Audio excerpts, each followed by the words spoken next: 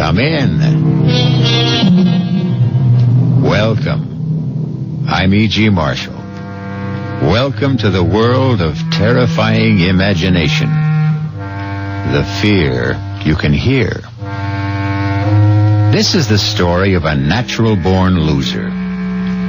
Within the quietest and most retiring of the genus Homo sapiens, there lurks a tiger, as indeed it lurks in all of us.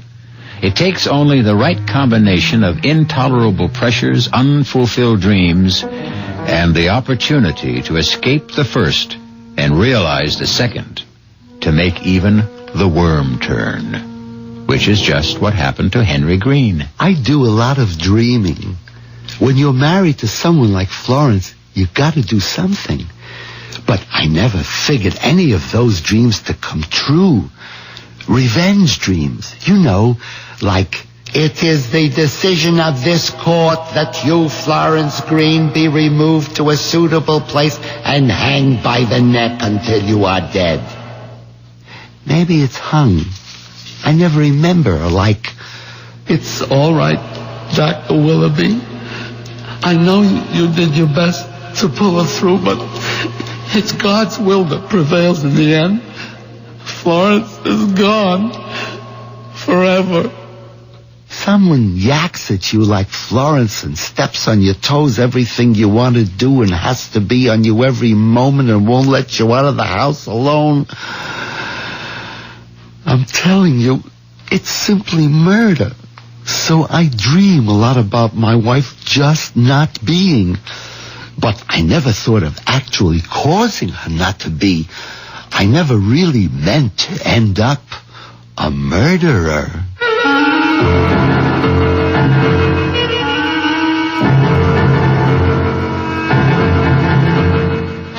Our mystery drama, It's Simply Murder, was written especially for the Mystery Theater by Ian Martin and stars Jack Guilford.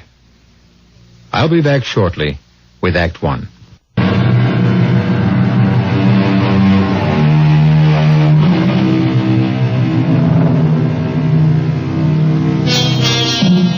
One of the simplest and most fiendish devices to drive men mad is the Chinese water torture.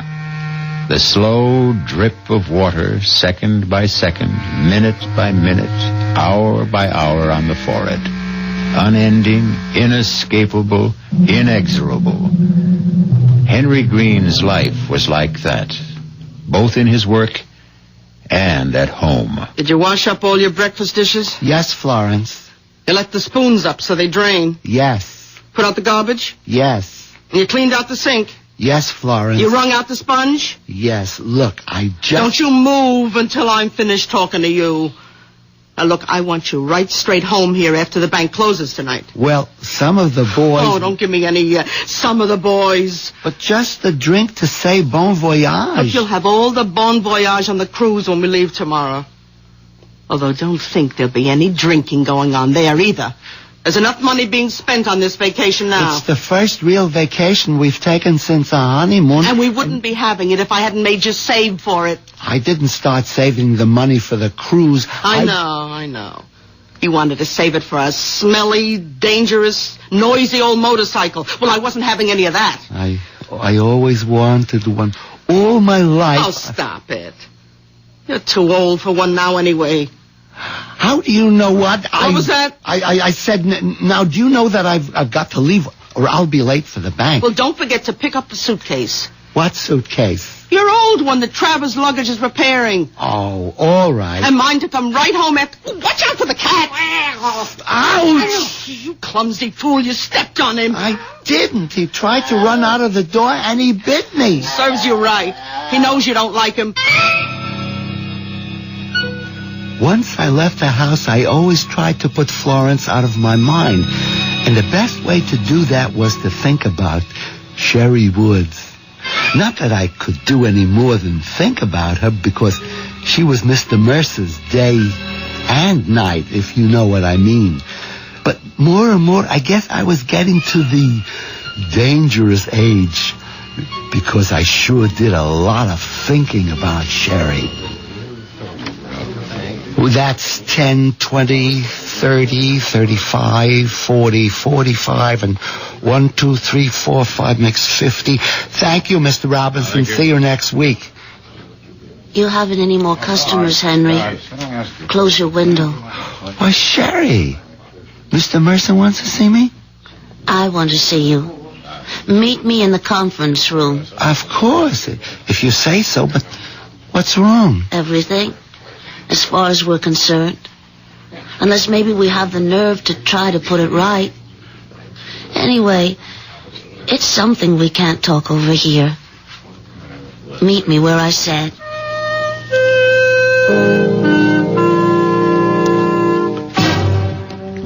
What kept you so long? Mr. Mercer, he stopped me. You still think I'm attractive? Well, Sherry, knowing how I felt for you all this time, you have to ask? Yeah, I want to be quite sure. Come here, Henry. Where? Here. Right close against me. Put your arms around me. Suppose someone should come in. I slipped the automatic lock on the door before you came in. We're quite safe. I don't feel that way. I meant from being interrupted. Now kiss me. Sherry, I'm a married man. Oh, don't tell me you don't want to. Sherry, you could make me do anything, but... Oh, make me do anything. All right, that's enough. Oh, I never kissed anyone like this. It's a good thing you'd be arrested. It'd be worth it. Let's do it again. Well, we could do it forever, if you wanted to. But I'm married. Well, we could make a few changes. Henry, when you get back from your trip, are you still expected to be promoted? Well, Mr. Mercer has practically promised me. Don't forget Cy Mercer's promises. I ought to know how little they're worth.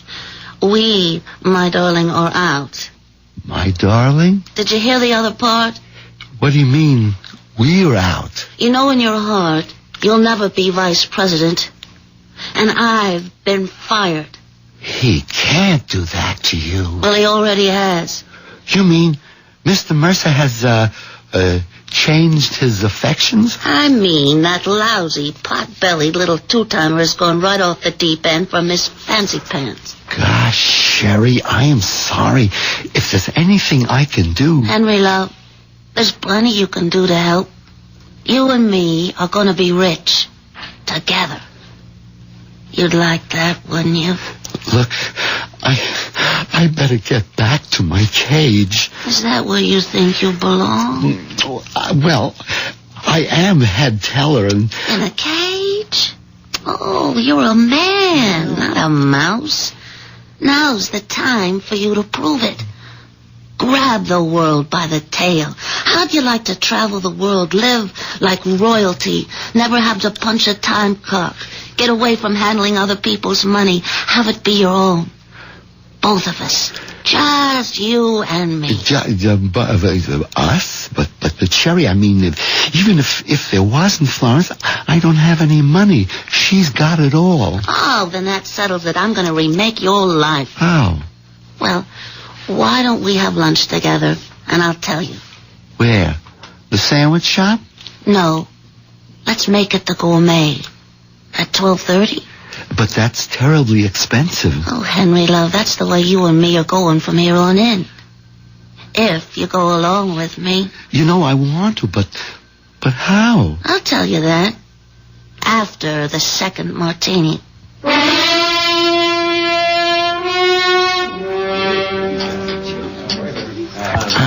I don't think I've ever had 2 martinis in a row. Certainly not in the middle of the day. Well, that's the whole trouble with you, Henry. You haven't really lived. That's because I haven't wanted to. Well, if you really want, you gotta take. I guess we both learned that today. We sure did.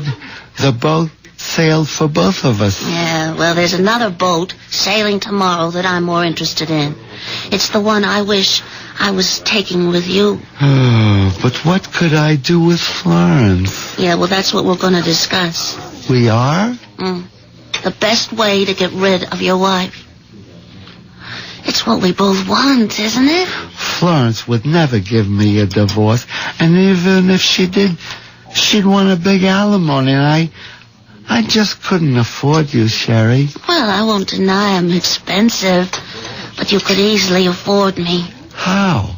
Cy Mercer and his new lady love are leaving early for a weekend in Bermuda. Monday's a holiday. They won't be back till Tuesday morning.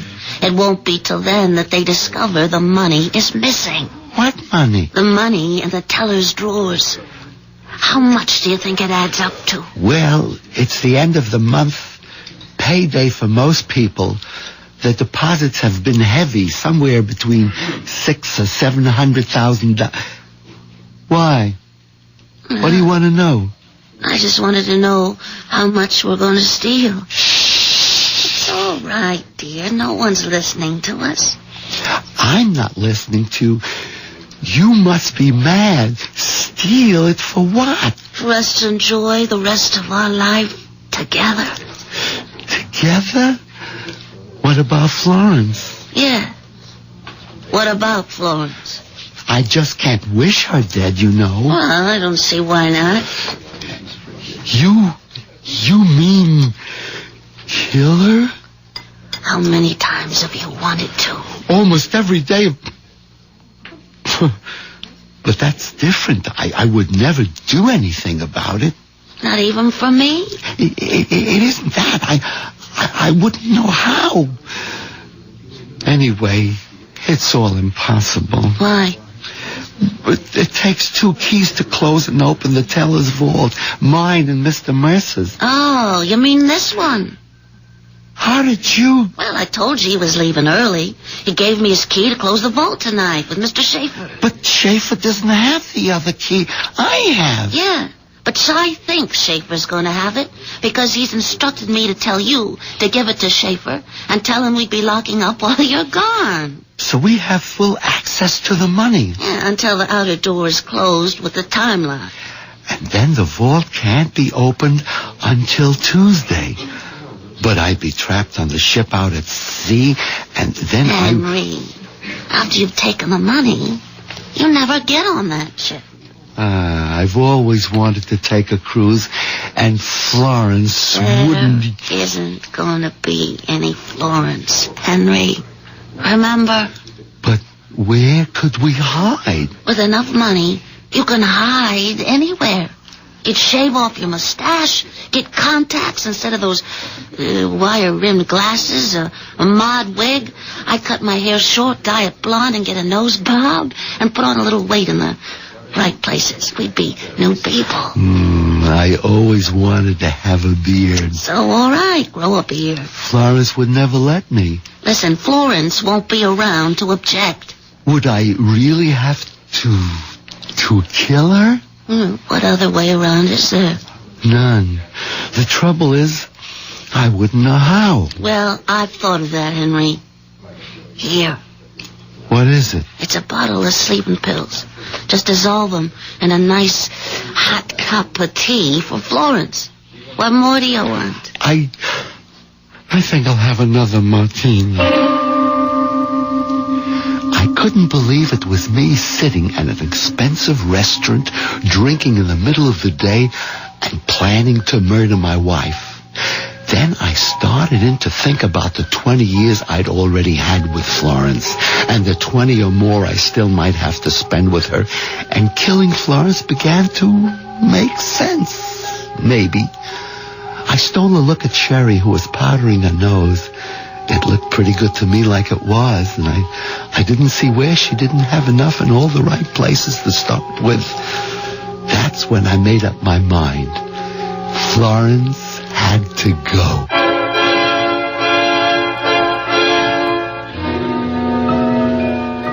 Henry Green, 5'9", 148 pounds, mouse-haired, mild, 45 years old, and safely mounted on a treadmill, running day by day to stand in the same place.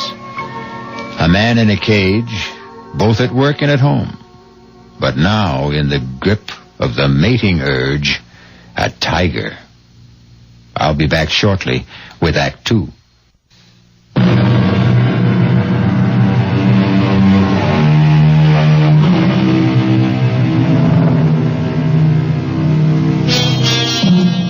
There's one thing you can say for Henry Green.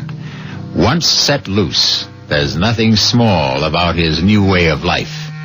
Within one day, he is all set to break 3 of the major commandments: the 6th, 7th, and 8th. Although not necessarily in that order. Murder and adultery will have to wait their turn. At the moment, he is occupied with the 8th. And grand larceny at that. All right, Sherry. That was the last teller. Is she gone? Yeah. All right. Let's open up. There. That's mine.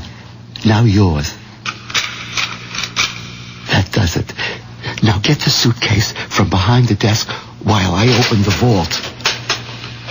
Here it is, Henry. Put it flat on the floor and open it. You hand me the money, and I'll pack it in. Hope there's enough room for all of it. Just take out big bills and leave the chicken feed. No. Better take everything. Empty drawers are easier to handle. What is it? Somebody's coming. Hide the suitcase. Hit the vault door. Give me the bag. Oh, well, all closed up, Miss Woods. Time to go. Why, Miss Burpee? Forget something? Oh, and Mr. Green, honest, I'm just so embarrassed. I sure hate to ask you, but... But what? Well, there's something I want to check in my teller's drawer. Would you please open up the vault? What? Yeah, but we just closed up. We can't. Oh, you gotta. I have to know if it's missing. Is what missing? My engagement ring. You see, I usually take it off and put it in the drawer till I go home, and... Tonight, I forgot to take it out. Well, can it wait till Monday? Oh, we're off. Well, Tuesday. No, I got dates with Horace over the weekend, and you'd have a fit if I wasn't wearing it. Besides, I've got to be sure if it is there. Well, maybe you put it in your handbag. Oh, no, I looked there first thing because... Oh, now I remember. Yeah, right here in my jacket pocket. Oh, gee, I'm sorry. Oh, that's all right. Well, I guess I'll be getting along home. Oh, sorry, I didn't see the suitcase. I was having the handle fixed before I packed it to go on my vacation. Oh, gosh, you don't have to explain to me. I didn't think you were robbing the bank or nothing. Well, I gotta run. Well, one of the other girls is waiting for me. Just let me make sure she's gone. And for God's sakes, let's pack up and get out of here.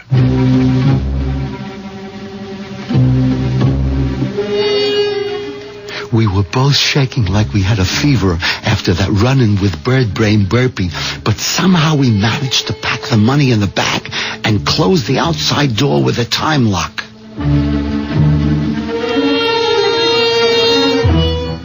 Going home in the cab, the tension was so bad I was tempted to take one of the sleeping pills myself to calm me down, but I resisted that. One crime leads to another. I was committed. If I lost my wits now, I stood to lose everything.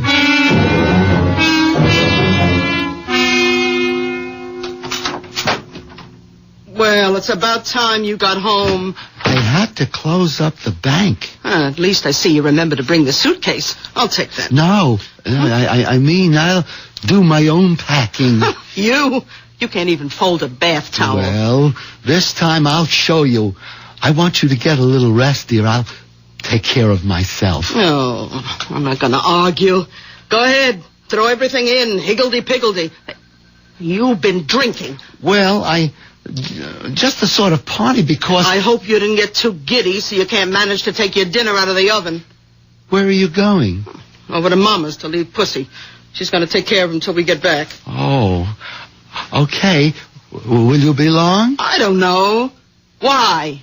I'm all packed. I have no problems. I just thought you might be tired, Florence, dear, and I want to get to bed early. I'm not even thinking about bed, and you'd better not either. We got a lot to do before tomorrow. Don't I know it, Florence? Don't you worry. I'll be awake.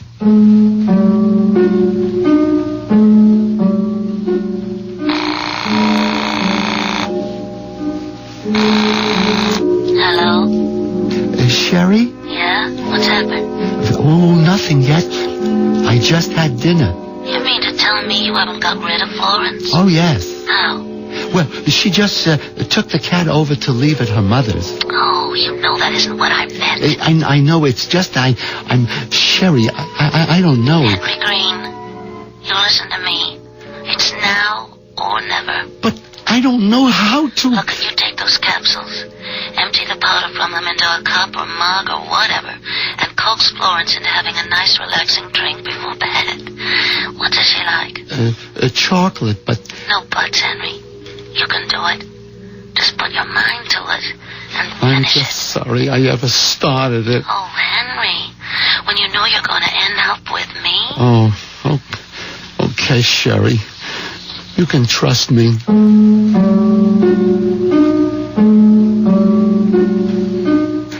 It took a couple of shots from the Christmas brandy bottle Florence kept hidden in among her foundation garments to keep me going till Florence got back from her mother's. Luckily, by that time, she seemed tired herself, and we were finally ready for bed. Did you lock the front door and put out the lights? Florence, how'd you like a nice cup of cocoa before you go to bed? Put you right off to sleep. Oh, I'd love it. I'll get it for you. You can't. I used up the last yesterday. But you got it.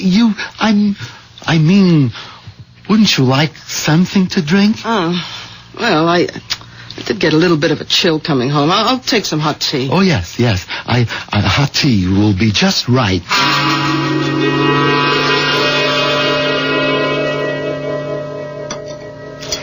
Here's your tea, Florence. Now drink it up. In a minute, when I have my hair up. Meanwhile, I have a list of things for you to do. Me? Yes. I want you to put out the garbage, check all the outside door locks, bleed the hot water tank and make sure there's no rust, oil the garage doors, replace that burned-out bulb on the basement stairs. Well, here, it's all listed. But this'll take hours. Just do as I say. Okay, most of this wait till we get back? No. Why not? I'll tell you when you're finished. Now, on you go. Oh, don't look so pouty. It's something to keep you busy till I'm ready to go to sleep. Yeah. Okay, Florence. Good idea. Something to keep me busy till... Goodbye, Florence. What'd you say? Nothing. Just goodbye.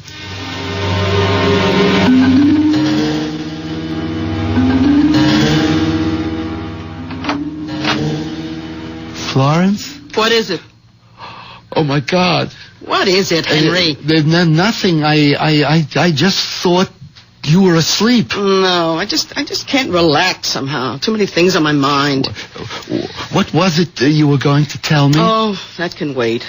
Oh, I wish I could sleep. Wasn't the tea any help? Oh, that. I poured it out. You forgot the sugar. Poured it out? I yelled and yelled for you, but you didn't answer. I must have been outside. Anyway, it tasted terrible and it was cold, so I just poured it down the sink. Well, how'd you like to bring me another? But with sugar. It's too late. Why? It's only just after 10 o'clock. Yes, I guess I'm so tired. Okay, Florence, I'll get you another cup.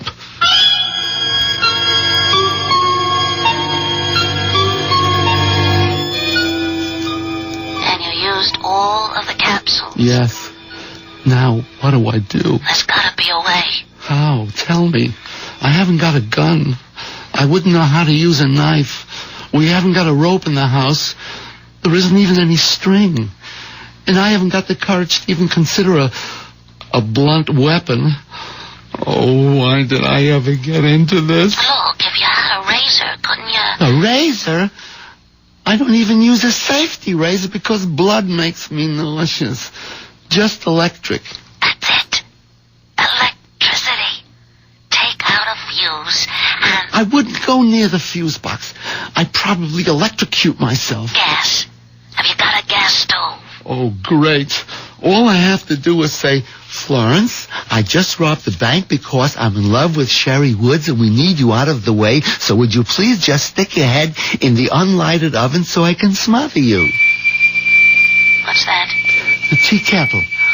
Blowing the whistle on me. I guess it's only the first. Wait a minute. Smother. A pillow. Oh, Henry, that's it. A pillow. What? You know, like Laurence Olivier in that picture where he had the black face and he held the pillow over his wife's face and then, it was by Shakespeare. Yeah, Othello. Yeah. I might just be able to manage that.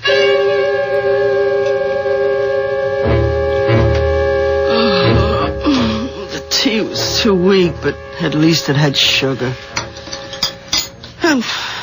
Henry, what are you doing standing there with that pillow? Oh, nothing. Just waiting to come to bed. Well, turn out the light, for heaven's sake. I'm almost asleep. Henry! Yeah, sure. Henry, what are you doing with the pillow? Come on, it's late. Who's that? I don't know. Turn on the light so I can answer it. I don't know what's wrong with you. You had that pillow right over my face. Hello? Oh, Mama. Yeah, what's the matter? Oh, just a minute. Henry, will you get that pillow out of the way so I can talk to my mother? No. Yeah. Oh, yeah, Mama. Yeah. Oh, Pussy wouldn't take his milk. Well, I can't understand. Oh, Mama, I forgot to tell you. Put a teaspoon of sugar in it. Yeah. I mean, he's used to it. Oh, no, Mama, you're not interrupting anything. I got all the time in the world. Oh, well, yes, he doesn't like his litter basket in the bathroom. Unless there's a rug. I lay there listening to the voice droning on and on, the pillow in my hands, waiting for the moment that never came. 3 martinis, 2 brandies caught up with me, and the next thing I knew...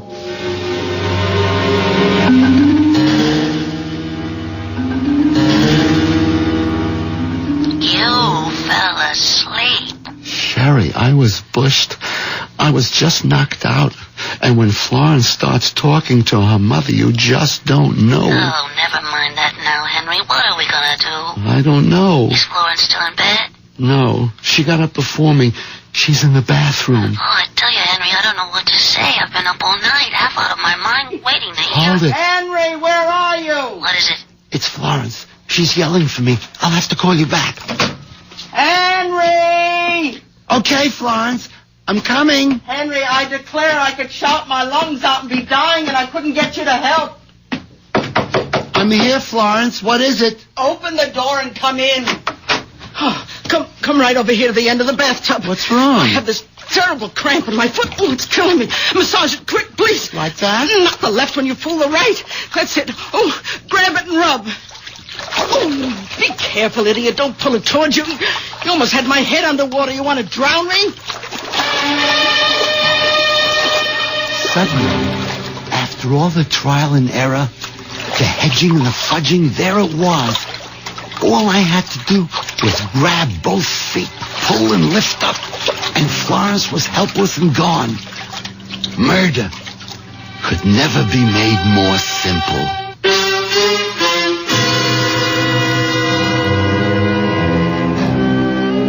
The moment of truth at last. Does Henry have the courage to go through with it? And if he does, can Sherry and he get away with larceny and murder? And having broken the 6th and 8th commandments, will the 7th be worth it all? Those are questions to be answered shortly when I return with Act 3.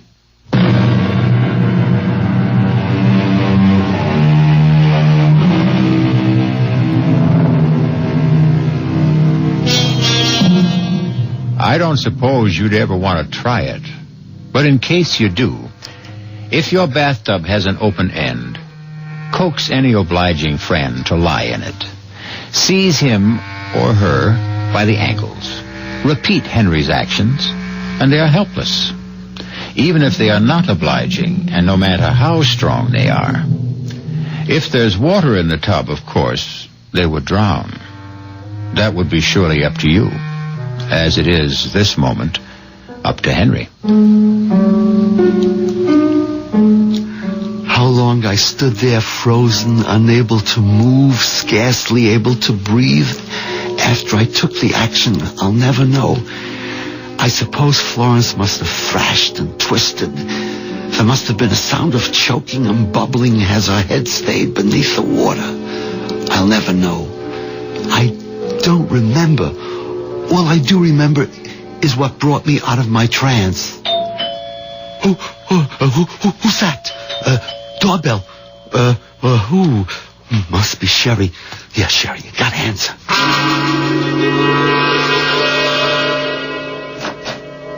Hey there. Are you Mr. Green? Why, yes, I am. Sal Basso here. Okay to move on in? I beg your pardon? Well, didn't the missus tell you about me? Why, I don't, who? I'm your new tenant. Short term, you know? Just while you're off on a cruise. And that's my family out there in a wagon. My wife rented you our house? Yeah. For the 3 weeks till our house is being painted. Just got the painter started today. Hey, wait a minute. Nothing wrong, huh? I mean, I paid an advance. Mr. Basso. Yes, Basso. You're sure that... Well, just let me talk to your wife a minute. We can get it all straightened out. There's no need for that. It's just Well, I wouldn't want to have to kick up no fuss, you know? I mean, I got the painter started. My whole family and clothes moved out. I mean, I wouldn't want to drag no lawyer or like that into this, but... No, there's no question of that. I'm sure if my wife, as a matter of fact, I do recall she said she had something to tell me. You see, I got the receipt right here. That the missus' handwriting? Yes, that's Florence's handwriting, all right. It's just we've been a little delayed in getting out of the house, and if you could give me a couple of hours... Oh, sure. I am a bit early. Hey, I'll tell you what. There's a horror film in the shopping center movie house. Now, I'll take the family there and give them a thrill and come back in, say, a couple hours, okay? And tell the missus to have a good time on that cruise. And she shouldn't fall overboard or get drowned or nothing like that. Hello? Henry? Oh, I thought you'd never call. Listen, baby, I'm all packed. I'll hop in a cab and come to your house. You better be ready with the bags and money, and we'll leave for the airport in the first plane. What? Why not? She what? Rented the house? Well, so what's the difference? Why can't... All right, Henry. All right, don't get excited. Yeah, not on the phone. I'll be right over. I won't. We'll figure out something. After I hung up the phone, I went upstairs. There was something I had to do for Florence before Sherry got there. She was heavier than I thought, and it took me some time to dry her and get her dressed. It helped since she had all her traveling clothes lying on the bed. By the time I had her propped up in the slipper chair, I was soaking wet and shaking all over. By that time, I knew what I had to do.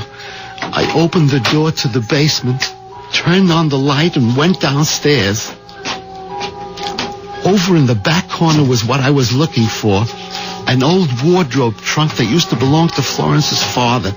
It was covered with dust and mildew, but I wiped it off with a rag and dragged it across the cellar and up the steps. I can't. She's so heavy. Just a few steps more. That's it. Now we can get her in the trunk. I still think we should have cut and run. Easy now. Get her so she's sitting on the stool inside. We wouldn't have had time to get away. The Basso's 6 or 7 kids, they'd have been all over this house. Nowhere to hide, Florence. That's it. Now, to get it closed. I'll hold. You push. There. Henry, Are you sorry? I don't know. I'm numb. I'll try to make up to you for it. I did it for you. The crazy things a man can do. Well, at least you're free. No, not yet. Florence may be dead, but we still haven't gotten rid of her. Oh, I wish. Yeah, so do I. Just look at me. I'm an absolute frump. Well, Florence was a bit bigger than you. A bit? If I had a twin, she'd fit in here, too. I can't go out like this. This'll cover you up. What is it? A raincoat. We're in luck. It started to rain. You can pull the hood over your head, and you look just like Florence. Thanks a lot. Do we have to go through all this, Henry? The neighbors might be looking out, and someone has got to get on the boat with me. They've got to think that Florence came aboard so she can fall overboard tonight. And then I sneak off in my own clothes before the ship sails. I wish I could have you with me, but I can't. Oh, that's all right, Henry. I'll try to bear up. There were just too many other things to think of just then. The first, getting a cab. The second, getting it loaded and away before Mr. Basso and his family returned from the horror movie. I envied him. He was just watching one. I was living it. Okay, Mac. Now ready. Lift, eh? Easy. Try to keep her upright. Who? They are the trunk. What's the diff? You got a body in there? A what? I'm just giving you a rip. Feels heavy enough for one. That suit you? Yeah, sure. Yes. Fine. You gotta be some kind of a nut to think you gotta get some old trunk like that on any of today's cabs. Them trunks went out with Jimmy Walker. Yeah, I'm just lucky you were nice enough to help out. For 50 green ones, Mac, remember? Oh, sure. Here. Okay, climb in. I have to make sure my wife will follow in the taxi. Well, I'm sorry, I ain't got no room in the truck for 3. I'll be right back. I ain't going nowhere without you. Well, we're all set, Sherry. You trail us to the pier. Here, I'll take the suitcase. It's all right. Might as well leave it with me. Goodbye, Henry. Well, goodbye for now. Anyway. Jouncing along in that miserable little pickup truck, that last goodbye seemed somehow so final. Could Sherry possibly... But I put that out of my mind as I told myself that everything was working out for the best. Just a few more hours and we'd be home free. What's the holdup? Search me. This is the line for the pier. Hey, you want I should go find out why it's jammed up? Nothing moving? No, Hey, wait a minute. Here's a cop coming along your side. Officer? All right, knock off the horns. Yeah, mister. I'm trying to make a cruise ship that's sailing in about a half hour. That's fine, citizen. Then you're right where you belong. Just stay in line. But why? What's wrong? Nothing for you to worry about, I'm sure. Just some nut phoned in a bomb scare. Now, we got to search all baggage going aboard. You want to really help out? You can. Open up that trunk you got so the bomb squad can check you out. But I can't open that trunk. My wife has the keys. Okay. So where's your wife? Was she... she's in a taxi right behind her. There wasn't room for her. What taxi? I'll be a son of a gun. That one just pulled out making a U-turn. Stop her! Hold it, mister. What's going on Hey, grab here? this little trum, officer. I should have known he was off his trolley right from the beginning. No. Take it easy, mister. You ain't Let me going out of nowhere. here. I bet there's a bomb in that trunk. A bomb? Yeah. There isn't any bomb. Let me go. Sherry! Sherry!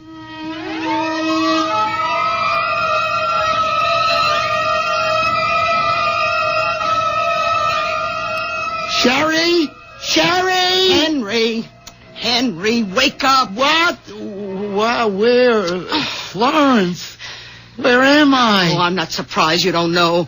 Stumbling in drunk last night and waking up the first day of your vacation still calling for a drink. A drink? Well, you're not getting any. I hope you have a hangover big enough to make yourself properly ashamed of. Now, you get up out of bed and pull yourself together. Oh, yes, Florence. Oh, my head. Ooh, ouch. Ooh, what's that? Your suitcase. Right where you insisted on putting it last night, right next to the bed. You didn't open it. I did after you fell in the door with it when you brought it home, and I packed it for you. Now, you'll be on your feet and ready to go by the time I'm out of my bath. My mind was reeling and splitting in two at the same time. I kneeled on the floor and opened the suitcase. It contained nothing but clothes. No money, just clothes. With a shaking hand, one ear on the rushing bath water, and an eye on the bathroom door, I dialed Sherry's number.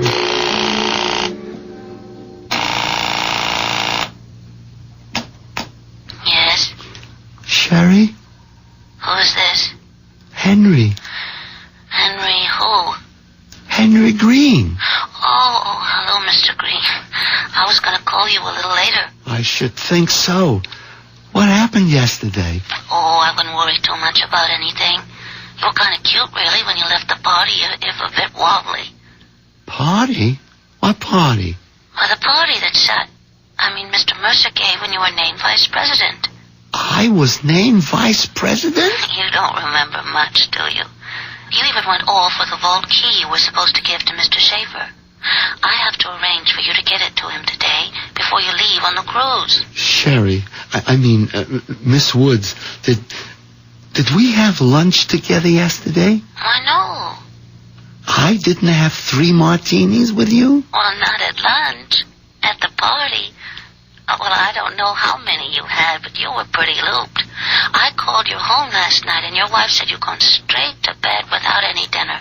So, it was all a dream. Oh, what did you say? Nothing, Sherry. I just wish I'd been able to kiss you goodbye.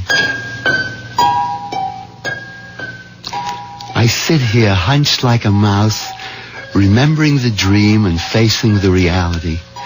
And I wonder which is the real nightmare. I suppose I should be grateful it was only a dream. But on the other hand... Henry! Henry! Come in here right away! I have a cramp in my foot! I need you!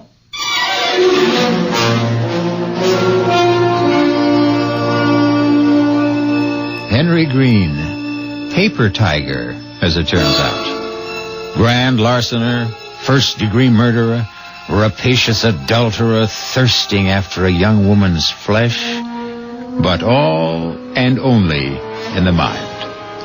And surely to have to go on living with someone like Florence is punishment enough to fit the crime. I'll be back shortly.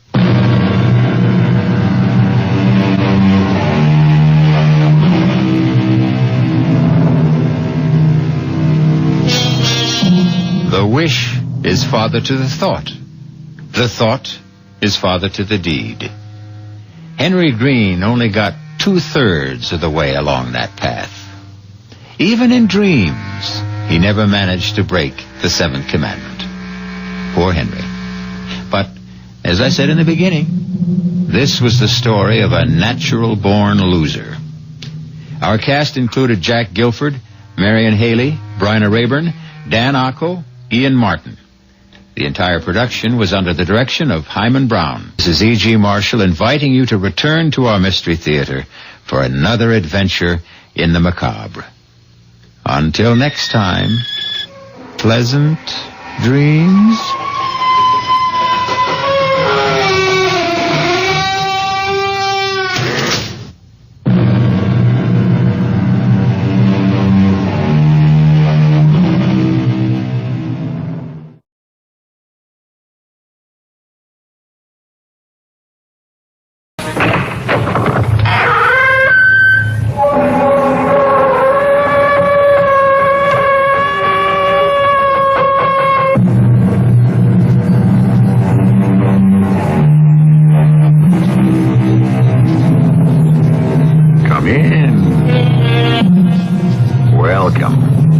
I'm E.G. Marshall. It might occur to you that since I live so much in the world of the macabre, I could become jaded. Nothing could be further from the truth. For the deeper I delve into Satanism, the occult, the mystical history of the past, the more I realize how little I know. How much is yet to be revealed? An example, this tale. A quiet and unassuming one, but filled with such brooding and haunting terror that I'm sure you will share it with me.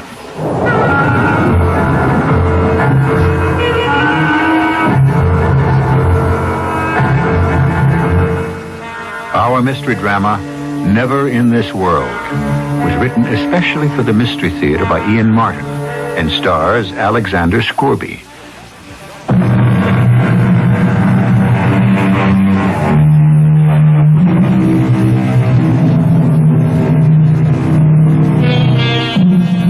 According to legend, if a man walked withershins about a church, he would walk right into the arms of the devil.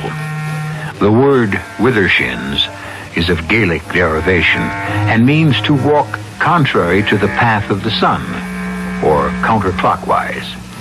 This is the story of an American of Scottish background who, on an idle fancy, challenged the legend at the beginning of this century and stirred up old ghosts from 2 centuries before. Oh, there, girls. Steady on now. All right, Mr. Blodgett. You and Martha handle the bags. Yeah, I'll take care of that, Miss Campbell. Now, take my arm, David, and step down carefully. Oh, don't be foolish, Lucy. I can manage by myself. After the siege you've been through, right at death's door. I only had the influenza. That was months ago. Followed by what amounted to a nervous breakdown. That's why we're up here again. Dr. Chambers is an old fusspot. Oh, nervous breakdown. Just plain debilitation, dehydration. But no matter. I'm grateful to him just the same. Oh, smell that good New Hampshire air. Never mind smelling it. Feel it. Chilly as always. You get right in the house. In good time. First of all, a little walk. I think I'll stroll on down, see how Ephraim weathered last winter.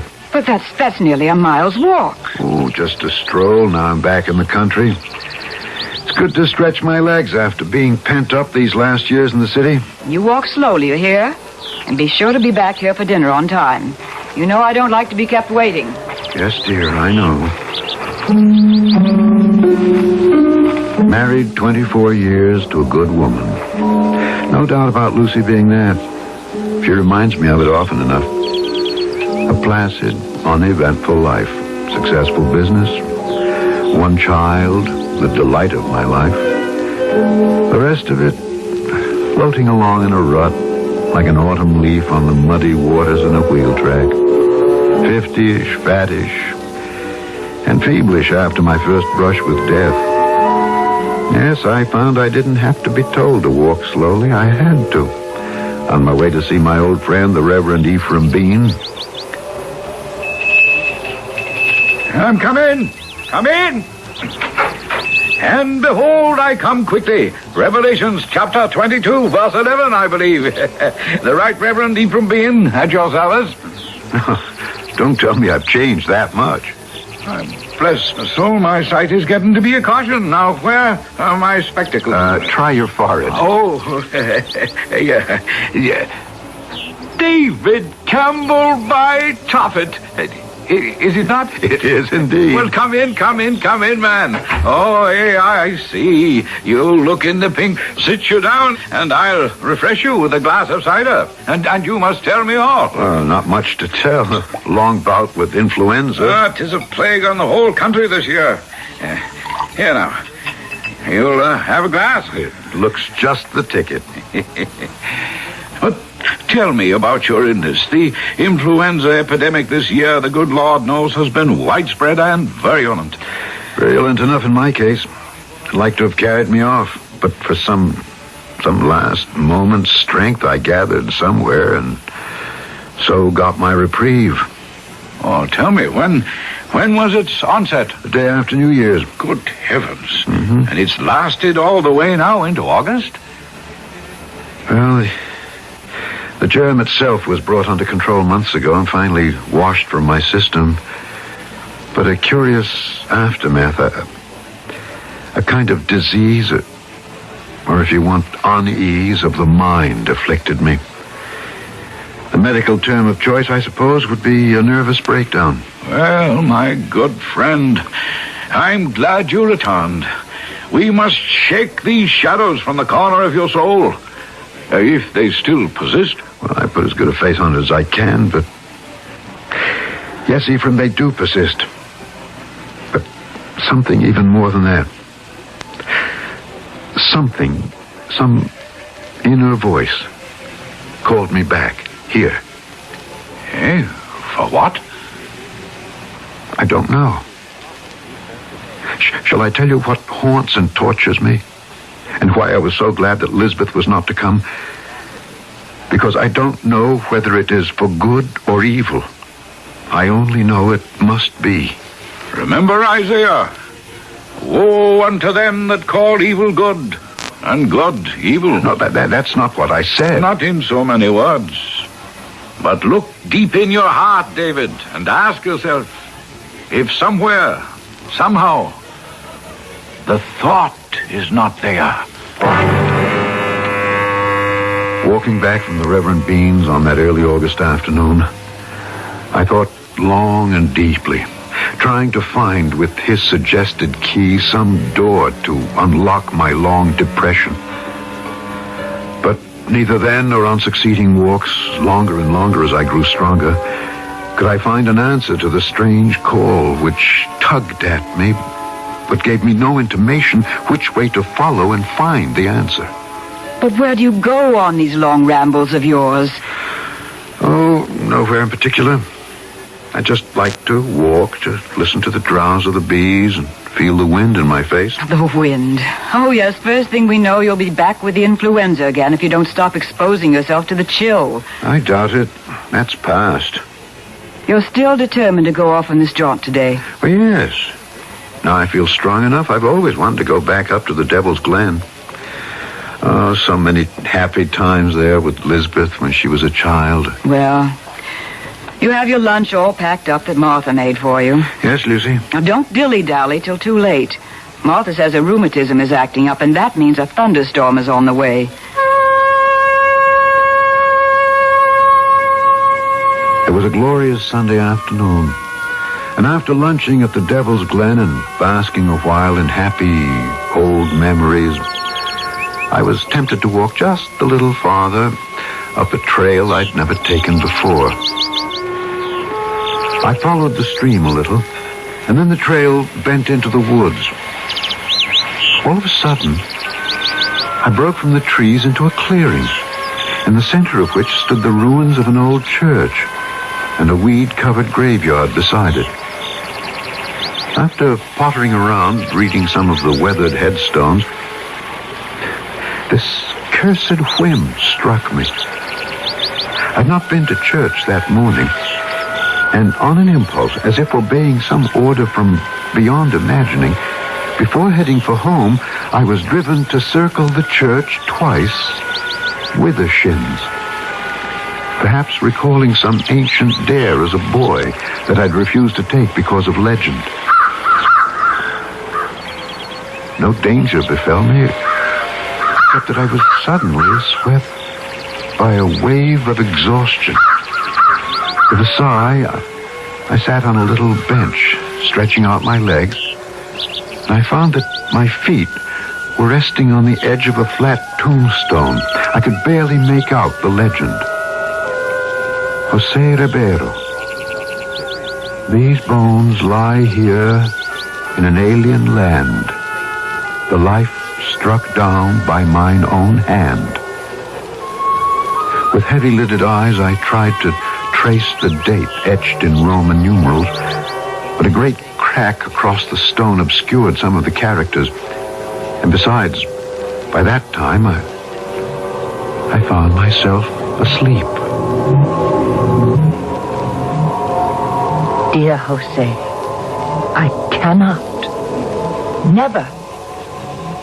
You must. You love me. I love you. But we are of different faith. To the devil with faith and church. I will still make you mine. You never can. Never in this world. Then in the next. If I cannot have you alive, no one shall. Dios, forgive me for what I do. Oh, no. No, don't. No. It's too late. It's not you. That God of neither faith will ever forgive. No, my...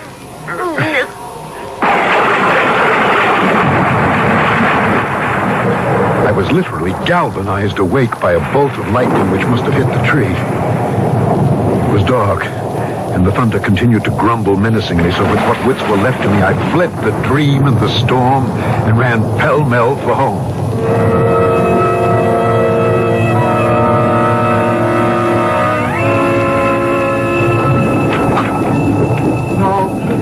Letting myself in, I could hear my wife hectoring poor Martha in the kitchen about something. Gratefully, I stole upstairs, leaving my dripping greatcoat in the hall. I shut my bedroom door behind me, locking it with some strange reflex. I found a match not too wet to strike and fumbled with cold fingers to light the lamp. I trimmed the wick and I put the chimney back. Then I turned up the lamp and checked my pocket watch. Still time for dinner. At least Lucy could not complain of that. Now, holding the lamp, I crossed to the mirror and...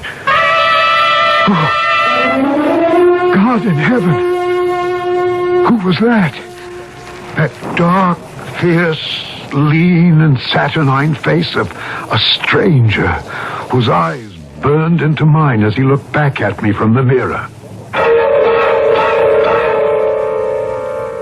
Who indeed? Dark? Lean? Certainly not the reflection of red-haired, melancholy, but gentle David Campbell. Who else, then? And why? And how?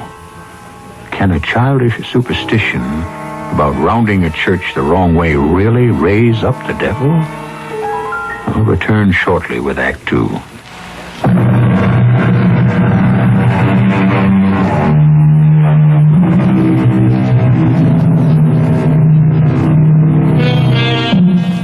As fascinated as a moth might be, held by the lamp he holds in his hand, David Campbell is transfixed by the reflection in the mirror.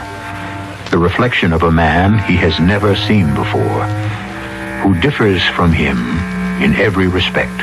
Dark brown eyes for Blue, a great beaked nose for his straight one, dark curling hair instead of the familiar soft straight reddish hair already receding from his brow. Other things, too, he is conscious of. Clothes hang loosely on him, too short in the sleeve length, and the elastic bands on his trousers stretch to the breaking point to accommodate his extra height.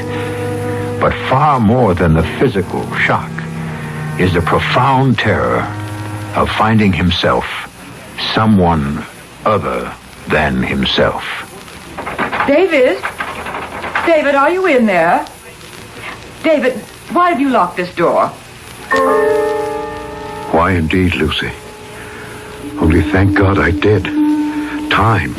Precious time to figure out what? What am I going to say? What can I say? Really, David, this is too mortifying of you. You must be in there. Why don't you answer? I'm not feeling myself right now. Let me in. I want to help. The only way you can help is... Oh, all right, I'll let you in if you do something for me first. What? Now, please, don't think I'm being unreasonable. It's terribly important. I'm pushing a key under the door. You see it? Yes. It's the key to the old roll-top desk in my study. I want you to open it on the left-hand side, the first row of pigeonholes. Pull them to you, and they'll slide out. There's a secret compartment there. Inside it is a letter. Get the letter and bring it back to me here. But I don't... Please, do as I ask. There's no other way. No other way for what? When you bring it back, you'll see. Or maybe by some miracle all this won't be necessary. It took some more urging, but finally Lucy left on her errand. For myself, I returned, hoping against hope, to the mirror. No question. To outward view and sound, I was a different man. But that different man was only a prison, which still held David Campbell. The inner man was still the same, But how to convince anyone else of that? David, I'm back. Yes, Lucy, did you find it? There's no stamp. Instead, 2 Cupid hearts drawn by pen with an arrow piercing them together, right? Yes, when I was young and foolish, I used to do that. One heart has the letters LCM in it, the other DMC. Of course, but David, this is absurd. We both know. But nobody else knows about this letter. I hope not. It begins, David, I know you want to, but I'm tired of waiting for you to ask me. If we are to be in love, why shouldn't we be married? If you won't ask me, I'll ask you. David, hush. Martha might hear. Really. These family secrets shouldn't be spoken out loud. They have to be, otherwise you wouldn't be able to... David, I can't stand this nonsense anymore. Open this door immediately, or I'll have to send for a doctor. Very well, only wait. Just a moment before you come in. Oh, do stop it. Open the door.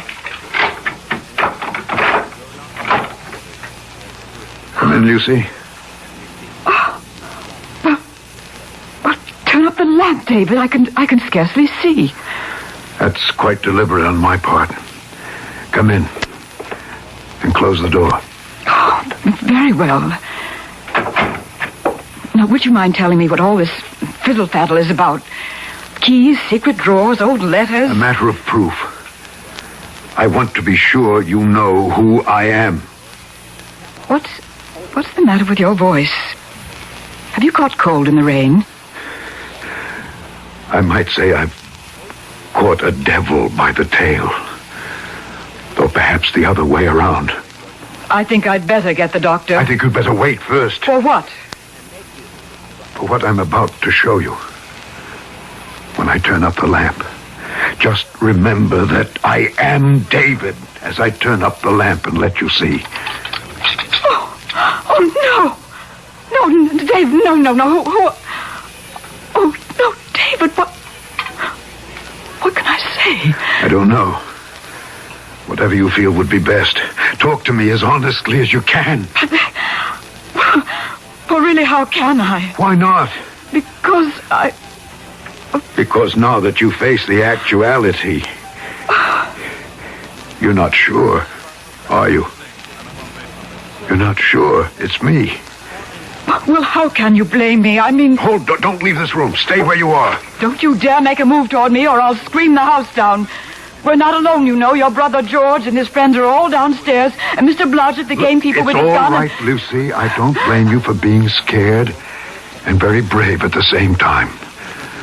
But the lies are not necessary. They're not lies. The house is full of... Besides us, there is only poor old Martha. My brother George has been dead for 5 years. Blodgett runs the general goods store and lives well over half a mile from us. And I am no stranger, no matter how I look. I'm your husband of 24 years. 25 come this November 23rd. No matter how I look. Oh, what are we going to do? Now, darling, don't worry too much about me. Some way we'll find a way to straighten things out. I'm not worried about you. Somehow you brought this on yourself. I mean, what are we going to do, Lisbeth and I? What on earth can we say to people? How can we live this down? I think there are more serious problems here to be considered first. I'm not capable of solving them. You need a doctor or perhaps a minister. I'm going to make up the spare room where you can sleep tonight, whoever or whatever you are. Then I'll bring your dinner up to you. And tomorrow, first thing tomorrow, I'm going to the Reverend Bean and tell him everything. Maybe he can make heads or tails of it. I can't.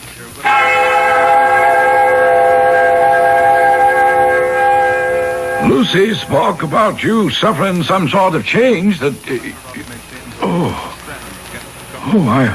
I bless my soul. Yes, indeed. You do find me changed, then? Oh, without a doubt. I'm rather sorry. I thought to bring my spectacles for once. Do you recognize me by any chance? Not while I wear these. I think I shall remove them, and the shock will be less profound, David. Then you do believe I am David? I am a man of faith. But my looks, my voice... A shock, I admit, when seeing all too clearly. Yes, David, I accept you for who you are. But how can you? Because you asked me to. Tell me, how have you suffered this change? I could feel the sting of tears behind my stranger's eyes at the simple kindness of this good man's faith and his friendly trust. I told him what little I could of my walk that day, of my discovering the ruined church, of my sudden weariness, my sitting by the grave of the man named José Ribeiro, my falling asleep, and the waking to the lightning striking the tree. And all the while I told him the hope in my heart was sinking slowly as I watched the expression on that open face, too ingenuous to hide any emotion or thought. José Ribeiro? Yes. Never heard of him or any such family here. You don't believe me after all. Did I say that? You didn't have to. I believe the transformation. I believe that no matter how you look or sound, you are my dear friend, David Campbell. Now, other things are something else again. What other things? I've lived here all my life in Tamilworth, man and boy. I know this country like the back of my hand.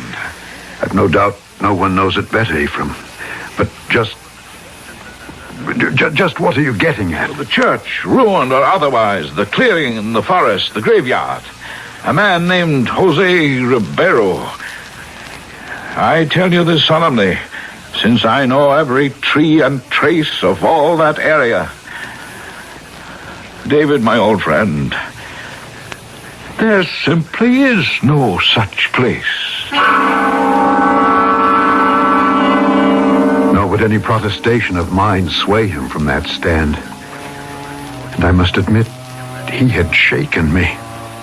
There was no recourse. I must return there and see for myself. Easier decided than accomplished. These days, Lucy watched me like a hawk. And of course, I dared not show myself in front of Martha, to whom I would be an unexplained stranger in the house. But finally, a day came. David, What's the matter, Lucy? Nothing. It's just so difficult to call you by name when, looking at you, I cannot recognize the man I married. And yet... What? Come to the light a moment. Yes. I do believe... I think perhaps you're starting to change back. Oh, don't hope too much. I suppose it's just an illusion that I'm growing used to. No, I will never get used to it. Now, I have to go marketing. Don't leave the room. Martha is in the house. Just don't lock me in. I can't stand that. Give me the key. Promise you won't do anything foolish. That I can promise with all my heart. As soon as I saw Silas Blodgett drive Lucy off, I stole down the stairs, past Martha, busy in the kitchen, and fled down the street. By the time I reached the Devil's Glen, it was late afternoon. A hazy day with the sun trying to burn through a low cloud cover. I hastened up the path I remembered, holding my breath. And suddenly, there I was, back in the familiar clearing.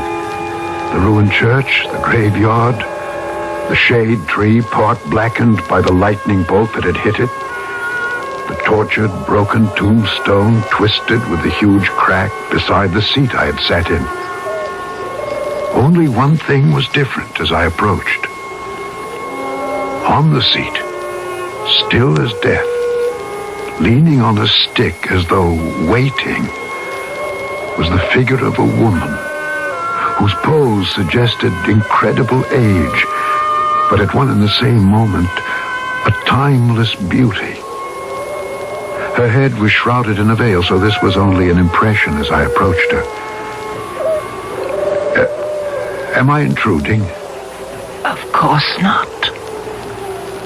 I hope you will forgive me, but I've been ill, and I would like to sit down. May I join you? Need you ask? Sit. my darling by me. It is so long that I've waited for you, but I knew that somehow, at the last, you would come back.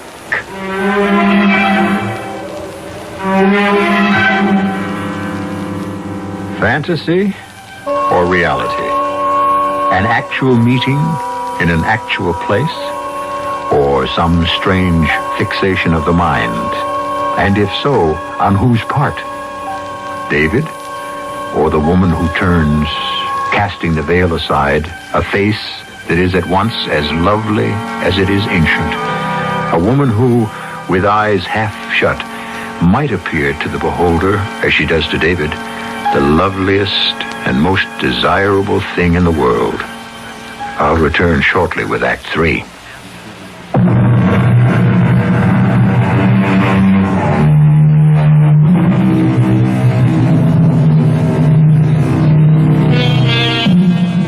The sun suddenly drops behind the horizon, and in the half-light of twilight, the age is washed away from the woman's face. Her gray eyes, fastened on David, are wide and shining with love. But to him, lovely as it is a stranger's face. Search his memory as he will, he cannot remember ever having seen it before, although the voice stirs some vagrant chord of memory. You know me? How can you ask such a question, Jose? My name is not Jose. Not yet, perhaps, but it will be. You think I look like someone you once knew? I know you do, but looks are unimportant. I know you are. You called me Jose, the man you think I am. Do you mean Jose Ribeiro? I mean Jose Ribeiro. The man who's buried in this grave? Who says he took his life with his own hand?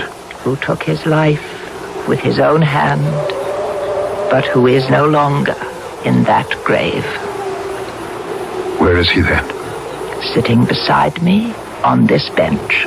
Me? The living image. But only an image. Not the man, the being himself. Not yet. It takes time. No, you don't understand. I'm not the way I look. I'm someone else. My name is David Campbell. I don't look this way at all. If you don't want to look yourself, that can happen too. In time. Oh, it all takes time. But the moon is not yet at the full, and I cannot stay any longer. No, wait. There are so many questions I need to ask you. You mean David Campbell is the one who wants to ask the question? Of course, that's who I am. This Jose Ribeiro, I can't read the date on his tombstone, but he must have died a long time ago. Long. And not so long. 200 years to be exact. And he looked like me? Me as I am now? You could be one and the same. How can you be so sure? Because we loved. Because I should have been his wife. What? But that means that you have to be. I must go now. It's almost dark. I can tell you more, if you wish. As much as you can comprehend. Come to tea. Thursday, but not before twilight. Past the church, take the path to the left, down to the waterfall. It's the second house, white clappered. You can't miss it. It's almost underneath the waterfall itself. Oh, wait a minute. I don't even know your name. I'll teach you to remember all. Prudence. Remember. Prudence. Pennypacker. Till Thursday, David. Thursday.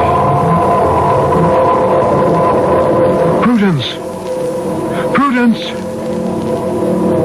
I was suddenly conscious that the night was pitch black.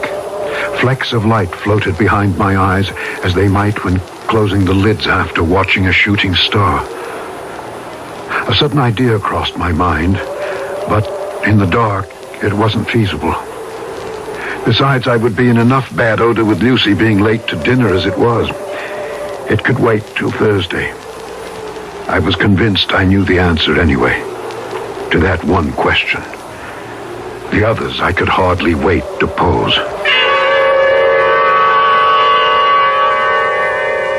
I thought I had enough problems on my hands. I didn't reckon on the others that were about to rise. I just can't stand it any longer, David. If you are, David, going on with this charade, so I've made all the arrangements. Now, wait a minute. What charade? What do you mean? I can't make up any more lies or half-truths or excuses about you. Martha can't understand why, if you're ill, she can't bring a tray up to you. Cy Blodgett and the others in the village can't imagine if you don't need a doctor why you stay cooped up. Oh, I could go on and on, but I don't intend to. I've spent the day packing us up. We're going back to Boston to take you to Dr. Chambers or whoever he recommends and get you the treatment you need. I'm not leaving here before the end of the week. You go to Boston and get a good look at the world you think is turned right side up. Then come back. I have a feeling that within the week I'll know where the future lies. Or if there is any at all, for me. Really, Reverend Bean, you didn't have to have me over for meals all the time like this. The idea was for your housekeeper to drop them off at my place. Well, she did. A couple of times. But it's easier this way and provides me companionship. Besides, I had to see you today in order to write a shocking piece of information I gave you. Oh, about what? Your ruined church and graveyard. Oh? I've been searching through our church records. Unfortunately, very scanty and full of gaps. But I find I was wrong. There was indeed a church, and I have no doubt a graveyard, on or about just such a site as you mentioned. How I could ever have missed its ruins myself, Probably so overgrown you could never find them. Well, then how could you? Because I was intended to find them. Hey, why you? If for no better reason than I walked about the church with the shins. With the shins? Yes. Ah, yes. Ancient Gaelic term. Who with a devil his first compact begins, he first must traverse the church with the shins. Anonymous.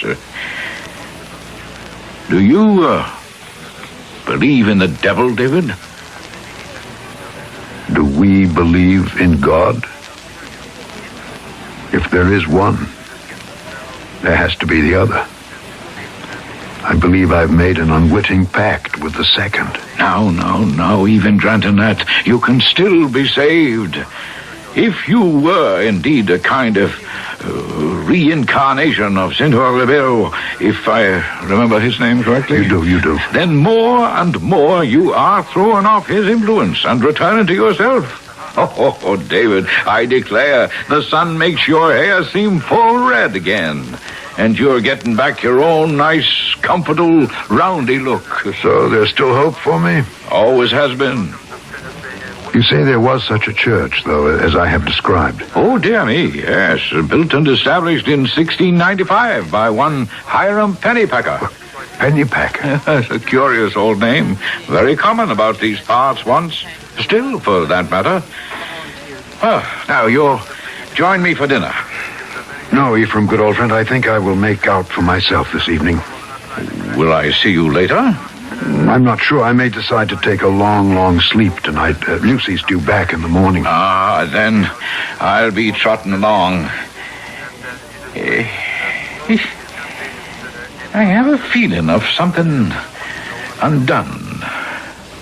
Have I forgotten anything? You've forgotten nothing. Not even me, who little deserved to be remembered. Goodbye, old friend. This was the Thursday, and for my own reasons, I must be early. As soon as Ephraim was gone, I headed for the Devil's Glen and beyond. I went first straight to the graveyard in the glare of the sinking afternoon sun. It took me some time to find it. A simple headstone with a simple legend. Prudence Pennypacker, 1765, 1789. But she is in her grave, and oh, the difference to me. That quotation from Wordsworth shocked me beyond belief. For the subject of his lament over a lost love was for a girl named not Prudence, but Lucy. From the grave, with a sense of urgency, I found my way down the path to the house beneath the waterfall, and to the girl who had been buried 200 years ago, and to the end of it all, I hoped, at last. You're late. Things have come up. There won't be time for tea. Not too late for some explanations. That depends on what you consider an explanation. Who was or is Prudence Pennypacker and Jose Ribeiro? What were they to each other? And where do we fit in? Well, that's asking quite a lot. No, not in my mind. As far as I can discover, both you and Jose have been buried for 200 years.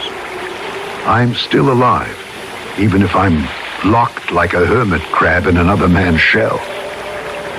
Where do I go from here? Or you? Or us? Or all of us? I can answer some questions. Jose was a very romantic Portuguese who fled a dictator king who was slaughtering the nobility.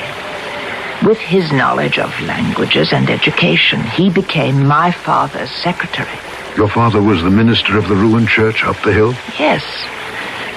Jose fell in love with me and we wanted to be married, but we were of different faiths. And... The dream. What? The dream I first dreamt.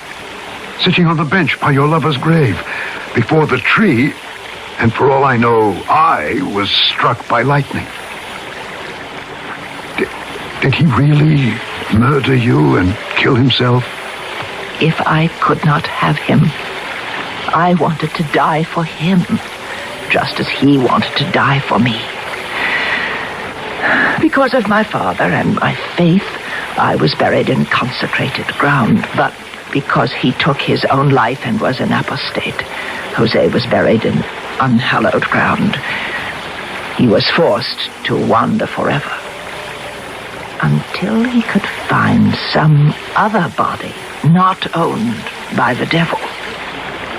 I chose to share his exile, waiting for the moment when he could. And when I risked an old superstition and went about the church the wrong way, he entered into my life, my body. He took your body, not your soul. That is still yours to command. But is it so much to hold on to? Would you not rather come with me at last and forever to love and be loved no matter who you are or what your name is? I want to, and yet I don't. I'm afraid. Maybe I can still find my way back to what I was. Well, go ahead. Try. Perhaps you can if that's really what you want. But just remember, you can have it for only a brief moment. With me, it could be all eternity.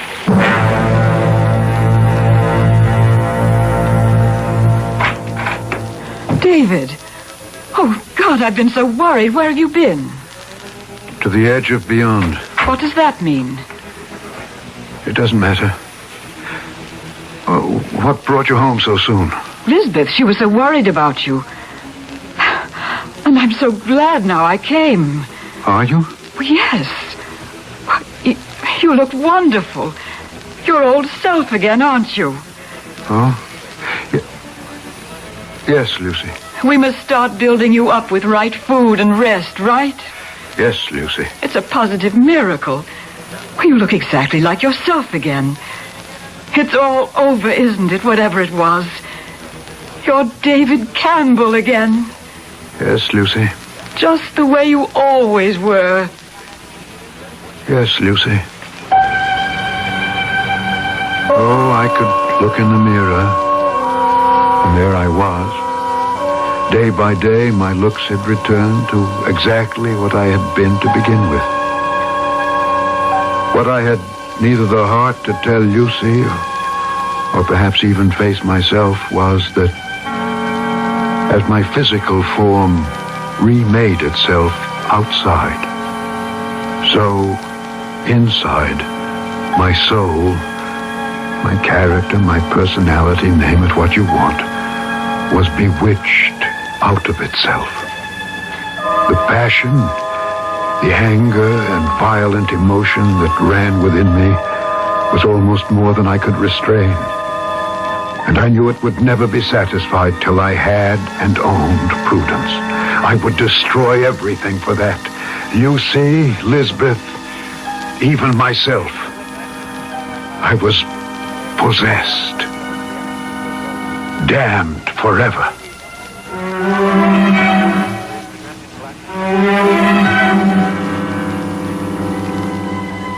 When David Campbell suddenly disappeared, it was the Reverend Ephraim Bean who led the search.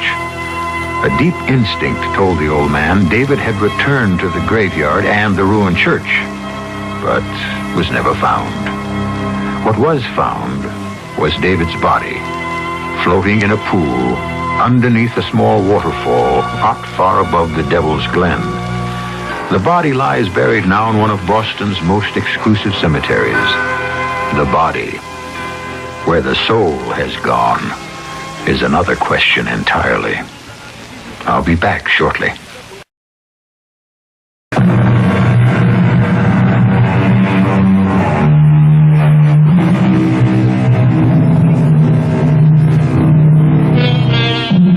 So let us end this tale, as the Reverend Ephraim Bean might, with a quotation from Shakespeare out of a play named The Tempest. Our revels now are ended. We are such stuff as dreams are made on, and our little life is rounded with a sleep. Our cast included Alexander Scourby, Laurie March, Ian Martin, and Marion Seldes. The entire production was under the direction of Hyman Brown. This is E.G. Marshall inviting you to return to our Mystery Theater for another adventure in the macabre. Until next time, pleasant dreams.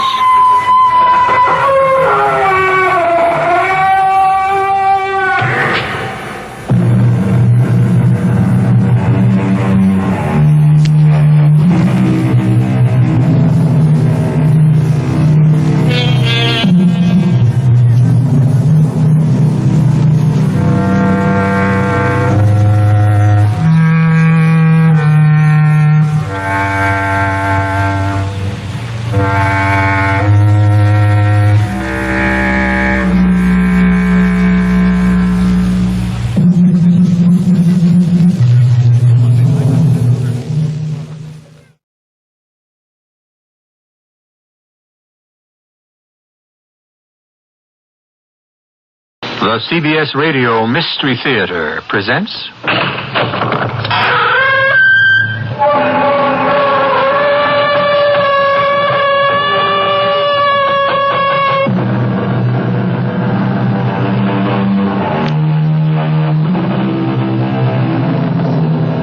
Come in. Welcome. I'm E.G. Marshall. Our tale is another domestic story. It's about the happy home life of a modern young family. A life, unfortunately, which is cut brutally short. Please be warned.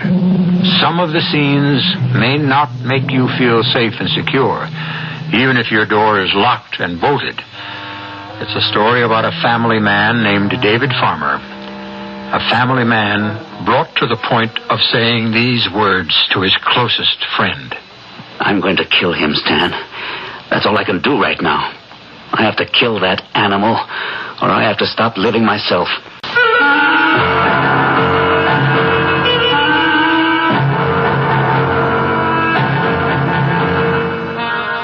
mystery drama Promise to Kill was written especially for the Mystery Theater by Henry Slessor and stars Gordon Gould.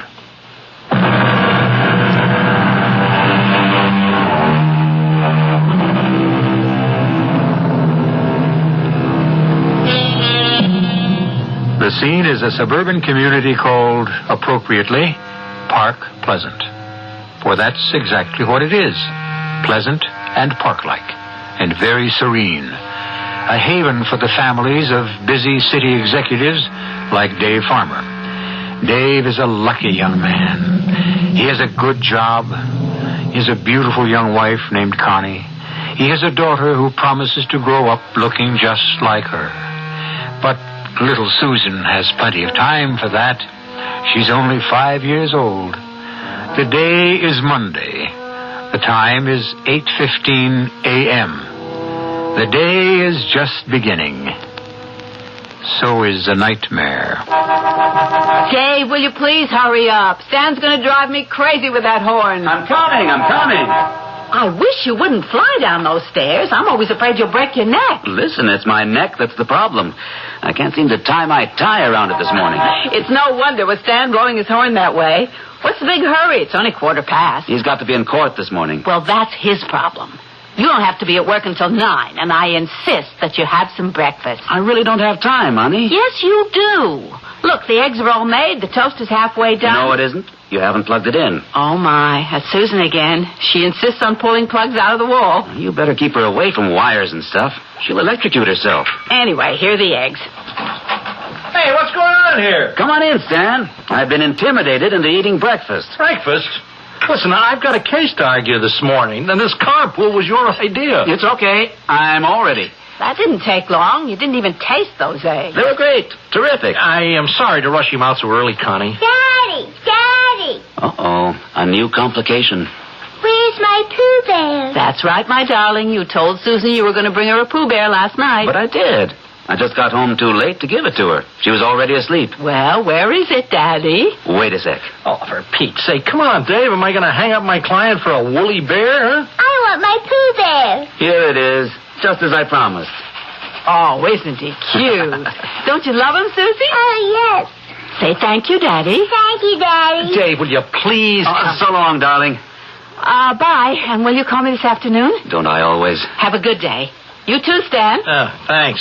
You two have already ruined my day. Serves you right, bachelor.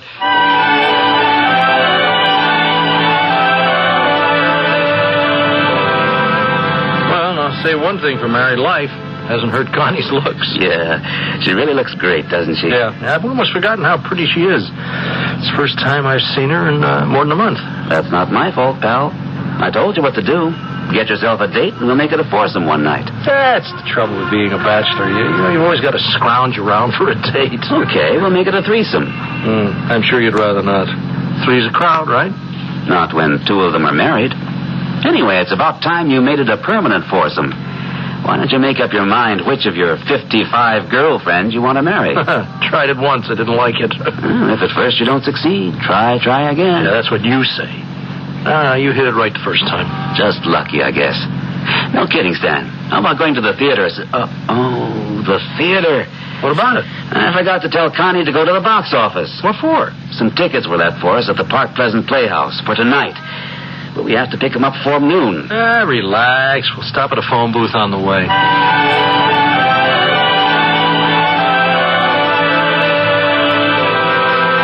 Susie, are you sure you want to dry those dishes? Mommy can do them. I want to help. Well, it's sweet of you, baby, but there are only a few. Can I give Winnie the Pooh scrambled eggs? No, dear. Bears don't eat eggs. What do they eat? Bears eat honey. Well, I could give him... No. You can't give Winnie the Pooh any honey either. I mean, bears don't eat anything this time of the year. They just sleep. Oh, then maybe I better put him to bed. Now, that's a good idea. How long do bears have to sleep? Well, they usually sleep through the whole winter. That long? Maybe Pooh Bears are different. Run along now, dear. Mommy has to answer the phone. Maybe it's for me. Maybe so. Hello? Hi, hon. It's Paula. Hi. 1 second. It's not for you, baby. It's your Aunt Paula. Now, you go give Pooh Bear a nap. Okay. Paula, hi. How are you feeling? Oh, fine. You're calling pretty early, aren't you? I'm calling to give you a wonderful opportunity. If you meet me in the city before noon, I'll buy you lunch and then we can go shopping. Oh, I can't today, Paula. I'm sorry. Why not? Well, Susie's home from school, for one thing. They're having one of those teachers' conferences. Why can't the maid take care of her? Because it's Emily's day off, and I've got a dozen things to do around the house, and at the moment I have to answer the doorbell. Go ahead. Who's stopping you? Well, do you want to hold on, or should I call you back? I'll hold on.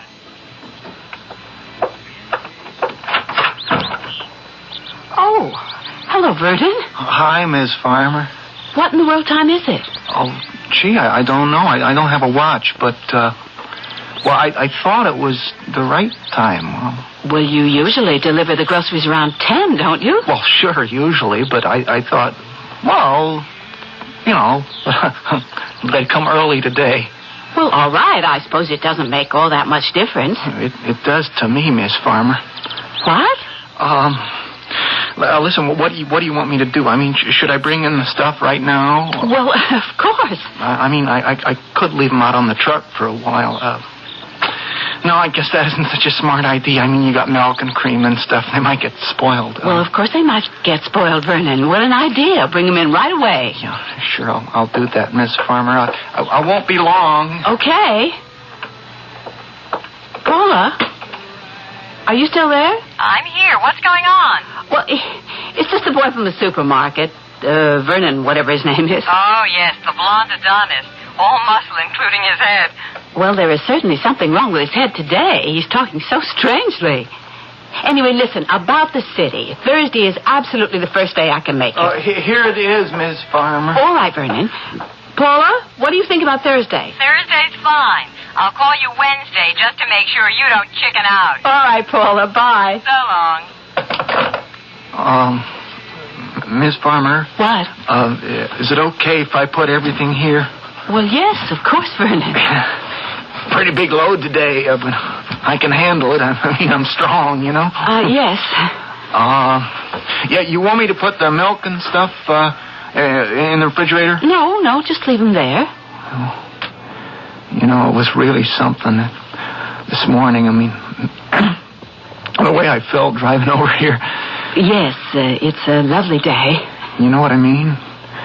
Driving over here and knowing that, that I was going to see you. Well, that's very sweet, Vernon. Kept seeing your face in front of me like it was in the windshield. You know? But, Vernon, what a strange thing to say. Kept thinking about how it was going to be. And when I rang the bell and you opened the door and you saw me and... I don't know. Here we are. I mean... Just acting like always. Like always? You know, like nothing was special. Well, never mind the rest of that stuff, Vernon. I'll empty the boxes myself. Yeah, okay, that'll be better. We don't have much time, I guess. I gotta be back at the store around 9:30. Vernon, what are you doing? Oh, you got such soft hands, you know. Please, don't do that. Listen, what about her, you know, your little girl? Susie? What about her? Well, I mean, where is she, school or something? Vernon, stop that. Oh, gee. Oh, your skin is... Oh, I don't know. It's like something else. It's not just not Stop skin. it, for heaven's sakes. Please, don't tease no more, Miss Farmer. Don't tease. I ain't got much time. Vernon, will you let me go? What is the matter with you? Where do you want to go? You want to go upstairs? You let me go. You let me go or I'll scream the house down. Don't I will call the police. I swear I will. Now, you stop that, Miss Farmer. You just stop playing games with me. Don't, Mrs. Farmer. Now, please, be nice. Don't make me hurt you. Please.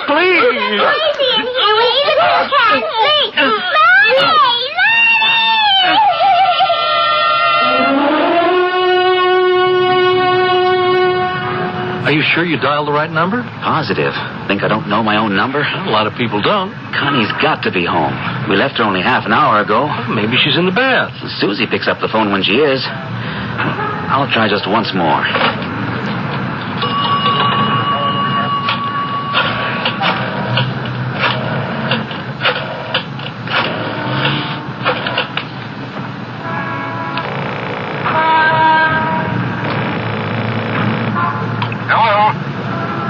Fine. Now I got a wrong number. Hello, who is this? I was calling the farmer residence. Oh, yeah, this is the right place. Who am I speaking to, please? Maybe you can answer the same question, since it's my house. Are you Mr. David Farmer? Yes, that's right. And who are you? This is Patrolman Ernest McLeavy, Mr. Farmer. Did you say patrolman? What was that? Listen, is there something wrong out there? Was there a fire or something? Good Lord, Dave, what's... No, Mr. Farmer. It's not a fire. Could you please tell me where you're calling from? I'm in a phone booth on the expressway. For Pete's sake, will you tell me what you're doing in my house? Let me speak to my wife. I'm sorry, Mr. Farmer. You can't do that. Maybe it would be best if you came back home. I'm not doing anything until you tell me what happened there. There was a little trouble. I mean, a lot of trouble. I want to know what kind. You'd better just come back here, Mr. Farmer. Your wife and kid were hurt very bad. Oh, Lord. Connie, Susie, how bad? What's going on, for Pete's sake? I want to know what happened. I want to know how they were hurt and how badly. I hate to tell you, Mr. Farmer. I mean, just like this over the phone. Damn you, tell me! They're dead. Both of them are dead, Mr. Farmer.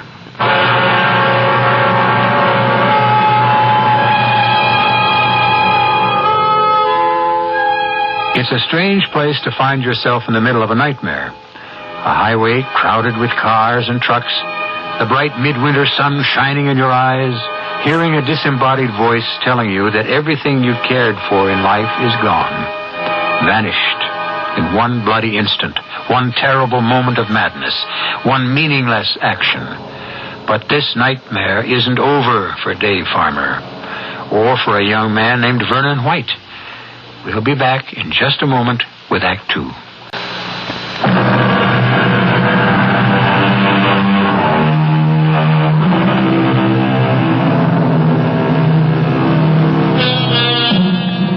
The scene changes. We are no longer in the quiet suburb of Park Pleasant. We are in a large, high-ceilinged room, flanked by American flags, solemn with the traditions of American justice. This is a courtroom. Seated in the front row is David Farmer. Beside him sits his friend Stan, his sister-in-law Paula. His face is ashen, haunted. And at the defense table, his hair neatly combed and brushed, his cheeks rosy, wearing his best blue suit, looking very much like the all-American boy, sits Vernon White, killer. Your Honor. Yes, Mr. Waterman. The defense has no objection to these photographs being submitted to the jury, but these proceedings have been delayed long enough. Very well. Is the prosecution ready to proceed? Yes, Your Honor. Then please continue your examination of the witness. Yes, Your Honor. Patrolman McLeavy, you've seen these photographs we've shown the jury?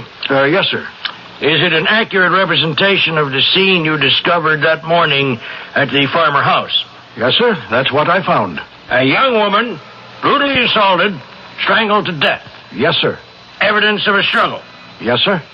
A young wife and mother slain in her own kitchen, and a child 5 years old slain just as horrible. Your Honor, may I object to the prosecution's use of such emotional terms? I beg the defense attorney's pardon. You're quite right. One hardly needs words like brutal and horrible to describe this crime. The facts speak for themselves. Now, Patrolman McLeavy, did you also see several boxes of groceries in that kitchen? Yes, sir. About 4 boxes. You concluded that a delivery had been made that morning? Yes, sir. The perishables hadn't been put away. And that led you to make inquiries in the neighborhood about the arrival of the grocery truck? Yes, sir. We learned that the truck from the Park Pleasant supermarket had been there and left. Mm-hmm. And you sought out the delivery boy, or should I say, the delivery man? Yes, sir. I interrogated Mr. Vernon White. See? And what did he tell you? He apologized. For what? He apologized for killing Mrs. Farmer and her daughter.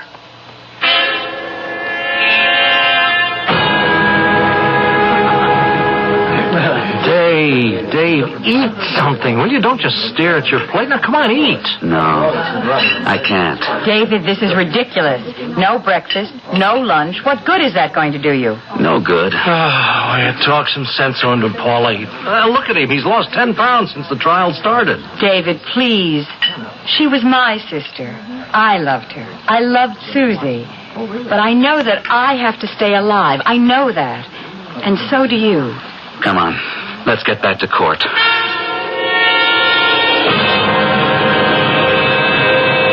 Vernon, was Mrs. Farmer alone when you walked into the kitchen? Yes. Did you attack her right away? Attack her? You heard me. Did you just reach out and grab her? Well, no, of course not.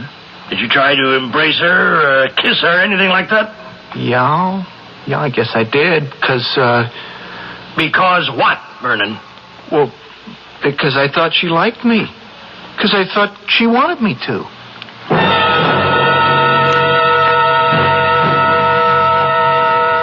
The defendant will rise. Vernon White, you have been tried and convicted for the crime of homicide in the first degree. The laws of this state, as amended on October 5th, 1974, impose a mandatory sentence for this crime. Therefore, it is my duty to instruct the warden of the state prison in Pigstown to take you to a place where you shall be kept until the 31st day of March, 1976, at which time you will be hanged from the neck until dead. May God have mercy on your soul.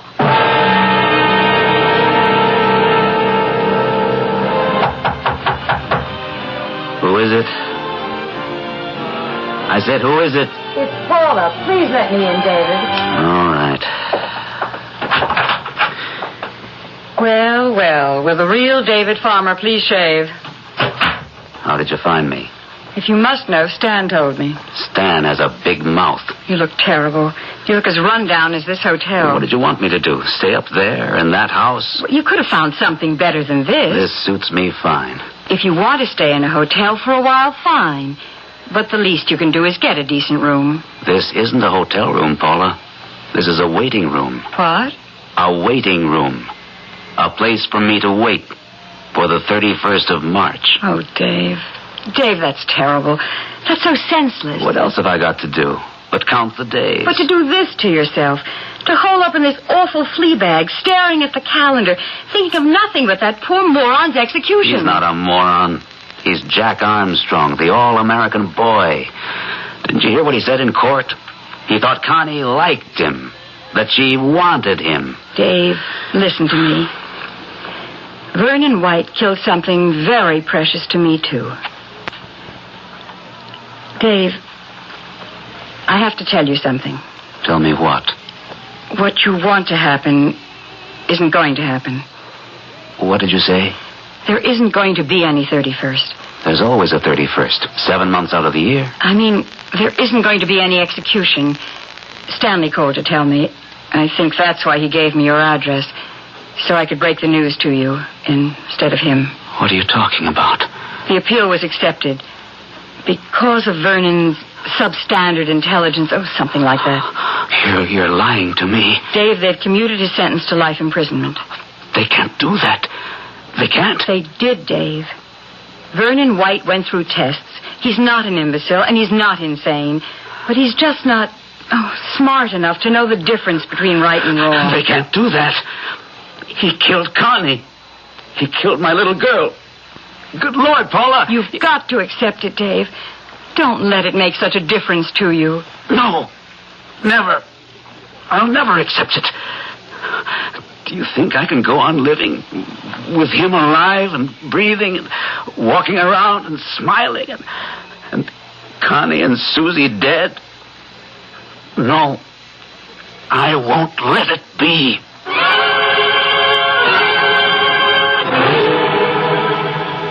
Stan, admit it. Vernon isn't crazy. They would have pleaded insanity if he was. It's not a matter of sane or insane, Dave. There is such a thing as clemency. Yes, clemency for the criminals, not for the victims. The kid's got an IQ of under 80. He was smart enough to think Connie liked him. He thought she had a crush on him.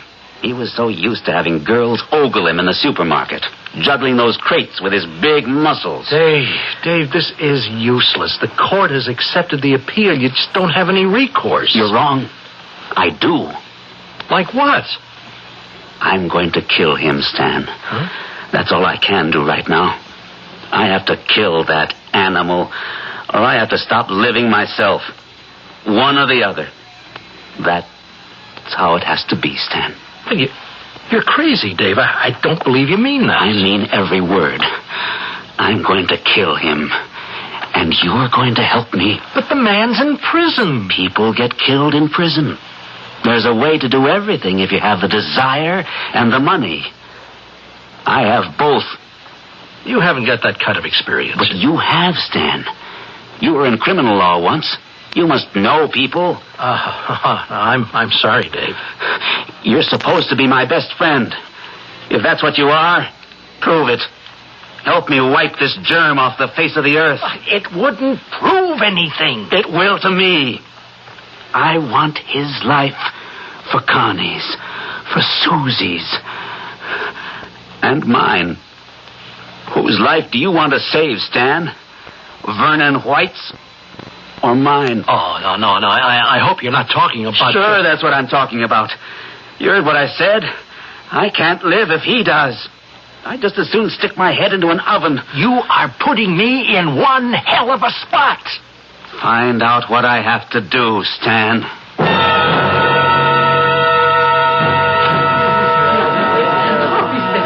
Mr. Ross, this is Dave Farmer. Hello, Mr. Farmer. Nice meeting you. Yes, hello. Mr. Ross is in the transportation business. He was a client of mine a few years back. Yeah, long-distance hauling, you know. Yeah, can we get to the point? This is the point. Mr. Ross has a brother named Joey. Yeah, Joey, right. Yes, well, unfortunately, a few years ago, the Rosses got into a jam. We was a moving company, me and my brother. Yes, I got Mr. Ross off, but his brother wasn't that lucky. He's serving a 10-year sentence right now in Peakstown. Peakstown, right. Well, Joe's a friendly guy. You know, he's made a lot of friends in prison. Yeah, Joey's okay. The point, Stan. Proposition is this.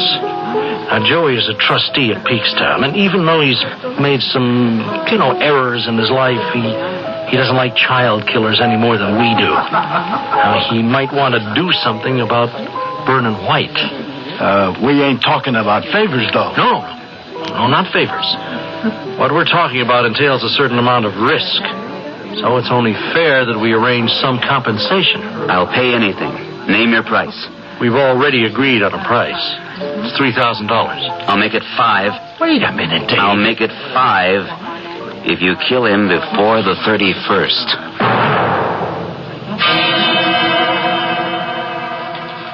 Let's see. When did you pay this plumbing bill? I don't know, Paula.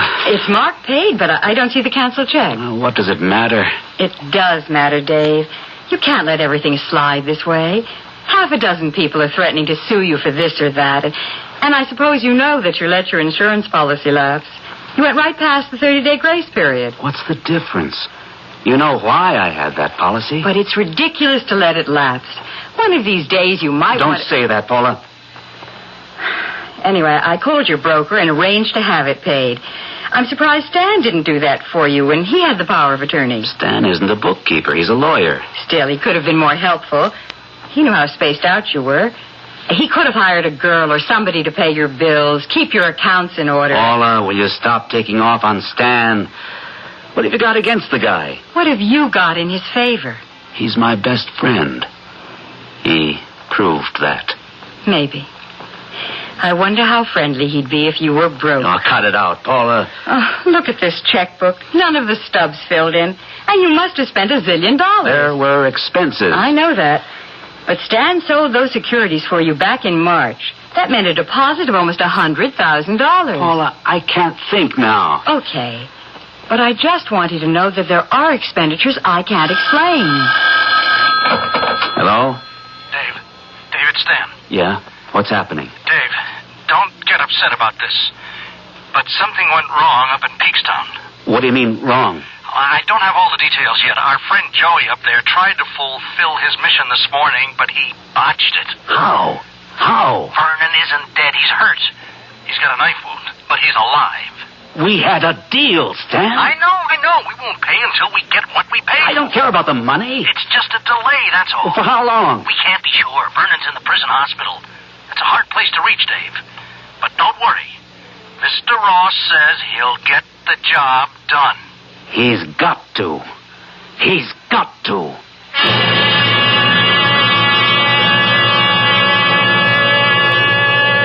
And so the executioner has failed to perform his allotted task. Vernon White is alive, and not so well, in the prison hospital.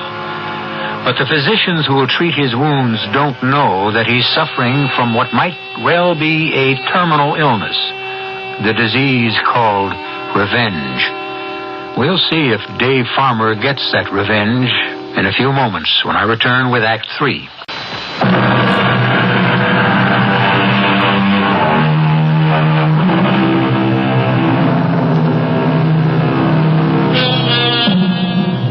Vernon White, killer of Constance and Susan Farmer, is still alive.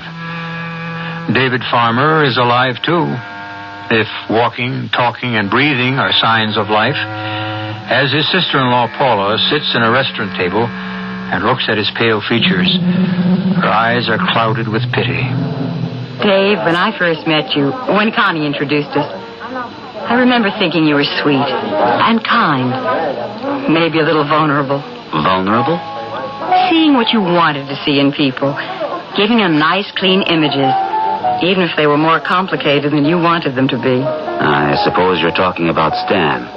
No. I'm talking about Connie. Connie? You see, I had my sister for a sister much longer than you had her for a wife. I never saw anything complicated about Connie.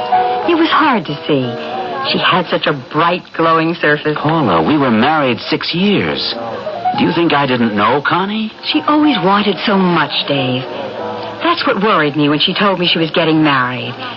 She was used to 100 phone calls, 7 dates a week, 50 men in her life at all times. She was beautiful, Paula. I know. She was dazzling. Maybe that's what happened to that poor delivery boy. He was dazzled out of his senses. Is that why you wanted to have dinner with me? To defend that moron? No, Dave. I had another reason. Well, what is it? I finished all the books last night.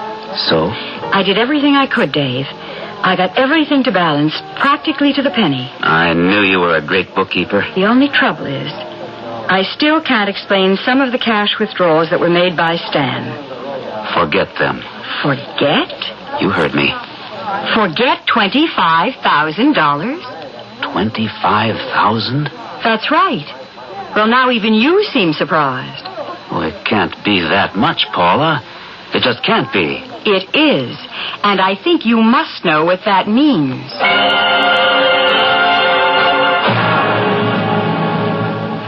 25,000? All taken out in cash. Well, but there were expenses, Dave. You know that. I mean, I'm sorry if they weren't all itemized. That's not like you, though. You were always a stickler about money.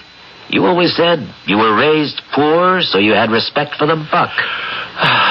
Look, Dave, I wasn't at my best at the time either. Now, Connie meant a lot to me, too. You know. Stan, what happened to that money? Hey, come on. What kind of a tone of voice is that? I want an answer. Oh, wait. Are you accusing me or something? Oh, wait a minute. I just got it. Paula put you up to this. Paula never liked me much. She's found the perfect way to get back at me. The money's gone. It went into somebody's pocket. And I want to know whose. I want to know if there's something you're hiding. Maybe there are some things that gotta be hid. Nothing like this. You were willing to spend $5,000. That was different. That money had a special purpose. Now, what's the special purpose for that 25 grand? I wanted to spare you the truth, Dave. What truth? Well, even now, I don't want to tell you. I'd rather you thought that I was a thief and a swindler, that I robbed you. Is that what you did? No. What I did for you and for Connie. Connie? I swore to myself that you'd never learn about it. Learn about what? The money? About what the money bought. Well, go on. It went into somebody's pocket, all right. George Waterman's. Vernon's defense attorney? Are you kidding me? I had to do it, Dave. I had to make things easier. Well, how could they be easier? Vernon confessed. His prints were on everything. There wasn't any doubt of his guilt. Dave, the money bought a note. What note? I should have burned it the minute it was in my hand, but I didn't. Lord knows why. Who knows? Maybe I was afraid that this would happen, that I'd have to account to you for what I did. What note? Who wrote it? What did it say? I have it here. It's in this drawer. Oh, I would give my right arm if you never had to see it. It's Connie's stationery. Yes. Her handwriting. Yes. I have to see you. Dave leaves for the city at 8:30. I'll try to send Susie out to day school. I'll be waiting for you, darling. Please don't disappoint me. I am sorry, Dave. It's her handwriting. Yes, I know. I have to see you. Dave leaves for the city. Good Lord, Stan. What does this mean? The note was sent to Vernon White. No, that just can't be. He turned it over to his attorney after the arrest. Waterman didn't want to submit it into evidence before he talked to me. He knew it wouldn't make any difference as far as the verdict was concerned. It might even have made his client a little less pathetic, but he knew it would make a difference to us. I'm not going to believe it. I'm not. Oh, heaven help me. I didn't want to either. But it's the truth. $25,000 worth of ugly truth.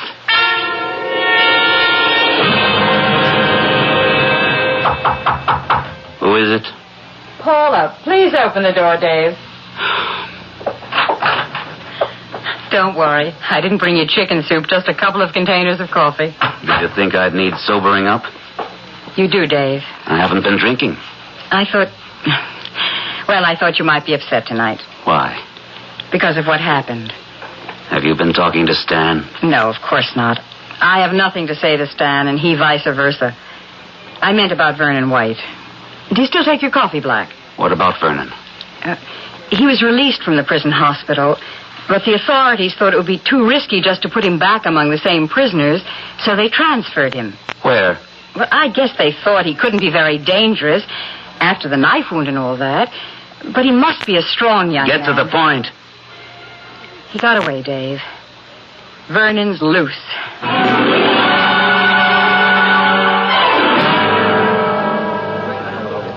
It wasn't easy, Mr. Farmer, let me tell you. But you really know something? I know everything. This kid, Vernon, is a dope. He ain't playing with a full deck, you know what I mean? I know. Well, a pal of mine, he lives on East Avenue. He gives me the tip. Some kids in the neighborhood, like a gang, they do a lot of prowling around the section where they're knocking down buildings for some kind of housing project. Well, they spotted this blonde guy sleeping in one of the condemned buildings. I think maybe they rolled him, only he didn't have no money. What happened to him? Where is he now? Well, my pal, he goes to have a look at the guy and sees the kind of clothes he's wearing. He figures he busted out of the joint. Where is he? Where's Vernon White? My friend's got him, like in custody. You know what I mean. Sometimes there's a reward for turning in escaped cons. He wouldn't call the police? No. My friend is not exactly friendly with the cops. But bread is bread, Mr. Farmer. I'll pay your friend. How much does he want? 1,000? More like 2. And then there's me. I put in a lot of time. All right. 1,000 for you, 2 for your friend. Only, I want one other thing. I want a gun.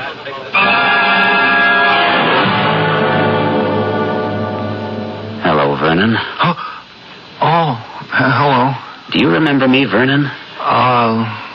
No, I guess I don't. No, wait, you look kind of familiar. Look hard, Vernon. Nope, I just don't remember. Hey, you bring me something to eat? My name is Farmer. Yeah, the man that was here before, he said he was going to bring me sandwiches or something. I sure am hungry. Vernon, doesn't the name mean anything to you? Well, what was it again? Farmer. David Farmer. My wife's name was Connie. My daughter was named Susan. Do you remember now? Yeah, I remember. I saw you up at Park Pleasant and in the court. I'm her husband, Vernon. The husband of the woman you murdered. The father of the child. Mr. Farmer, I'm really sorry about what happened. I really am. Yes, Vernon. Everyone told me you were sorry. Yeah, I mean, I didn't mean to hurt your wife. I really didn't. And the little girl? Yeah, I didn't mean to hurt either one. You liked them, didn't you? You liked my wife, and she liked you. Well, I thought she did, Mr. Farmer. She told me she did. Only when I came to see her, like she asked me to, she put up this big fight, and I got all upset about it. I didn't know what I was doing anymore. A lot of the girls like you, don't they, Vernon? Yeah. A lot of girls at the store. Hey, is that a real gun? Yes. Oh. Yeah. Well, anyway, she sent me that note, and I thought she was like the girls in the store. Well, she said it was good looking. That's what he told me. He? Who told you? Well, he did. He did. Yeah, the man I used to see there. What man? I forget his name. The lawyer. What? Yeah, he told me that she liked me. And I'd be loading up stuff at the supermarket, and he'd drive up and say, "Hey, Vernon, Mrs. Farmer thinks you're a real good-looking kid. She'd really like to get you all." You're crazy. Nobody told you any such thing. Yeah, he did. And then he gave me this note that she wrote to me. He gave you the note? This lawyer? Yeah. I swear, he gave me this note, and it said, "I want to see you. My husband's going to the city, and I want you to come around." You're a liar. You're a liar. No, look, I swear it's true. He was that friend of yours, the one that you drove around with a lot. And he gave me the note, and I went there, and she didn't like me. She didn't like me at all. And that's when everything went wrong. Everything.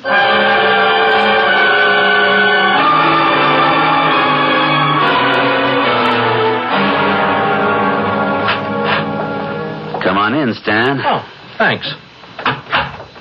Did you hear the good news? About Vernon White? Yes, I heard. Yep. Well, they'll be holding him in maximum security for a while. You can scratch any idea of getting at him, at least for the time being. It's okay, Stan. I've dropped the idea. Vernon's death doesn't mean anything to me now. Well, I'm relieved to hear that. In fact, I was the one who turned him in. That anonymous tip to the police was mine. But how did you know where... I didn't see any reason for Vernon's death. Not after he told me about the note. Yes, I talked to him, Stan. Mr. Ross helped me find him.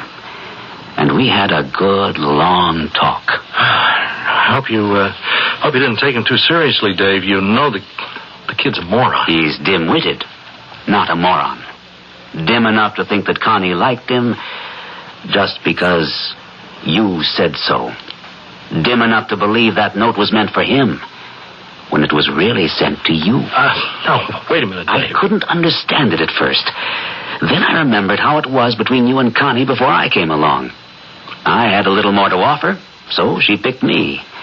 But she didn't want to give you up either. Dave, now I don't know what you heard. Something happened, Stan. Connie threw you over for some reason.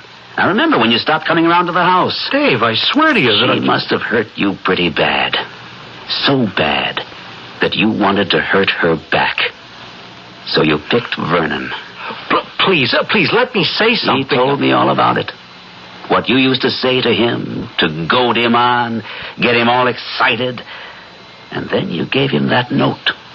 The note Connie once sent you. I didn't mean it to work out the way it did. So help me, I didn't. I didn't know what he'd do. I just wanted to teach her a lesson. That's why you were willing to help me. Willing to let me kill that boy. So he'd never give you away. Dave, I didn't mean it. I didn't want it to happen, Dave. But it happened. He killed them. Connie and Susie. You killed them? No, it's not me. I swear it wasn't. Will you swear, Stan? Yes. On your knees? On my knees, Dave, on my knees. I swear it wasn't me. All right, Stan. Dave, that gun, It's the 31st, Stan.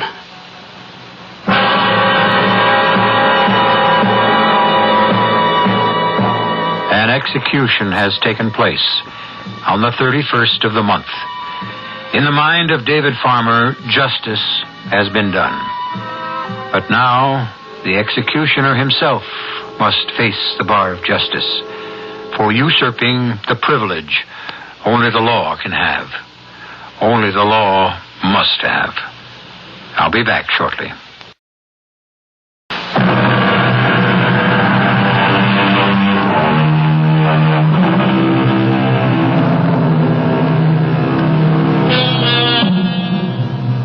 We hope you didn't find our little domestic tale too grim.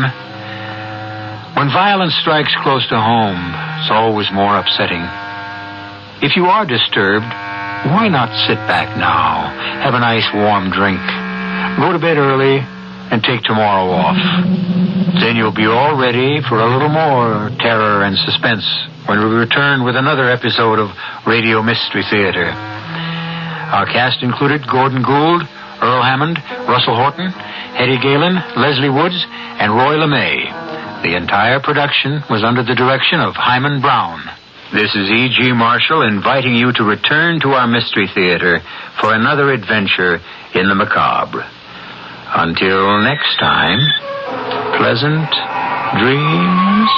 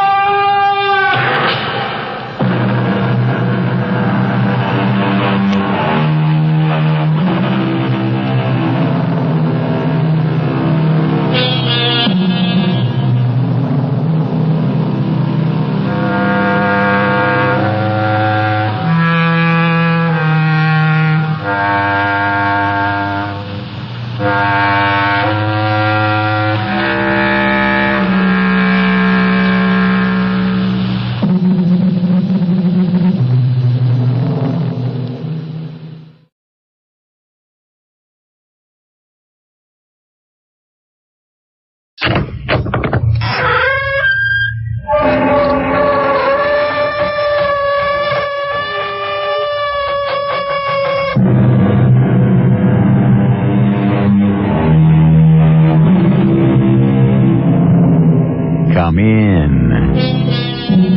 Welcome. I'm E.G. Marshall. From time to time, we come across a story so unexplainable, so incredible, that we just cannot pass it by.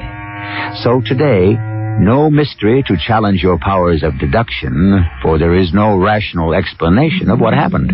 However, if you care to accompany me into the land of the uncharted and unknown, I think it will be well worth your while. Certain things that occur have no explanation, but that makes them no less worthy of repeating on Mystery Theater.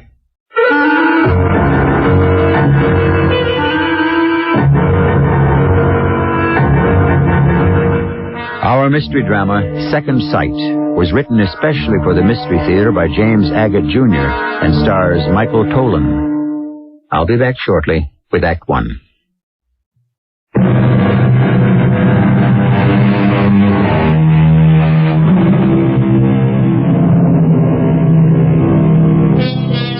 To put you in a receptive frame of mind for today's Mystery Theater, let me ask you this.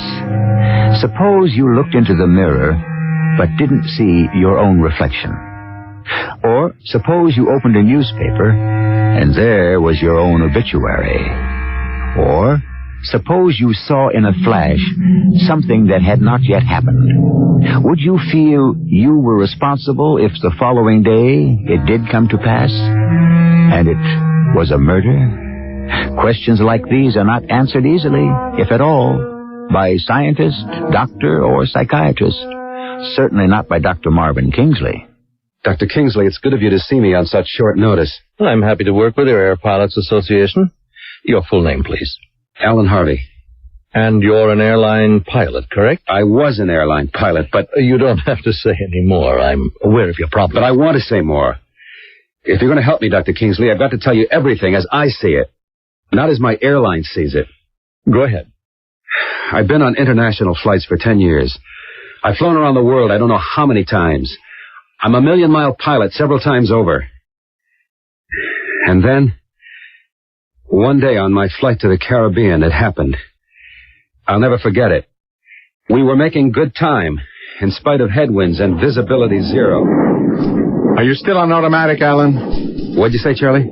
I said, are Charlie, you still... Look out there. Do you see what I see? Yeah. Nothing. No, that object flying across at 3 o'clock. Come on, Alan. There's nothing out there. Check the scope, will you? Nothing. Nothing's on the scope. Not a blip? Not a blip. It's gone. Alan, are you all right? Of course I'm all right. I don't know. You're seeing things I don't see. That was the first time, Dr. Kingsley. You thought you saw an object in the sky? I didn't think I saw it. I know I saw it. During the month of September, you reported sighting various objects in mid-flight which made no impression on the electronic monitoring gear. That's why I was grounded. I was just as glad. You know, Doctor, you can take just so much kidding about seeing unidentifiable flying objects. The UFOs? I never saw any UFOs. I saw men in the sky, standing upright, holding flags, national colors which I couldn't identify. I saw mountaintops with cows grazing on them. A skyscraper 100 stories high in black marble. I saw too much. What do you think, Doctor? Well, what you saw in the skies is obviously very real to you. Now, for starters, I'm going to recommend a complete rest, but I mean complete. Rest? I'll go crazy doing nothing. Oh, I neglected to ask you, Alan. Are you married? No, I'm not. I was once, but that was a long time ago. I live by myself. Here in Greenfield? Right on North Chatham Street. Oh, I'm not suggesting you just sit and vegetate. Do you have any hobbies or interests other than your job? Well, let me see. Years ago, I was interested in becoming a painter.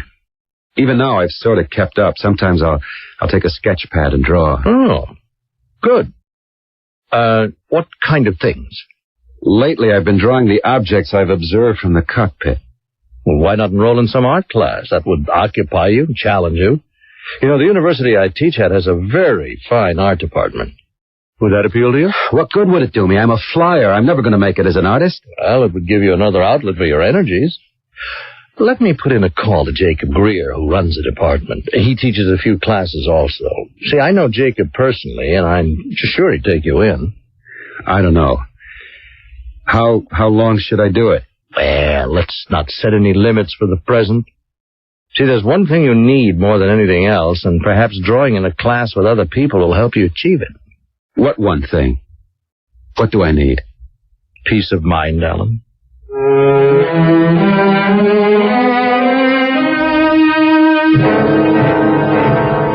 I'm happy to meet you, Mr. Harvey. I'm Jacob Greer. Marvin Kingsley tells me you'd like to join one of our art classes. Have you ever drawn a live model before? No, I haven't, Mr. Greer. I've brought along the kind of sketches I've done, mostly in my spare time, you understand. Uh-huh. Well, extraordinary. Most imaginative. These people standing about in the clouds... Oh, it's very imaginative. Most of what I do is what I've seen. You have a good feeling for... I hope this wasn't drawn from life. What is it? It looks like the fuselage of a big airliner with a lot of bodies strewn about. Yes, that's what it is. I did that one yesterday. That's gruesome. Well, I think you have some talent, and if you'd like to join our class, it's Tuesdays and Fridays from 1 o'clock until 4 in this studio. I'd like to. Let me hang on to some of these drawings of yours, may I? Sure. This airplane crash is certainly powerful. Now, I'll be seeing Marvin Kingsley tonight. We have a running chess game on Monday evenings, have for years. I'll tell him you're joining us.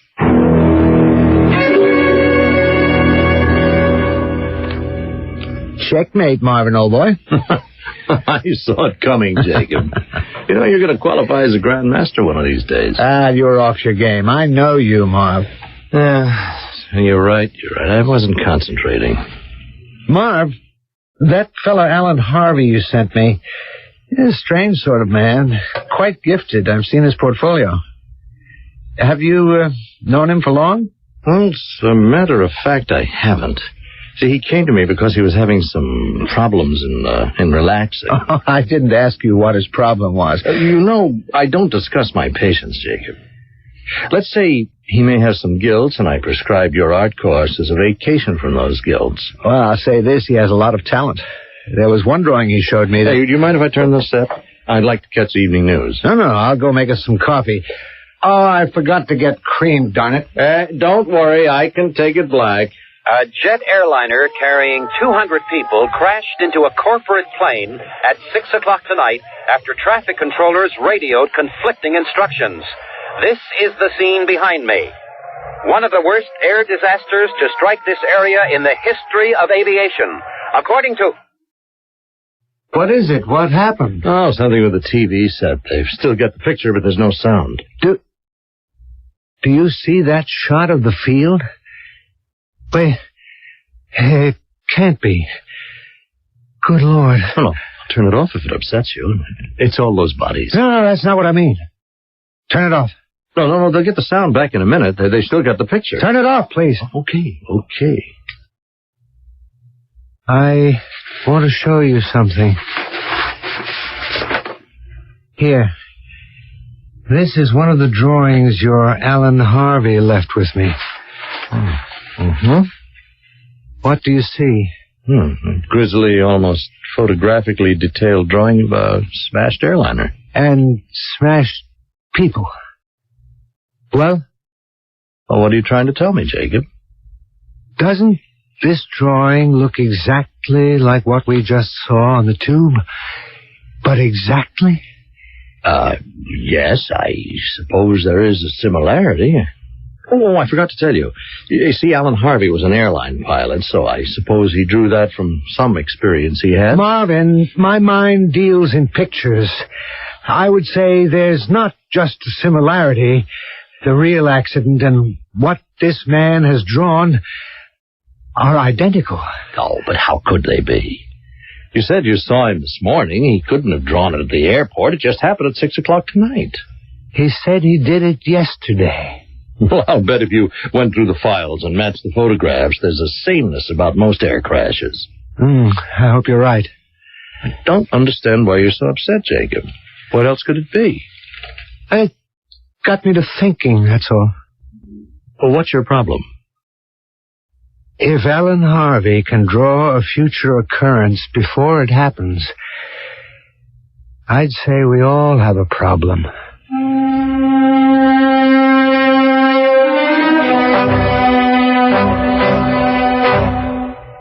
We welcome today a new member to our life class, Alan Harvey.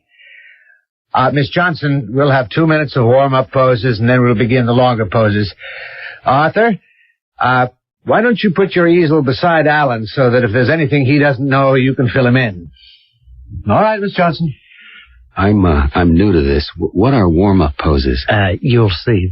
Those will be action poses Miss Johnson does up there. You know, poses that no model could hold very long. That one, see? One leg up and hand extended, sort of like a dance pose. I'm supposed to draw that? What's she doing? You certainly are, Alan. That's it. Use your charcoal. Fine. Good. Just a few action lines. Alan, that's very good. Contour is excellent.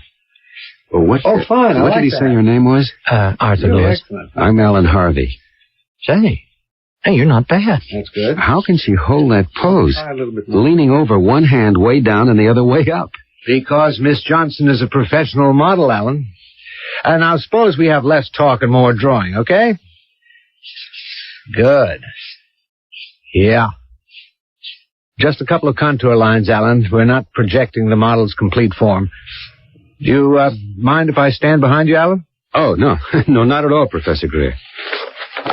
Wait a minute. Let me see that one you just turned over. Oh, it's nothing, really. I didn't even know what I was drawing.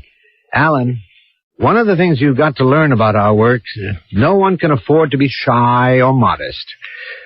Looking, appraising, it's the only way for me to gauge your progress. Well, it isn't anything. Let me be the judge of that. Now pull that page back. You just sketched this? It took me all of 2 minutes. I told you it wasn't any good. It's very good. It's just that, I'm a little taken aback at what you drew. Taken aback? Isn't that a drawing of our model, Miss Johnson? Lying across that bed, bruises on her neck, eyes staring open as if she'd just been strangled to death.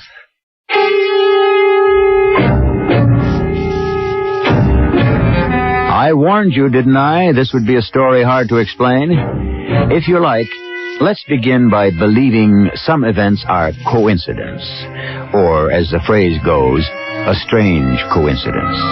However, the model, Miss Johnson, isn't dead yet, and as we know, Alan Harvey's wings were clipped for seeing things that weren't there. Did I say foreseeing? Just a coincidence. I'll be back shortly with Act 2.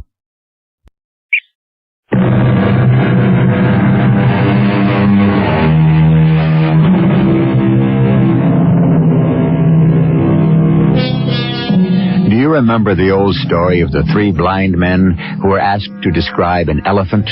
One felt the big wide body and said, "It's a wall of leather." The second put his arms around one of the animal's legs and said, "It's the trunk of a tree." And the third blind man felt the elephant's tail and said, "It's a snake." All were mistaken, for none could really see the elephant. Are we perhaps also limited in our vision? And what we think exists may not? Is Alan Harvey able to see what really is with a special second sight that is not ours? I'll be frank with you. It disturbed me to discover I'd been drawing our model, Miss Johnson, as a victim of a murder. I'd never given it a second look. The truth is, I didn't even remember drawing it. Professor Greer kept looking at what I'd done with this horrified expression. So I was pretty shaken when I came back to class on Friday and set up my easel next to Arthur Lewis. Ladies and gentlemen, today Miss Johnson will skip the warm-up poses. The pose she will now assume will be the one held for the entire session. 20-minute poses in the first hour and a half with the usual 5-minute rest periods. Any questions? Yes, Professor Greer? Miss Johnson? It's a little chilly in the studio this morning. Could I have a heater placed near me? Of course. Arthur, would you be good enough to get the electric heater out of my office? Can't afford to have our Miss Johnson catch cold. My progress that day was as halting as the first days had been speedy. I didn't know what to make of it. Miss Johnson was the model as before, but somehow I could not get her down on paper. For the first time since I'd begun the classes, I was relieved when Jacob Greer pointed to the clock. That'll be all for today. Class dismissed. Oh, Alan, would you stay on a bit? Yes, Professor Greer? I noticed you're having a little trouble today. Some of those lines just not forceful enough. I was aware of that, too. Something seems to be holding me up now. May I have a look at what you've been doing? Of course. What? Is this all you've done today? I'm afraid so. I tried. I couldn't even get the simplest action line. What's that supposed to be? Where? In the corner of that page. A table set for 2 people at the... I know where that is. Yes, it is. That's the Chinese restaurant right here in town. I hope by next Tuesday you'll be taking a more serious approach to your work. I am serious, Professor Greer. I just don't seem to be able to concentrate on what I see. What's in my mind's eye is so much clearer to me than what's in front of my real eye.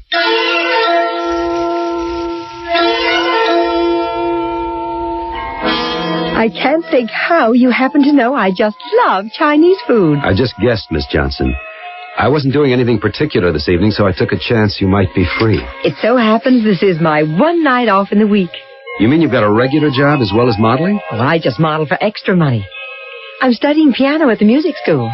You're a musician? Well, I hope to be. Every day but today and Sundays, I go to class from 4 to 7. Then I have a little supper at my place, and then back to the school where they let me practice as late as I like. That's quite a schedule. Is painting all you do, Mr. Harvey? Right now it is, Miss Johnson. What's your first name? Peggy. Mine's Alan. It's a funny thing, but I don't associate the girl who stands up in class and poses, with you. Well, I'm a little more formally dressed now. You're not married, are you? I was a long time ago, but my wife didn't like my being married to an airline. I'm a pilot. I don't believe it. I was married to a pilot, too. But it didn't take us long to discover it was a big mistake. I'm sorry. I'm not. Anyway, seeing Jacob is much better. No strings and outside of the classroom. He's very amusing. Jacob? You're dating Professor Greer? Yes. What is that so crazy? There's not that much difference in our ages. No, I'm not saying there is. It's just so, unexpected. Oh, I see younger men, too. Like Arthur. Arthur Lewis, who sits next to you in class with the red beard. Yeah, sure, I know. He's awfully nice, too. Not nearly as possessive. In fact, in many ways, I think he's more mature than Jacob. Say, aren't you getting hungry? Oh, famished. I tell you what. You order from column A, and I'll order from column B. Ladies and gentlemen, it seems our Miss Johnson isn't going to be with us today, and Arthur has volunteered to model for us, so we shan't be losing any time. You all ready, Arthur? Ready when you are, J.G. All right, please begin. Now, I want you all to loosely suggest the action of the pose before you actually sketch the form.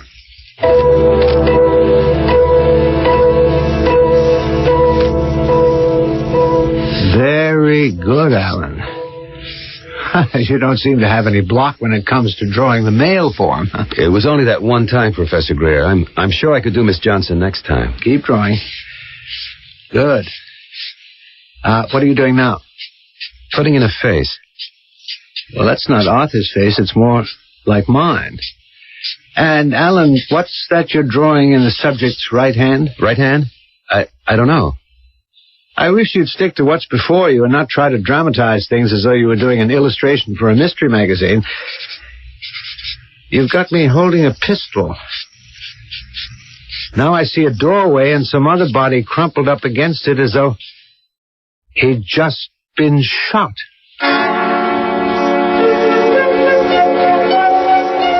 Dr. Kingsley, I really appreciate you seeing me on a Sunday.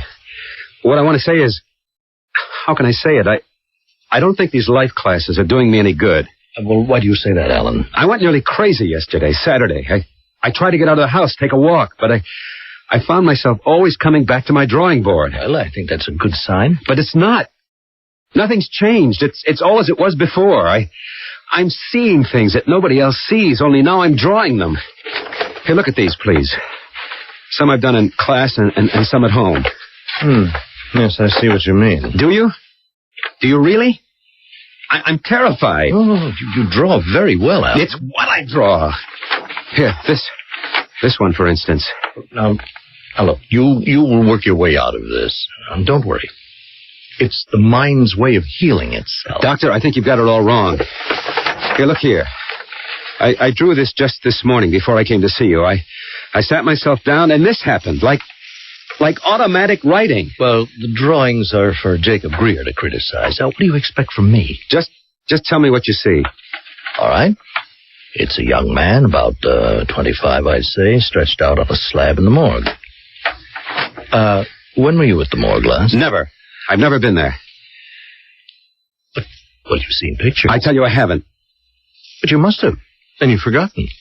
That happens to be the morgue attached to our hospital, exactly the way you've colored it. You don't understand. You simply do not understand, do you, Doctor? I don't know what or how I draw. My dear Alan, you must have been there. The detail, the glare of that green shade, the hexagonal tiles, that one broken tile near the door. Now face reality, Alan. Forget it. Do you know the young man you've drawn? That corpse with the red beard? That's the horrible part. Yes, I know him. His name is Arthur Lewis. He's another student in my class. What shall I do? When do you go again? To your art class? Day after tomorrow. All right. Now, right after class, come back here to my office and bring what you've drawn that day, and we will try again. Now, we'll sit down quietly, calmly, and talk about it.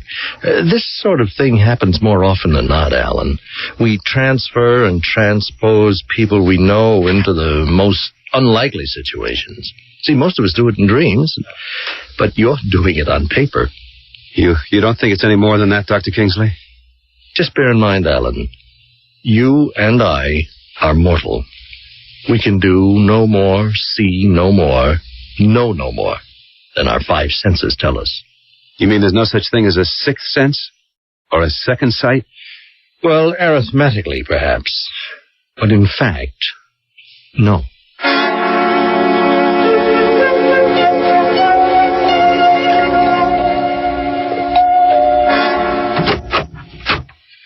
Marvin. Well, come in. What are you doing here in the afternoon? You haven't stopped in to see me on a Sunday for I don't know how long. Well, I hope this isn't a bad time for you, Jake. No, not at all. Only if I'd known, Well, you see, I have a standing date with the young ladies Sunday evenings, but, well, that gives us an hour. Yes, well, I'll get right to the point. That young pilot I sent over to you, Alan Harvey, well, he came to see me today, and he brought some sketches. Oh, macabre, aren't they? But splendid. He has a flair. As well, he's done it again. Well, at least I hope he hasn't. What has he done? It seems he's drawn one of your students, a chap with a red beard, lying on a slab in the morgue. And he showed me another he'd done of a girl, your life model, strangled. He's also drawn me, holding a pistol. Claims he doesn't know what he's doing, has no control. I've put it down to wild imagination. Well, I've also told him it was ridiculous to attach any significance to it. Well, I certainly won't. The very young lady he strangled on paper, I've been seeing quite a lot of for almost 3 months now. I'm taking her to dinner tonight. You're not serious. Oh, I am, Marv. Very serious. I know she's been seeing a younger man, but I don't know who he is. But so what? Jacob Greer, you... I just may ask Peggy to marry me. What? Oh, imagine keeping this from me. I really didn't feel that serious about Peggy until, I don't know, it just grew on me. Well, congratulations. I'd better go. It was only about Alan that I dropped in. You know, one of these days I'll figure out why he is so preoccupied with death. But I'll give it a thought, Jacob. I'll keep tabs on him. So will I. I'm very interested in that young man. He has an enormous talent.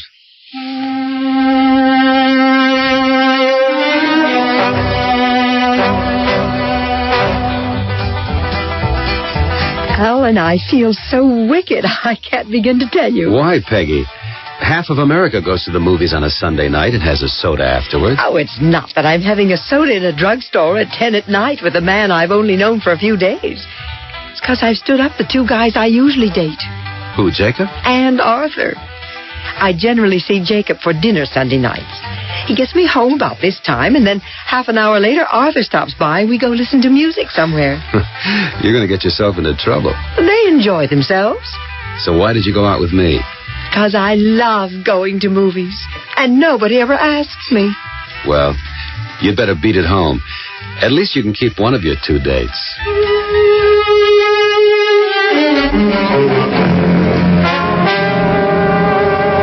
And that's our weather for tonight. Here now is the Midnight News. We have just received word of a triple tragedy on the North Side involving a young music student who had been doing part-time modeling, a young man who is an art student, and an art teacher. All are dead in what appears to be a double murder and suicide. For a report from the scene of the tragedy, here now is... My Lord, I can't be hearing this. It can't be true. Did Alan Harvey unconsciously set into motion these extraordinary events, or is he cursed with second sight? More often than not, when our second act curtain rings down on Mystery Theater, all of the clues are in, all the evidence presented, and you have an equal chance to solve the mystery.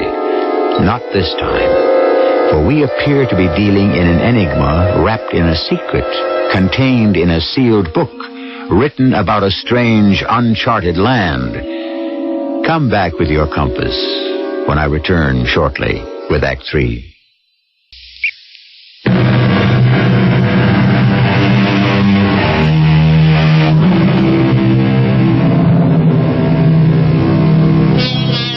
Until I began to host Mystery Theater, I thought of myself as pretty realistic. I believed what I saw and drew conclusions from known facts. Well, I've come quite a ways since then, and now I suspect there's an awful lot to be said for the unknown. What we thought was impossible yesterday is possible today. Couldn't the same be true of tomorrow? In our world, anything can happen and probably will. It's that same evening. Fearfully, Dr. Marvin Kingsley keeps listening to the news. We repeat the first bulletin. Police are investigating 3 deaths on the north side in the apartment of a part-time model found strangled. Also dead, apparently shot, is a male art student and a male art teacher. The woman has been identified as Peggy Johnson and the young man as Arthur Lewis. The police have not yet released the name of the art teacher other than to say, It can't be. It can't be. Not him. Jacob, please. Be home. Please, please, answer the phone. Please. Please.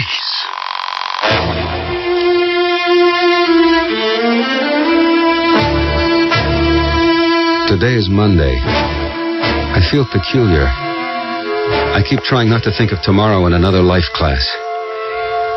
I sit at my table and look out the window. All the little houses.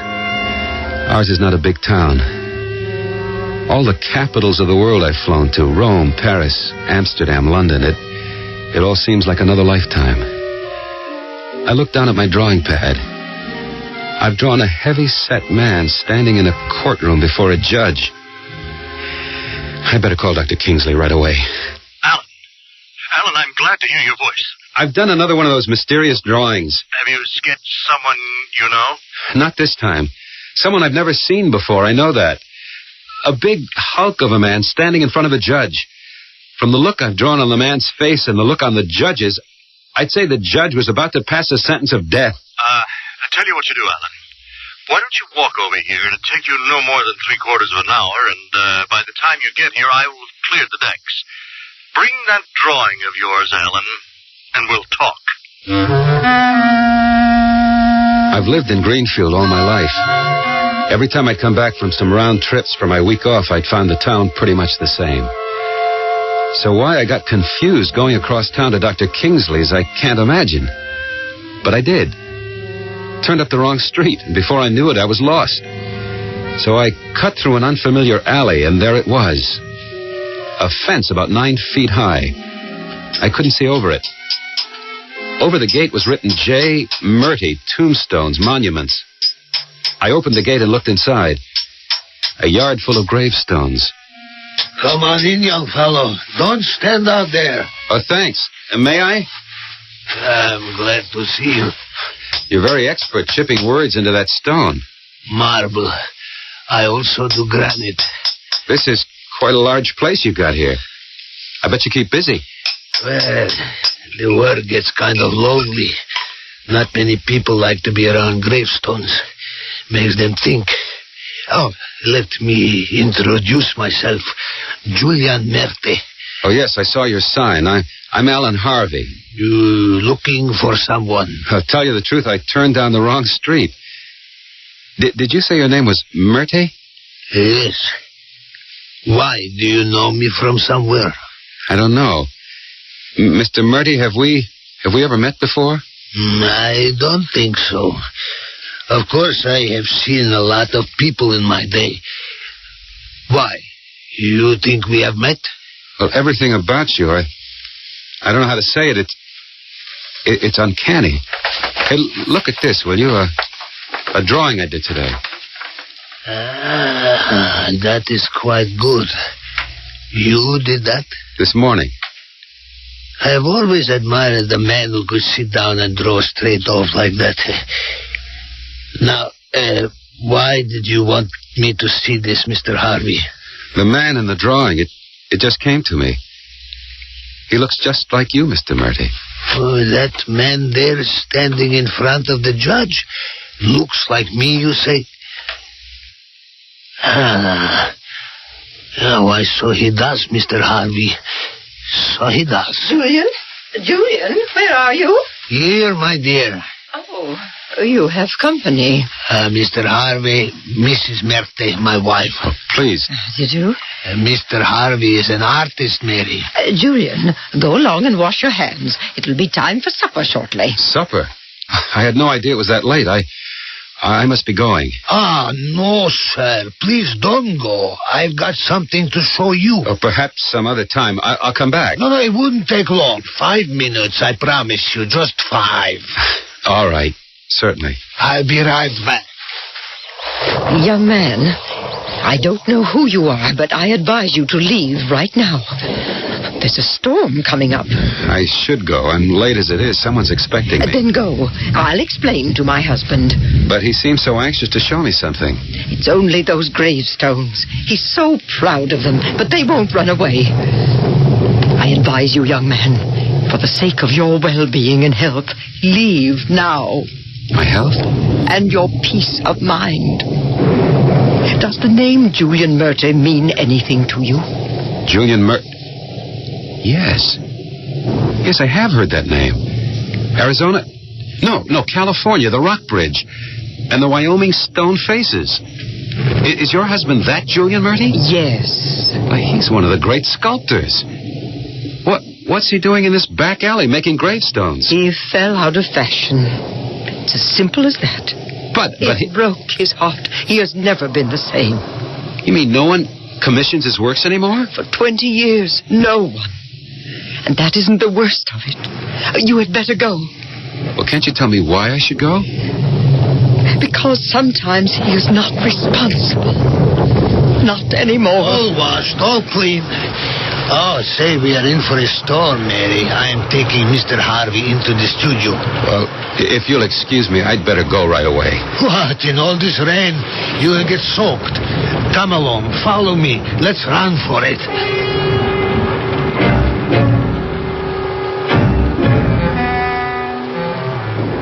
This is quite a place. Never seen so many different kinds of gravestones. These are mostly samples to show people what they can have to commemorate their loved ones. I like to keep my epitaphs light-hearted. You do? On a gravestone? What better place? After all, death is the ultimate joke, isn't it? I never thought about it that way. Well, you think about it. Think about it. This headstone here is the tallest I have done. It may be more to your liking. Is a sample which I completed only this morning. He flew high, he flew low. Now to heaven may his spirit go. Alan Harvey, requiescat in pace. That's my name. This is what I wanted to show you. My name? Well, you must believe me, Mr. Harvey. Pure coincidence. I don't know where the name come from. Just entered my head. But the date's under my name. The first one is exactly when I was born. Really? A further coincidence. And the date of death? Today. Well, I was just making it topical.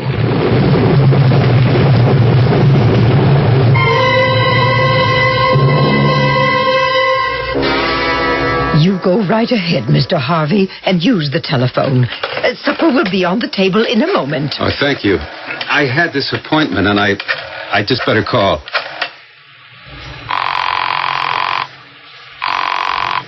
Hello? Hello, Dr. Kingsley. This is Alan Harvey. Oh, yes, I was wondering what happened to you. I got lost, believe it or not, and then it started to storm, so I'm staying with some people I met. I can't quite hear you, Alan. Can you speak louder?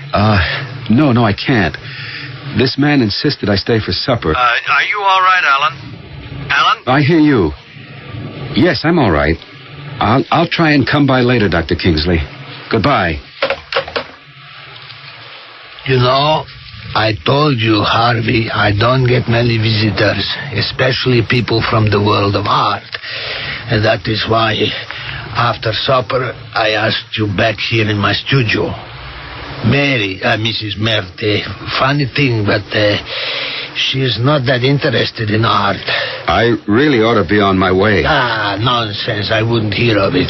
You know, when it rains like this and I can't go outside and work on the new stones, I'll spend an evening sharpening my chisels. And you see, I've got my grinding stone here. I put my foot on the treadle, give it a twist, and there she goes. A lot of these chisels are due for sharpening. If you will look under that table where you are sitting, Mr. Harvey, you will find some drawing paper. There are pencils and charcoal in a little box down there. Go, help yourself. I know what it is like to have thoughts and ideas just screaming to be put on paper. It's a compulsion. I wonder what time it is. Later than it was, but one always hopes not too late. I see you have begun to draw. Mr. Harvey, I cannot tell you what a pleasure it is to meet you at last. You were right about compulsion. I wish I could leave. Oh, I'm not keeping you. No, not you, Mr. Murty. What I'm sketching. The pencil, it won't stop. My hand has to keep following it. You have that problem, too. It's a shame that all your great works are now only tombstones. Great works. I was great once. And now nothing but a letterer and a numberer in stone. I wish you had not said that, Mr. Harvey. You are like all the rest. This is the sharpest I have ever honed a chisel. Do you know that, Mr. Harvey? We're all failures. That is why we die. I wish you would not keep saying that, Mr. Harvey. I am still sketching at this table, and Julian Merte keeps turning his grindstone. All I can hear is the whirring and buzzing of the wheel and the drumming of the rain. The air is close in the studio. I'm rooted to this chair, to what I'm drawing. It's almost finished now. I can see out of the corner of my eye Julian Merte sharpening his chisels and watching me. He's staring at me. Staring.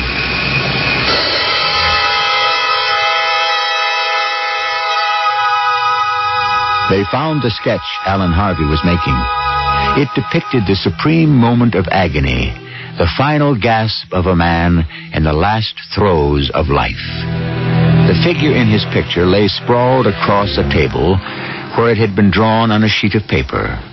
On that sheet of paper was a sketch of still another man, identical. Then another picture within a picture. Each successive figure had been stabbed in the back with a long-bladed chisel embedded to the hilt. Killed exactly the way they found Alan Harvey himself. I'll return in a moment.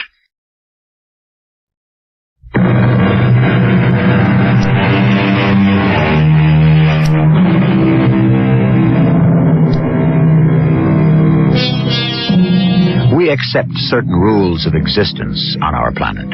The pull of gravity, the rising sun and moon, that rain is wet and snow is cold.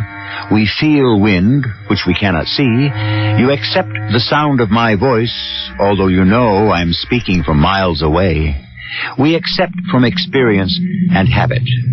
But there are other facts of life and death for which we have no explanation. Yet, can we disregard them? They, too, must be faced, and perhaps you, too, will experience them. All you need is a little second sight. Our cast included Michael Tolan, Joan Shea, Robert Dryden, and Earl Hammond. The entire production was under the direction of Hyman Brown. This is E.G. Marshall inviting you to return to our Mystery Theater for another adventure in the macabre. Until next time, pleasant dreams.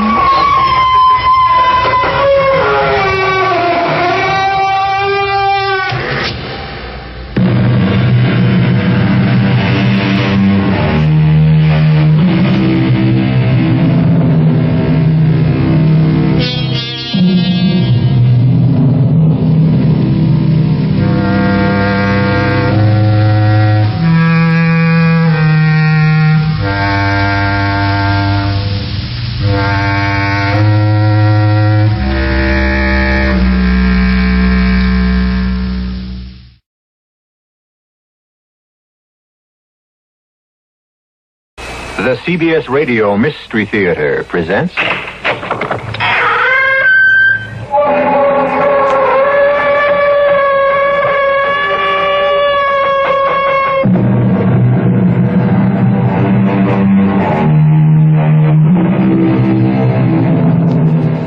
Come in. Welcome. I'm E.G. Marshall. We call a concept fantasy when it fails to fall within the pattern experience has led us to expect. Fantasy, then, is unnatural, supernatural, if you like, because the road it takes is heretofore untraveled. Considered in that light, this adventure of Ralph and Wilma Albertson's is fantasy. Ralph and Wilma have had their fill of the city's turmoil. Some years ahead of the customary retirement age, Ralph is leaving his post at the university as professor of American history to write a book on the development of the New England states. He and his wife are about to depart on a meandering tour of New England in search of a home in which he may work congenially. Ralph, will you come and sit on this suitcase so I can get it closed? Well, if you didn't feel you had to take a lifetime supply of everything... A little harder. Phew. Well, if you'd make up your mind where you want to go, I'd know what to pack. Don't you have any idea where you want to end up? Well, we'll travel the back roads, move and when and where whimsy directs. That's all very well, but where are we going to get to? Some backwater town where they still think the world is flat if I have my way. What you're looking for is a ghost town. Well, if the ghosts are quiet and mind their own business, why not?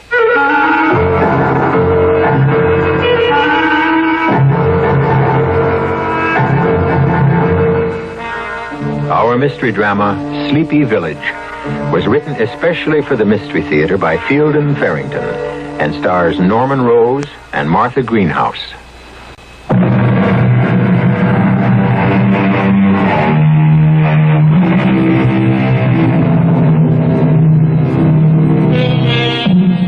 There are few places in the world better designed to encourage wanderlust than the northeastern section of the United States, especially in early autumn. Ralph and Wilma, half forgetting the real object of their quest, find themselves at mid-morning in the mountainous wonderland of Vermont. I can taste the color, Ralph. Yeah. Can you imagine this country before the white man got his gadget-building hands on it? Well, there haven't been any gadget-building hands messing around with this section much. If they hadn't put a little blacktop on this road, I'd still call it a wagon track. Cow path before that, more than likely. Do you expect to find a town on this road? I don't know, but if I do... Hey, we just passed the sign. Stop the car.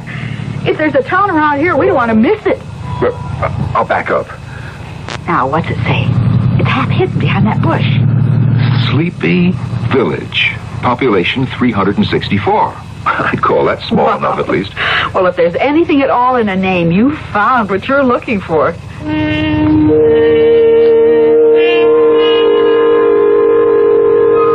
call it a ghost town. It's got people in it. I saw at least 3 men hanging around outside the barber shop.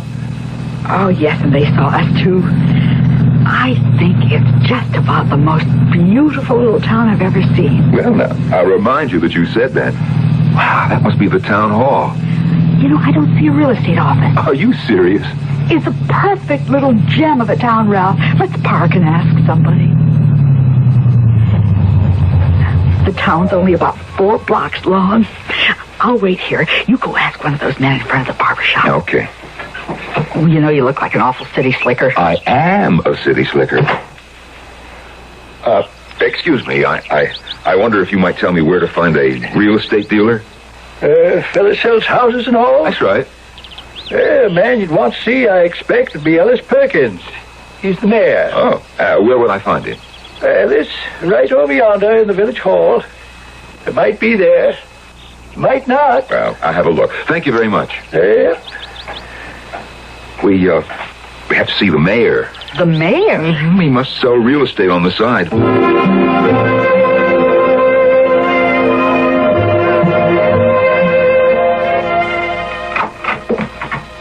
Mr. Perkins? Yes, come right in. Oh, thank you. There wasn't any receptionist outside. No, never felt the need for one, really. People just walk in and out. My name's Ellis Perkins. Oh, I'm Ralph Albertson, Mr. Perkins, and this is Mrs. Albertson. How do you do? I am pleased to meet you. Sit down, please sit down. You wouldn't believe how rare a stranger is. Yeah, well, I'll get right to the point, Mr. Perkins. We've been looking for a place like this, a quiet little place, you know, to settle down in, permanently. Have you now? Well, there is a house available, just one. You quite sure that you want to be this far removed from worldly things? Well, that's exactly what we do want. Yes. Peace and quiet. I find the city lately it's just too much for me. I see. Do you feel the same way about it, Mrs. Alberson? Oh, why, yes. Not as strongly as my husband, perhaps, but now I've seen your town. Yeah, good. Well, it's just about lunchtime. Oh, well, if you have an engagement... No. Nothing of the sort. You can come to my house and have lunch with me, of course. Oh, no, really? We couldn't impose on you. No. We'll get a bite somewhere and meet you later. No, I won't hear of it. You're coming home with me. We'll enjoy a good country lunch. As we call it, dinner, you know. Oh. And then we'll proceed to a discussion of whether or not our sleepy village is the place you're looking for.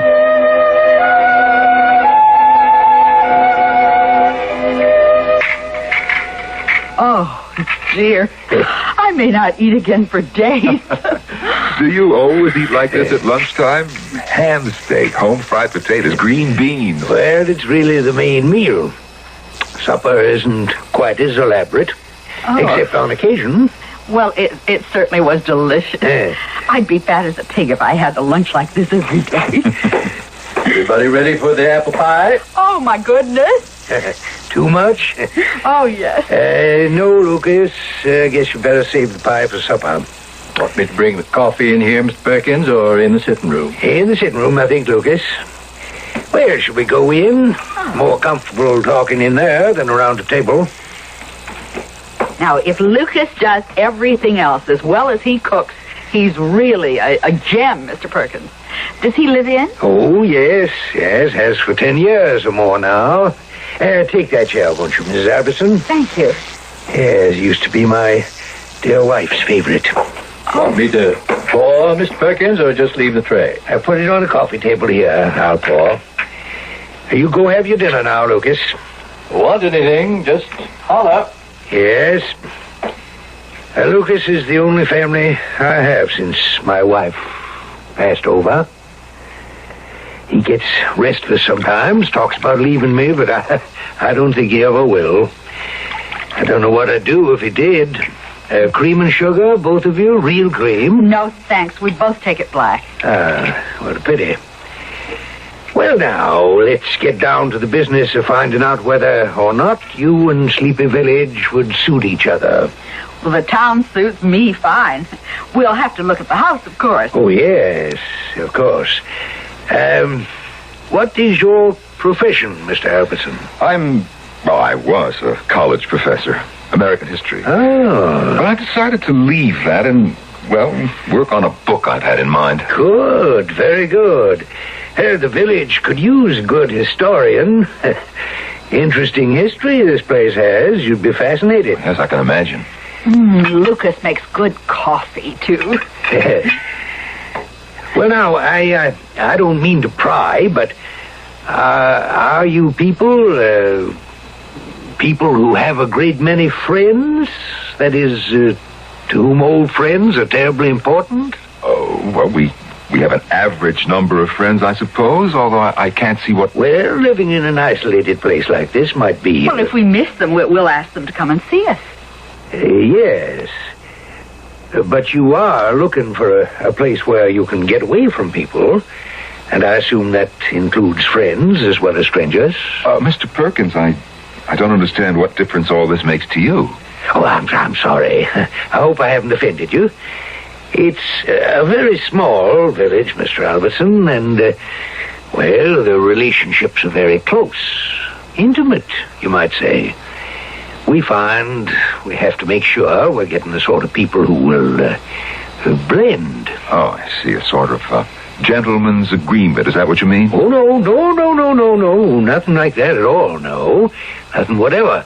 It's just, how can I make you understand? It's just that come-ins and go-ins upset our people terribly. We can't have people moving in and then just packing up and moving out again. It's, that's quite impossible. I think perhaps the best plan would be not to move in the first place. Oh, dear. I've done this very badly. I've given you the wrong impression altogether. Ralph, don't you think... Well, it's such a sweet little place, and maybe the reason we like it so much is that Mr. Perkins does make sure he has the right people before going on with it. Not just anybody would fit in here, you have to admit that. Would it help, Mr. Albertson, if I said I'd be very happy indeed to have you and Mrs. Albertson come and live in our community? There. You see, Ralph? Well, all right, at least we'll look at the house. Splendid. Well, I'll go and make the arrangements right now. Before you have a chance to change your minds. I'd just like to make a phone call, if you'll excuse me. Please help yourself to more coffee. Wilma, didn't you think that was a bit much? Well, except he's right. A little village like this is quite a different proposition from a big city. It wouldn't be a good thing for either the villages or us if we moved in and then all hated each other. I suppose not, but it's very strange all the same. Oh, Lucas, I was just telling Mr. Perkins the coffee's up to your standard. Very good. May I speak to you in confidence? What? Oh, well, yes, of course. Have you decided to stay? Well, nothing's been settled yet. Mr. Perkins is making arrangements now for us to see the house. Oh, but that don't mean, does it, that you're dead set on staying? Oh, no, of course not. The house may not be suitable at all. Although I'll be surprised if it isn't. Well, if it does work out so that you can't stay, I'd like to ask you... Wait just a minute. Can't stay? Well, I mean to say, if it works out so as you don't, I'd be most beholden to you if you'd let me come with you when you go. Oh, well, of course, if you want to ride, we'd be perfectly willing to take you along. But Mr. Perkins was just saying... Oh, he don't want me to go. I know that. But it's not fair, is it, to keep a man against his wishing? I'll talk to you again after you've... I'll talk to you later on. All right. Don't tell Mr. Perkins we spoke. Well, that was pretty spooky, wasn't it? Yeah, I think Lucas has been watching too many late movies. You know, this whole setup seems... I don't know. We'll see the house, at least. Oh, we're going to like it, Ralph. It's going to be just what we're looking for. Well, splendid. Couldn't have worked out better. Oh, I know you're going to love it here. Mr. Perkins, when can we see the house? In due time. What do you mean in due time? Well, what I arranged for just now on the phone was for you to meet the village fathers. It was a lucky thing. They're having a meeting anyway this afternoon on another matter, and... Why should we meet the village fathers? Oh, didn't I mention it? Well, you'll have to appear before the village fathers before you can consider settling in Sleepy Village. You'll have to be approved.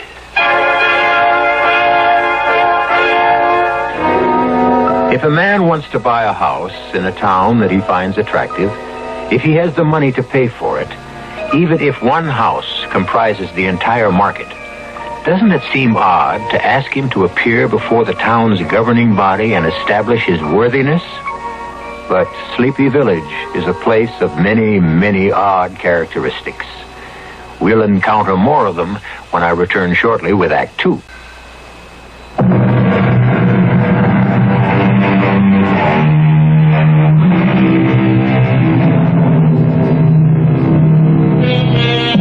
Wishing to escape the overcrowding, the noise, the pollution, the tension of the big city is quite common these days.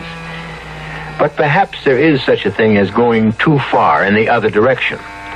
Ralph Albertson is beginning to think that's just what he and his wife have done. They found a place aptly named Sleepy Village, but the mayor, Ellis Perkins, has told them that they must appear before the village fathers and be found acceptable before they may consider settling down.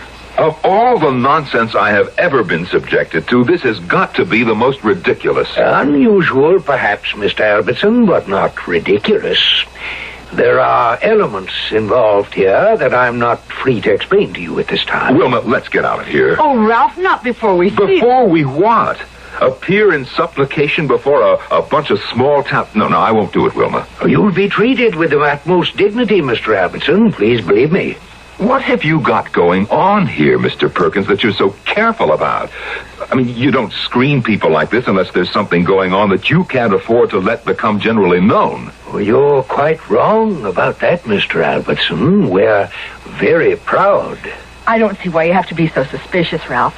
They just want to make sure we're compatible. Exactly. She said it exactly, Mr. Albertson. And we have nothing to lose. Wilma, are you really so taken with this place? I guess I really am. All right. All right, for that reason and no other, I'll talk to your village fathers. But don't either of you expect me to get down on my knees.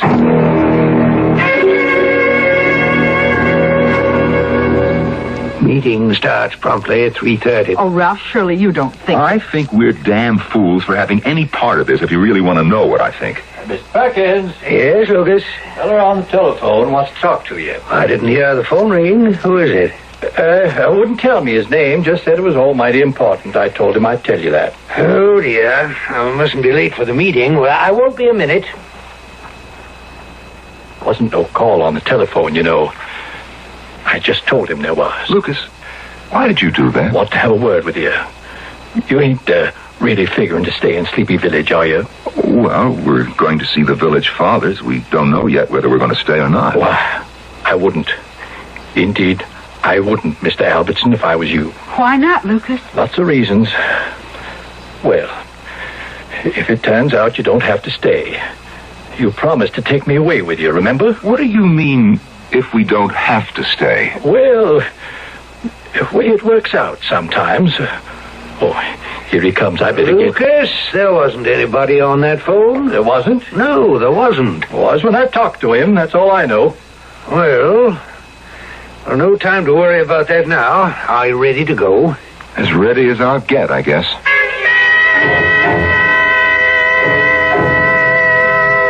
Mr. Albertson is an historian of considerable repute. Now, as you all know, the village records have been gathering dust in the archives for too long. Sleepy Village has a proud past. I have no doubt whatever that Mr. Albertson could be prevailed upon to go through those records and put them in order and set them down in readable form for all to enjoy. I feel no hesitation whatever in recommending them wholeheartedly as future citizens of Sleepy Village. I never heard of such a thing. I just never in my whole life heard of such a crazy thing. Well, it did seem... Well, I thought it was sort of funny. Funny? Ralph, why don't you just sit down and relax, okay? Oh, I'm sorry, Wilma. No reason why I should take it out on you. Well, it is sort of out of proportion. I admit that. But then there can't be many places like this left in the whole world, do you think? The way things are today. And to keep it this way, I guess they'd have to protect themselves. Otherwise, it would be just like any other small town. Well, I don't like to be interrogated. Congratulations! Oh, I am so pleased. They've accepted you. Unanimously, not one single objection. Well, I can't remember the last time that happened. Okay, so can we go and see the house now and get that over with? What? Oh, the house. Well, now, don't worry about that. I think this calls for a celebration first, don't you? No, I honestly don't, if you want my opinion. Now, what we better do is take a look at the house and then do something about finding a place to spend the night. Now. I'm not going to listen to any arguments about it. You're just going to have to leave everything to me. Well, you have to say one thing for this town. It's not short on hospitality.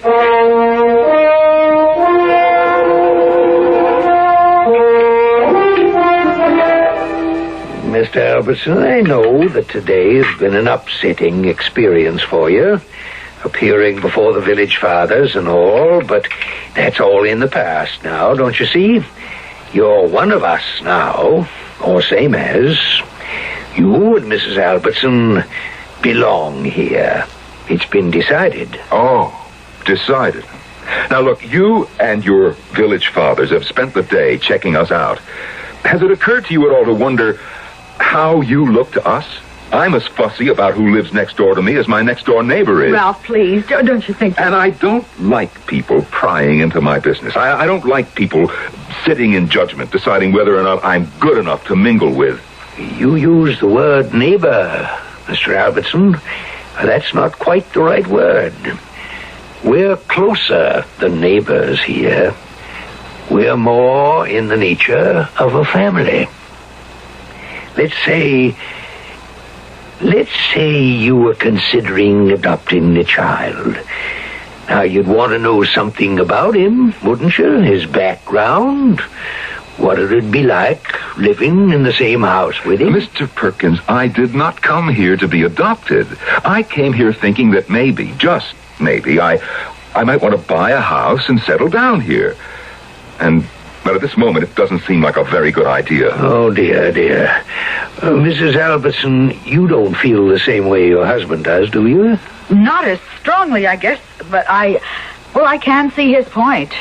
Well, it'll work itself out. Would you two care for another sip of brandy before bedtime? No, thank you. If we're going to find a motel with a vacancy, I think we better start looking right now. Oh, no. That won't be necessary. Nearest motel that I know of, it's just the other side of Mulberry anyway, and that's close onto a 50-mile drive. All the more reason for starting now.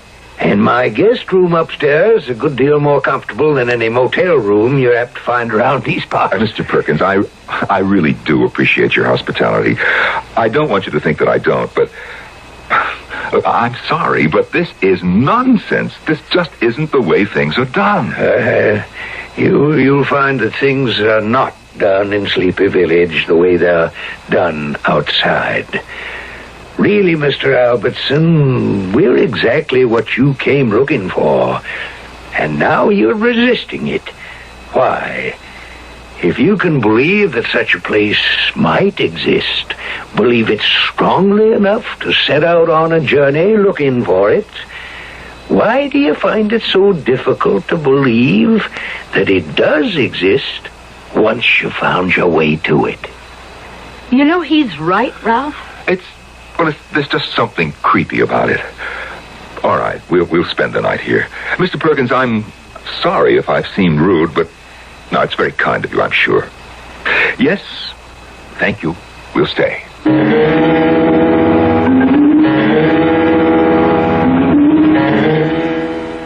Lucas? Oh, Lucas? Yes, Mr. Perkins. I was just about to go on upstairs to bed. Come in here for a minute, please, will you? I want to talk to you. Oh, sit down, will you? You don't have to act like a servant. Well, as long as I am one, reckon I might as well act like one. Lucas, you're not planning to do anything foolish, are you? I don't know what you mean, Mr. Perkins. You remember the Collinses? The night they spent here before they moved into the old Bradley place? Oh. And I wouldn't want a repetition of that. The Albertsons have seen the village fathers and been accepted. It's all settled. You'd be very unwise to interfere. Well, no, I wouldn't do that, Mr. Perkins. That there with the Collinses, that was a long time ago. Before I'd got rightly settled in, you might say. You don't have to worry. Good. Because it wouldn't work anyway. I give you my word. It wouldn't work at all.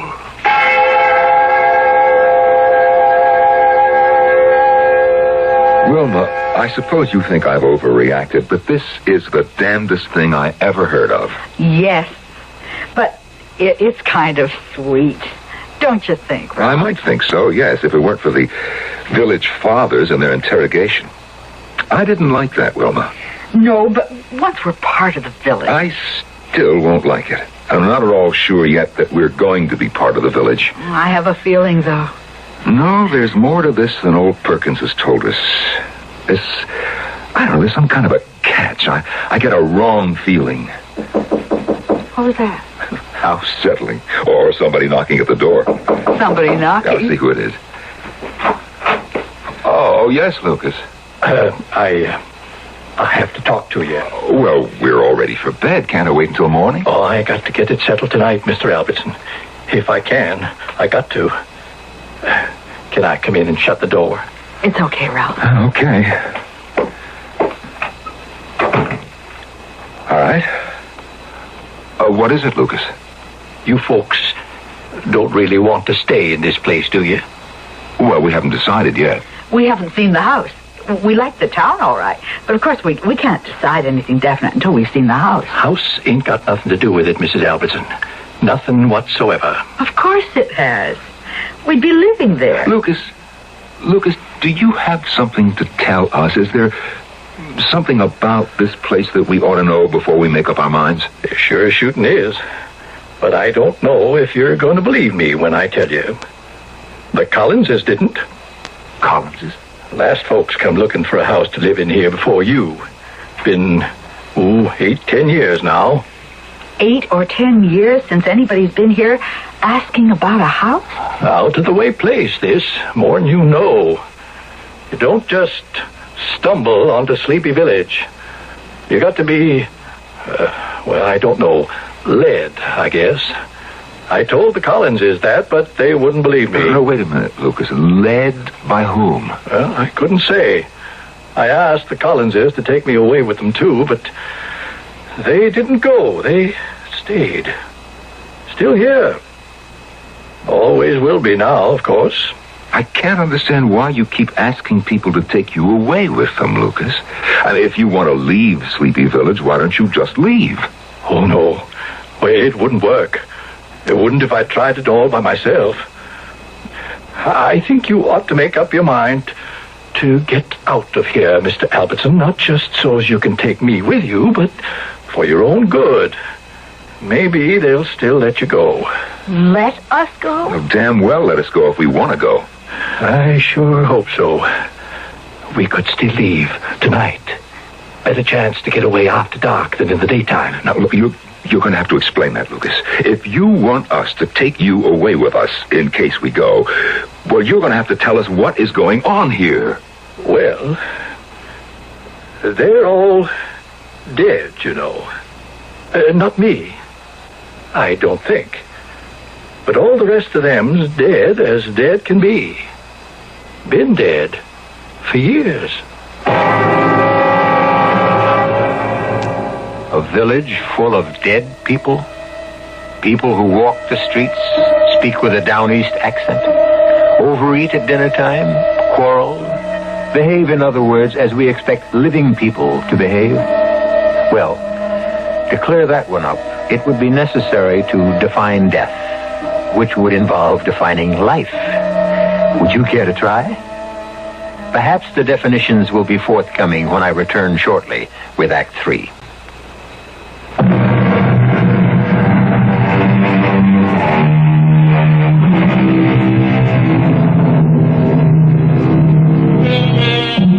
One of man's major preoccupations, ever since he became man, has been with life after death, and the form it will take. That it will take some form, he must believe, for the mortal span is too brief to be acceptable as the entire package. He delves, seeks, and pries, and sometimes, at strange moments snatched from the commonplace, he seems to get a glimpse.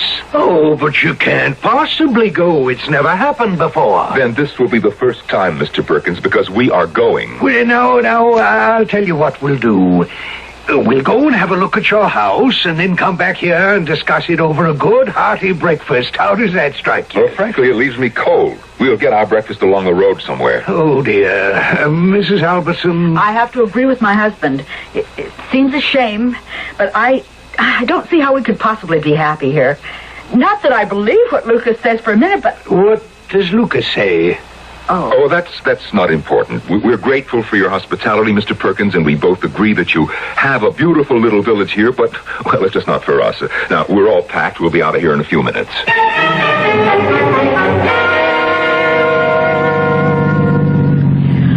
Oh, it's going to be hard to find another place we like as much. You'll never find one as spooky, if that's what you mean. Ralph? Yes? Do you believe what Lucas says? Well, that everybody in town is dead? What's that up ahead? I can't tell. It looks like a tree across the road, or a telephone pole, maybe. There's a man there. See? Off to the right. Oh, good. The two of us ought to be able to clear that thing off the road without too much trouble.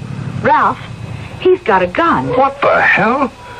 Can't get through this way, mister. Sure we can. The two of us can move that log. Ain't nobody moving the log or driving through. Better just turn back. Only thing you can do. Let's turn around, Ralph. The way he's holding that gun... Hey, what is this, a roadblock? Are you trying to force us to turn back? Got this shotgun here, Mr. Albertson. Sure hope I don't have to use it.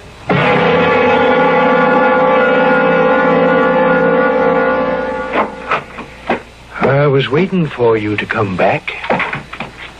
Well, now do sit down. I know you're angry. Angry? You don't know the half of it. Oh, dear, dear, dear. Well, I intend to explain everything. You mentioned earlier that Lucas told you something, Mrs. Albertson. Do you mind telling me what it was? What did he say? He said you're all dead. He said everybody in the village is dead, except him. Yes. Well, he is too, of course. What are you talking about? Oh, it's quite true. We're all changed over. We're all dead, if you want to use that word, although, as you can see, it isn't accurate. We've finished with the life you're experiencing now and gone on to the next. Oh, cut it out, Perkins. Ralph, you wanted him to explain? Thank you, Mrs. Albertson. It isn't an easy thing to give credence to in the beginning, I know. Continued existence after what you think of as death is as natural as your having been born in the first place. People are not simply extinguished when they finish the first phase. Oh, I'm sorry, Mr. Perkins, but I just don't buy it. Why would you want us to settle in your village? We're not dead. Two living persons in a village full of dead people. Why? A sleepy village is not the place you drive to. It's a place you think yourself into when you're sufficiently repelled by the society, the circumstances, which is to say the life in which you find yourself trapped. Then you find your way to Sleepy Village. And once you've done that, you become candidates for residence. Then what you mean is Candidates for death. Is that what you're trying to tell us? Well, now, it isn't death as you think of it, Mr. Albertson. You'll have to change over, yes, but you'll hardly notice it. Dead is dead as I see it, no matter what comes after. The very fact that you found us, found your way to our village, implies a natural readiness for the change. It's, well, don't you understand that it's more than half done already? You're here. That says all that needs to be said. Mr. Perkins, I think I'd like to be alone with my wife for a while, if you don't mind. Will you come with me, Wilma? A remarkable thing is about to happen to us, and we need to make ourselves ready.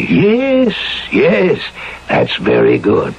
Well, I'm not ready. I won't be ready.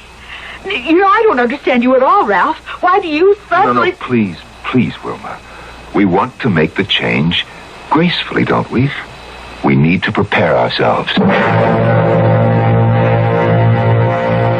Wilma, do you think for a minute that I'm going to... you said... No way. I just realized that they have to be humored, that's all. Now, look, we've somehow found our way into a village full of nuts. That's what's happened. Now, look, we've got to play it their way if we hope to get out of here in one piece. Because that idiot downstairs means what he says. Lucas. Where's Lucas? He must know how to get away. I don't know. I think he expected to ride out of town with us in the car. All the same, I think we ought to see if we can find him. Well, let's give him a little time. I have a feeling he'll come to us.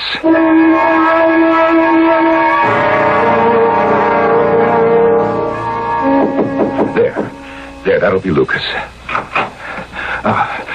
Lucas, come in. Where is Perkins? Went out a while back. I waited a few minutes before I come up just to make sure he wasn't still snooping around. I expect he's making the arrangements about you folks right this minute. Arrangements? Well, you know, they won't want to waste any more time than they have to. Well, you folks been cutting up. Lucas, can you get us out of here? I think I can sneak us out all right. Ain't gonna be easy, though. Lucas, if you knew the roads would be blocked, then you weren't expecting just to ride out of town with us in the car, were you? Might have yesterday. Hid in the trunk or somewheres. Well, if it's just a matter of walking out, not going by car, why haven't you done it long ago? Why wait for somebody to take you? Well, it's a funny thing. I've gone as far as the village line 100 times or more. But I just don't seem to be able to push my way across it somehow, standing there all by myself. I can't say why. Well, what makes you think it would be any easier if we were with you? I always figured if I had somebody there with me, holding my hand, as you might say, I could make a... Never do it without, I know that. All right. Can we leave now? Have to leave your car behind and your suitcases and them things. Well, we'll come back for them.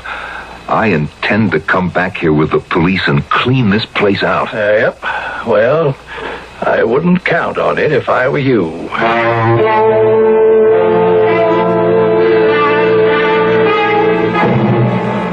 Now, just walk along natural, talking and going on like I was showing you around. Here's how we'll do it. We'll go over and cross the line right in back of the church. Village ends right there, back of the church. Yeah, won't they be patrolling there? I wouldn't think so, no. The village folk don't go in back of the church. Never. Why not? Something back there scares them off, seems like. Lucas, you say everybody in the village is dead. Everybody but you. Yep. How does it happen you're not? Wondered about that a good deal myself. Come to the conclusion it just slipped their minds. I wasn't important enough for folks to take much notice of when I showed up. How did you happen to come here in the first place? I can't hardly recall anymore. I was hitching at the time. Hitchhiking? Yep. Mr. Perkins put me right to work as soon as the village father said it was all right. His wife had just made the second change, and he needed somebody. The second change? Oh, well, they die. Well, they don't live forever here in the village. Second changeover, they call it, and I reckon that's what it is. Oh, they're dead, all right. Everybody but us. That's the line. Right there at the foot of that old oak tree. Other side of the oaks, out of the village. Well, why do we have to hide here? Can't we just walk across the line and be out of the village? Not and be sure somebody won't take a pot at us. We can't. Ain't nobody ever got out of this village, to my knowledge, once they've been accepted by the village fathers. I ain't sure I can make it. What? What do you mean? Well, if I get to holding back, now you just take my hands and pull. You hear me? No matter what I say, you drag me on across that line, past that old oak. But if you ask us not... Don't pay me no mind. Drag me over by the heels if you have to. Well, time to go, I reckon. Here, take me by the hands, both of you. Well, you're shaking like a leaf. Ain't never been so scared in my whole life. You two just walk on up to that tree and across. Come on. Come on, don't hang I'll back. just stay on here. See that you two get across all right, but I'll just stay on here. Oh, come on, let's go. Changed my mind, Mr. Albertson. Reckon I'll just stay on here. No. Now, we're taking you with us whether you like it or not. That's what you asked us to do, and that's what we're doing. Well, that was a while back, Mr. Albertson. Fella can change his mind. I'm sorry, let's go. Let me go. You let go of me, you hear? I'll yell for Eddie Grafton if you don't. What I said before don't make no difference. You let go of me. You come on, will you? Ralph, I ain't going. Ernie, down here, back in the church. Shut up, you damn fool. Up, Wilma. Push him. Push him. Get behind him. Ralph, Push him.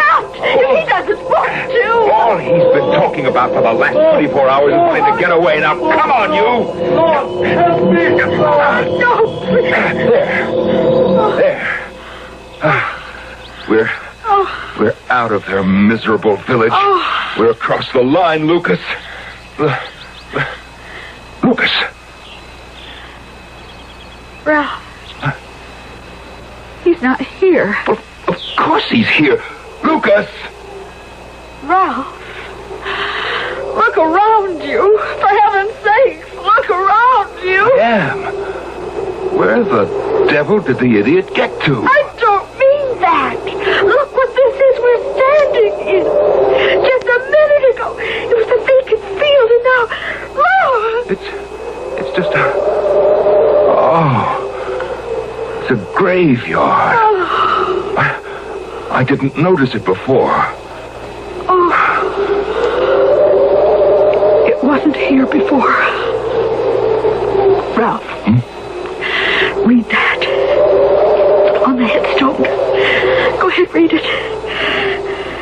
Ellis. It's almost worn away. Ellis Perkins. 1834 to 1904. But... And this one, over here. Lucas Madison. 1897 to 1963.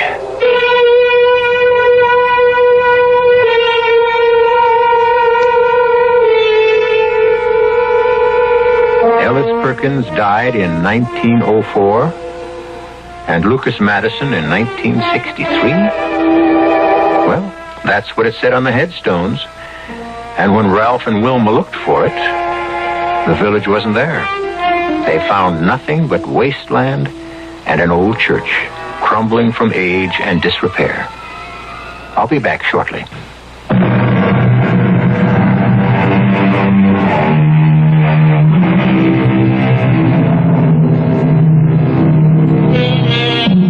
Wilma and Ralph Albertson found a fine old colonial house eventually in a lovely little town in Connecticut. And Wilma says dreamily sometimes as they sit down to lunch, I wonder what Ellis Perkins is having for dinner today and who's fixing it for him. Well, sleepy villages may come and go, but Mystery Theater will be back with another account of the improbable, but not the impossible. Our cast included Norman Rose, Martha Greenhouse, Kurt Benson, and Ken Harvey. The entire production was under the direction of Hyman Brown. This is E.G. Marshall inviting you to return to our Mystery Theater for another adventure in the macabre.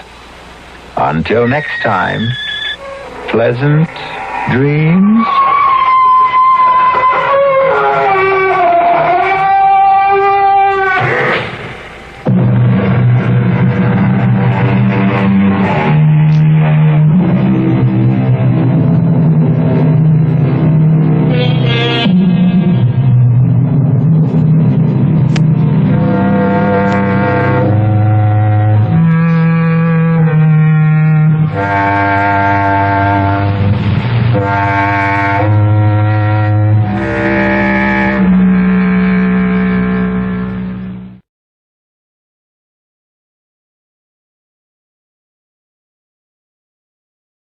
CBS Radio Mystery Theater presents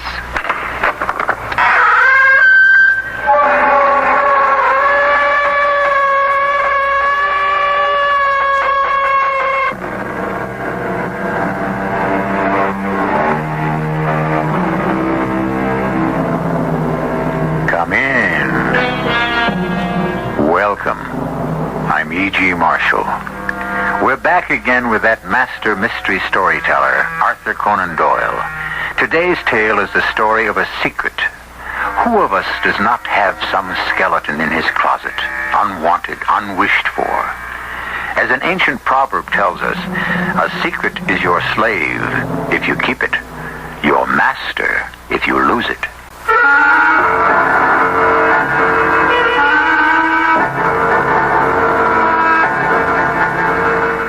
Mystery drama, The Black Door, is adapted from a story by A. Conan Doyle, especially for the Mystery Theater by G. Frederick Lewis, and stars Kevin McCarthy.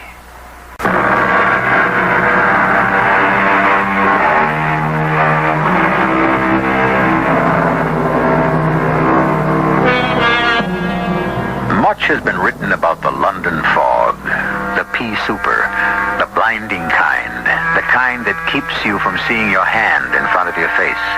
It was on such a dim and shadowy night, Conan Doyle tells us, that attorney John Albemarle witnessed the accident that changed his life. Look out! You on that bicycle! Look out! A young man on a bicycle suddenly cut in front of a horse-drawn carriage and was knocked down. But before you could say Jack Robinson, the driver had lashed at his horse, and the four-wheeler disappeared into the fog. My leg. My leg. Any harm done, young man? It's my ankle. It's only a twist, I think, but it's quite painful. Just give me a hand, will you? Of course. Up we go. Hope it's not broken. I can't put any weight on it. Where do you live? Right here, this big house behind the wall. I was pedaling across to the gate when that confounded carriage ran into me. I'll sue that driver if I ever catch him. Well, I don't think you'll have much of a case. It was your fault. You steered your bicycle directly in front of him. Oh, what do you mean, my fault? Are you a lawyer or something? As a matter of fact, I am. But let's save the introductions until I get you into your house. I put the broken bicycle inside the gate and supported the young man down the driveway of his house and up the steps to the front door. Not a light was shining inside. The place was as black and silent as if no one had ever lived in it. I say, do you always keep it so dark in your hallway? The first door on the right, if you'll just see me in there. The door's open, I never close it. Hmm? Oh, there's a lamp on the table, if you'd be so kind as to light it. Tell me, is there no one else in this house? I'm perfectly all right, not to worry. You may leave me now. I do thank you for your assistance. I don't like the looks of that ankle. It's swelling up. Will you please go? Will you go now? I don't... With that, the young young man fainted dead away, his face a ghastly white.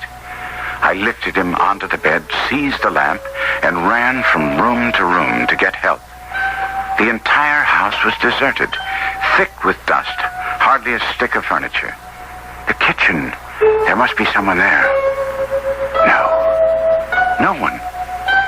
Through the house I went, every room quite empty. At the top of the stairs, I was stopped by a large black door with a great red wax seal across it. I ran back down. Why on earth did you take the lamp away? I can't bear sitting in the dark. I'm glad you've recovered. I went looking for someone. You might look for some time. I'm alone in the house. Alone?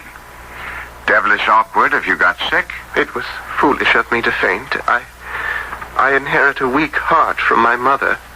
Any pain or emotion has that effect on me. It'll probably kill me someday, as it did my mother. Did you say you were a doctor? Lawyer. John Albemarle. Pleased to know you. I'm Michael Torrance. Funny I should meet a lawyer in such a strange fashion. Mr. Cartwright was saying that we should be needing one pretty soon. Certainly. Anything I can do. John Albemarle. Imagine having a solicitor pick me up from the street.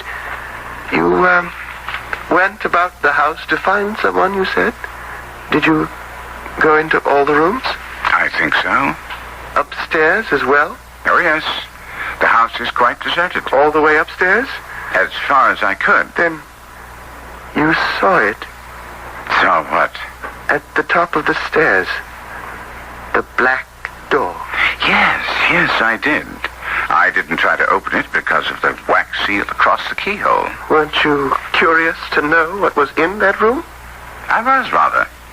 The seal, the door, yes, it did strike me as being a bit unusual. Tell me, Mr. Albemarle, do you think you could go on alone, living in this house year after year, longing all the time to know what is on the other side of a certain door, and yet not daring to look? Mr. Torrance, do you mean to say that you don't know yourself what's behind that black door? No more than you do. But then why don't you open it? I am forbidden to. I see. Well, I say, if you don't mind, I think I should be on my way. Are you in a hurry? No, not particularly. Just on my way home, but I live down the embankment a ways, and it does take time going through the fog. I should be very glad if you would stay with me for a bit. The fact is, Mr. Albemarle, I live a very retired and secluded life here. Can you stay just a little? Well, I'm presuming upon our short acquaintance, I know, but, how can I say it? I'm beginning to realize something is happening to me, and running deliberately into that carriage tonight, I saw it coming. What was I trying to do? I don't follow you. What I'm saying, Mr. Albemarle, is that I have been keeping so much bottled up inside of me that if I don't tell someone soon, I'm afraid that I'm slowly but surely going mad. I looked about me at the one room in this vast house that was furnished. A grandfather clock, a sofa bed, a table covered with papers, a decanter and glasses, a hot plate and a chair. There was something grotesque about it all. I knew that I couldn't leave Michael Torrance in the state he was in. Would you please stay? Certainly. I should be very happy to. Oh, splendid. You will find spirits and a siphon on the table. Forgive me if I don't act the host, but my foot is still a bit sore. Those are cigars in the tray. Help yourself. And would you bring me one? Thank you. So, you are a solicitor, Mr. Albemarle? Yes. How fortunate you are, sir. You are a lawyer, and I am nothing. I am that most helpless of living creatures, the son of a millionaire. I was brought up with the expectation of great wealth, and here I am, a poor man without any profession at all. And on top of that, all I'm left with is a great mansion which I cannot afford to keep and cannot sell or rent. Why not? I am forbidden to by instructions left me by my father. Strange. Oh, you must know that my father was H.C. Torrance, the banker. Torrance, of course. I knew that name rang a bell. So you, know about the scandal? Well, I recall something written in the papers at that time. Some financial dealings of his that went sour, And he left the country. My poor father. He left England to avoid all his friends whose savings he had invested in an unsuccessful speculation. You see, Father was a very nervous and sensitive man. Perhaps I've inherited that from him. But if I remember, he was never accused of having done anything criminal. Oh, no. Purely a matter of sentiment. He couldn't even face his own family, and he died among strangers without ever letting us know where he was. He died, huh? My mother and I, we couldn't prove his death, but we knew he must be dead. How? Well, because after several years, his speculations came right back again. His friends, all of them, made quite a packet. So there was no reason why Father should not come back to England and look them all in the face. Oh, he would have returned if he were alive, I'm sure of it. When did you last hear from him? Let me see. It's all so muddled in my head. I know the first 2 years after he left, my mother received a letter each year. And your father didn't say where he was living? No, he never gave a return address. So there were only 2 letters? 3, all told. That's where the mystery of the sealed-up black door all began. You know, I would like very much to have you look at those letters. Mr. Albemarle, you are the only person in the world besides Mr. Cartwright who even knows about them. No. Look, may I call you Michael? Please do. Michael, the hour is quite late, and I suggest it best you prepare yourself for bed and try for a good night's sleep, huh? I really should be on my way. I understand. I've asked too much of you already. I want you to know, though, Mr. Albemarle, you've already restored some of my sanity. You have no idea how terrible a day today's been for me. May I ask why? Well, I've just come back from the cemetery, having buried my dear mother. The prospect of continuing alone is almost more than I can bear. Michael, why don't I stop by tomorrow? I'd like to look in on you and see how you're getting on. Would you, please? Lord, what a horrendous day this has been. I hope I shan't experience another like it as long as I live. No wonder Michael Torrance had appeared strange to me that evening. A young man who obviously needed friendship, needed love, and suddenly found himself alone in the world, orphaned. But the following afternoon, I was sitting in my office when a tall, ascetic-looking gentleman walked in with the aid of a cane. Would I please see him? It was most urgent. Mr. Albemarle, I hope you will forgive this intrusion. May I introduce myself? My name is Cartwright. I'm a friend of Michael Torrance. Oh, yes. He told me. You are the executor of the Torrance estate, I believe. In a way, yes. May I speak quite frankly? I prefer it. Master Michael came to see me early this morning. I was not yet up. Mr. Albemarle, in my opinion, by befriending that young man, you may have stumbled into a hornet's nest. I don't follow you. I would advise you, as an old and trusted friend of Michael's father, that you forget the entire episode. Put it out of your mind. Disregard what I saw with my own eyes? Master Michael has a tendency to dramatize events. I'm very appreciative of what you did for him last night, and so is he. I understand he ran into a carriage and you assisted him into his house. What I fail to understand, Mr. Cartwright, is why you feel it best that I forget the young man's existence. As for that black door... You saw it? Of course. Michael and I discussed it. Well, I'm sorry to hear that. In fact, I had intended visiting Michael today. I left him quite overwrought, which is, of course, quite understandable in a person who had buried his mother that very day. He said that? No, why not? He has no reason to hide it. Master Michael told you He had buried his mother yesterday? You appear incredulous. Isn't his mother dead? Oh, yes. Mrs. Torrance is dead, but she died and was buried 2 years ago.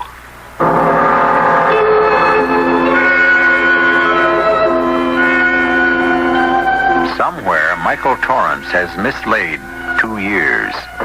It has been said that great emotional stress expands and contracts time. Many tragedies suffered in one's past are often as fresh as though they happened yesterday.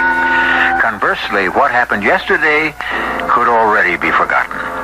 And as for the mysterious black door, now a third person shares the secret.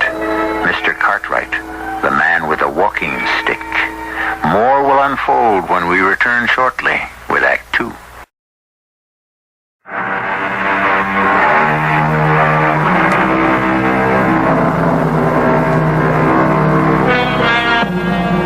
John Albemarle, an English barrister, has taken on many legal cases in his day, but none as puzzling as the one he happened on by accident.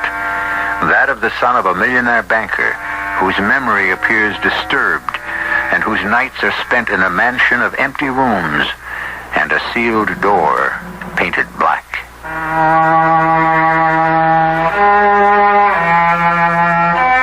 I made no promises to Mr. Cartwright not to see young Torrance again.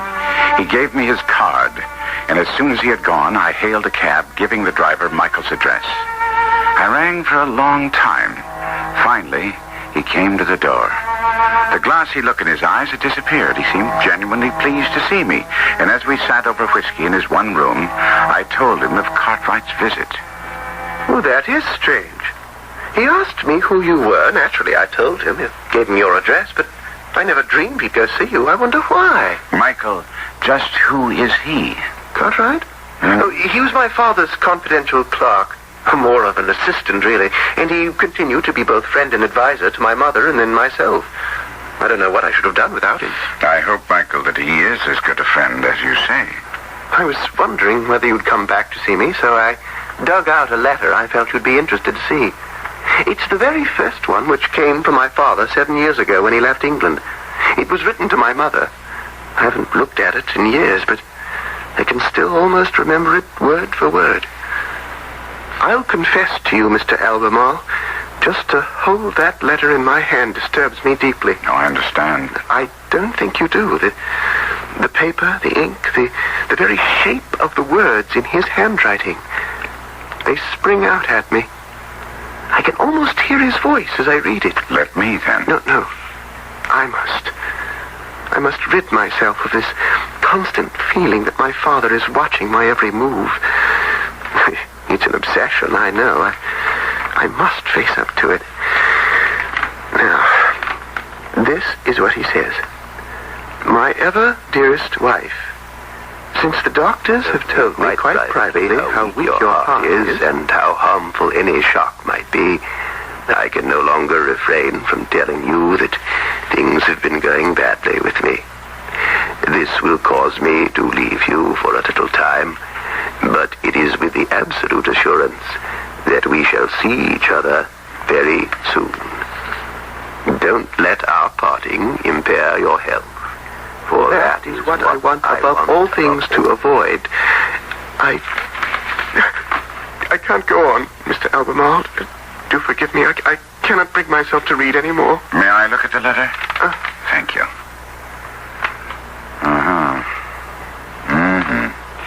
Yes, he details how the black door is to be kept sealed until you are 21. How old were you then? 14. Sir, read how he ends the letter. It will help you understand what a kind and considerate man he was. And now, goodbye, my own best of wives. During our short separation, you should consult Mr. Cartwright on any matters which should arise. He has my complete confidence, ever and always. Your loving husband, Hugh, June 4, 1881. You know, my father was a man noted for his almost fanatical love of the truth. He was always accurate to the penny. When he said in that letter 7 years ago that he hoped to see my mother very soon. You may rely on it that he meant it. Michael, it seems to me that you are living in the shadow of something quite mysterious. And you should either open the black door or find yourself accommodations elsewhere. It's not good for you to remain here. I couldn't dream of disobeying my father. Did you read his instructions carefully about the door? Let me have it there. Here's the place. Listen to this. I have a request to make, and I implore you to do exactly as I tell you. There are some things I do not wish to be seen by anyone in the room at the top of the stairs. The one with the black door that I used as my private study. I assure you, it is nothing to be ashamed of. But I do not wish you or Michael to enter that room. The door is locked, and I implore you, when you receive this, to place a seal over the lock and leave it so. Do not sell or rent the house or leave it unattended lest my secret be discovered. When Michael is 21 years old, he may enter the room. Not before. What reason could he possibly have had? Well, neither Mother or I had any idea. But we followed his instructions to the letter, placed a seal upon the black door, and it's been there ever since. Mother lived for 5 years after Father's disappearance, although all the doctors had said she couldn't possibly live that long. Her heart, it was very weak. Had been since childhood. So your mother lived for 5 years after Mr. Torrance left England? Yes. Why? And that was 7 years ago? Yes. Why do you ask? Michael, I do insist, as a new friend, that it is harmful for you to stay on in this house with its secret at the top of the stairs. You say your mother died 5 years after your father left, which was 7 years ago. Which would mean she died 2 years ago. Exactly. Why? Have I said something different? Yesterday, when I brought you in after the accident, you said it had been a terrible day. That you had just come from the cemetery that afternoon, had buried your mother. I said that? Oh, no. I'm doing it again. Oh, no.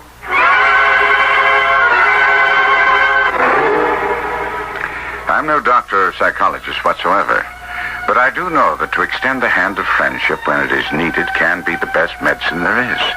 I reassured Michael that anyone could have lapses of memory and that the emotional strain he was under could even alter the fact of time in his mind. I took him to my club for dinner, and we strolled back to his house along the Chelsea embankment. No, that house has no happy memories for me. After Father left, Mother and I were gradually compelled to sell the furniture, dismiss the servants, and, well, as you saw, I'm living alone in one single room. But there is a bright side. What's that? Well, if I can only hang on, in a little over 2 months, I shall be 21. I keep telling myself, the first thing I shall do is unseal and open the black door, and the second, get rid of the house. You know, something about all this plagues me. Why did your father remain out of the country once the investments he advised others to make were covered? Well, he must be dead. Why? Having done nothing actually wrong, and leaving England because he couldn't bear to face his friends, why didn't he take your mother with him? Well, I don't know. Why no return address on his letters to her? Why conceal it? I don't know. Why allow your mother to die and be buried and still not return to England? Sir, I just don't know. I'm going to tell you, as a man who has known many an innocent person, and many who are guilty, it's clear to me your father had important reasons, vital ones, for staying away. That, although nothing criminal could have been proven against him, he must have been afraid something might be, and he refused to put himself within the power of the law. Stop that. Will you stop saying that? I told you he must have died. Is there any other way the facts can be explained? I don't care about explanations. I remember him as an ideal man. His only fault was that he was too sensitive, too unselfish. That anyone should lose a penny through him was unthinkable. My father was a man of honor. Forgive me, my boy, if I appear callous. We lawyers have a way of assessing the facts as we find them. Mike, look out! Look out! I managed to pull Michael back from the road in time, just in time, as the cab carriage came charging down on him. It disappeared into the night, and we both stood there, gathering our wits and our breaths. A close call. That's twice on 2 different nights you were almost run down. Did you see who the driver was? No, I can't say that I did. Was there someone in the carriage? I had just a glimpse of a man waving a walking stick out the window. Now, let's get into your house. It may be gloomy, but it's safer. What's that you see there? It's a walking stick. Must have dropped from the carriage. Take a look at this, Mr. Albemarle. Have you ever seen it before? Yes, I have, somewhere. Or one very much like it. So have I. Do you know whose it is? Not really. Mr. Cartwright's. It's identical to the one he carries.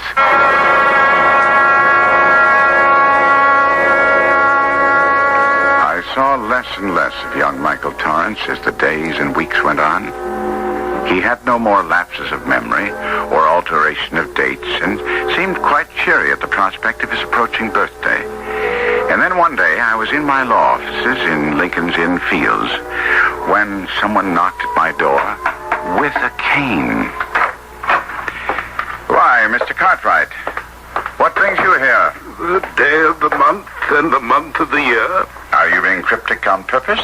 Come in. Don't stand in the doorway. Thank you, Mr. Albemarle. Sit down. May I take your cane? No, thank you. I need it to get round. Oh. Then you are never without it. Oh, I have several walking sticks. I shouldn't be able to go up or down stairs or in and out of a carriage without one, but setting that aside, my charge, Master Michael Torrance, has told me he would like you to be present today. Present where? At his house this evening. Why this evening? Oh, is he 21 today? At midnight. The door? The black door, has he opened it? Not yet, but he will. Tonight. And Michael would like me there when it's opened? Yes, it is his wish also. Actually, it was I who persuaded him to ask you. I have certain reasons to believe it would be well to have a reliable witness when the seal is broken. And since you are a lawyer and already acquainted with the facts of the situation, may we count on you? Most certainly.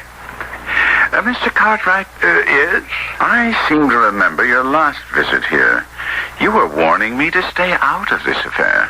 Well, I was afraid you might be one of those who tried to take advantage of Master Michael. Others have tried. I had similar suspicions about you, Mr. Cartwright. I know. The walking stick he found in the street. Master Michael told me it was not mine.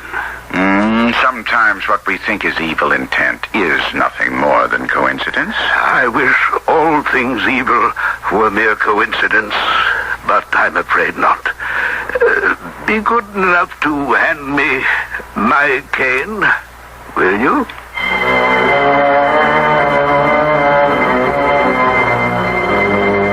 As with all stories by the great Conan Doyle, there is always an underlying meaning.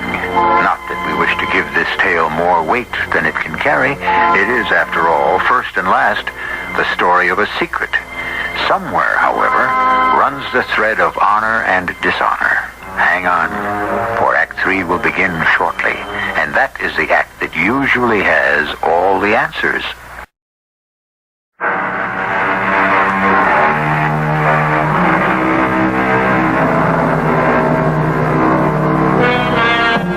Let us set the scene. Lawyer John Albemarle arrives at the Torrance mansion a little after 9. Michael, about to turn 21, is quiet and afraid. Mr. Cartwright, at first talkative, affable, becomes paler as the hour grows later. 10 o'clock, 11, and then it is a quarter hour before midnight. It's as if all my life I've been waiting for this moment.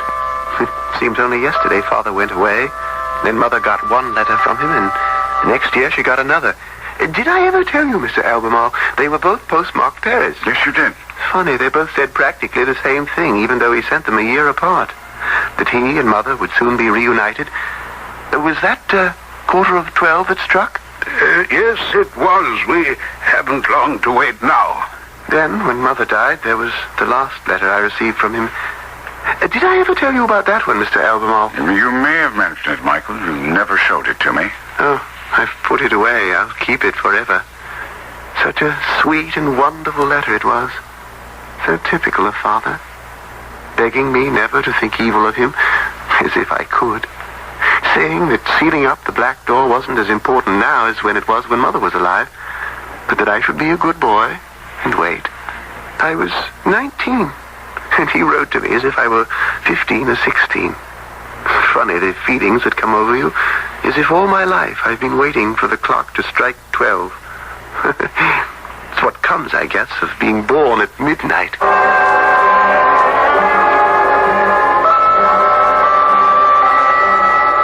The clock began to strike 12, and there we were, on the threshold of unlocking the door and the mystery. Cartwright led the way up the stairs, an oil lamp in one hand, his cane in the other. I followed him, and behind me came Michael. We reached the last landing. There was the black door with its seal directly in front of us. I felt Michael's hand on my arm. I don't feel well. Michael, it's all right. I can't go in there. Well, I'd best knock off the seal first. I'll use my walking stick. I can't. Suppose Cartwright goes in first. He has the lamp. I'll follow him, and then you, Michael. What say? I thought I had the key. None of these seem to fit. Well, then we can't open it. Michael, there's nothing to be afraid of in there. Isn't that a joke? After 7 years, we can't open the door after all. What do you think we should do, Mr. Albemarle? Wait? It won't be different in the morning. It doesn't matter whether we tackle this tonight or tomorrow. There's only one thing to do. Break the door down. I've got heavy shoes. Let me! You did it. Are you all right, Mr. Albemarle? Yes, I'm surprised I could put my foot through the door panel so easily. Master Michael, I hope you're able to prepare yourself in the event that what you see in this room may be a very great shock to you. What do you mean? Brace yourself, Master Michael. Will you go first? I think it should be yourself. Here is the oil lamp. If you reach through the broken panel, perhaps you can open the door. Give me the lamp. Good boy, Michael. There's a key in the door on the inside. That's why you couldn't get it open. I think I can unlock it. Go ahead, Michael.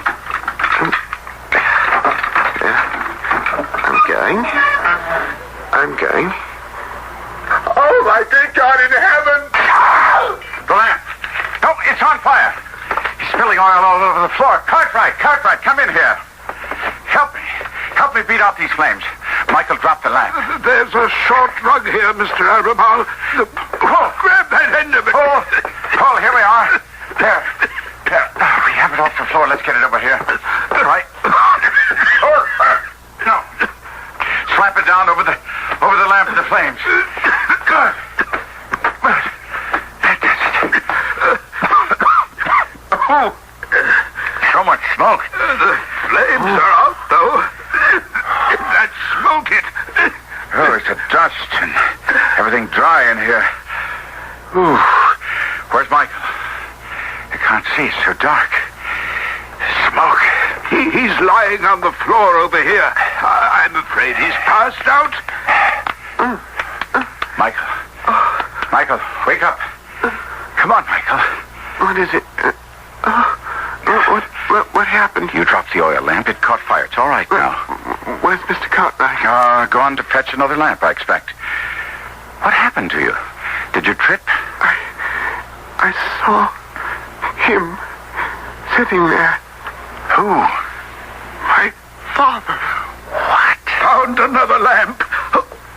Oh, Lord in heaven. My poor master. My poor poor master. A single table and a chair were in front of us, and sitting on it, his back turned, was a man in the act of writing. His outline was as natural as life, but as the light fell on him, I could see the back of his neck was black and wrinkled, and no thicker than my wrist. Thick gray dust lay everywhere. On the man's shoulders, his hair, his shriveled, lemon-colored hands. His head had fallen forward on his chest. The pen still rested on a discolored sheet of paper. My master. Oh, my poor master.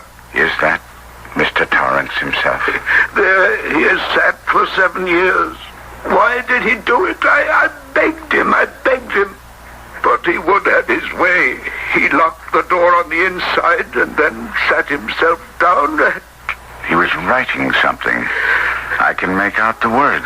Reach over and take it, Mr. Albemarle. I would do it, but I must leave the room. I cannot bear to be in here a moment longer. Michael, stand up, my boy. We'll go downstairs. I think that we've seen enough of this. Death hangs over everything.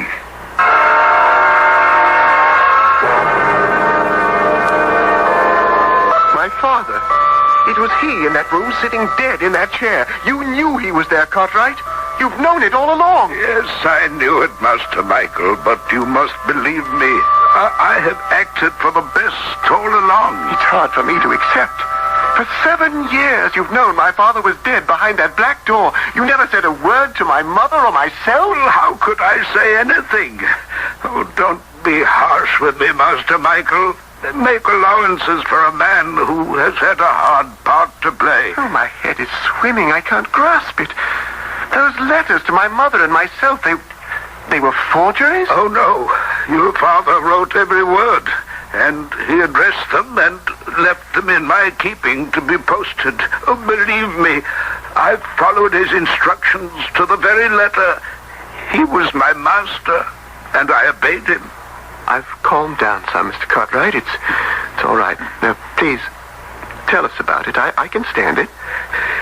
It was in this very room, Master Michael. You remember this used to be the morning room. 7 years ago it was, and he called me in here. Your father did. Cartwright, I'm sure you're aware this is a period of great trouble for me. There's no help for it. A great many people, even some who had few savings, are losing everything because of me.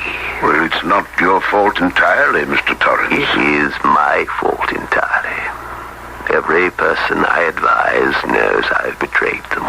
Oh, no, sir. Cartwright, you see before you a man who deserves no place among the living. But you're too hard upon yourself. Dishonor and betrayal.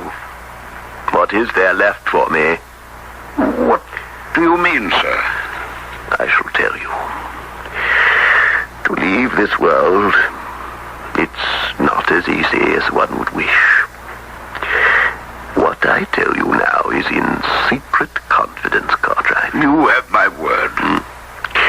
The finest doctors I could find here in London have told me that my wife's heart could fail her with the slightest shock.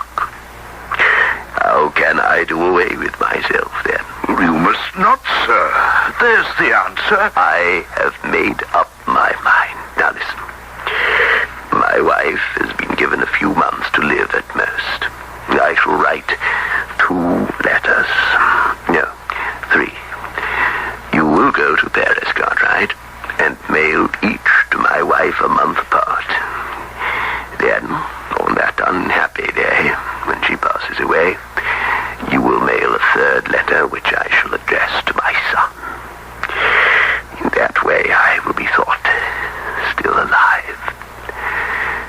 I shall go up to my study now. Mr. Torrance, I beg you, think again.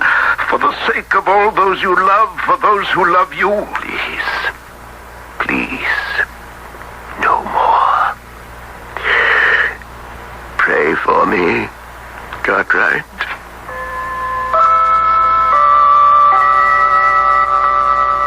And I never saw Mr. Torrance again until tonight. How could he? How could he? The sheer deceit in those letters to my mother. We shall meet again soon. His words, making her think he was coming back. Oh, no, Master Michael, you don't understand at all. Your father believed your mother had only weeks to live. He meant what he wrote. He was certain she would die very shortly. The doctors had said so. And then they would be reunited in death.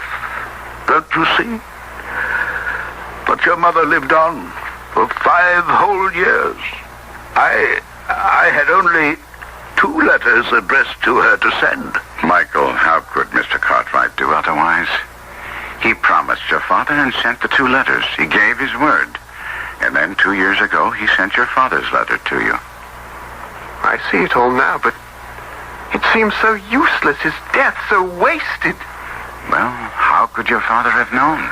Michael, I beg you to forgive me for keeping his secret. I meant no harm.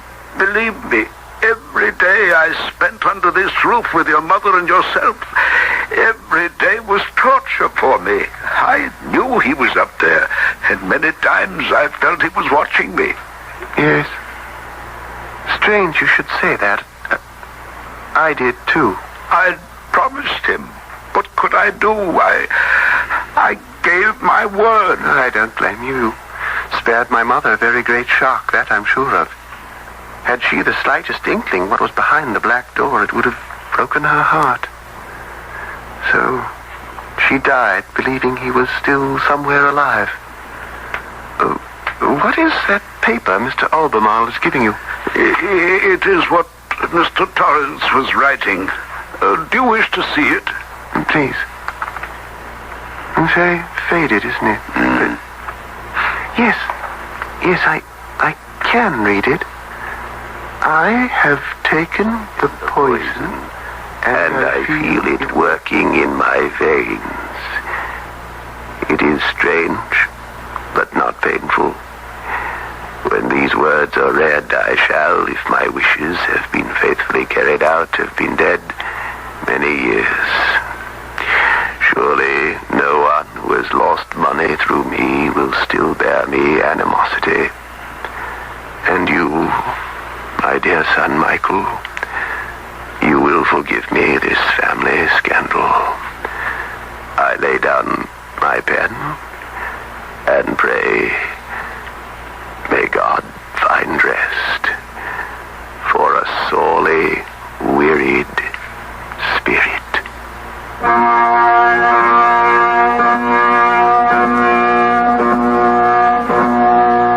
Conan Doyle's tale of the secret behind the black door recalls for us many elements of truth.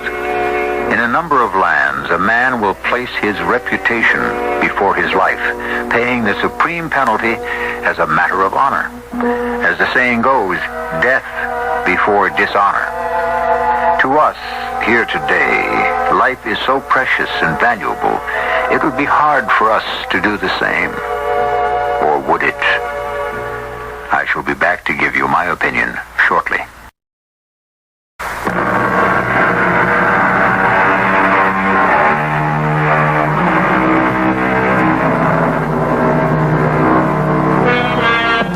How often have we heard the words, "I'd rather have a good name than great riches"? That bubble reputation, the bard called it. All of us seek it. Why is it so important? The only way I can answer it is by turning the question around. Honor, prestige, integrity. Where would we be without them? For aren't those the attributes that give humanity to us poor humans? Our cast included Kevin McCarthy, Russell Horton, and Guy Sorrell. The entire production was under the direction of Hyman Brown. This is E.G. Marshall inviting you to return to our Mystery Theater for another adventure in the macabre. Until next time, pleasant dreams.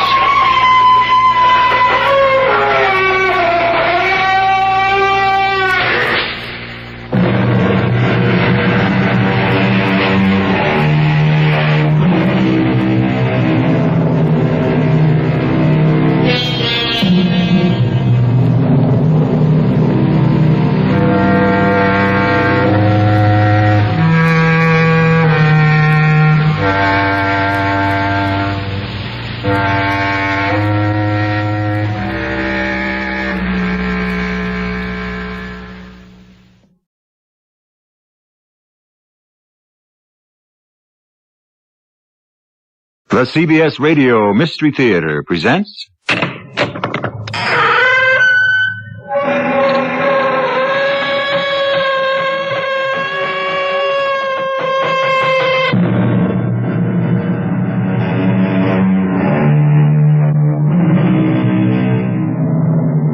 Come in. Welcome. I'm E.G. Marshall. Together we explore the strange and fascinating worlds of the unexplained, the mysteries that hide behind reality. They exist, as we know, in dreams, uncanny perceptions, and sometimes in coincidences that we attribute to fate. When Ethel Brooks, an attractive woman of 43, prepared to debark with her husband Harold at Southampton after a voyage from New York, she was nervous and distracted. He was not unaccustomed to such spells, and being a kind man, spoke sympathetically to her. Is the headache again, darling? You must be tired of them, Hal. No, it's not a headache. You're overly excited. Returning to your childhood home after almost 40 years. No, it's more than that. I don't know how to say it, Hal. I have a premonition. About what? I sense... I really can't explain it. That we'd be wise to go home. There's something dreadful waiting for me at Round Tor.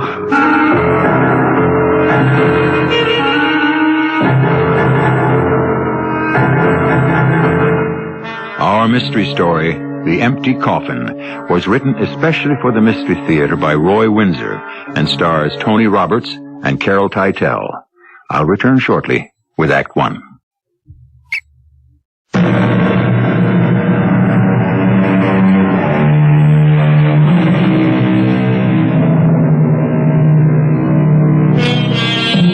No one in my experience leads an entirely serene life. Happiness is relative. You cannot avoid worry and disappointment. Each of us must face his share of trouble. That certainly is true of those we think of as normal. But what about others who are not just normal? What about Mrs. Brooks and her premonition? I'm sure that you've had hunches, some good and others bad, but premonitions? Late one afternoon, in the paneled office of Dr. Dunbar, a psychiatrist, Ethel Brooks leans forward in a chair, hesitates, and then softly asks, Am I mad, Doctor? Tell me why you ask. Well, my husband told you that No. All he told me when he made this appointment was that you have suffered for many years from severe headaches. Physically, there's nothing the matter with me. I guess you'd call it, hallucinations. One, not many. And tell me about yours, Mrs. Brooks. I always knew that I was born in England. Oh, well, not at first. Later. I was very small at the time of the Blitz. Ah, and you were brought to America. To Providence? Well, no one told me, but I knew. And when I was older, I'd been adopted from an orphanage. I'd go into a dreamy state, and I could see myself and other children on a big ship, and then landing after many days at sea with everything all black. With the family that adopted you? Oh, they were wonderful people. Carl and Agnes Anderson. They knew nothing about me. I grew up as Ethel Anderson. They took me in. They were wonderful. Mm-hmm. Well, as you grew older, did you try to trace your history? No, it wasn't possible. All kinds of records were destroyed in the bombings. Oh, of course. When I was in my teens, I began to have these visions. And after every experience, I'd have a really bad headache. Now, in those visions... Well, that's when I saw myself on the ship. It was blacked out. Did you see anything else? Yes, I did. I saw myself in Cornwall in Devonshire.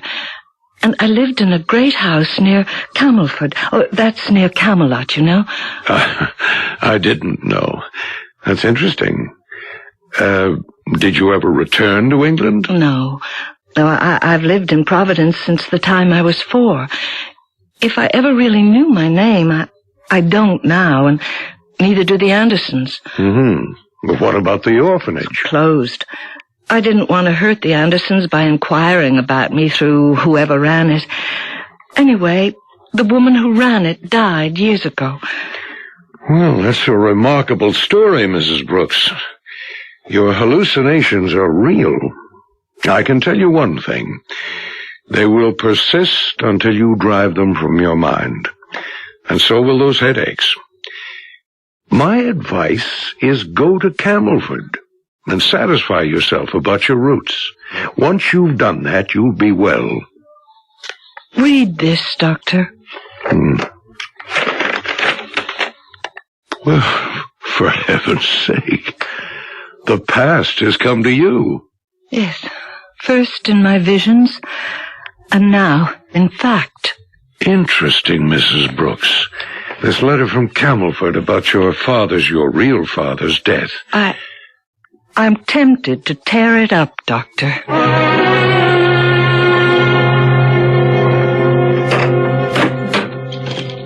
Ethel? Oh, hello, darling. Oh, don't squeeze so hard. Don't forget, Hal, I'm a mental case. Is that what Dr. Dunbar told you? Seriously, what did he have to say? Come, sit down. Did you like him? Very much. You told him everything? And I showed him this. Oh. Who's the letter from? Begin with the envelope. From England. Read. It's from a solicitor. That means attorney over here. Even lawyer. Well, let's see what he has to say. He says quite a lot. Ethel, this is wonderful. They found you. You're an heiress. Forgive me, darling. I'm sorry about your father. I don't even remember him, Hal. Carl Anderson is my father. Well, now I know my original name. Gill. Ethel Gill. I'll be darned. After all these years. And Tobias Gill's estate passes to you. Well, where the devil has he been all these years? I don't know. The lawyer, Mr. Nelson, who sent the letter, might. I really don't know. Isn't that strange? Yes, it's spooky. In those dreams of yours, did you ever see him? No, only the house near Camelford. I can't explain it, Hal, and neither could Dr. Dunbar, but he accepts it. And the name of the place is Round Tor. Tor? A hill, a craggy hill. Cornwall's pretty rugged country. Well, this calls for a celebration. We'll go out to dinner and talk over plans. Plans for what? My real estate brokerage can take care of itself for a few weeks. What's got into you? England. Cornwall. Camelford. We'll go by ship and have a wonderful vacation for 3 or 4 weeks. Have you taken leave of your We can afford it easily. If you... Hal, I intend to write to Mr. Nelson and tell him to sell the estate for whatever it is. No, sirree. I want to evaluate that house and the land myself. Oh, maybe it's so wonderful we won't want to sell it. Oh, but really... I am determined to make the trip. Besides, aren't you curious to see where you grew up? What's the matter with you, my dear? Why the frown? It's just that after all these years, I just don't like, rooting around in the past. But it's interesting, and it's your history. I know, but... All right, I'll tell you what I'll do. I'll speak to Dr. Dunbar and... You don't have to. He thinks I should visit Round Tor. He thinks that if I go there, my hallucinating may stop. Thank the Lord. He doesn't guarantee it, but he did tell me to go. Well, then that's settled. We'll celebrate, and tomorrow I'll make arrangements for the voyage. Then you can write to Nelson. Hal, dear. Yes? I don't know why it is, but I'm afraid.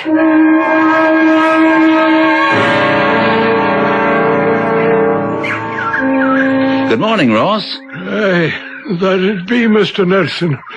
Good morning. Are you well? And your family? Oh, for a man of my age, I hold up pretty well. My wife and son are in vigorous health, thank you. It's always a pleasure to see you. The accounts are... No, Ross. I wanted to see you on a personal matter. I have news. I have located Mr. Gill's daughter. What? In heaven's name, Mr. Nelson, it can't be. It's well nigh 40 years. It really is true, Ross. Well, you've knocked me over, Mr. Nelson. Oh, it's joyous news. Mr. Gill told us that the child had been killed when the Nazis bombed London. My goodness, and I can't grasp it yet. It was Mr. Gill who led me to the discovery. Shortly before he died, he told me that Ethel had been taken by ship from Liverpool to America. His repentance came mighty late.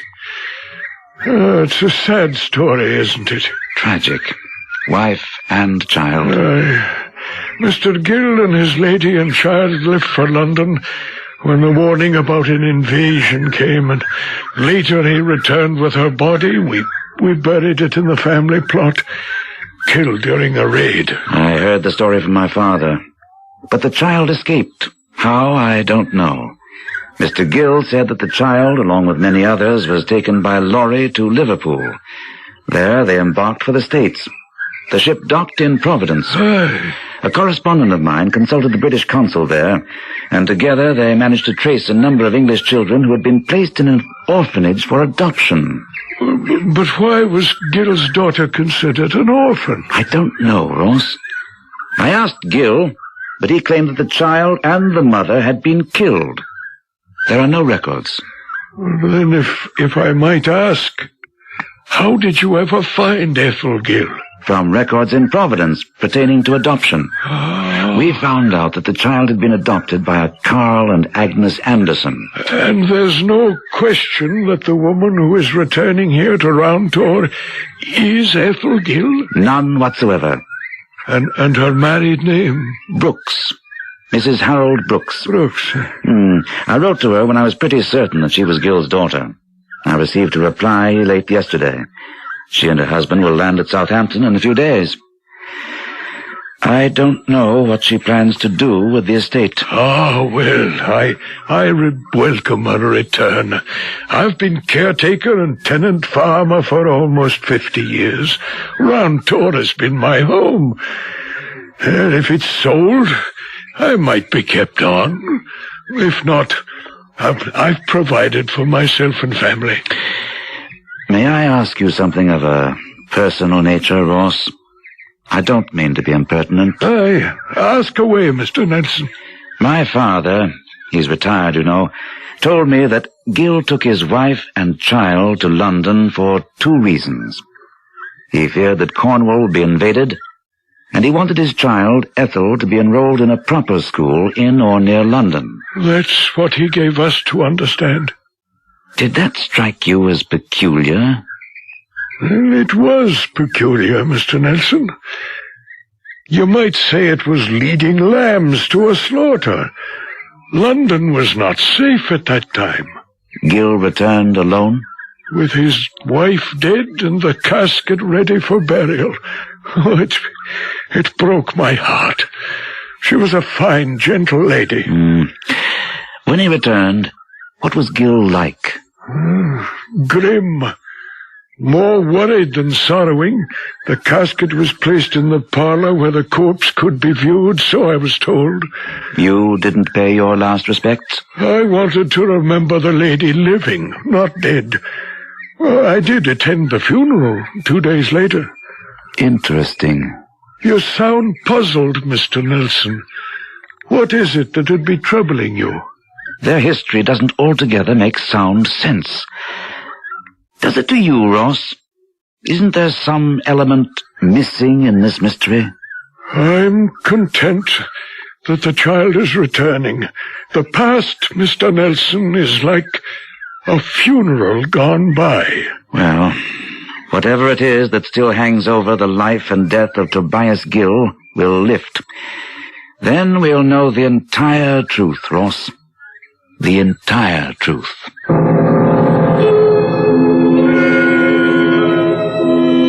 past may be like a funeral gone by, but to the English solicitor, Ralph Nelson, something lies hidden there about Tobias Gill and the deaths of his young wife and child. He feels that it will reveal itself. Perhaps Mrs. Brooks knows or has seen something in one of her persistent dreams that will complete the puzzle. I will return shortly with Act 2.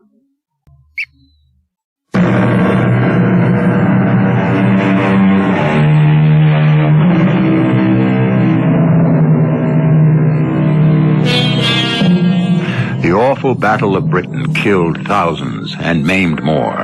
The bombings destroyed official and personal records. Families were separated, and children evacuated to the country. Some left England's shores. Now, one of those children, Mrs. Harold Brooks, is returning to the land of her birth, to Camelford, near the Camelot of legend and history.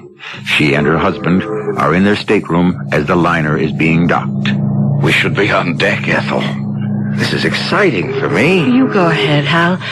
I'll be all right. Darling, relax. I've tried to, but last night... Another experience. I don't know what else to call it, Ethel. Neither do I. But the closer we come to land, the more intense they become. What you see and the headache? There must be something wrong with me, Hal. Trust Dr. Dunbar.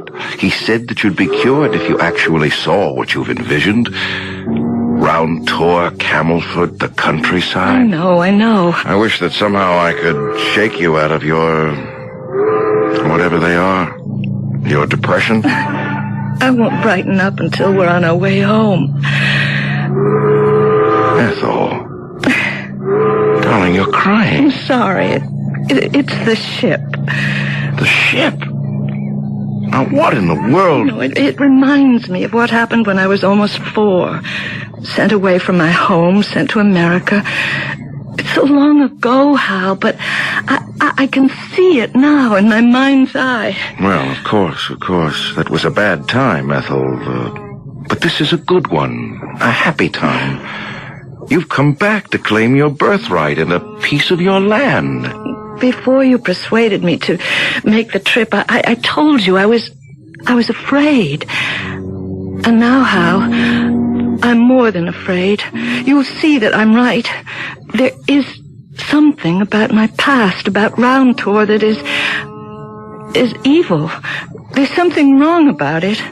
Well, I don't agree, darling. I admit it's funny that you were found by Mr. Nelson after your father's death and not while he was alive. Well, why didn't my father try to find me during the past 40 years? But he thought you died in the bombing. Oh, no. He knew I was alive. He didn't want to find me. What was his secret? That sounds like dramatizing, my dear. You'll see that it isn't. Well, then let's find out the explanation. Well, it's the explanation I'm afraid of, Hal. That's why I have this premonition of something dreadful that we might discover.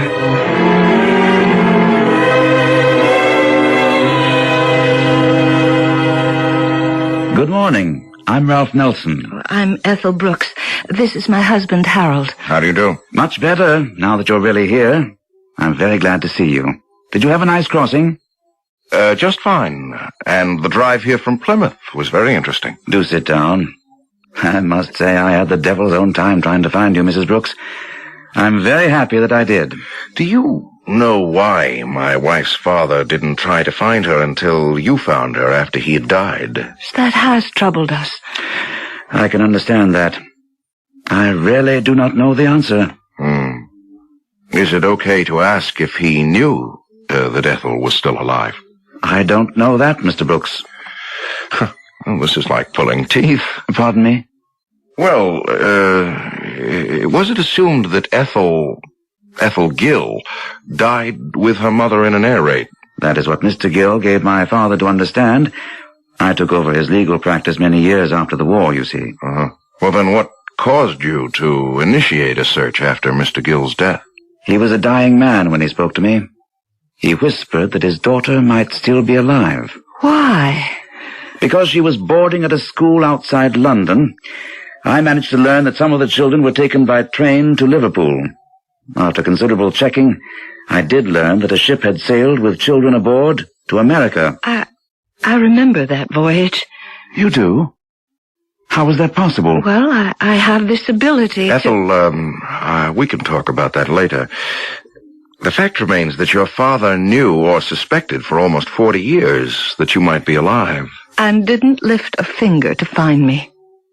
Now, doesn't that strike you as odd, Mr. Nelson? What kind of man was Tobias Gill? I never knew Mr. Gill socially, but my father did. He has told me that Gill was a hard, self-righteous, humorless man, arrogantly independent. He was a farmer? Once. Later, when he prospered, he turned his land, 50 acres, over to a tenant farmer, who was also caretaker of Round Tor. He is a wonderful old man named Ross Luddington. Is he still the caretaker? As of now, yes. Is he tall and straight, with a craggy, handsome face and a mustache? As a matter of fact, he still is all those things. Aged, of course, but still a fine-looking old fellow. How did you know, Mrs. Brooks? More of that remarkable memory of yours? I do sort of remember a man like that. Mr. Gill didn't make some dramatic deathbed confession or something, did he? No, only that he thought that his child might have escaped death from the bombings. But he didn't tell that to anyone during his lifetime? Not that I know of. Well, sir, you have been kind and helpful. As Ethel said, we owe you a great debt of gratitude. Thank you. I'll have my clerk take you to your hotel. It is beginning to be exciting, Hal. Good. This is the first time in weeks that you've sounded lighthearted. You'll see, Ethel, those dire predictions of yours are not true. Dire predictions? Well, my wife, for years, has seen Camelford and Round Tor in her dreams or in visions. It's frightened her. Good heavens. Why? Because I have been troubled by what I have seen, Mr. Nelson. I still am. You have taken time to tell us something about Round Tor, but there's more to the story than you know, or I. But I make this prediction. What is still hidden from us will surface soon after I have stepped inside the cottage at the top of that round hill.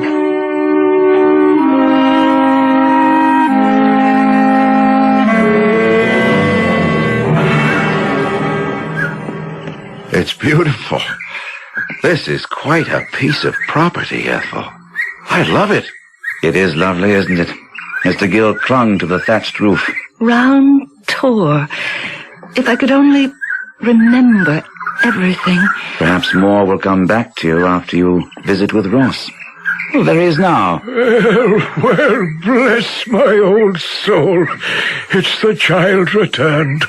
Hello, Mr. Luddington. Oh, mister, is it? Never did you call me any other than Ross, my girl. Oh, this is my husband, Mr. Brooks. Ah, and a grand man he does seem to be. Good morning, sir. Thank you, Mr. Luddington. Let me look at you. The Lord works many miracles, Miss Ethel, and your return is one of them. If you'll excuse me, I want to have a word with Thomas. He'll be waiting for you, Mr. Nelson. Tell the old lady to serve you a cup of tea and some scones. Enjoy your visit. I'll be back in half an hour. Well, it's wonderful to see you, Miss Ethel. Grown up and married. And the mother of 2 fine children, a son and a daughter. Marvelous.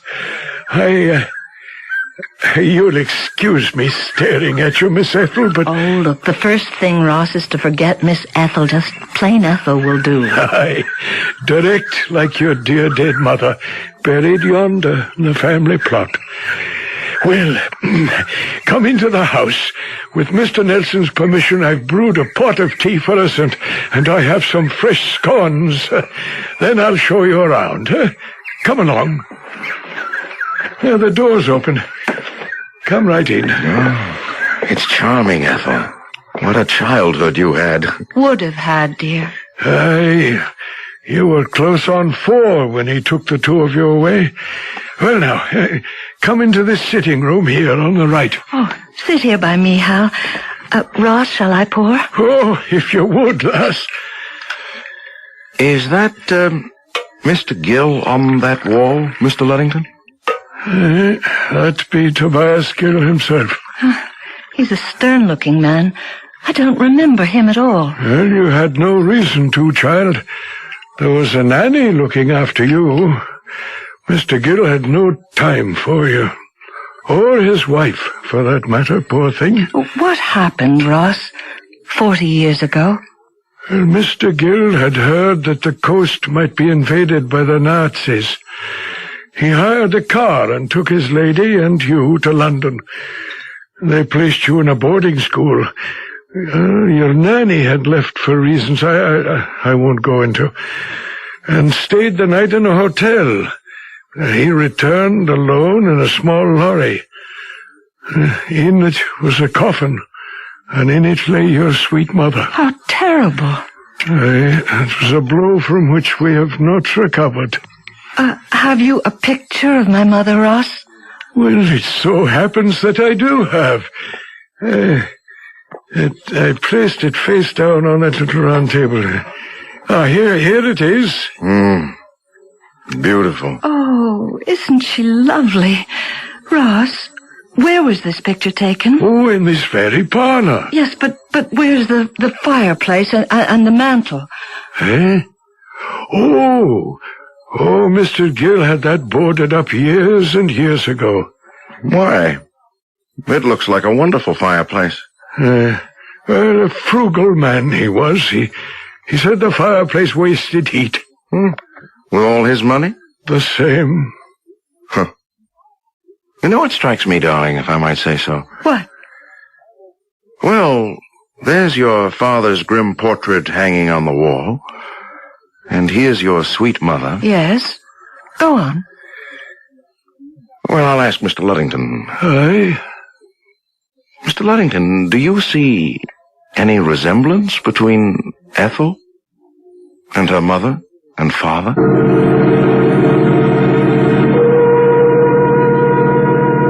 Dating from the 17th century, there is the English phrase, the skeleton at the feast, meaning that someone present has a secret to conceal. Ethel Brooks is certain that there is a secret about her background that will be revealed on her visit to her childhood home of Round Tor. And revealed it must be if, literally, she is ever again to enjoy peace of mind. Perhaps we'll find out when I return with Act 3.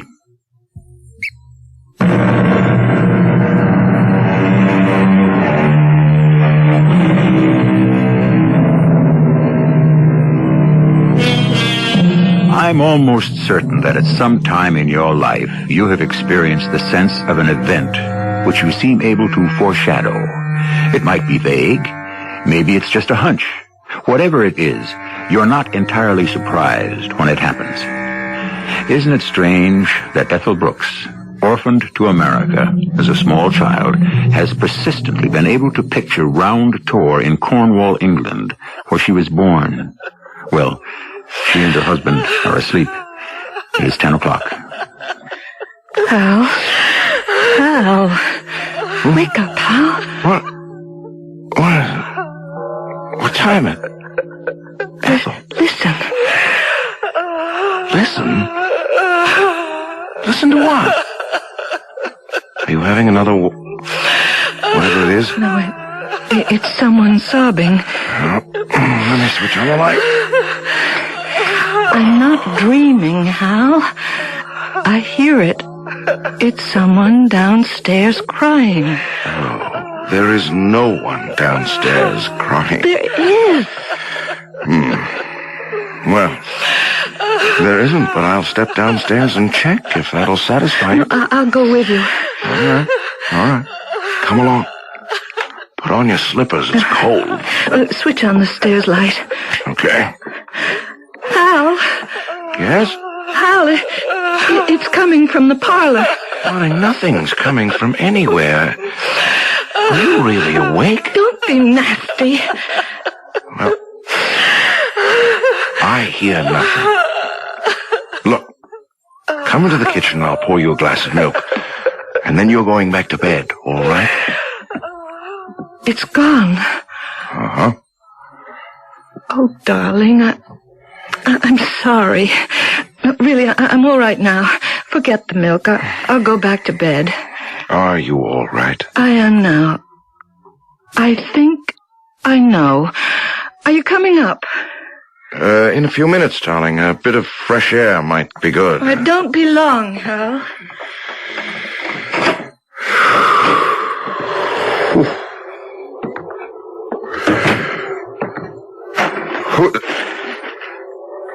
Why, Mr. Luddington. Good evening, sir.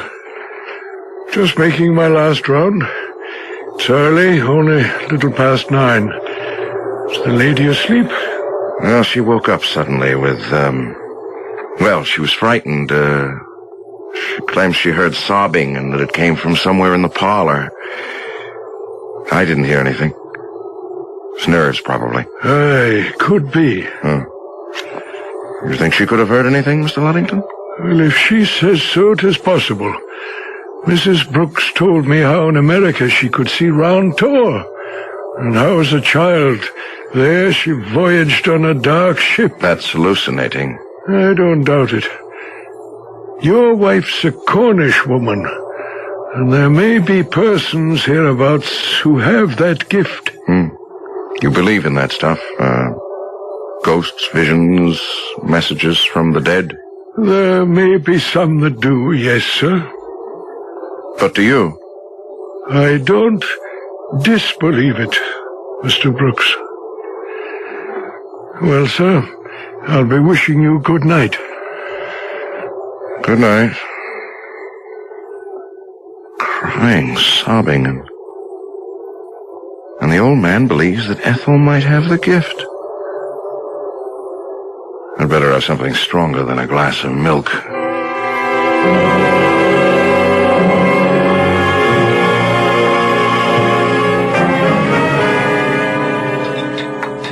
Good morning, my dear. Oh, good morning, Hal. Oh, you've had breakfast? Yes, ma'am. How about some ham and eggs? Oh, where'd you get all that stuff? Ross brought it over. Have some tea. Oh, thank you. That'll be nice. You had a sound sleep? No more sobbing? Nope. What did you mean last night when you went back upstairs and said, I think I know? Know what? I'd rather not say. Okay.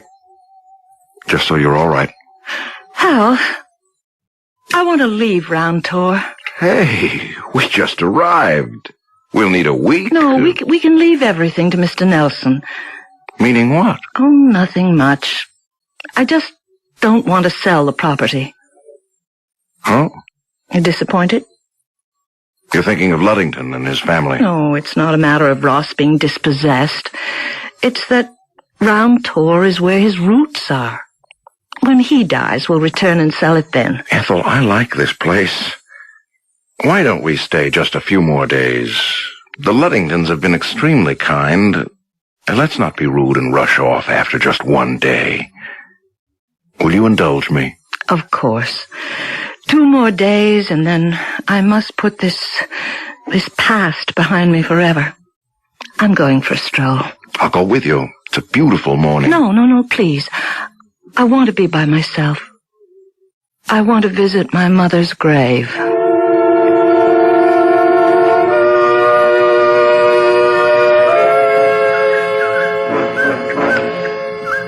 Flora Miles Gill, born 1914, died 1941, killed during the bombing of London. May her soul now find peace. Let no man disturb it. Good morning, lass. Oh, good morning, Ross. Oh, she would have been 64. Aye. Your mother was a remarkable woman.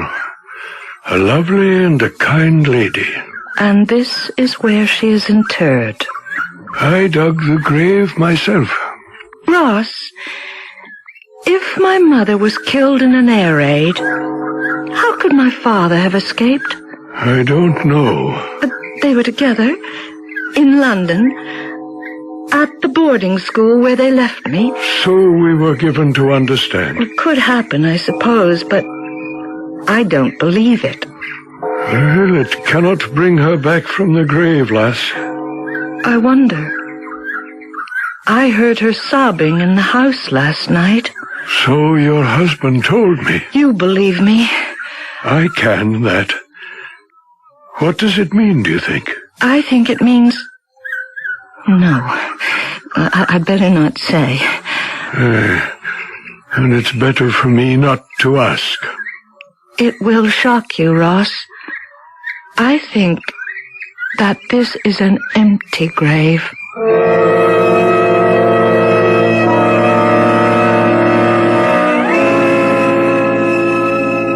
It's an extraordinary request. I realize that, Mr. Nelson. I know you have to get some sort of court order, but that shouldn't be too difficult. She is my mother. Ethel, let me say again that what you want to do is very disagreeable to me. There's something sacrilegious about an exhumation. Your mother was brought back from London. The body was viewed and buried. In sacred ground, you have no basis for your doubts or for the request. I agree with your husband, Mrs. Brooks. Then I'll dig her up myself, with Ross Luddington's help. Oh, no. You're dead serious about this? Yes, I am. From the time I began seeing Round Tour in my visions, for want of a better word, I'd known, I'd really known, that there was something very wrong about it. About my parents, about me, orphaned to America. And then the closer we came to Camelford, the stronger my sense became that there was something evil about my history. And then I heard her sobbing. Extraordinary. Ethel, look, this morning you wanted to go home at once. Well, let's. We'll pack and be away from Round Tour by tonight. No, Hal, because now I want the truth. I want my mother's body exhumed at once.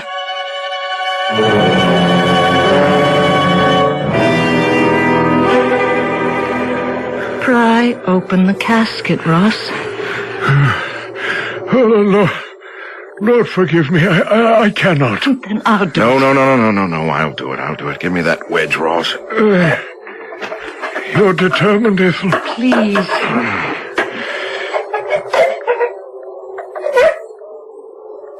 Oh, Lord Almighty. Mr. Nelson. It's empty. I knew it would be.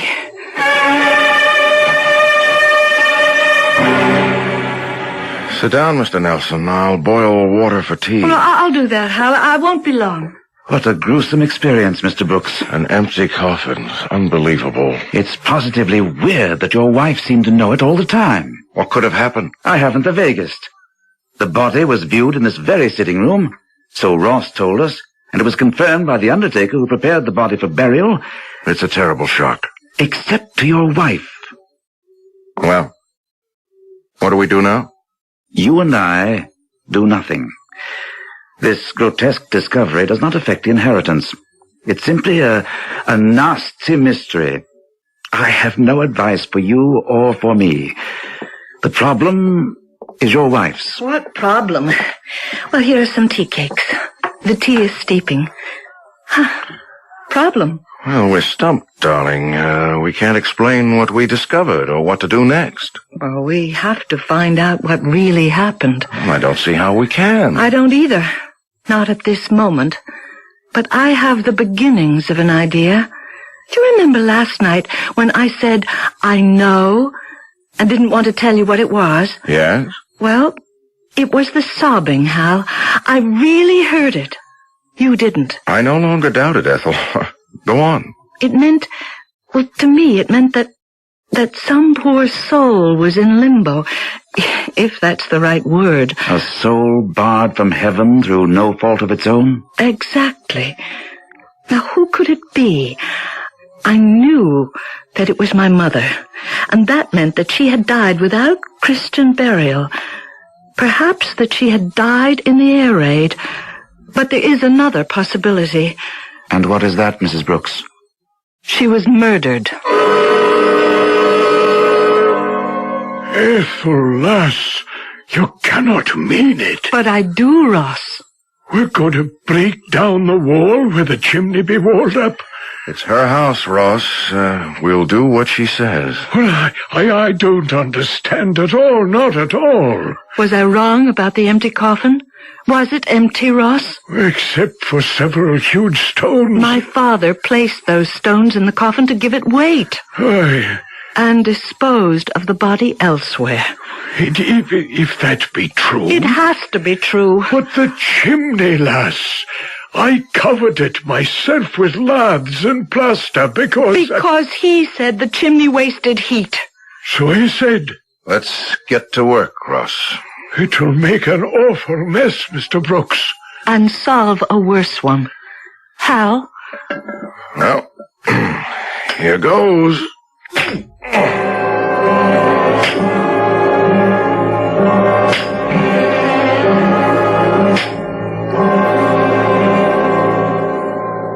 Lass, there's nothing in the chimney. But there must be. How?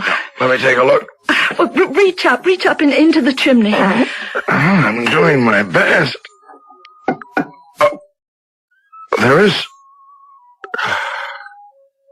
something. It's good Lord. Oh, no. It's a human bone. I once heard him say he'd kill her. He did it in London. I know it now. But why, Ross? Why would Gil have done a thing like this? Why? I didn't think he knew. Knew? Knew what? The lass will know, I think. You must not forget, Mr. Brooks. She has the gift.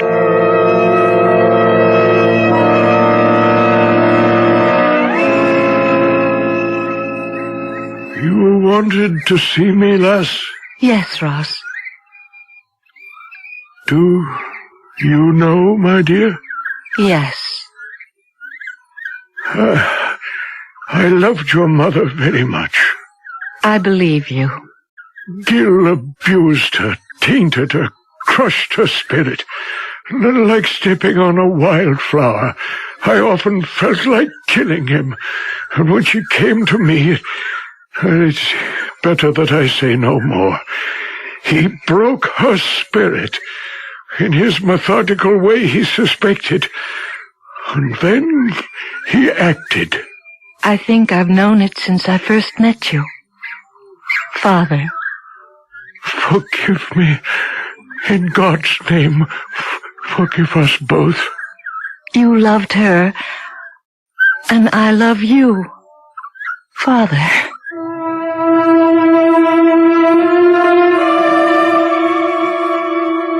And so ends another tale of the macabre.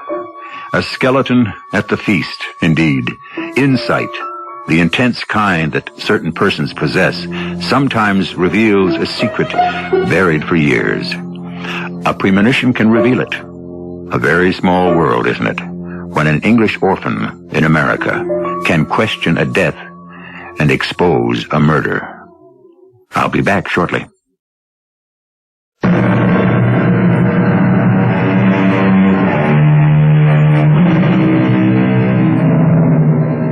Our inner world is entirely private and fascinating because each mind and soul is unique. Many creative persons have had hallucinations, which psychiatry today would label psychoses. Fortunately for Mrs. Brooks, Dr. Duncan did not place a label on her, and now her mind is clear. Our cast included Tony Roberts, Carol Teitel, Court Benson, and Gordon Gould. The entire production was under the direction of Hyman Brown. This is E.G. Marshall inviting you to return to our Mystery Theater for another adventure in the macabre. Until next time, pleasant dreams.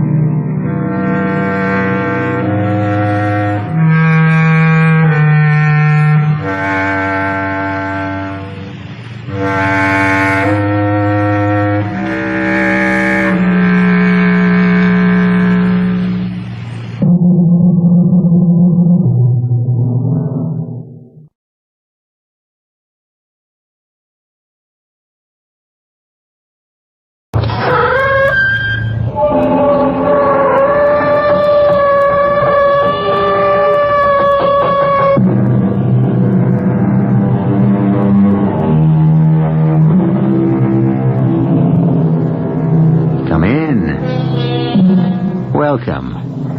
I'm E.G. Marshall. Bleak, lonely, evil. Such are the moors of England, where even today one can go for mile on mile without sight of another house or another human soul.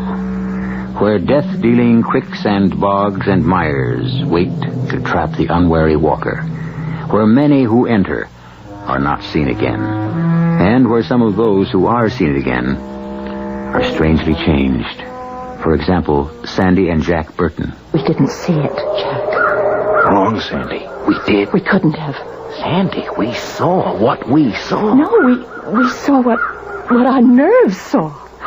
We saw what that moor out there made us see.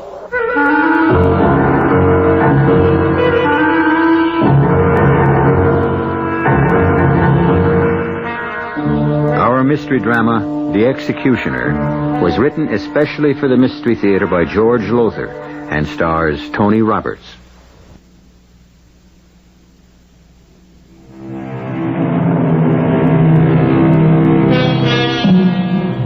Few will deny, I'm sure, that weather and climate play a great part in our lives. To a large degree, affect our mood, our nerves. People in warm and sunny climates tend to take life more casually than those where the weather is cold and bleak. What I'm getting at is that one of the characters in the tale I bring you now is not a person, but a moor. Moor. The very sound of the word strikes a note of dread to the soul. Dread, but fascination, too. For believe me, there is a certain allure in evil, a compelling magnetism which some cannot withstand. Two such people were Sandy and Jack Burton. Jack, how much further to Linton? 20, 30 miles. Not sure. We'll never make it by nightfall. We may not make it at all. The road is running with water. I try to go faster than 5 miles or so. The engine gets wet and starts to die. The wiring is soaking wet. That old farmer was right. We should never have taken the shortcut across the moor. He warned us. But, honey, I wanted to see the moor. I've never been on a moor in all my life. There's a writer. A writer who's supposed to be on vacation, resting and recuperating from a nervous breakdown. No. You promised me. On the plane over, you promised not a stroke of work till we got back from England. What's that? It's wet wires. I better slow down a bit more. All you've been doing since we landed is take notes of this and notes of that. You filled I don't know how many notebooks. Well, I am a writer, and it's sort of second nature to take notes. Yes, I keep hoping I'll hit on an idea that'll pay off for an article. Even better, a series of articles when we get back home. All I wish is you just plain stop worrying when you ought to be resting. And you... Oh, Jack. It looks like we've bought it, as our English cousins say. You mean we're stuck? I'm afraid I do. The water on the road's gotten deeper. It's practically a lake. Well, what'll we do? Let's see if we can find shelter for the night at that castle on the hill. What castle and what hill? That hill over there. I see a hill. I don't see any... It's shrouded in fog, but when the fog lifted for a second or two, 5 minutes ago... There. See? You're right. There is a castle, or it's a house, or something. You think you can make it that far? Oh, I'll make it. Anything but spend the night out here in this awful, absolutely awful moor.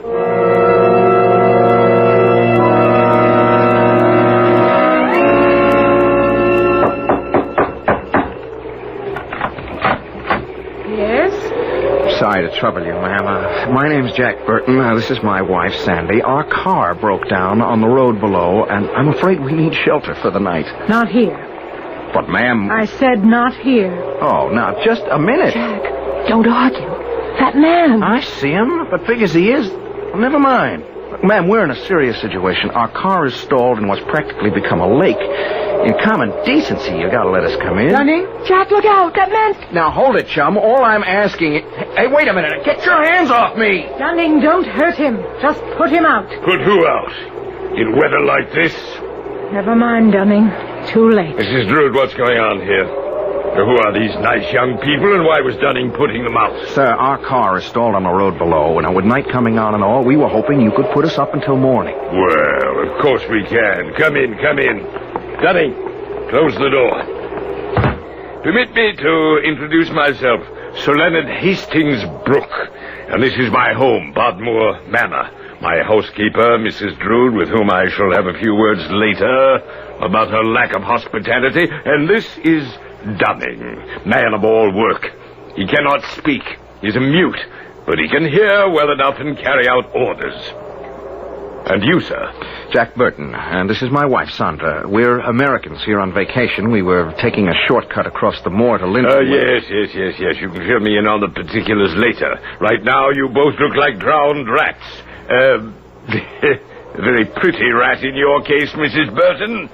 We must get you both into dry, warm clothes. You're awfully kind. I can't thank you, and... What was that? I beg your pardon? I heard it.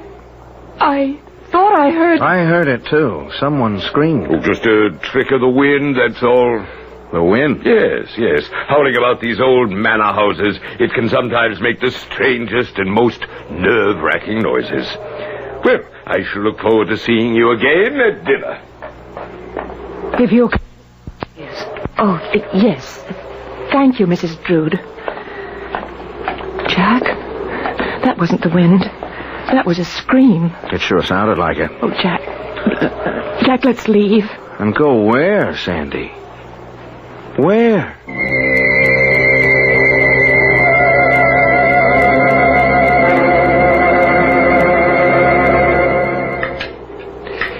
So you see, you're not only dining in what was called the Great Hall in Elizabethan times, but at the very table graced by Her Majesty, the Virgin Queen herself.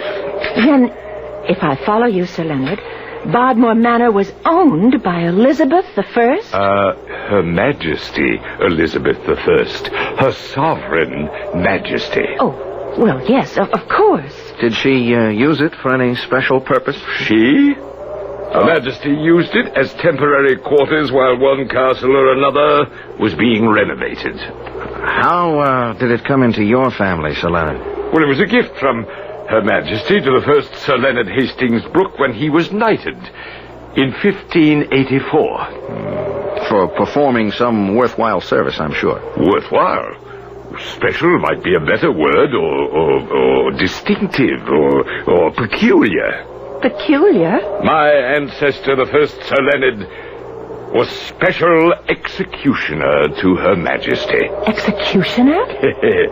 Head chopper, you might say. Little family joke. Oh. And many of his victims, I suppose, I should say Her Majesty's victims, were dispatched right here at Bodmore. I thought that most, if not all, executions took place at the Tower of London. Oh, most of them did, especially when a public beheading was considered useful. But there were times, too, when Elizabeth found it politic to remove certain malcontents, hotheads, other threats to her power in secret. And here at Bodmore Manor was where those executions were carried out.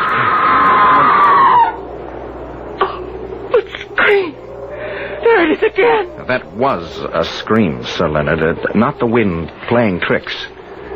It was a scream, wasn't it? I didn't want to admit it the first time. Indeed, Mr. Burton, I hoped it was nothing more than the wind, but since you and your wife have heard it a second time... You heard it too, didn't you? You all heard it. Oh, no. Only those on whom the curse of Bodmore is about to fall ever hear it.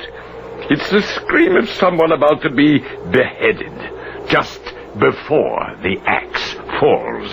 You didn't hear that scream? Oh, no. Mrs. Drood?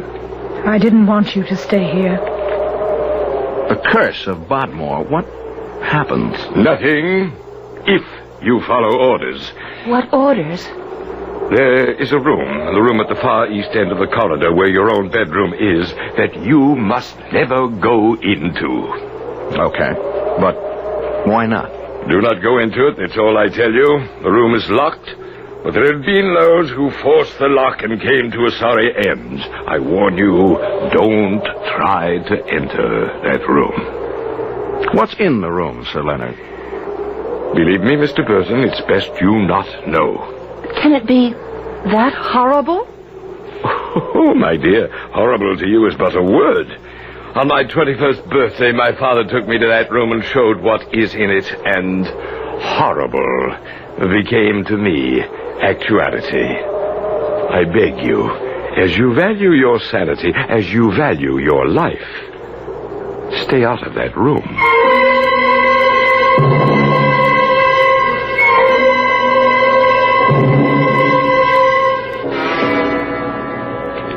Jack? Jack? Here, honey, by the window. What are you doing over there? Why aren't you in bed? Oh, just looking out at the moor, thinking. The rain stopped. And there's a moon. With black clouds scudding across it. What have you been thinking about? I'm not thinking exactly. Wondering's more like it. Wondering about this whole freaked out setup. Sir Leonard and Mrs. Drood. I'm wondering, could I do an article if I can find the right handle? Did we hear that scream? Really hear it? Or was it just the wind? Well, Sir Leonard said... I know, but... Well, was he maybe just taking advantage of the circumstances, us thinking we'd heard a scream? But why would he? I don't know. That's what I've been sitting here trying to figure out. All I can come up with is that he's playing some kind of childish game. He doesn't act like a child. No, but... Come on to bed. No, you go on and on. I'll sit up for a while yet. Jack, what are you up to? Up to? Me? That room at the end of the corridor. Now, whatever gave you the idea that I would... Jack. Honey, it would make one terrific article. If there is anything in that room, something really horrifying or whatever, or even if there isn't, the experience we're having here right now, I mean, the car stalling, Bodmore Manor being Liz the One's private execution place, the curse, the whole bit. I mean, I can sell it like that when we get back. You are not supposed to be working. Dr. Delmar warned you. And sent me his bill at the same time. Now, you don't pay that kind of bill, and a few others that are bugging me, by resting. All right. Let's go. Well, you don't have to go. I have to. Now, question. Sir Leonard said the room is locked. How do you propose to open it? Simple. You've forgotten that article I did on safecrackers and lockpickers. You're right. I had forgotten. All right, if you're ready. Come on. Well, coming? Just the sight of that long corridor. All those suits of armor lining the walls. Look, go back to bed and I'll... No, go ahead. I'm with you. This. Yeah, it's something, isn't it? A big glass case filled with clothes worn in the 16th century, I guess. It's no need to guess. Look at that one there. If that wasn't worn by Elizabeth I, the jeweled high stand-up collar, flounced sleeves sewn with semi-precious stones. Oh, Jack. Elizabeth herself wore that. Yeah, I guess she did. But look, it's the inside of that room down there that I want to get... What's that? I don't know. I thought I heard... It sounds like someone's... coming from the end of the corridor. Jack, look. What? Where? There. Walking through the patch of moonlight. Walking towards us. No. Oh, no!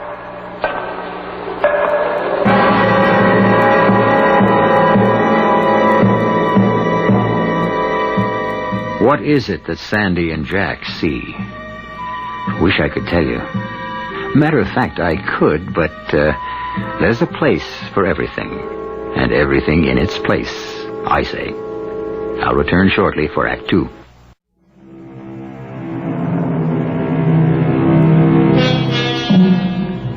Now we're in the Burtons' room at Bodmore Manor, It's a little past 3 in the morning, and as you can see, Jack is trying to revive Sandy, who fainted, I guess. But come, stand with me here by the window for a moment, and look out across the great mysterious moor. Silent as a grave in moonlight, brooding, waiting. For what? For whom? Come on, Sandy. Come on. Snap out of it, honey. Jack. What? Here, drink this. Oh, Jack. I fainted. I don't blame you. Oh, it was gruesome, horrible. I've never seen anything like it. If I really did see it. You saw it. We both saw it. An executioner, a headsman, black hood, black doublet and hose, and the axe gleaming silver in the moonlight with blood, ruby red, dripping from it. And coming straight toward us down that corridor out there. Oh, what happened after I fainted? He vanished. Vanished? Or maybe he just slipped away into the shadows. But, Jack, was it a ghost, do you think? I don't know. It could be we... Oh, Jack! Easy. Who's there? Mrs. Drew. Oh, that awful woman with her jet black hair pulled back and that long white face. Would you open the door, please? Yes. Yes, of course. Yes? May I come in? Thank you. Are you all right now, Mrs. Britton? Oh, yes. How did you know I wasn't all right? Nothing goes on in this house I don't know. I know the dangers that lurk here. The mind-shattering things that can happen. That's why I've come to warn you again. Again? Sir Leonard warned you at dinner. Warned you to stay away from that room at the end of the corridor. I knew, even as he warned you, that he was arousing your curiosity. That at the first opportunity you'd try to find out what lies behind that locked door. That's what you did, didn't you? Yes.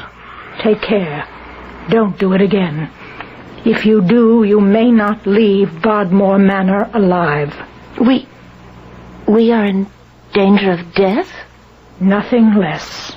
I don't understand. No need to understand. But You saw the headsman, did you not?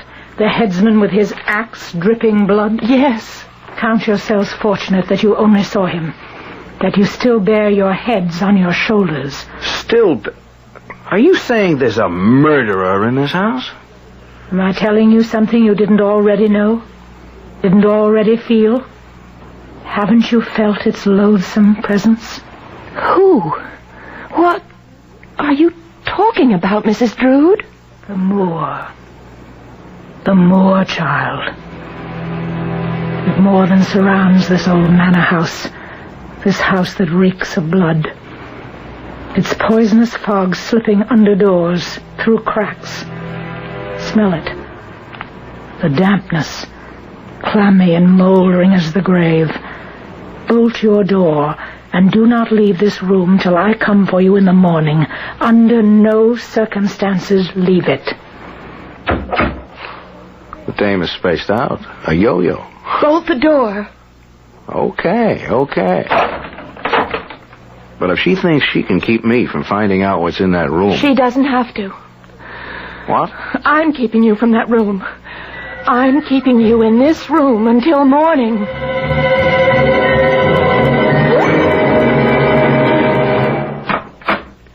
Oh, Sir Leonard. I've been waiting for you, Mrs. Drood. What are you doing out of your quarters at nearly 4 in the morning? What are you doing in my quarters at nearly 4 in the morning? The Queen has sent word that she wishes to be present at the next execution. Her chambers must be put in readiness, and all else required for her comfort. See to it. Of course. I've already instructed Dunning as to the axe. I want it sword blade sharp. It will be. You can depend on Dunning. What troubles me is... and I depend on you, Mrs. Drood. Have I ever given cause for doubt, Sir Leonard? Not until now. Take heed, woman. Her Sovereign Majesty Elizabeth Regina demands unswerving loyalty of her subjects. I warn you, Try no more to save another's head, lest your own be forfeit.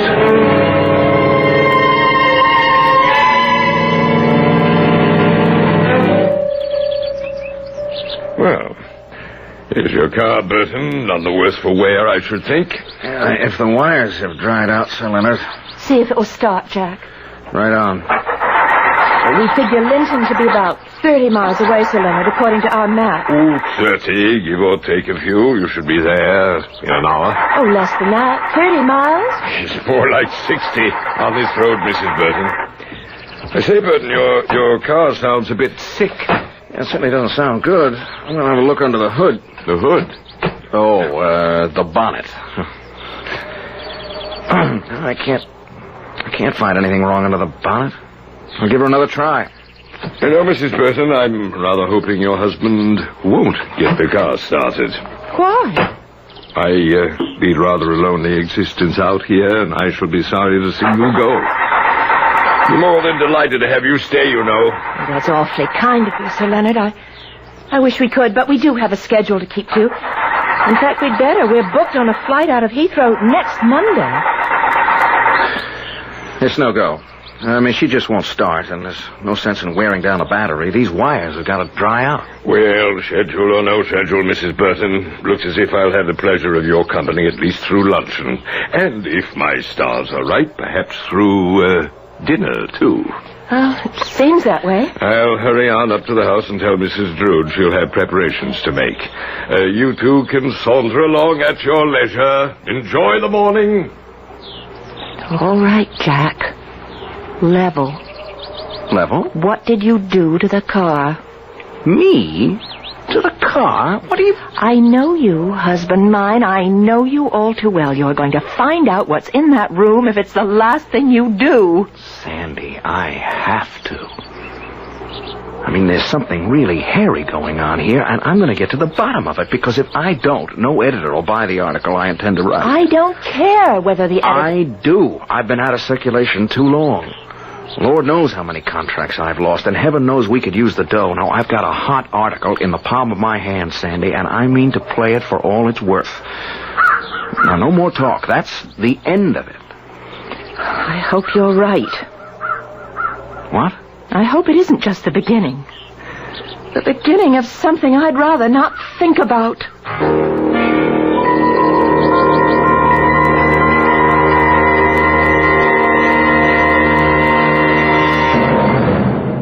Oh, Mrs. Burton, I saw you sitting out here on the terrace. Brought you a cup of tea. Thank you, Mrs. Drood. How very thoughtful of you. Not at all. Sir Leonard tells me your husband couldn't get the car started and you'll be spending the night with us. Yes. Well, if you must, you must. Can I get you anything else? Oh, thank you, no. The tea's enough. In that case, I'll... Mrs. Drood? Yes.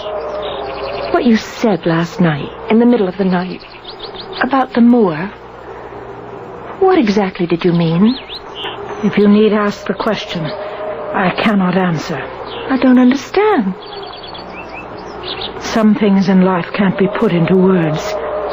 There are things of the spirit, beyond words. Look out at the moor now, with the sun all rose and gold, setting in the west. What does it look like to you? What feelings does it bring to you?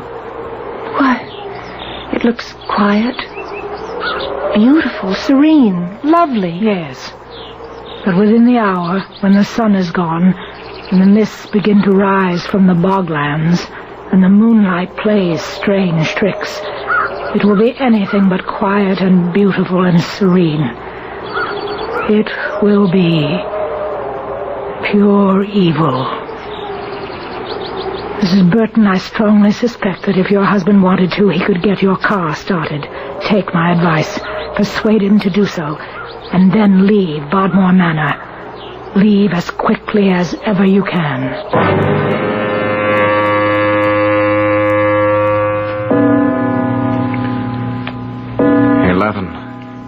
Now's as good a time as any, I guess. If I could only make you listen to reason. I am listening to reason, but mine, Sandy, not yours. Now, I'm the one in this family who has to make the bread. Oh, you don't think I'm going to let you go there alone? I would rather. If you hadn't fainted last night, I might have found out then what's going on here. Don't worry, I won't faint. Not this time. No, I can't be sure of that, Sandy, and I've got to find... What is that? Drums. Sounds like muffled drums. Muffled drums? Yes, I've read somewhere that they were used just before someone was executed, beheaded. Elizabethan times, I mean. Let's go. Jack, that sound is coming from the other end of the corridor, from that room. Whatever's going on, now is the time to see what it is. Come on. Now, quiet. Try not to make any noise. This corridor. It's so dark. So full of shadows. Smells. It's coming from that room, all right. The drums. Shh. Listen. What's that? Voices. I know, but... Sandy, the door, look. It's ajar. Thin crack of light. You can see it. Yes. I'm going to see if I can open it quietly. If you have no last words, place your head on the block. Please accept the small bag of gold pieces, Executioner. Dispatch me quickly, I beg you. It shall be done. There now, your head. Place it on the block so it lieth properly. Yes. A beheading. Woman with her head on the block. When I stretch out my hands... The executioner. That will be my signal for you to strike. Axe raised. Now. He strikes. Oh. Head. Head. Rolling around on the floor. Oh, Jack, you... Oh. What's that? That's not what... Master Dunning, we are observed. That man standing in the door. Seize him! No, wait, now, listen. Seize him, Master Dunning! Seize him! And bring him to the block!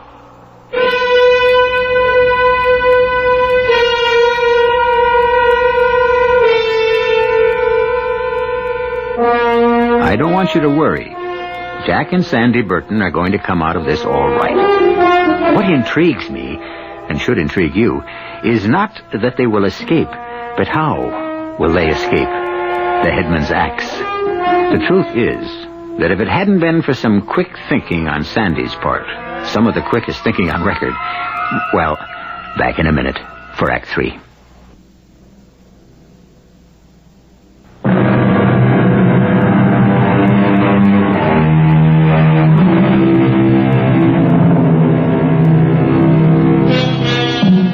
In a manor house that dates back to Elizabethan times, a frightful scene is taking place. A beheading. Ignoring the orders of Sir Leonard Hastings Brooke, owner of Bodmore Manor, and the warnings of Mrs. Drood, Jack and Sandy Burton dared to open the door of that forbidden room. To their horror, for on the very moment of opening it, they saw the great axe of a headsman fall and cleave the head from the body of its victim. That man, standing in the door. Seize him, Dunning, seize him, and bring him to the block. No, stay your hand, Dunning. Mistress Drood, you dare countermand an order I have given? Nay, Sir Leonard, I dare but entreat that you give a moment's thought to what you are about to do. Dunning, fetch him here. Oh. I say hold. You forget yourself, mistress. Nay, sir, you forget who I am. Who are you, then? Minerva Drood, First Lady in waiting to Her Majesty. I represent the Queen in her absence, and I have the right to give orders as she might do were she here. Well, it's the first time I've ever heard of such a right.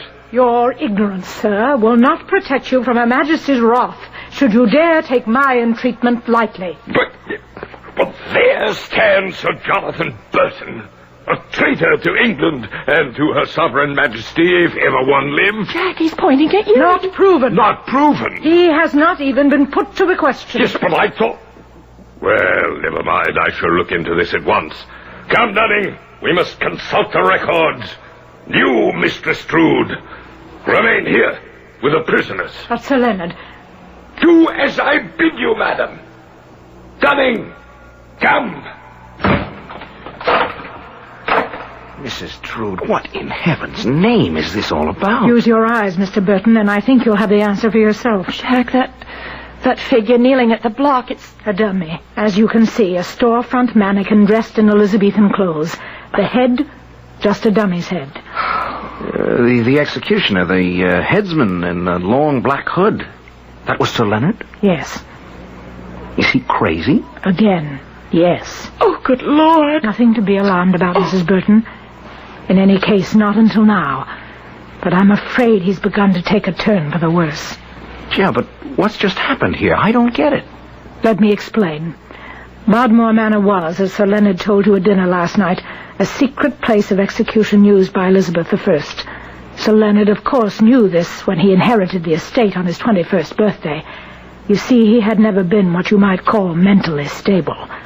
Learning he was the descendant of a headsman was all it took to send him over the edge. He's harmless, you said? Yes, or has been till now. Until now, when these seizures came on him, about every 3 months or so, we put on the little act you just saw. I would pretend that an order of execution had come from Elizabeth. Sir Leonard would get dressed in the headsman's outfit, the original, by the way. And we'd go through this mock beheading, even to the sound of muffled drums, recorded on tape, incidentally. Good heavens! Yes, it's all rather mad and ghastly, but harmless. Till now. Now I can't be sure. But I think his mania has begun to make more violent demands on him. In other words, Beheading a dummy doesn't seem to satisfy him anymore. He remains restless, unsatisfied. I don't like to think this, but I'm beginning to fear that He's returned. Sir Leonard. I am in your debt, good mistress. There is nothing in the records to indicate that Sir Jonathan has been put to the question. You see? And so we must put him to the question. Master Dunning is at this moment preparing the Star Chamber. A Star Chamber trial? Is that not what Her Majesty would wish? I suppose so. As for you, Sir Jonathan, found guilty or not guilty, you will at least have the comfort of knowing you were accorded the highest honor of trial in Her Majesty's own tribunal. Come, sir, to the Star Chamber.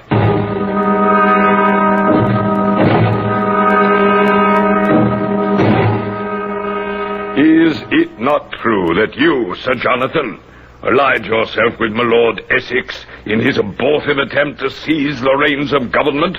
The attempt which cost him his head? Not me, Your Honor. Oh, you laugh, sir. In God's name, be serious. And address me as, what was it? Your Honor? Well, either you will show proper respect to this court, sir, or it will go hard with you. Now look, Sir Leonard... Be serious, and it's my lord. Jack. My lord, I didn't mean to upset you, and I'm sorry. Won't happen again. Well, you see to it. You, deny any allegiance to my Lord Essex?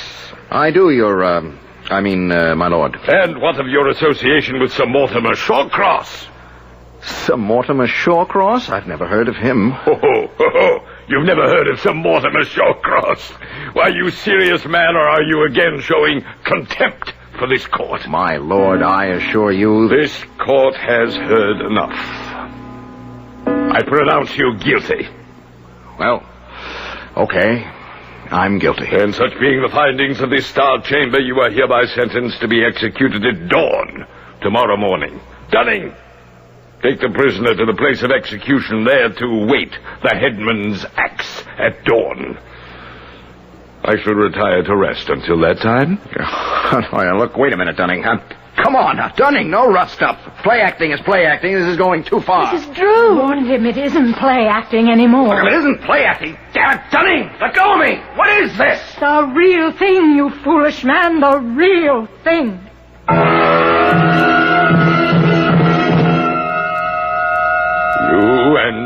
Lady Sandra will remain here while Sir Jonathan's execution is carried out. Within, I assure you, the next hour. I beg you, entreat you. Beg not, entreat not. It will gather you no recompense from me. Oh, Mrs. Drood, what are we to do? What am I to do? Keep our heads about us to begin with. Sir Leonard, poor man, has gone completely insane, no question of it now. This time it won't be a store mannequin he beheads. It'll be the real thing. Jack! If only he'd listened to me, left well enough alone. Well, he didn't. That's beside the point now. The point is we've got to save him. How? We're no match for him and Dunning, even if we could get out of here. Oh, we can get out. That's no trick. What? I read an article of Jack's some years ago on safe cracking and lock picking, that sort of thing. That bolt on the doors will be a piece of cake with a charge card. A charge card? I think I can slip that bolt with one of my plastic charge cards. But then what do we do? Cross that bridge when we come to it.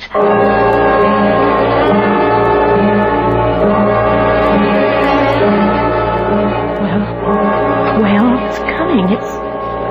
The bolt is moving, but You've been almost an hour at it, and you said it would be simple. I also said I'd only read Jack's article. I never tried it out.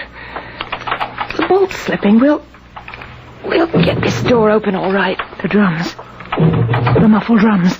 Mrs. Burton, I can tell you, you have 10 minutes. 10 minutes before that axe falls.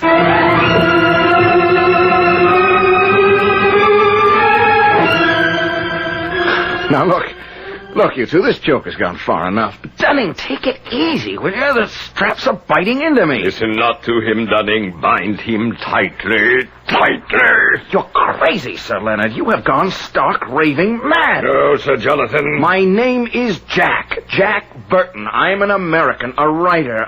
You are a traitor, sir, and as such you shall die. Good, Dunning, good. Bring him to the block. To the block?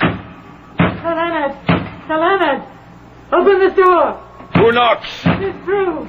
Mistress Drood. Not Mistress Drood. This is, in heaven's name, come to your senses. Don't you realize what you're doing? Sandy, save me. They bound me with straps. They're laying my head on the block. This nut, he's pulling that black hood over his head. Mrs. Drood, he's going to kill Jack. The madman is going to chop off my husband's head if we don't stop it. We've got to stop it. How? Tell me how. I don't know. Wait. The costumes. Mrs. Drood, the costumes. Costumes? In the glass case. Queen Elizabeth's gown, the one with the high neck and the jewels. What of it? Get it! I can't. The glass cases are locked. We'll break the... Oh, never mind. I will. Help me, please! What are you doing? What good can those costumes... Stop talking and help me get this on. Quick, Mrs. Drood, quick! Help me. Sandy, help. Dunning, don't let him do this. He's crazy, can't you see that? He's gone right out of his head. Dunning! Sandy! Mrs. Drood, help me! Open up! I, Elizabeth of England, call on you to open this door. What was that? You hear me, Sir Leonard? It is your queen who speaks. Open this door. Dunning, it is Her Majesty. She's here. Open the door, man. Open it! Your Majesty. Your gracious Majesty. What find I here? What knavery is this? Well, Your Majesty... Put down that axe this instant. Put it down, I say, or your own head shall fall beneath it. Put it down. Yes, of course, Your Majesty. I wished only to obey Your Majesty, to do my duty, to send from this world a traitor who threatened your... Traitor? Sir Jonathan Burton, a traitor? Are you mad? I have no more loyal subject, no dearer friend than this man whose life you would have taken. Fool, leave at once, be gone. But Your Majesty... Go! I go.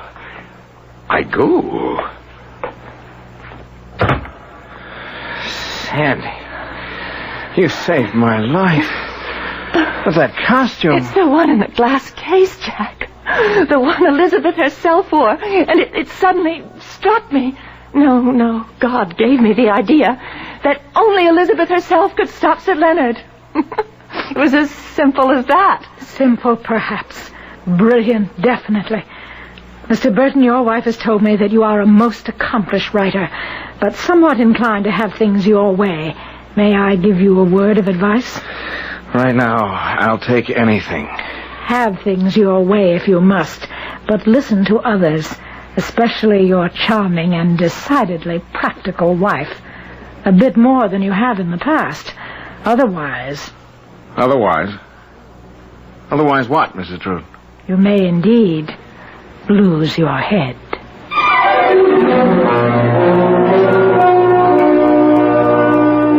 A strange story? Yes. Incredible? Definitely. True? Well, I can personally vouch for its authenticity. How? Now what have I got myself into?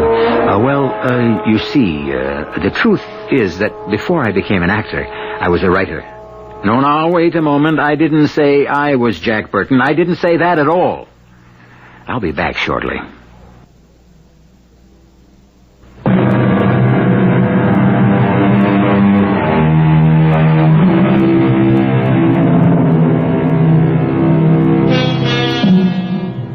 All right, then. The truth will out. I was Jack Burton. Pen name. Real name, well, you know it. No matter. Important thing, you enjoyed my story. I hope you did, anyhow. And another important thing, very important to me, I've still got my head. I do, don't I? Our cast included Tony Roberts, Marion Seldes, Jacqueline Brooks, and Arnold Moss. The entire production was under the direction of Hyman Brown. This is E.G. Marshall inviting you to return to our Mystery Theater for another adventure in the macabre. Until next time, pleasant dreams.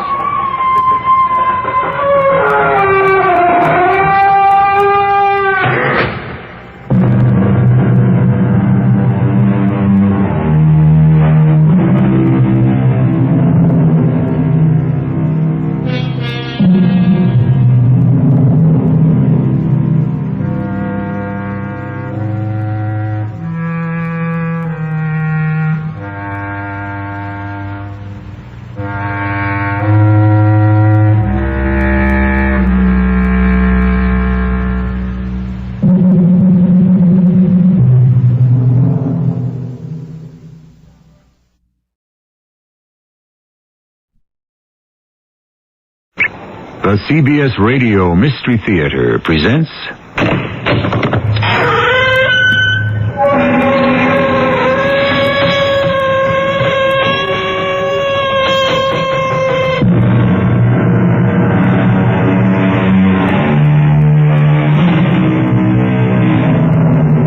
Come in. Welcome. I'm E.G. Marshall. There's a famous, if ancient, phrase written by the Latin poet Virgil, Timeo Danaos dona ferentes. Translation, beware the Greeks bearing gifts. This would seem to contradict another, perhaps older saw, never look a gift horse in the mouth. The story I bring you relates to both of these, but in the end, you will have to decide which is closer to the truth.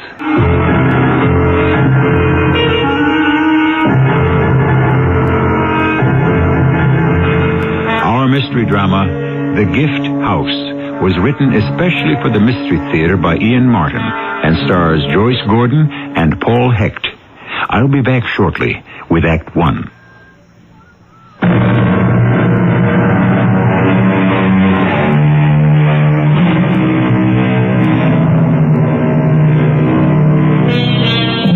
Until 6 months ago, she was one of the lucky ones. Her name was Nancy Ryan. She had come from the Midwest to conquer the theater and miraculously landed in the chorus of a top hit as a dancer. She thought then she was pretty lucky. Then she met Ted Pryor, a reporter for the New York World Sun, and having married him, knew she was the luckiest girl in the world. 3 months after they were married, and her pregnancy was confirmed, she had no doubt that the whole world was her oyster.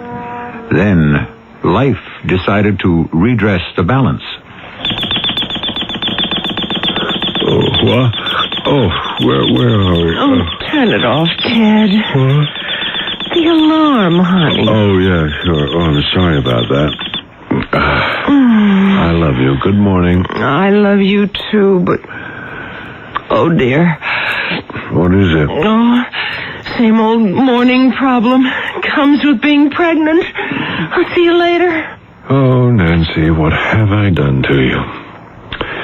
And what are you going to do when you hear the bad news? Feel better, honey? No problems. It's the way girls are built. The baby's great. Well, that's good. Come here. That's nice.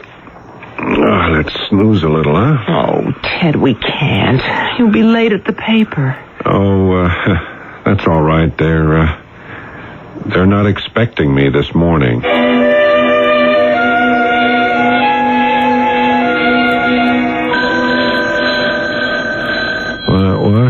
Where is it? It's not the alarm this time, darling. It's the phone, dummy. Here, I'll get it. No, it's okay. It's okay. I have it. Hello? Good morning.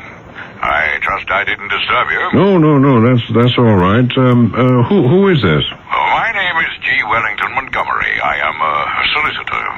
Would I be talking to Mr. Edward Pryor? Yeah, this is Ted Pryor. Well, happy to make your acquaintance. But actually, I think it's your wife I wish to speak with. Was she the former Nancy Ryan? Yeah, I guess so. From Ponca City, Oklahoma? That's right, yeah. Nancy Evans Ryan? No, wait a minute. Mr. Montgomery, what is all this about? Well, I think perhaps it would be better if I talked to your wife directly. I may have some information for her that would be greatly to her benefit.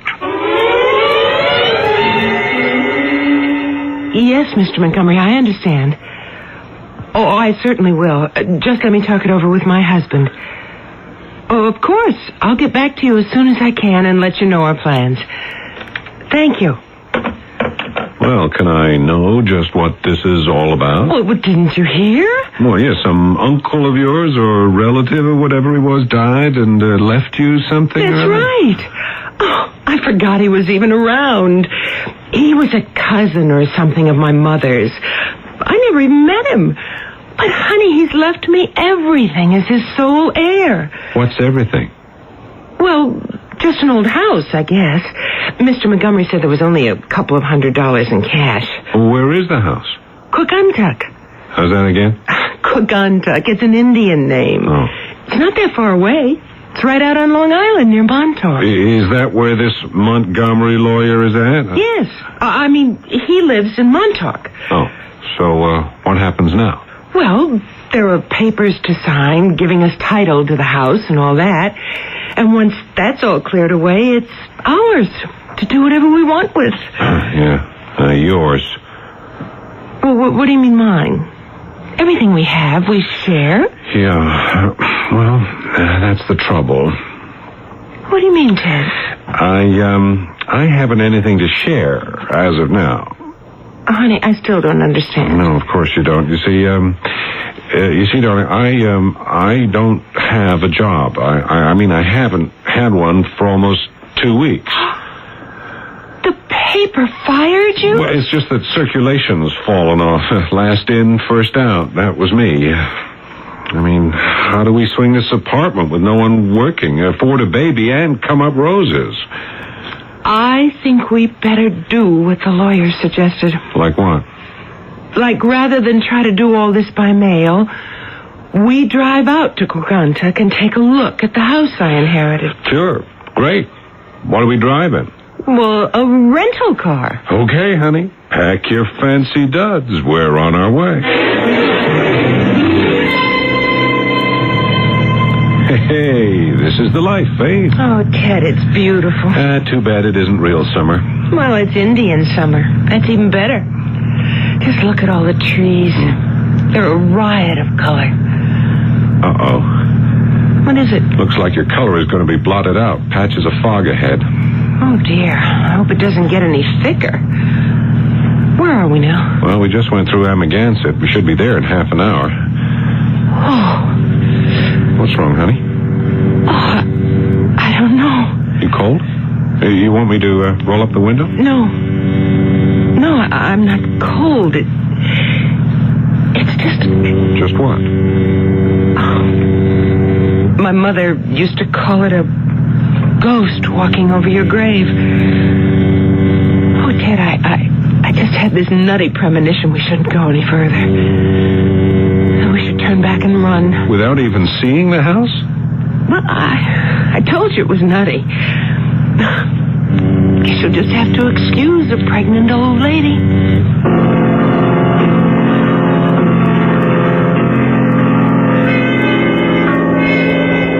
Well, I certainly am grateful the fog lifted. Now you can see the house Chris left you. Oh, well, I'm grateful too, Mr. Montgomery. What do you think, Ted? Well, it's bigger than I thought. Sure is a screwball joint, though. Oh, but honey, it has a quaint and, I don't know, individual charm. You could say that all right, Mrs. Pryor. Individual. Why, Chris built this house up from the ground with his own hands, excepting for the help he got from Pete Prouty and old Amos Scobie, rest his soul. Are they dead, too? Like my uncle? Oh, Ed Scobie died 30 years ago, maybe. But Pete Prouty's still spry. Wasn't my Uncle Chris ever married? Oh, he was married, all right. Sourest apple ever came out of the barrel. Never would live in this house with him, holed up in a little apartment she had in Montauk. Made him stay there with her. You mean he never used the house? Oh, he used it, all right. Excuse to get away from her. I'd say Chris Evans spent the better part of 40 years building this house just so he could be with his cronies and a jug of wine to keep from remembering he was married to the sorriest excuse for a woman the good Lord ever devised. Oh, I'm sorry, my dear. I'm afraid I'm not giving your house a very good name. Oh, I don't know. I think my uncle had good reason to love it. There must be a magnificent view from the cliff here when it's not foggy. All the way to Portugal, Europe. It's like another world. Hey, look down there, Nancy. There's a nice little sandy beach. It's good for swimming because it's sheltered from the big Atlantic seas and a fine natural harbor.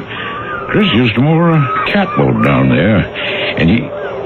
Uh-oh. There's something wrong, Mr. Montgomery? Yes, the wind shifted. It'll bring the fog back. Besides, it's after sunset and the light goes fast these fall days. If you want to see anything in this house of yours, we'd better get on with it. Hey, is that a car in the garage there? Yeah, that's Chris's old Packard station wagon. Runs like a dream. Or at least it did up to the day he died. Is that part of my inheritance? Sure is. Now, we'll have to go around the side of the house. The front door's on the lee side. Okay. Hey, isn't that a kitchen door right next to the garage? That's what it is. But we can't get in that way. It looks as though you have enough keys there to open everything. I surely do. But there's only one that's important. This fella. What a funny, fat little key. What's it for? Burglar alarm. Burglar alarm? Do you have many robberies around here? Oh, not so you'd notice. Nobody's got that much to steal. But Chris, he's not only got one system, but two. A backup in case the first one fails. Well, what was he afraid someone might be after? And if you ask me, I think he put them in to keep his wife out. I don't think he ever used them after she up and died. Well, here we are. That's the alarm. And now for the door. I was the one who put the alarms back on while the house was standing empty, just in case. Now, watch your step. It's kind of dark here in the hall. The living room's to the left. I'll get some light. Oh, sakes alive. Oh. What's happened? The whole room is torn apart. Somebody was sure looking for something. Well, it looks as if a hurricane went through here. Well, what about the rest of the house? We'd better have a look.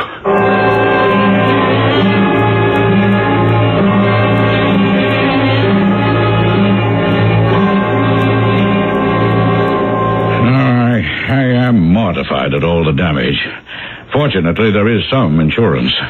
I'll get busy on that first thing in the morning. What I'd like to know is that what whoever it was looking for must have been something pretty valuable. Couldn't have been anything like that. I've handled Chris Evans' affairs all my life. And I tell you, he was a man who lived up to every penny he made. And at that, he never made much more than pennies. Well, then why would anyone have done all this damage? That's what I said from the first. I don't know what young people are coming to these days. Vandalism. Sheer vandalism. But that's beside the point for the moment. First things first. Now, obviously, you can't stay here tonight as you planned. Of course we can stay here. The place is a shambles, Nan. Well, darling, the big bedroom with the foam mattress, that's not damaged too badly. And there were plenty of sheets, I saw. We have all the food we brought along in the cooler, and there's even some instant coffee in the kitchen. We'll make out. Well, now, if you're sure... Oh, of course I am. Mr. Pryor? Whatever Nancy wants, Nancy gets. Well, then, that fog's getting pretty thick. Might be a good idea for you to stay put. Well, I'll be in my office all tomorrow morning. I'll wait for you to get in touch with me. Goodbye now.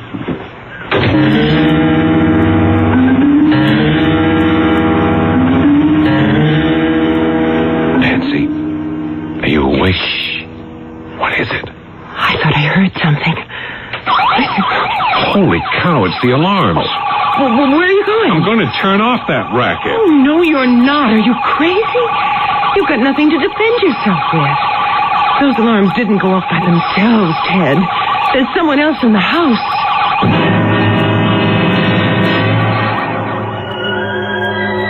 Which one of us has not wakened at some time in the middle of the night to that gagging feeling of the heart in the throat and the spine-chilling belief that an intruder was violating the privacy of our home? It never turns out to be true, of course, or seldom, but just suppose one time it did.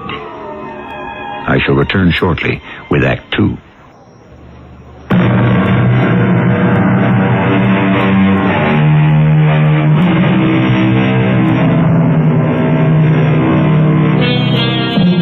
Whatever present or imagined terror might be stalking the house, there was a point at which even Nancy had to agree with Ted that the awful jangle and scream of the burglar alarms simply had to be stilled. Once Ted armed himself with a heavy wrought iron doorstop, Nancy was persuaded to allow him to go downstairs and turn them off. It just doesn't figure, Nancy. What, Ted? The two of us have checked every window, every door, every contact in the house, and everything is sewed up tight. What could have set off the alarm? Well, couldn't it have, short-circuited? Well, possibly. Except after I turned it off, I flicked it back on, and it was operating fine.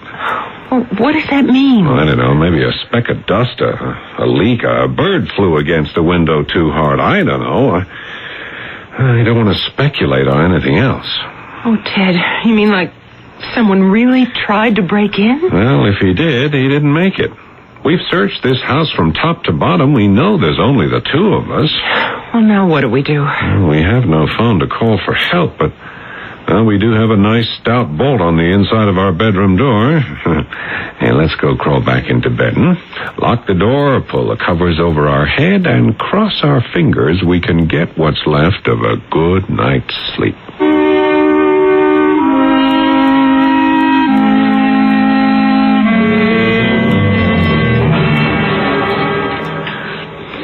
How's the coffee, Ted? The coffee will do. How about us? Well, I'm still trying to think it through. What's wrong with this house? You got me. But something's off the beam. I think we should bail out, get back to New York, put it up for sale. Oh, in this condition, who would buy it? But it isn't only that. Just think what we could make of this place, honey. Given a little time. You'd want to live here? Well, just till the baby comes and I can get back to work. It would solve our financial bind. What's that? Relax, honey. This time it's someone who's asking to come in. It's the front doorbell. No, stay where you are. I'll get it. Morning. Name's Prouty. Peter Prouty. I'm the nearest neighbor right down the hill. Oh, good morning, Mr. Prouty. I'm Ted Pryor. I saw you drive up last evening with that lawyer fella from Montauk. Montgomery? You fixing to buy this place? Well, no, not exactly. My wife inherited it. From Chris Evans? Yeah, I didn't know he had any relatives. You knew Mr. Evans? All my life. Me and him is just like that. So, no wonder the place was not for sale.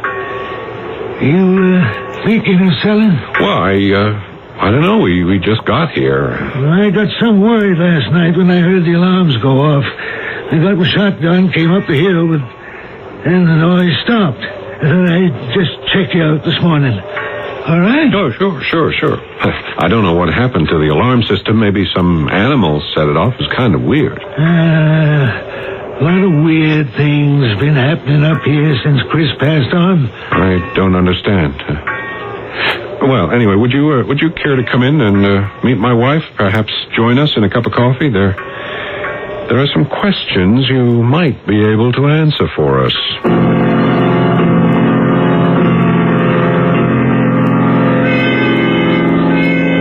And in spite of all the damage, you don't believe that someone broke in here? No, I don't. Well, now, how can you say that when you see the mess? What I think is maybe someone tried to get out. Get out? Who? Ghosts, maybe. That's all we need now to find out that this place is haunted. Oh, I don't believe in ghosts. There's no matter believing or not, little lady. This one just is. Maybe old Chris himself, too. What do you mean, just is? Martha, his wife. She come a-whiffling and a-snuffling around here 3 years back. The anniversary of her death it was. In the fog. We had a real pea super that weekend. All you could do was see the nose in front of your face. Like last night. Oh, bless you. It was just a whisk. The real ones wrap around you like a blanket. Maybe a shroud. Anyways, that Saturday night, Chris and me was sitting right here at this kitchen table, playing casino, when... Oh, what was that? You didn't think you'd get away from me. You didn't think you'd get away. That's Martha. Oh, can't be Martha. She's dead. But not peaceful in the grave. Where is she? I can't see her. Is she a ghost? Why not? She haunted me all her life. Why shouldn't she now? She's dead. I'll haunt you till you're buried. You and your cheap women. You stole my pride. You stole my life. But I will have my revenge. Stop her, Pete. Hold her back. I can't. I don't see her. Where? There, with the knife in her hand. Look out! Die! Next time I'll get you. Next time. She tried to kill me. Oh, don't talk nonsense. There was no one here but us. If there wasn't, what's that? Driven into the wall. Halfway up to the haft.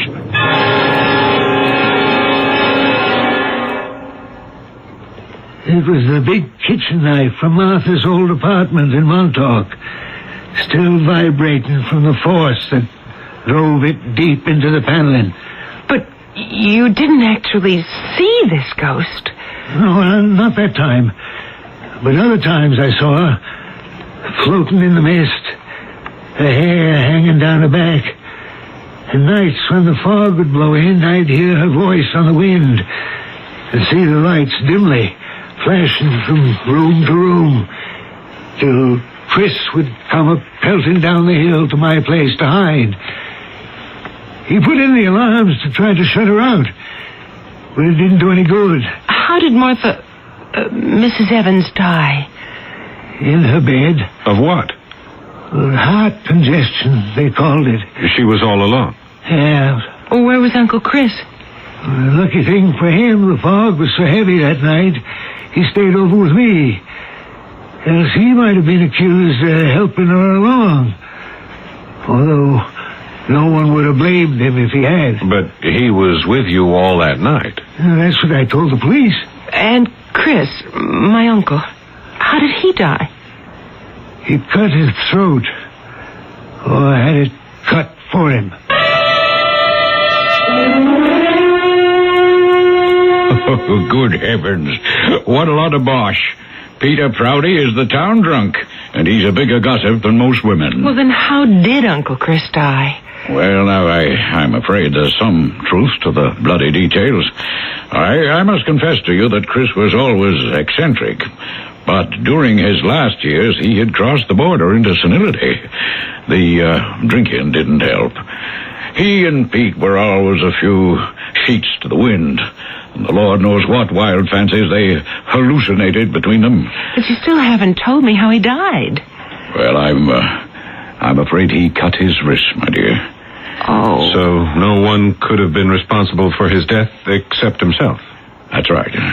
And his wife? Oh, she outlived all our expectations. She had a very bad heart for years. Well, that's a relief. And you say, Mr. Montgomery, you've checked with the insurance and the damage is all covered? Absolutely. The adjuster is coming by tomorrow to estimate costs. But I can handle that for you. Why? Well, aren't you going back to the city? Oh, Ted is. I'm not. What? Well, you know we have to get the rental car back. No, why don't you come back with me, darling? Because I'm going to be a very busy girl. I want to see the adjuster, and Mr. Montgomery's going to help me to have Uncle Chris's car put in condition. I'm going to drive it in tomorrow so we can pack up and get out of that apartment before we get socked any more rent. Now, Nancy, you're in no condition... I feel fine. And the sooner I get settled in my own house, I can really enjoy having this baby. Darling, now's the time. We need a roof over our heads. Yeah, besides, if there is anyone around here looking for something spelled M-O-N-E-Y, maybe we ought to be finders keepers. Oh, if there was, it would be peanuts.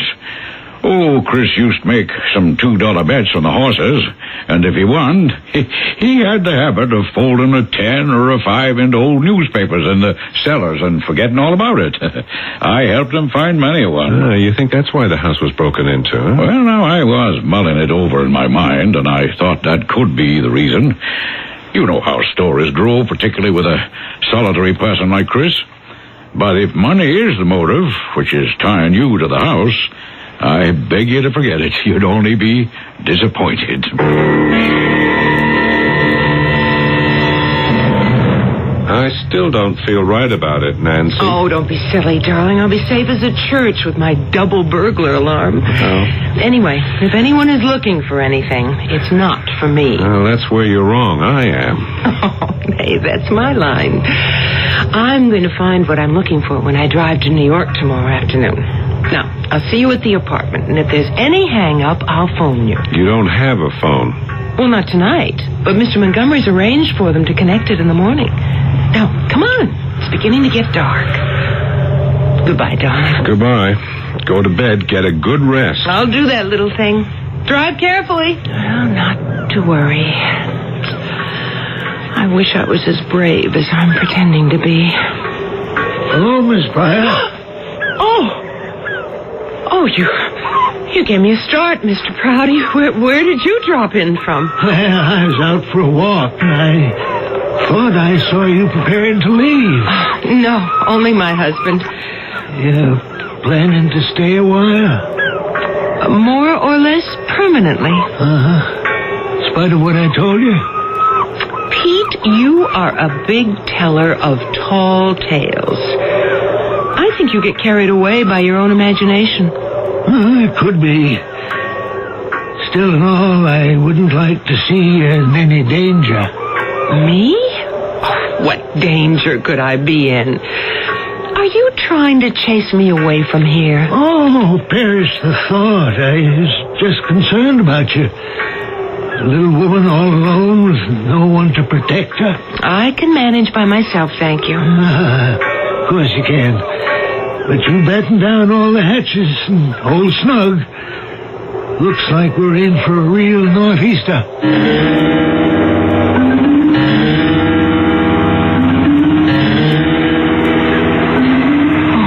To that wind. You can't steal my birthright. What? Don't let her take it from you. I left it to you. Run, Miss Pryor. Run. She has the knife again. Downstairs. Don't get trapped in the bedroom.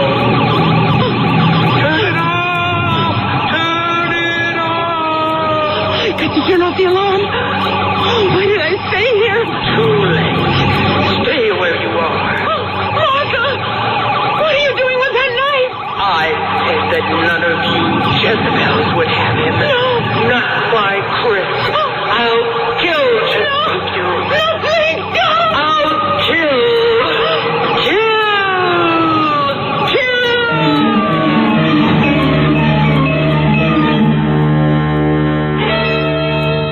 Well now, everything seems to have come to a climax.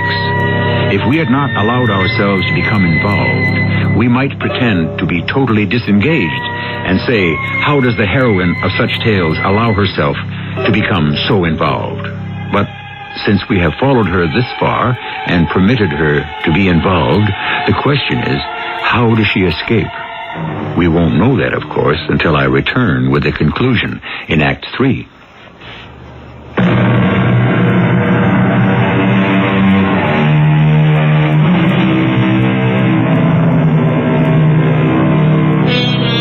Nancy is alone, just wakened from the depths of sleep.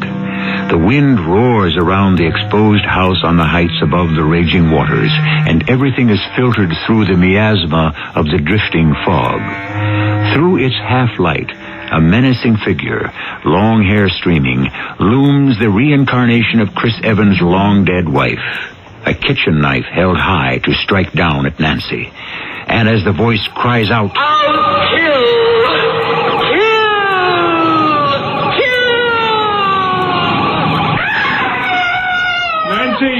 Nancy, where are you? Here by the kitchen.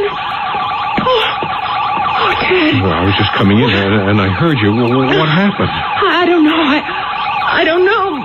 Martha, all those people. Darling, it's all right. It's all right. There's nobody here but us. It must have been a nightmare. Are you okay for a minute? Where are you going? I'm just going to turn off the alarms. It's all right. I'm right here. Okay. All right, here we are now. Let's go into the kitchen and sit down a minute, all right? Oh, Ted. What are you doing back here? Well, I drove as far as I could, man, but the fog was impossible. I decided I'd better feel my way back here, but what's been happening? Oh, everything was all right when I went to bed. But that little screwball Pete Prouty came by just after you left, and he went on and on about ghosts and blood, and I didn't pay any attention at the time, but I suppose he fixed all that nonsense in my mind. I'll wring his neck when I see him again. Well, maybe you ought to wring mine for being a prize goose. I went to sleep, but then I woke up and I heard all these voices, and I was sure someone was in the house. Well, there couldn't have been. I set off the alarm when I came in. I know, but I can't tell you how real it was. Ted, I saw. Saw what? There was a figure. A woman with long hair and a knife in her hand. And she said she was going to kill me. Okay. Look, take it easy, will you? Oh, I feel like such a fool. It's not like me to imagine things. Now, look, it's this house and your condition. Look, we've got to get out of here, Nancy. No. I didn't imagine it, Ted. I'm not that much of a ninny. Something funny is going on here. But it's not supernatural. Do you know what I think? Someone's trying to run us out of this house before we find out what its secret is.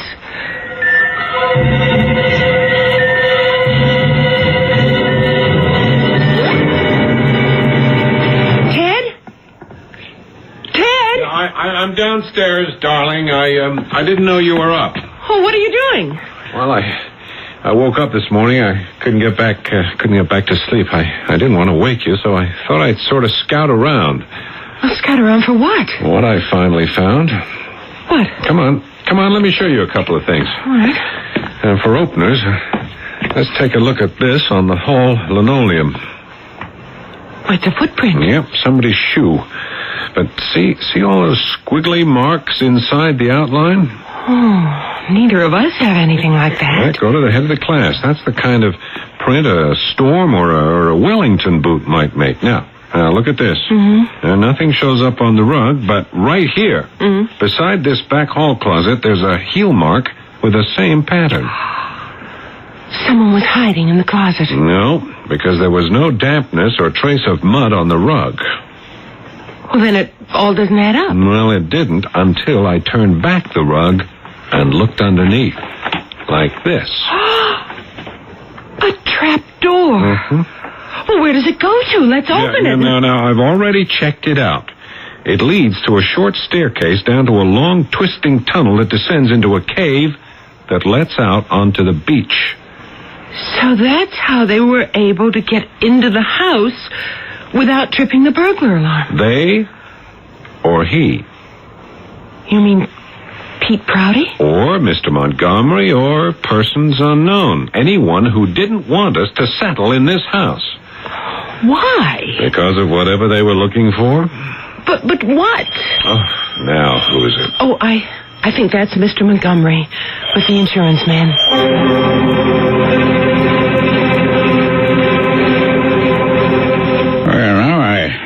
I feel the insurance company offered a very fair settlement. As your lawyer, I'd advise you to agree to it. Well, we think it was fair, Mr. Montgomery. And I think the house can be put back together very nicely with the money they'll pay. Well, certainly in shape to sell, which, if you'll forgive me, is what I urge you to do. Mr. Montgomery, I'm going to be very frank with you. There's something in this house someone wants. I hope you're not suggesting it could be me.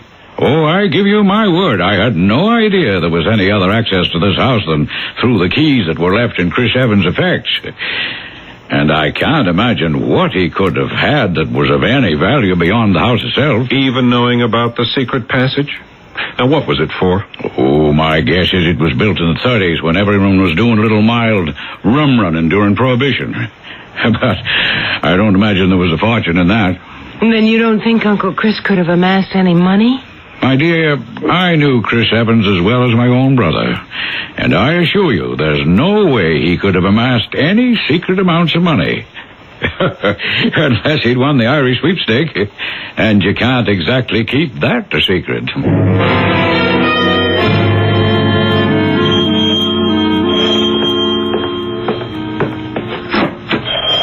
Oh, hello, Pete. Good morning, Miss Pryor. I come up a little earlier to see how you were, but then I saw you had visitors, so I backed off. Oh, that was Mr. Montgomery and the insurance man for the damage. Are you going to take care of it? Oh, yes. Well, I just want to check up on you. Having to spend a night alone in the house. As it happened, she didn't. I came back. Well, now, that's a surprise. Is it? Don't know what you mean. You have a pair of storm boots? Wellington style? I've got several. We see some pretty rough winters. Why? Did you know there was a secret passage from the back hall closet all the way down to the beach? Why, Dad, I most forgot that. It's been sealed up for most 20, 25 years. How How did you and my uncle meet? Oh, that was a long time ago. My family were fishermen, but I thought I had to give show business a whirl. That's how I met Chris. He was the electrician in the first theater I got a job in. You were an actor? Kinda. I had an act in vaudeville. Well, I was the one coaxed him out here to Montauk. I helped him build this house. I always felt it was kinda part mine. Is that why you used the old passage from the beach to break in and tear it apart? You should have left the house to me. It was half mine. I'm even willing to buy it from you, if you give me a decent price. Why, Pete? What are you looking for here? Nothing. Just my due. Oh? And what's your due? The money, if there was any. But now I've looked for it everywhere. I know there isn't any. It was probably just another Chris's big lies. So I'll see you around. Well, I guess that's that. Disappointed? No. All I ever wanted was the house free and clear. Seems to be that way. Now all we have to do is to figure out how we can keep it that way. Well, I refuse to worry about that now. Oh, it's such a lovely day. Oh, who's this? Oh, it can't be the contractor this fast. Mrs. Nancy Evans Pryor? Yes? A.Q. Sprit. IRS. Internal Revenue Service. Oh, well, how do you do, Mr. Sprit? This is my husband, Ted Pryor. Ah, yes. Taking a little time to catch up with you, Mrs. Pryor. Are you the sole heir of Christopher Xavier Evans? I never knew Uncle Chris's middle name. Well, now you do. I checked already with Montgomery, your lawyer. Let me see. On the 14th of April this year, Mr. Evans laid off a 3-way parlay at Battleground Racetrack on the dogs. The dogs? Yes. Racing type. Like horses. Oh. Said parlay paid off on a $10 bet at 2,500 to 1, making a return of $250,000 fully taxable by the federal income tax. My uncle won all that money on a dog race? It happens, ma'am. Not very often, but it happens. You got to be lucky. And you didn't collect the tax on it? That was a slip-up in our Florida office. Happens, too. But we catch up. So, I'm here to collect it. Well, how much? With penalties and interest, figure about $125,000. That's how we like to round it off. Oh, we haven't any money like that. All my uncle left was his house. So I gather from your lawyer. So that if there isn't any money, I guess we'll just have to possess the house. I'm sorry. That's the law. We all packed, Nancy? It didn't take long. We scarcely moved in. Oh, I'm sorry. I'm the one who should be sorry. At least if I had an inheritance, it shouldn't have been a minus. $250,000. No wonder Pete was ready to tear the house apart to find it. Only he didn't. I hate to leave it. Damaged goods as it is, it's a house, and I'm going to have a baby. And I'd like to have started him off, at least, in a real home. I know, Nan. Just don't push it. I can't help it, Ted. I know. Somehow I just know Uncle Chris wanted someone to be happy here. Only something went wrong. What are you talking about? Well, his will was made long before he took his life. That was an impulse. I think he would have wanted us to know what he did with the money, but he just forgot at the last moment. Yeah, if he hadn't already spent it. You know what I feel terrible about? No, what? That I couldn't just have put things in shape while I was here. Well, that's the little homemaker in you. Or at least taken down these sleazy, dirt-stiff old drapes and washed them. Gosh, they feel as if they'd been starched. They're so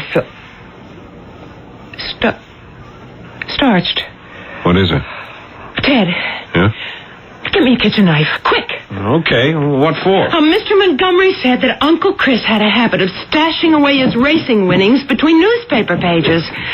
Well, how about sewing them in between a curtain drape and the lining? Oh, here's the knife. Oh, good. Just let me cut this running facing stitch. There. Well? Ted. What? A $100 bill. Another one. 3 stuck together. Oh, Ted, darling. We're not only going to make Uncle Sam rich, but we're going to be the same. And hang on to the house, too.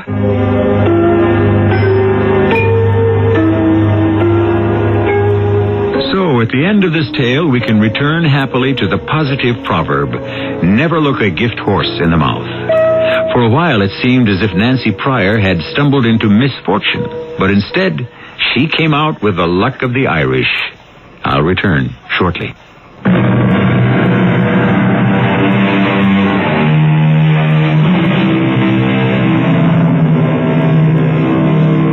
A year brings many changes. Peter Prouty died, unlamented, of acute alcoholism. Christopher Evans has a namesake in a fine baby boy born to Nancy and Ted. Ted has a job with the county newspaper, and the family has settled down to enjoy the local society, into whose circle they have been welcomed after being sponsored by Mr. Montgomery. Nancy Pryor would be the last person to subscribe to Virgil's warning, beware the Greeks bearing gifts. May everyone be so lucky. Our cast included Joyce Gordon, Paul Hecht, Robert Dryden, and Ian Martin. The entire production was under the direction of Hyman Brown.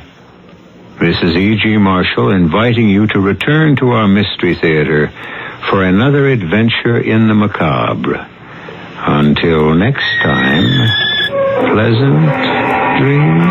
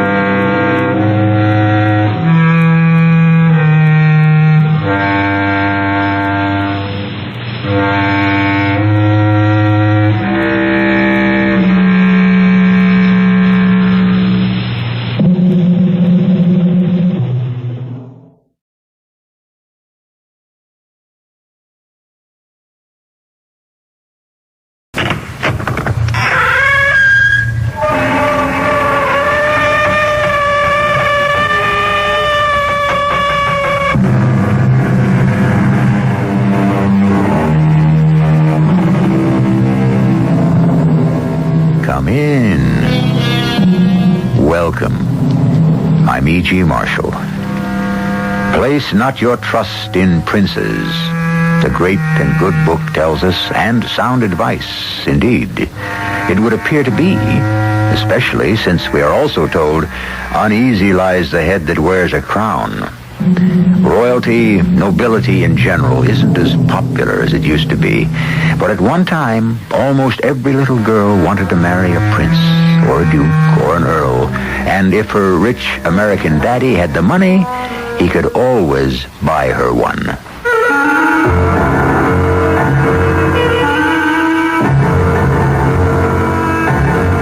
Our mystery drama, The Kingdom Below, was written especially for the Mystery Theater by Sam Dan and stars Phyllis Newman and Fred Gwynne.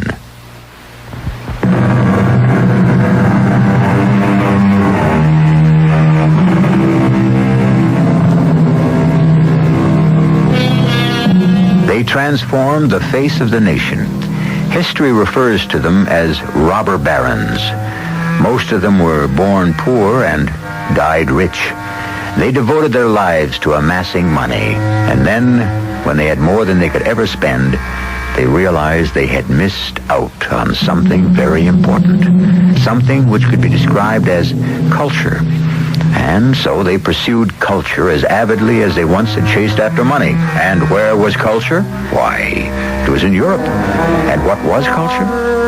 It was immortal paintings for the mansion, masterpieces of sculpture for the grounds, and a titled foreigner for a son-in-law. From the diary of Miss Mayetta Stebbins. Rome, July the 3rd, 1887. I do believe that music will drive me out of my wits. Not that I had too great a supply to begin with. We are living in a palazzo. And didn't Mama give it to me for calling it a palazzo? Palazzo, darling, palazzo. But I want to go home. Anyhow, I shouldn't complain about Mama. Poor Papa. He's the one that really catches it. Every morning, it's the same old thing. Prego, Annunziata, the, uvi. You know, the eggs. I ain't had a decent egg since we left the States. Now, you said ain't at the opera last night. I thought I would die of shame. Who was there to hear me? Nobody but a bunch of foreigners. How many times must I tell you, Benjamin? In this country, we are the foreigners. Yeah, that's why I can't hardly wait to get back to good old USA. Benjamin, I don't think you're taking this trip seriously. Now, you just look here. I got writer's cramp from signing checks. You wanted that painting of that fat lady? Oh, Benjamin Franklin Stebbins, you are talking about a genuine Caravaggio. Yeah, and you were talking about 50,000 simoleons. 50,000 of Uncle Sam's finest. 50,000 of those long green men. But, did I blink an eye? No, wrap her up, I says. I'll write you my check. $50,000 for a Caravaggio. You stole that painting. I stole it. You want pictures of naked fat ladies? Well, I can take you into places back home where... Benjamin, your daughter is sitting at the table. Oh, Mama, I know about those places. Oh, my sakes alive. What do you know about those places? I know well-brought-up young ladies ain't supposed to talk about them. Ain't. There it is again. Benjamin, you've corrupted this child. Okay, Mayetta. Don't say ain't in front of your mama. It discombobulates her something fierce. Now, we have to have a serious discussion. Does that mean I have to leave the room? No, it concerns you. Benjamin, you give generously of your money. I have no complaints. Thank you kindly, ma'am. But you're not putting your heart into this thing. Which thing? The thing we really came for. Okay, you tell me. What did we come here for? To find a husband for Mayetta.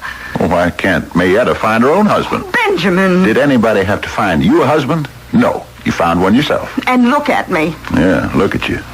29 years ago, you were filling up beer mugs in your old man's saloon. Benjamin! Is that true, Mama? How can you say such things in front of the child? I'm not a child, Mama. It was the worst dive on the San Francisco waterfront. Where was the saloon? There was no saloon. No? What was it then? Why are we getting off the subject? Which is? Finding a husband for Mayetta. Oh, yeah. Nobody found you a husband, and you wind up being married to one of the 50 richest men in America. Now, Benjamin... You don't believe it? Read the papers. Money isn't everything. It ain't? Oh, that word again. There's a world of people who don't say ain't. Yeah? It's a world of breeding, refinement, and culture. Is that a fact? And from that world, I want a husband for your daughter. That's a funny way to put it. You want a husband for our daughter. What does our daughter have to say about it? Oh, she's too young to know her own mind. So, what have you got on your mind? Now, Prudence Folsom, she came back to America last year with a count. Skinny beanpole of a fella with a pot belly, a mustache, and a monocle. Looks like a dude to me. Now, you have twice as much money as George Folsom. So your daughter should do twice as well as his. Mayetta should get herself a prince, or at least a duke. Find her one. Well, what do you say to all this, Mayetta? What do I say to all this? I don't know. Most of the time I don't listen. I've never been in love. Maybe I'll never fall in love. Maybe I can't, or maybe I'm so much in love I don't realize it. Could I be in love with someone I've never met? Sounds silly. I could never talk about it to anyone. Yet the truth is, I don't know if I really feel this way or if I read about it somewhere in some novel long ago. Well, next morning, it began over again. You girls know what day this is? It's the 4th of July. Oh, how I wish I was back home. Benjamin, we are not returning until Mayetta I can see him now, stepping down Fifth Avenue, the Grand Army of the Republic. Benjamin! Be the first year I ain't marching with them. Ain't again. What do I have to do to get back to the land of the free and the home of the brave? Well, first, you must stop saying ain't. Done. You ain't never going to hear that word pass my lips again. Second, you must find a titled foreigner for your daughter. And what if she turns him down? How can she turn him down? She ain't met him yet. Every time you get really excited, you sound like the red-haired girl I first met in your old man's saloon. What are you talking about? Let it pass. Now, look, we've been here a month. She hasn't met anyone yet. She's met hundreds of people. She met all kinds of nobles, fellas with titles. Toss a coin. Put the names in the hat. Pull her one out. Well, not one of them is good enough for her. Now we're on to something else. Fortune hunters. Yeah. Dried up, wizened, elderly men. Uh-huh. And the young ones. Oh, too slick by half for my taste. I wouldn't trust any of them. Benjamin, we are not meeting the right people. We're meeting everybody there is. The word is out. The rich American heiress is in Rome to find a husband. We're getting them from all over Italy. They're coming from France and Spain. I understand tonight we're going to meet a couple from Austria and Russia. You see, Benjamin, we were wrong. We? What did I do? Well, we let it be known that the fabulously wealthy Americans were here with a marriageable daughter. We thought we'd be swamped. And we were. But a man of true aristocratic breeding would be repelled. He would have contempt for us. He would label us as nouveau riche, as parvenu, as arriviste. I'll tell you something, Mama. I happen to know what every one of them words mean. And you want to know the truth? That's exactly how we're behaving. Well, I want a prince for my daughter. I want a man of background and breeding. A man who can trace his family down through the centuries. But, Mama... And let that family become even richer and greater and finer because of what my daughter will bring to it. Okay, Mama. Sure.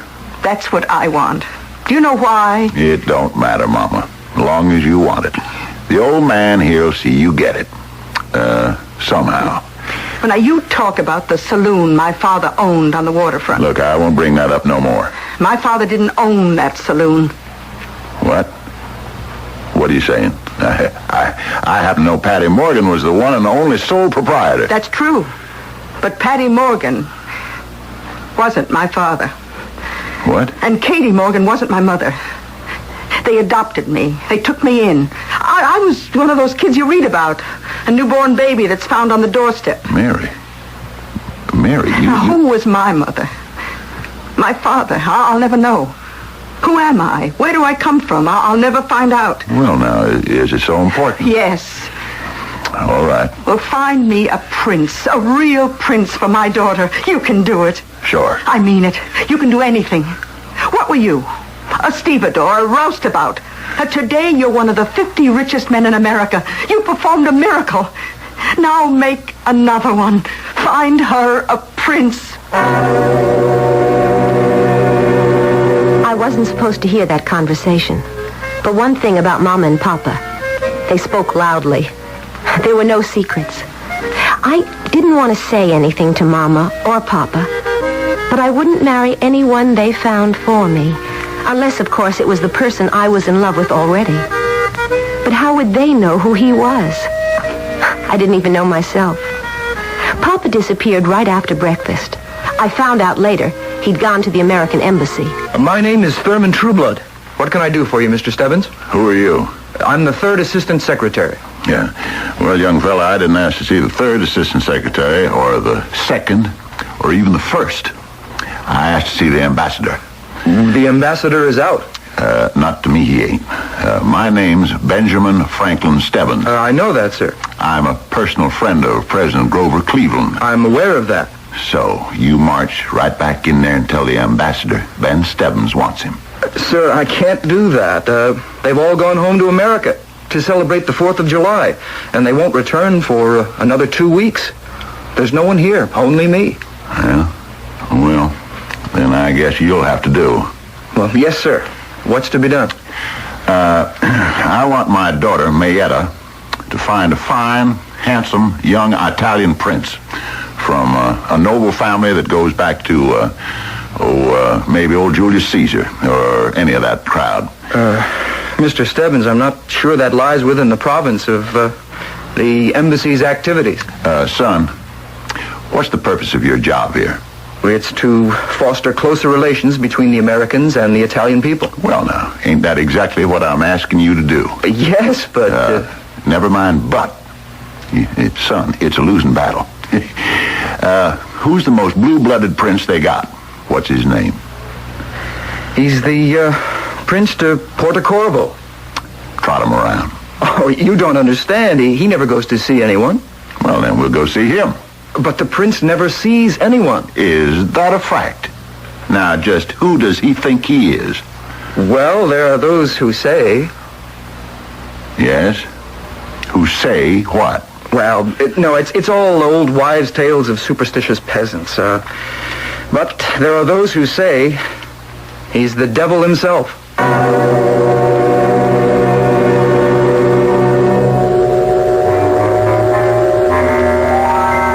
Well, friends, there you are. We made you wait for the very last 2 words of Act 1 before we said something that puts everybody on notice. A rich, young, handsome prince, and there's suspicion around that he may be the devil. Well, the devil is a prince. He's called the Prince of Darkness. We shall shed more light in just a little while when I return with Act 2.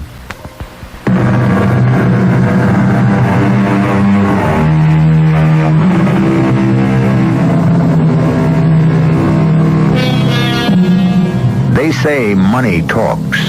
Well, that isn't quite accurate. Money does more than merely talk. It commands. And what money wants, money usually gets. The moneyed Mr. Benjamin Franklin Stebbins, one of the 50 richest men in America, has come to Rome in the year 1887 to buy some culture. Paintings, sculpture, and a titled foreign nobleman for his daughter. Now, Mr. Thurman Trueblood, let's get down to the facts at hand. This Prince de Portocorvo, why do folks say he's the devil? Well, this is all local superstition.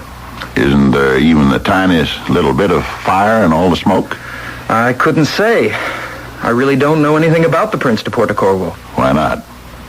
Why not? Ain't he one of the natural resources of the country? I'm afraid I don't understand. Oh, which is why you're only 3rd assistant secretary. But never mind, I'll take you in hand, boy. I'll educate you. Sir, what's been attracting most of the foreign capital lately? The native nobility. That's what.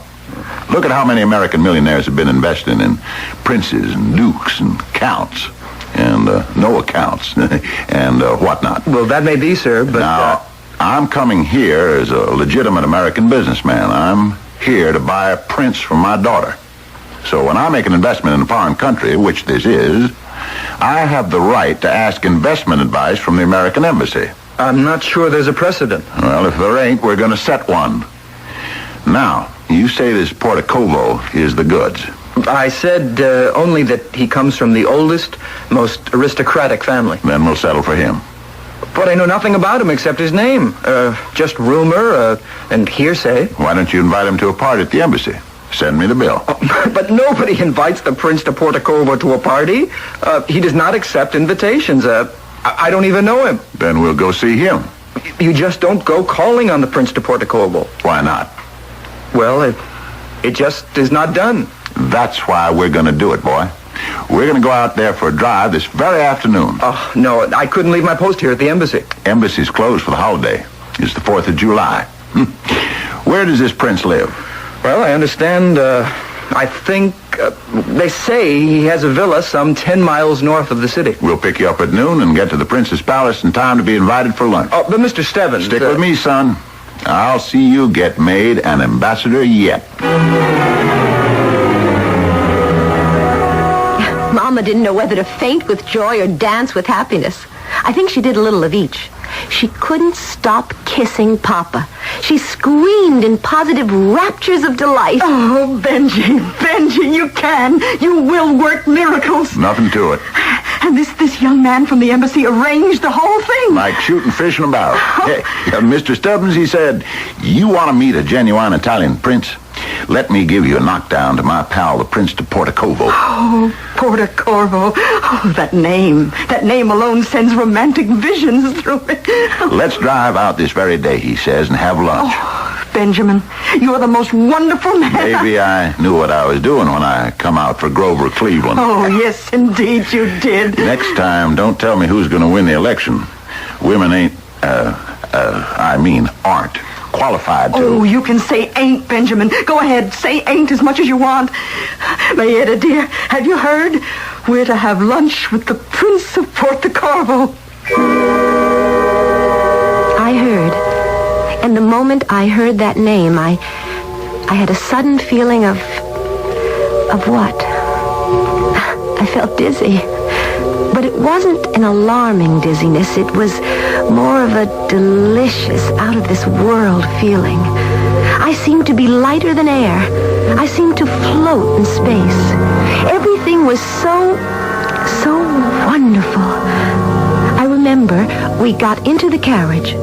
We stopped at the embassy, where a very tall, serious young man joined us. Mayetta, honey, this is Mr. Thurman Trueblood, Assistant Secretary at the Embassy. Actually, Miss Stebbins, I'm only the third Assistant Secretary. Son, when you blow your horn, sound it loud and clear and strong in a major key, and leave out all the minor notes.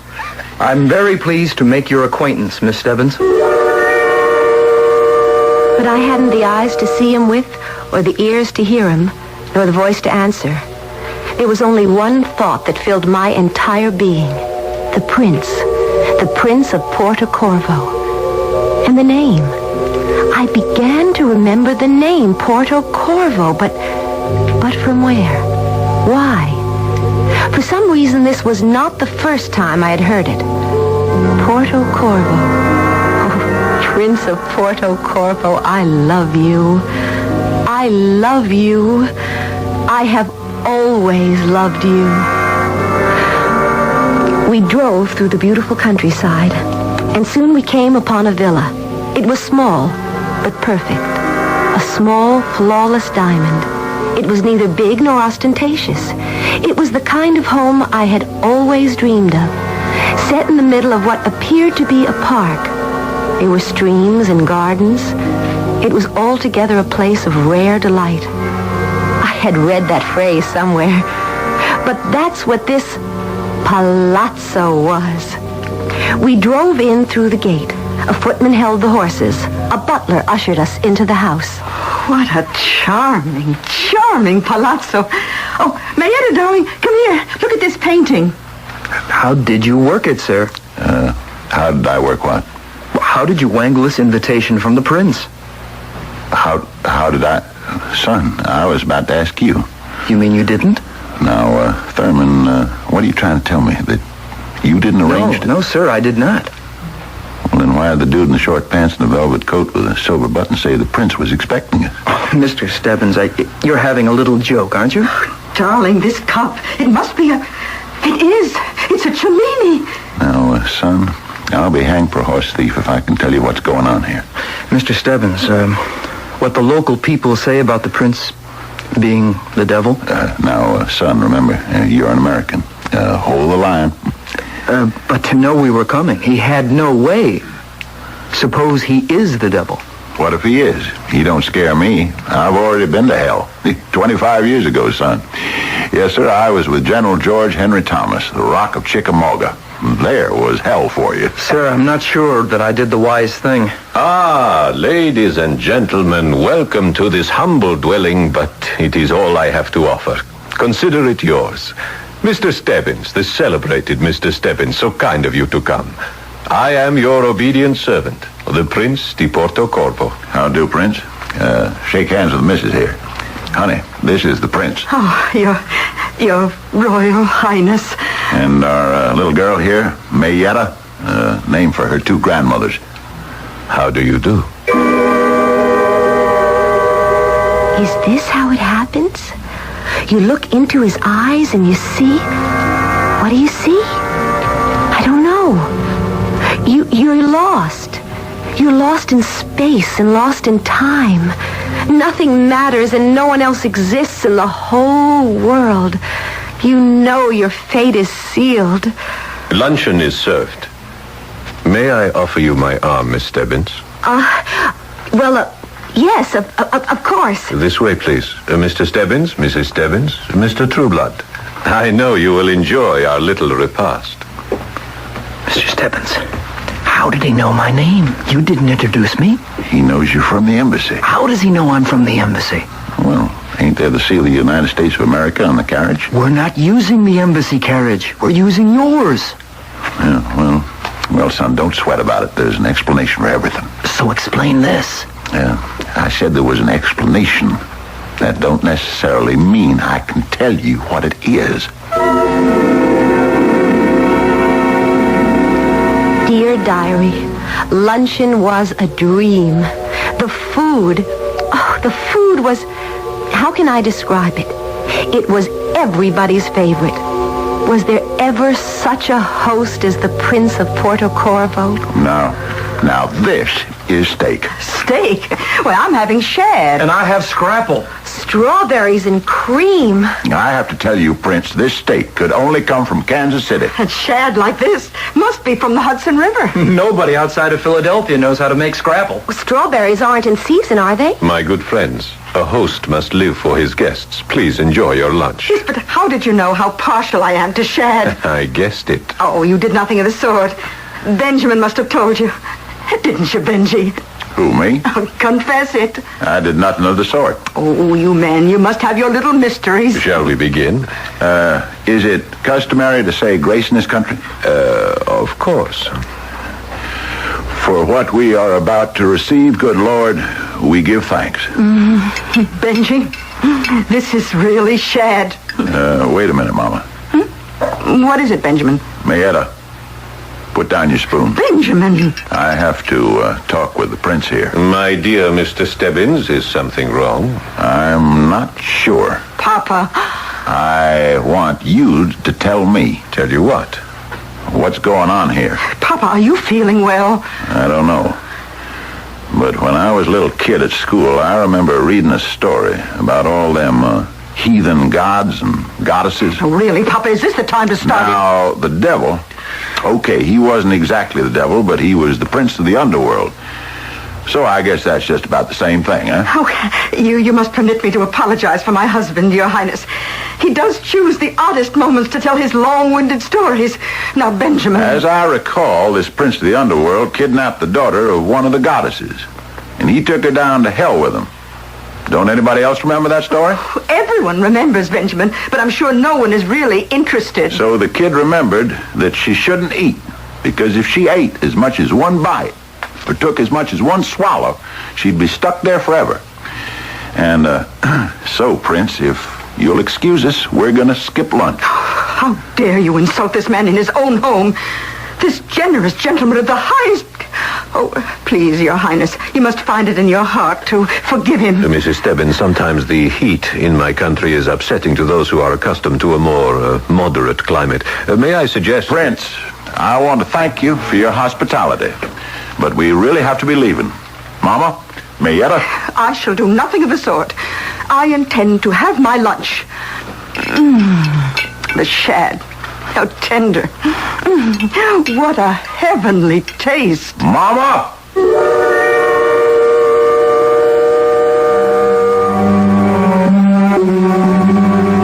All right. What do you suppose this is? Here you have Ben Stebbins, one of the most hard-headed practical men in the world, and he starts raving about something deep down, way past, in ancient Greek mythology. He looks at a handsome, sophisticated gentleman and sees the king of the underworld. Don't sell Benjamin Franklin Stebbins short. After all, he was smart enough to become one of the 50 richest men in America. I shall return shortly with Act 3.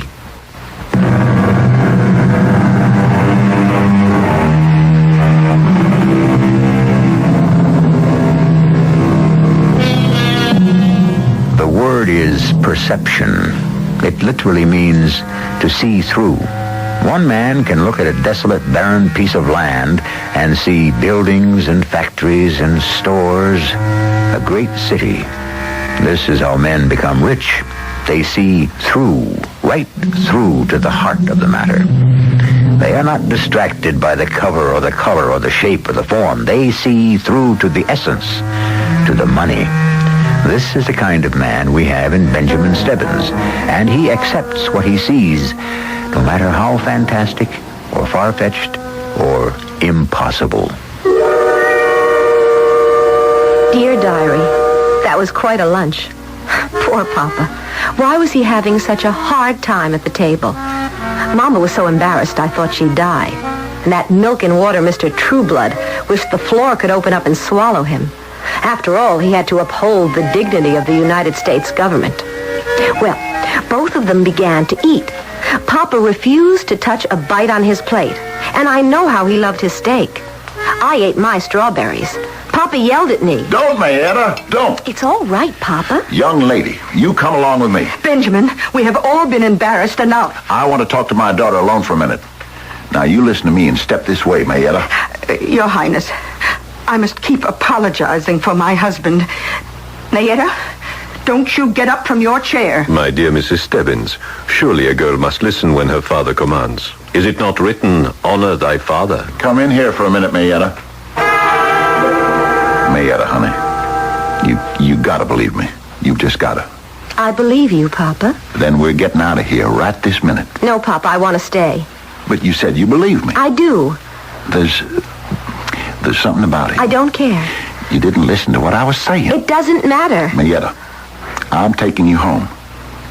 I'm home now, Papa. No. Come on now. What can you be telling me? I love the prince. You must listen to me. Did you ever hear of a more practical, down-to-earth fella than your old man? Papa, I know what you're going to say. Put your money on the table. Show me the figures. Let me examine the merchandise. That's always been me, honey. No fancy notions, no crazy ideas. So when a fella like me starts talking about devils and the underworld, you have to listen. Now, this prince, well, how else can I put it? He ain't human. And what if he isn't, Papa? What do you mean, what if he isn't? I love him. I've been in love with him all my life. But how could you? You only met him an hour ago. How do I know that? Oh, my poor little girl. No, Papa. I'm not your poor little girl. Not any longer. You always did want to marry a prince, didn't you? Every little girl does. You sure you didn't read that story I tried to tell everybody just before? Sure, I read it. Back in school. You didn't see yourself as the heroine, being carried away by the great god of the underworld, becoming the queen? It's so hard for you to realize I'm in love. And when you're in love, it doesn't matter who he is. But it does, Mayetta, it does. We love each other. When was this decided? It was meant to be. And now, Papa, we mustn't keep the others waiting. Dear Diary, Papa walked out on the terrace and I returned to the dining salon.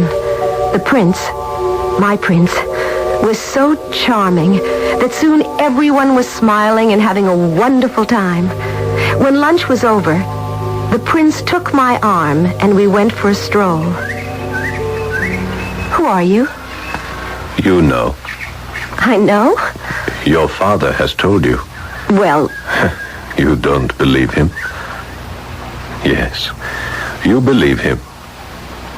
And it is true. Yes. I have always loved you. Why? Oh, because you are so light, so filled with beauty. For a girl who's supposed to be so beautiful, I've had remarkably few beaux. And considering that my father is so rich... Yes, I know. You see, I did not want anyone to fall in love with you. What does that mean? More important, I did not want you to fall in love with anyone else. And so I did not permit a thing like that to happen. How could you stop it? You see, my sister is... It will be very difficult for you to believe this. I know I must believe anything you choose to tell me. My sister is Venus, No one in the world may fall in love without her permission. I see. I've waited for you, just as you have waited for me. I love you. I love you. We shall be married. Oh, that'll make Mama so happy. You don't know how she always wanted me to marry a prince. I know. Oh, and not just getting married, but the idea of the wedding. It will be a beautiful wedding. Oh, how Mama's going to enjoy every single detail of the planning. My dearest, I am afraid your mother will not be allowed to come. She what? The wedding will be held in Olympus. Where's that? It's where my father lives. Why can't my mother come? My dearest one, your mother will not be permitted to leave the underworld. I don't understand. Your mother and this gentleman, Mr. Trueblood, they must depart shortly for the underworld. Why? You know why, my dearest. They dined at my table. Do you mean they'll be dead? Dead is a word that is only used in this world. But will they be dead? They will lead another existence elsewhere. Will they be dead? Yes. It is the law. What law? All who partake of my hospitality must remain forever my guests. Papa didn't touch a bite. He will leave. I shall not see him for a long time. Papa won't let you take Mama away. Darling, you must not allow yourself to become sad. Remember, we love each other. Yes, but... And love is all. Love is enough. But Mama won't be able to come to my wedding. Mama will never forgive me. Mama will not know about your wedding. Why won't she know? Because Mama has already sipped from the cup of forgetfulness. What's that? It is to prepare one for the next world. Mama is waiting for the journey to the underworld. She and Mr. Trueblood are waiting for the boat. No, I want to see Mama. No, my darling, you do not. I do. I want Mama. I tried to spare you this. Mama. Oh, Mama, you're not going anywhere. Tell me you're not going anywhere. Child, are you speaking to me? Mama, don't look at me as if you don't know me. Who are you, child? Who am I? Don't you know me? Don't you know your own daughter, Mayetta? Mayetta. What a lovely name for a beautiful girl. Mayetta, for Grandma May and Grandma Etta. Goodbye, child. I wish we had more time to chat, but I must leave. Don't go. Come back. Come back. She must go, my darling. I want to go home. Soon, my beloved. I will take you home. No, home on Fifth Avenue in New York City. I want to go home. You will come with me. We have always loved each other. We are to be married. No. Papa, please, Papa. Papa, save me. Help me, Papa. Now, what's all this hollering, Mayetta? You ain't a little girl no more. You've got to behave like a marriageable young lady. I don't want to get married. Not to him. I told you not to touch a bite of food. Oh, please, Papa, don't scold me. Just help me. And help Mama. They're taking Mama away. Honey, what can I do? I'm just a living, breathing, mortal man. He's one of them gods. What can I do? Oh, Papa, did you ever in all your life ask, what can I do? Never. Whatever it was, you just went out and did it. Please, please, Papa, save Mama and save me. I don't want to marry him. But you're in love with him. No, Papa, I'm not. I was in love with the idea of him, of a prince. Oh, Papa, please. All right. Just sit there quiet for a bit. Your Highness. Yes? My little girl wants to break her engagement. I am afraid that is impossible. I love your daughter. Do you? With all my heart. Well, then, if you're a man of honor, you will ask for her father's permission. You have already permitted it. You brought her to my house for this purpose. Oh, but that was before I knew who you were. You knew who I was. You always knew it. I didn't know for a fact. I may have suspected. We quibble over words. All right, then let's argue facts. You say you love my daughter. You say you love her with all your heart. What are your plans for her? To make her my queen. And just where are you going to live? In my palace. Which is where? You know where. Down there? Way down there in hell, in the dark, in the damp, where there ain't never a ray of sunlight, not one blade of grass, not one flower, not one bird. Why do you want to bring her there? To brighten my life. I know that, but who's going to brighten hers? Can she live in the dark? No, she needs fresh air, the blue sky. I will make her happy. How will you make her happy? She'll wither away. She'll die. No. They all die. All your wives. What happened to your first one, the one we all read about? How many have you had since? How many will you have after Mayetta? Mr. Stebbins. You bring them to your palace for their youth, their beauty, and their freshness. But all of that disappears very quickly in the poisoned air of your kingdom. They fade ever so quickly. They die ever so soon. It isn't love on your part. You need them. But you never love any of them. I love your daughter. Prove it. How? Give her up. What? Save her life. Let her live. I love her the way I have never loved any of the others. Then don't treat her the way you did the others. Let her live. Let her have her life. The beauty and the loveliness of the world above. How long can she live with you? A few months, a year? And then she'll be old. No. You know I'm right. Man who loves is a man who must be willing to give. But give her up. I love you. Mayetta. I love you. You will never know how much I loved you.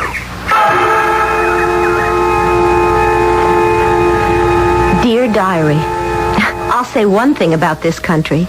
It may be the food or the air, but the fantastic dreams you have in this place.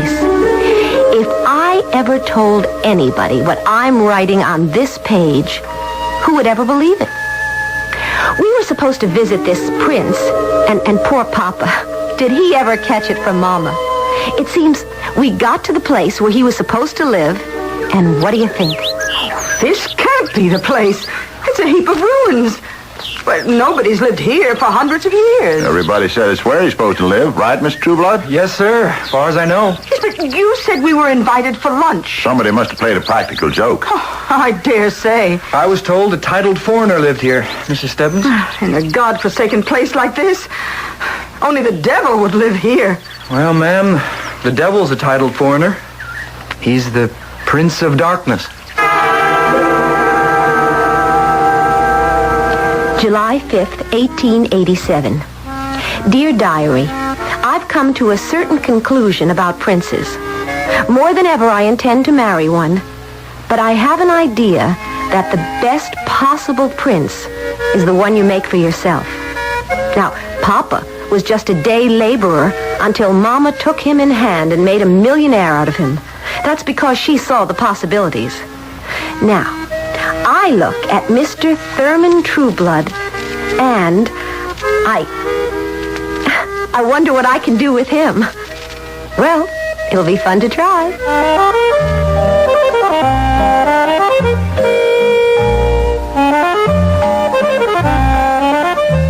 She did, and it was.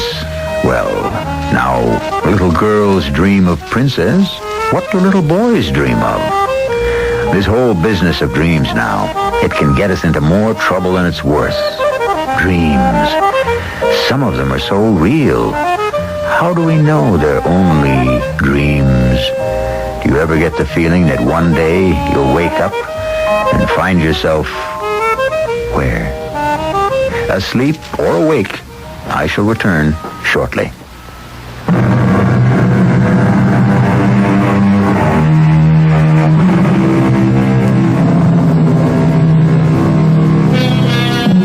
And they lived happily ever after. At the risk of being an old curmudgeon, I must ask, who lived happily ever after? The data tells otherwise. Most girls who marry princes have a relatively bad time of it, especially if you read the papers. The truth is that princes, as a rule, make great lovers but bad husbands. And for the long haul, what the girls like is for things to be the other way around. Our cast included Phyllis Newman, Fred Gwynn, Paul Hecht, Bryna Rayburn, and Roger Barron. The entire production was under the direction of Hyman Brown. This is E.G. Marshall inviting you to return to our Mystery Theater for another adventure in the macabre. Until next time, pleasant dreams.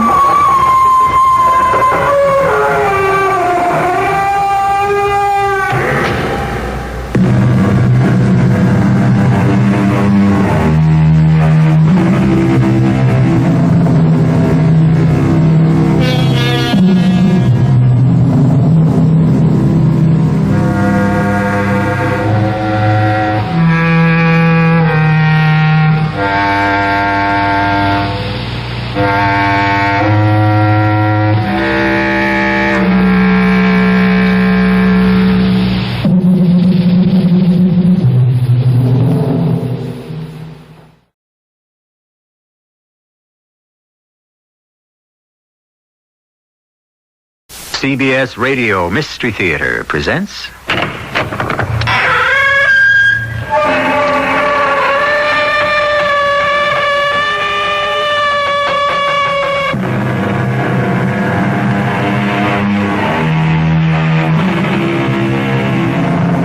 Come in. Welcome. I'm E.G. Marshall. Welcome to the universe. We have wonderful things for you to see. We have stars being born and galaxies exploding. We have spaceships plunging into the void and mysterious planets beckoning their crews to adventure. We have alien creatures, pitiless and pitiful, monsters, fierce and friendly, scientists, mad and sane. We have them all because you have your imagination, and you can see wonders more wonderful than any movie screen can show. In fact, the story you're about to hear is about a movie screen, the strangest anyone has ever seen.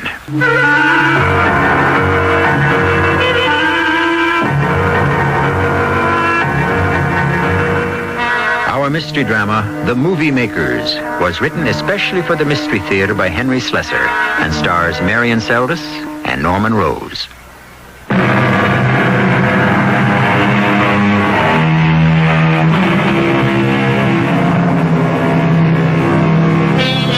Our story begins where some stories end, because a life has ended.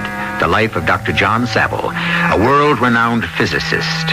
The Saville theory of dual entropy will become standard among scientific principles, and for the next century, scientists will debate whether or not Dr. Saville's theory of space heat would have been proved valid if the great man had lived. But Dr. Saville is dead. His work lives on, his memory, and his widow. Please come in, Martin. Oh, thank you, Vera. But I really think you should go up and rest now. Funerals are very hard on the living. I must talk to you. Maybe you'll finally tell me the truth. About why I went to a funeral this morning. About why my husband shot himself. Oh, Vera. Don't give me that suffering look, Martin. Save it for your students.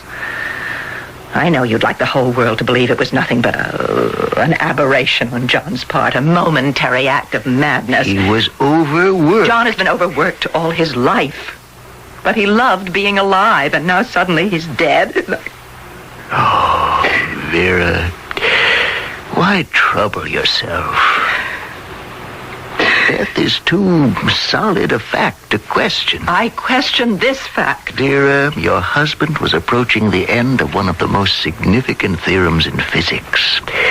And when he realized what it was he found, what terrible Pandora's box he was about to open... Yes, I've heard the stories that John felt guilty about his work when he realized its implication that his guilt drove him mad. And you don't believe that? No, I was married to him. I don't have to believe theories, Martin. I knew the man. But you know nothing about his theory, this space heat hypothesis. Do you realize what kind of military end could have evolved from it? Did you see the interview in Science? In News Weekly with General Fletcher? A planet wrapped in flame. That's a horrifying thought, isn't it, Vera? And that was the thought John had with him for months now. I just don't believe it. You told me he'd leave the house frequently. But yes, every day, for hours. I don't know where he went. I still don't know. Never mind. We have more practical things to talk about. Practical? Legal things, Vera. We have to probate the will, get John's papers together. We'll go over them tomorrow. You know where he kept everything? Yes, his wall safe. I have the combination. I'll open it tonight. You do that. And, Vera, don't think of the way John died. Think how he lived.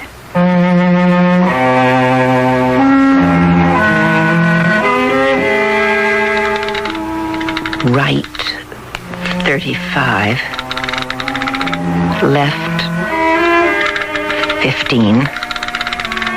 Right 13. There. Oh, so many papers. Well, they'll have to be sorted out. Let's see. Oh, here are the insurance policies. These must be his work notes. I'll have to give them to Martin. What's this? Another notebook with a rubber band around it. I wonder if John could have kept a diary. Something wrapped around this. A letter? I remember when this arrived. It was a Saturday morning. John always shared the mail with me, but this letter he kept silent about, and I never did know why. Let me see. Dear Dr. Saville, your interest is kindly solicited in a unique proposition we would like to offer you. What a funny sort of sales letter. Unknown to you and by means of a process hitherto thought impossible, our organization has been photographing your life since the date of your birth on October 2nd, 1921. For heaven's sake. As a scientist, you are certain to realize the enormous complexity of such a photographic undertaking and the amount of research it required to unearth the radical new concepts involved. We are offering private screenings of these films to the selected group of individuals upon whom we have been experimenting. We plan to limit these showings to 1 hour daily and are forced to charge a minimum fee of $100 per visit. The films will be projected at our own offices at 420 Oak Road, Carrington, Massachusetts, which is 18 miles north of Boston. If you are interested in a trial session, we would be pleased to have you call at our offices on Thursday of this week at 10 a.m. Good Lord, I wonder if John actually... Oh, wait, now there's more. There is one other consideration. We ask that you maintain complete secrecy about our organization. We are not yet ready to make our process public, and for this reason, we request that no one, not even your closest kin, be informed about the contents of this letter. Failure to comply will result in a withdrawal of this offer. Yours very truly, Howard Frank, Vice President, Life Films Incorporated. But it has to have been some kind of hoax. How could such a thing be possible? I wonder if John's notebook... Let me see. The letter was dated the 5th. Thursday of that week would be... Here's the entry, yes. June the 9th. The first entry. The very first. This has been an extraordinary day for me, and worthy of being recorded in a special journal. 1 hour ago, I returned from a small town called Carrington, some 18 miles from the city of Boston. I've spent this morning in a ramshackle frame house at the outskirts of town, whose interior has been converted into a modern, office-like arrangement of some 4 rooms. And in one of those rooms, I have been watching myself as a youth of 27 attending a small gathering at the home of a man who's been dead for 10 years. I realize that I am writing this with unscientific detachment, but this experience has shaken my soul like dice in a gambler's cuff. I will try to start at the beginning.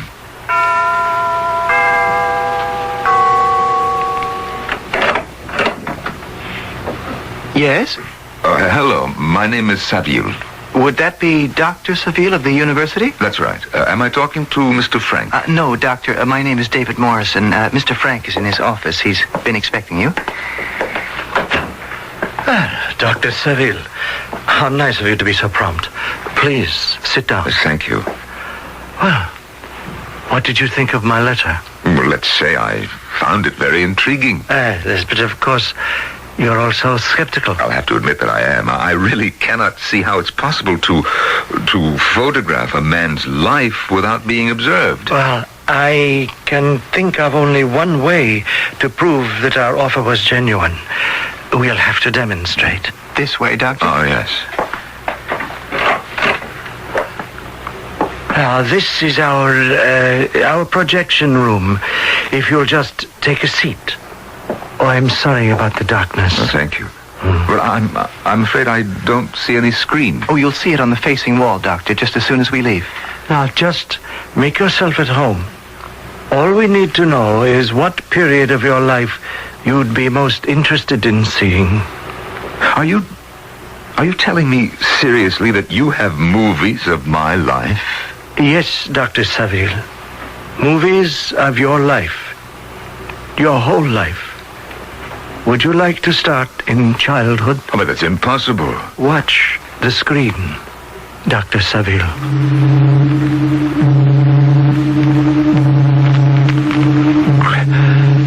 Great heavens. It can't be.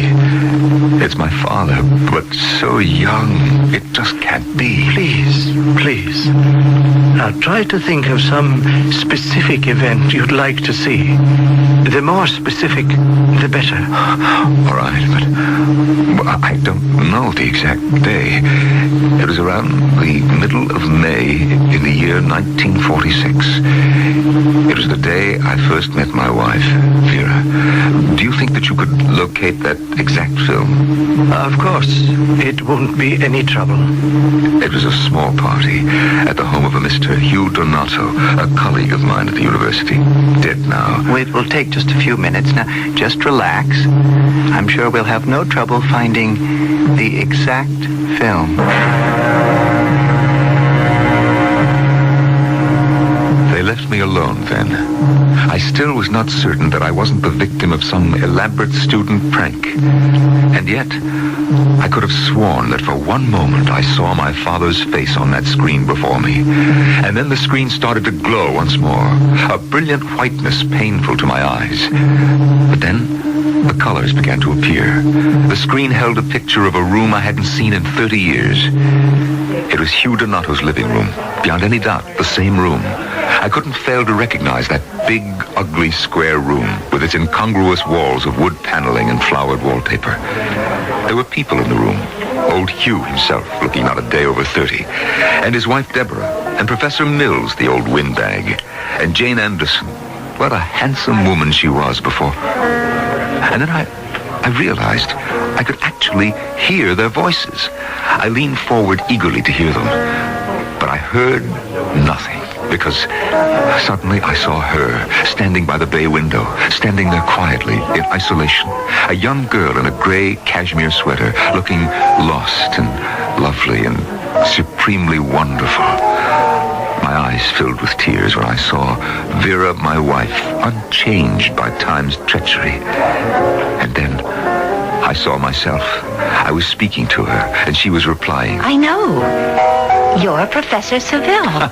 No, hardly. I'm just a teacher, not even an associate professor. Oh, I'm sorry. It's all right. I decided that I'd rather be called Doctor.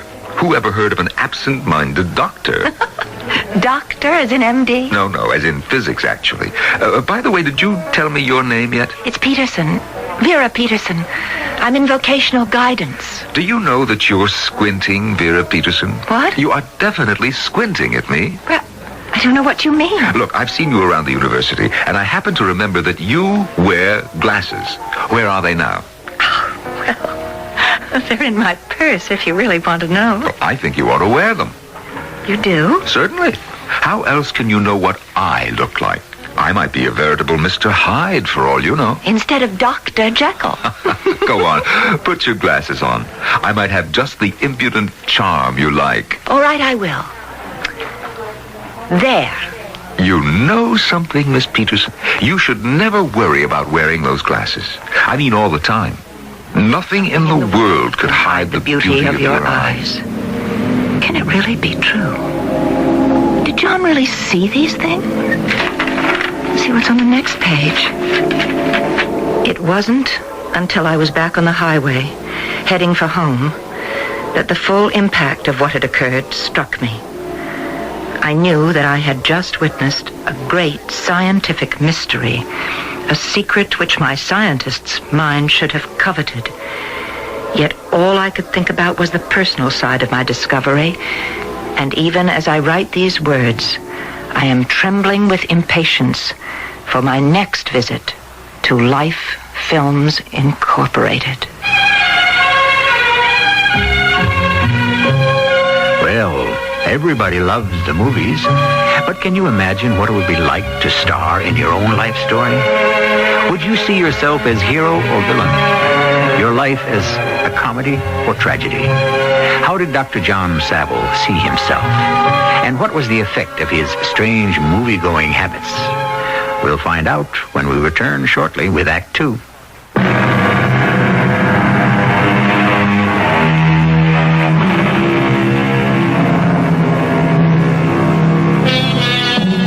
Vera Saville, widow of the renowned scientist Dr. John Saville, sits in the dim study in which her husband had spent long hours studying the mysteries of the universe, and ponders another mystery, a strange journal left to her as a legacy from her husband. A journal which tells the incredible story John Saville had kept secret from her. June the 22nd. Shall I tell Vera what I have seen? Shall I jeopardize this opportunity to relive my life in the strangest of all possible ways? I am caught up in an inner conflict that cries out for resolution. How have they performed this miracle? What wizardry has allowed them to put on film my every living deed without my knowledge? How can I, a scientist, not demand to know the answer? And yet, I cannot. I am so deeply entangled in the net they have cast that I lack the will to do anything. Every hour I have spent in the Carrington projection room has been infinitely precious to me. The past has become more real and more important to me than the present. Today, for instance, I spent an hour on a train with my father. I was on a transcontinental Pullman, sitting in the dining car, watching the towns and farms of America flash by the window. My father had some interesting tale or legend to recount about everything we saw. For his engineering work had given him the opportunity to know every state in the Union with a hometown familiarity. I remember how fascinated I had been by his stories when I was 14. That was the age of my trip. And how sad I was to realize now what a terrible old bore my father was. What a stuffy, pompous, wonderful old bore. How could I surrender such delights, even in the name of science?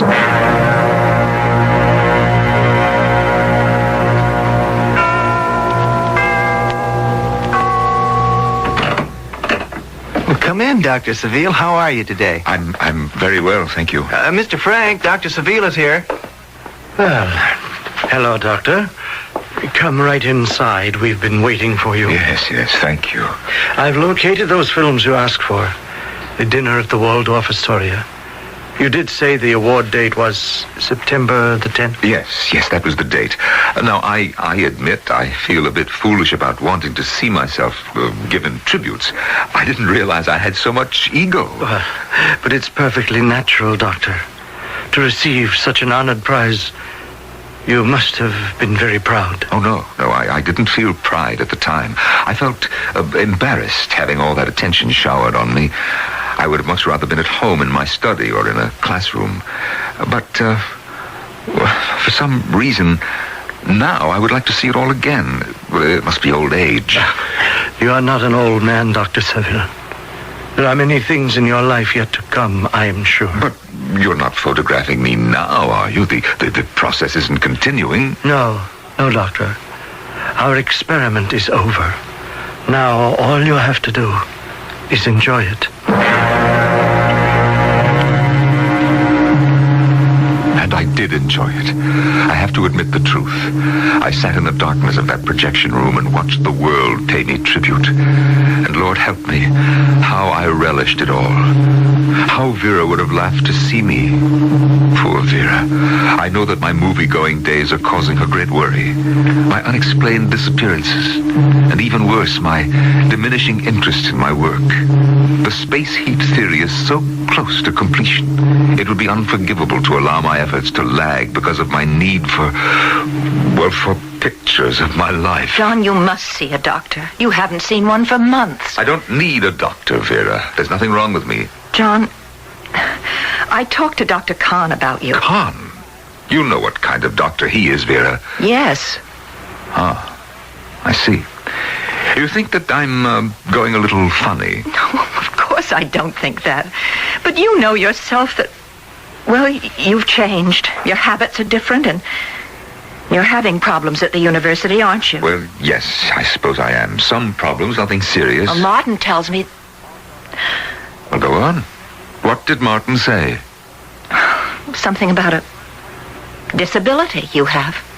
Well, it's true. Something strange has happened to me, Vera. I cannot explain it. I'm sure that it's only temporary. Please tell me, John. Vera, I seem to have forgotten some basics. It's very strange. Sometimes I feel like some poor C student struggling with the intricacies of calculus. In fact, there are times when even simple arithmetic seems beyond me. Then, is that why you haven't been working? Well, it may be part of it, but Vera, please don't worry. I'm going to start again. I have an idea about how to start again.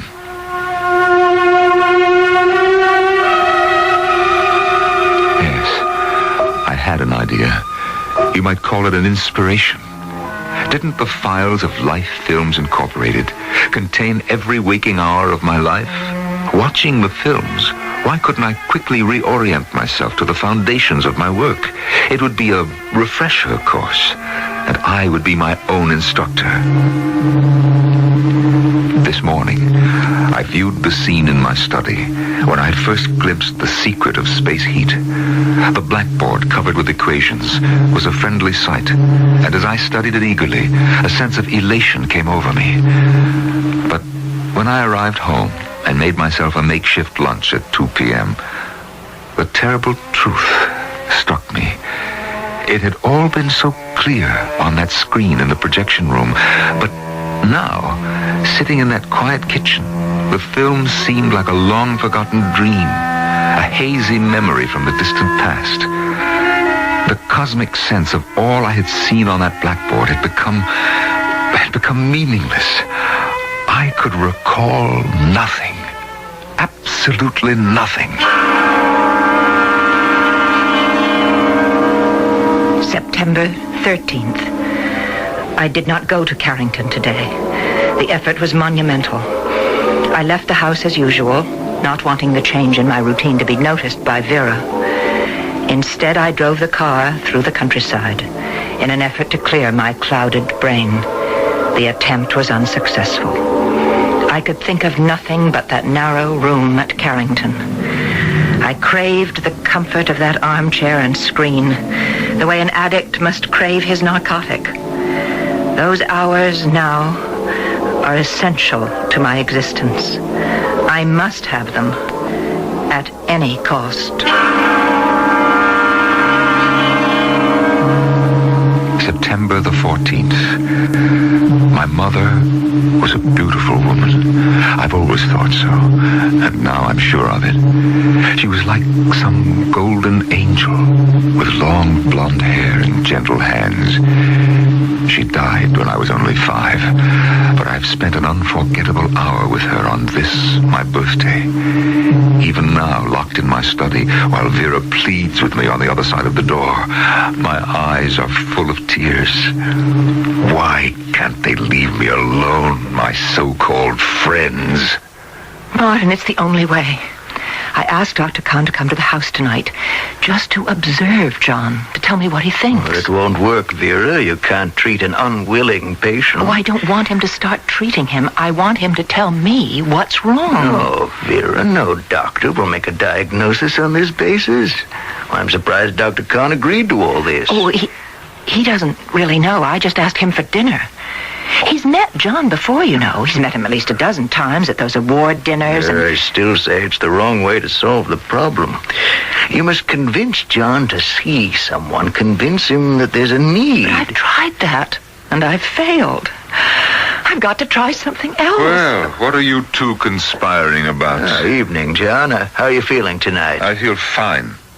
Shall I take my temperature for your benefit? Oh, really, John? I'm sorry, Martin. It's just that I've become so sick and tired of people asking me how I am. Martin, you can stay for dinner, can't you? Well, I really don't think I can. Please, you've got to stay. Of course, Martin. Why not? I'm not really good company at dinner, as Vera will tell you. It'll be much nicer if we're a threesome. It will be a foursome, John. 4? I invited someone else, another old friend. There he is now. Excuse me. But Vera. Please come in, Doctor. Did she say doctor? Well, it's starting to rain a bit, I'm sorry to say. Let me take your coat. Well, I never did learn the art of remembering my umbrella. Well, good evening. Oh, hello, Victor. Yes, Martin, how nice to see you.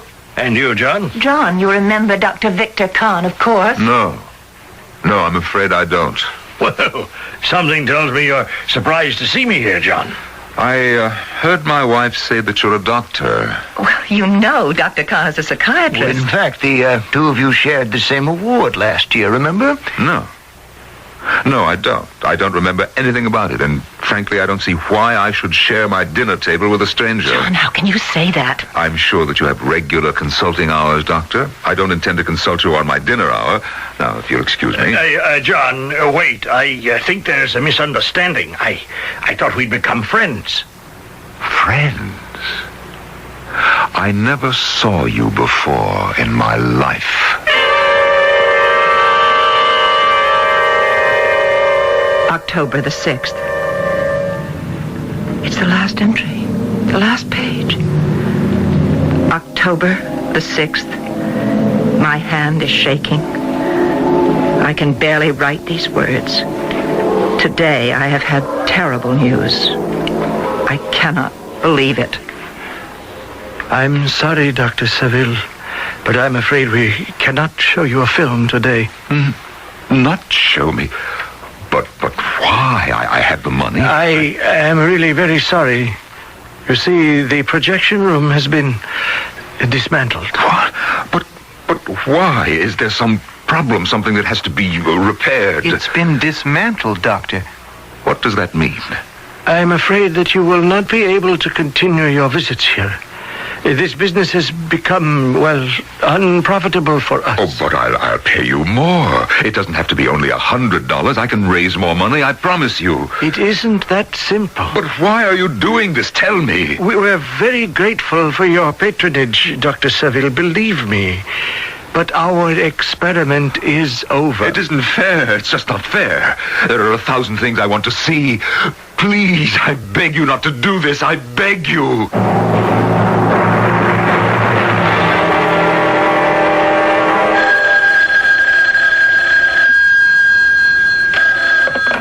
Hello? Vera, it's Martin. How are you? Oh, I'm all right, Martin. Thank you. I'm just calling to find out if you located all of John's papers. Yes, I have them. Everything we discussed was in his wall safe. Oh, good. I'm glad Would you like me to come over tomorrow? Tomorrow? I have classes in the afternoon. Can we make it in the morning? No, Martin, it won't be possible. Oh, why not? I won't be here tomorrow. I'm going somewhere. Where? Well, not to your sister. You said you wouldn't leave for at least a month. We'll just have to make it another time, Martin. I'm sorry. Very well, Vera. Goodbye. Goodbye. Now, what was that address again? Oh, here it is. Life Films Incorporated, 420 Oak Road, Carrington, Massachusetts.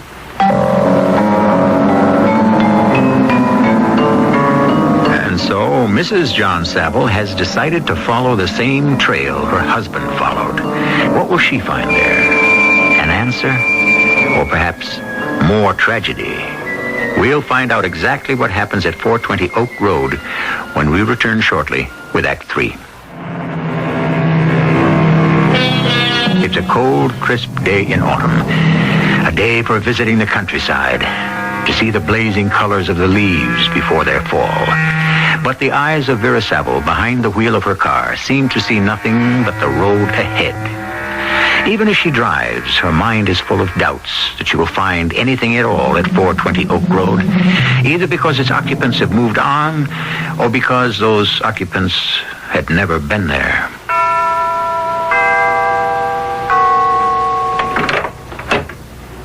Yes? Pardon me, I'm looking for a place called Life Films Incorporated. Oh, I'm sorry. You must have the wrong address. No, I'm sure it's the right place, but perhaps the firm is no longer located here. I'm sorry. I really can't help you. Oh, wait, please. I'm Mrs. Saville. My husband was Dr. John Saville. You know his name, don't you? I am afraid not. Please don't shut the door. What is it, David? Is there a Mr. Frank here? Mr. Thomas Frank? Yes. Yes, my name is Frank, Mrs. Saville. Let the lady in, David. Thank you. Thank you very much. Yes, come this way, Mrs. Saville. And please, sit down. No. I'd prefer to stand, thank you. I really think you would be better off. This chair is quite comfortable. Very well.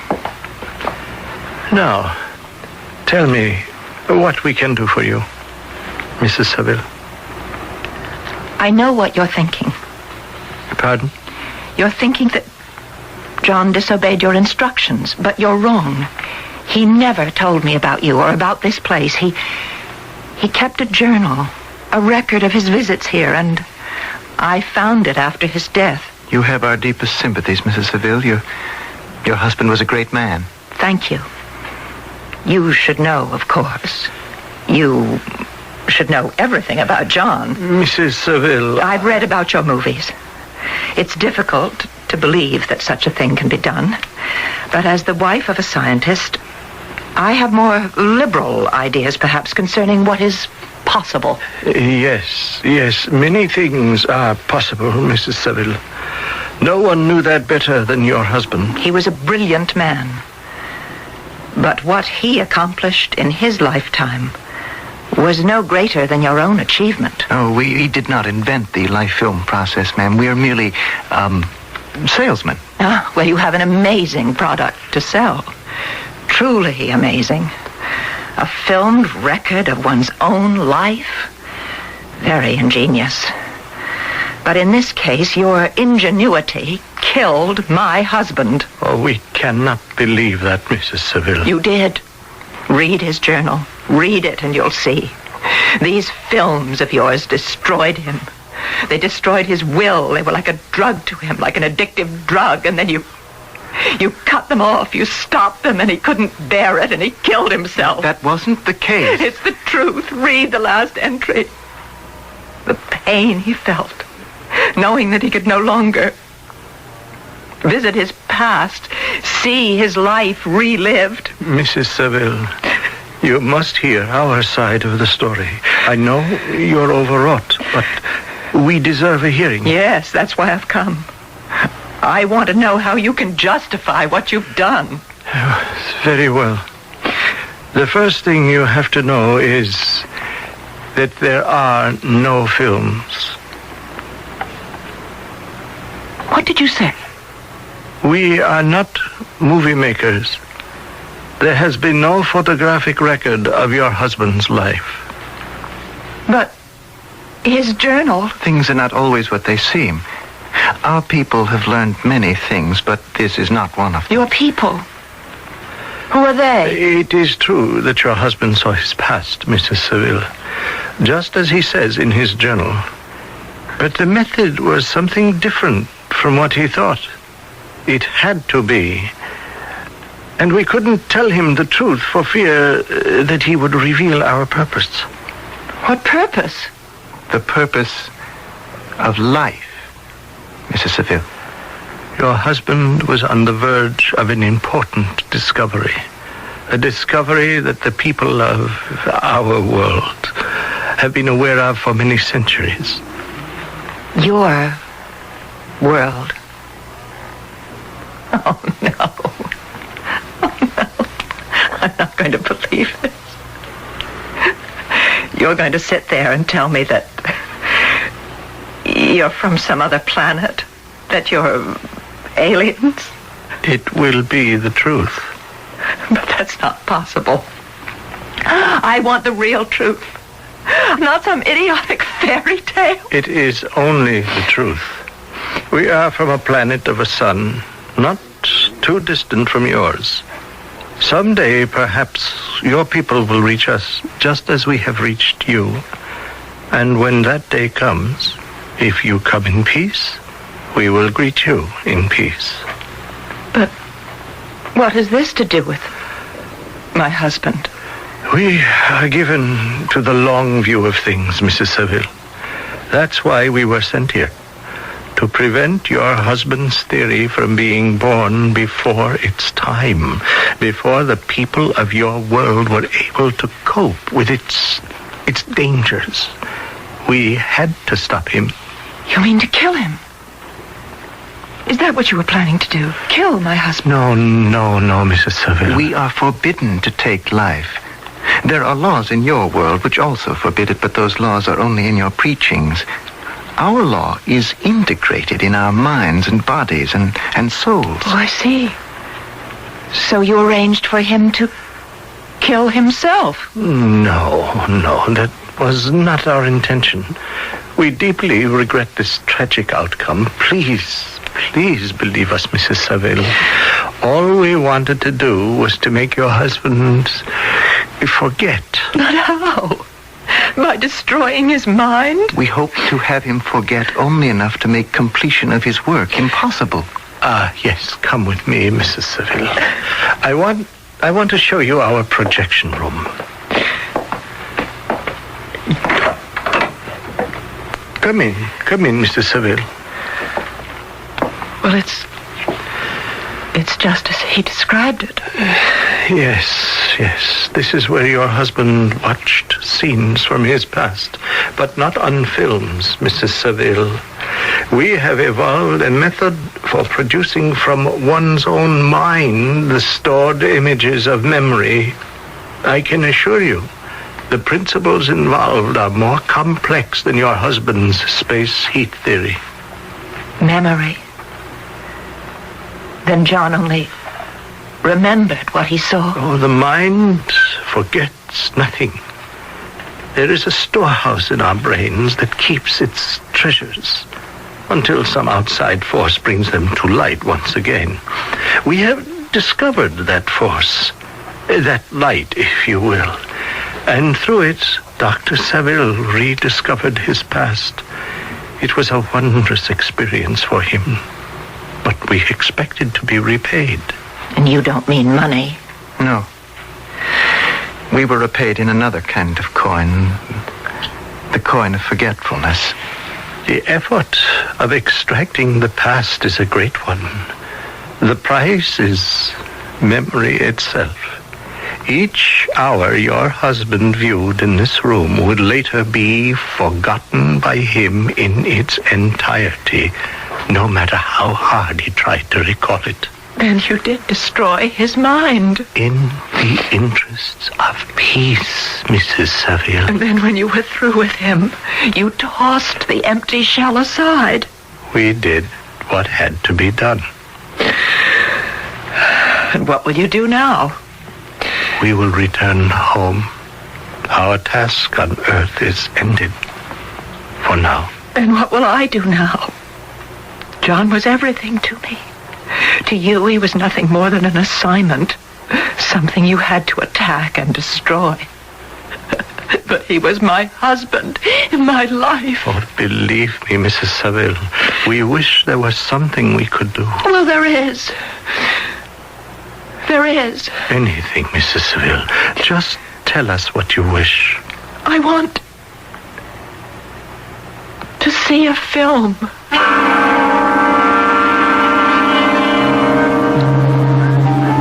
Do you know that you're squinting, Vera Peterson? What? You are definitely squinting at me. I don't know what you mean. Look, I've seen you around the university, and I happen to remember that you wear glasses. Where are they now? Oh, well, they're in my purse, if you really want to know. I think you ought to wear them. You do? Certainly. How else can you know what I look like? I might be a veritable Mr. Hyde, for all you know. Instead of Dr. Jekyll? Go on. Put your glasses on. I might have just the impudent charm you like.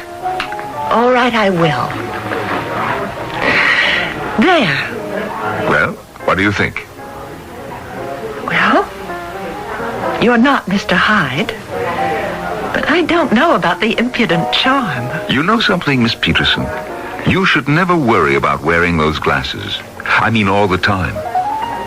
Nothing in the world could hide the beauty of your eyes.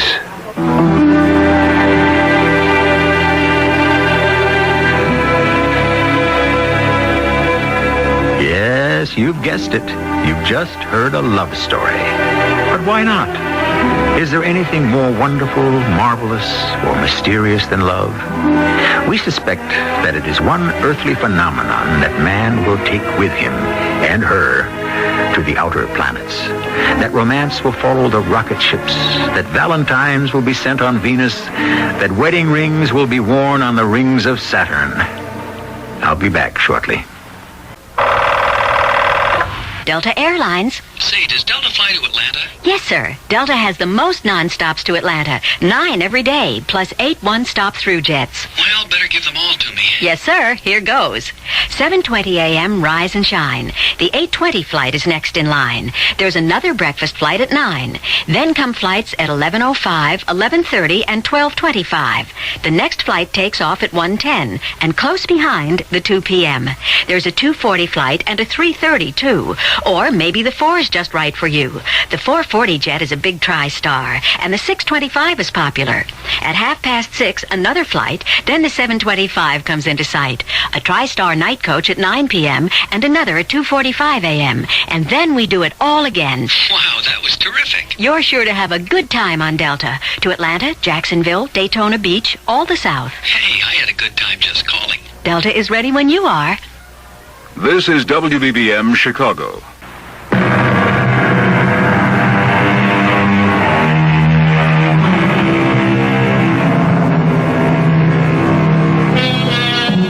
Speaking of love and science fiction, have you ever heard about the Hollywood producer who plotted his first science fiction movie?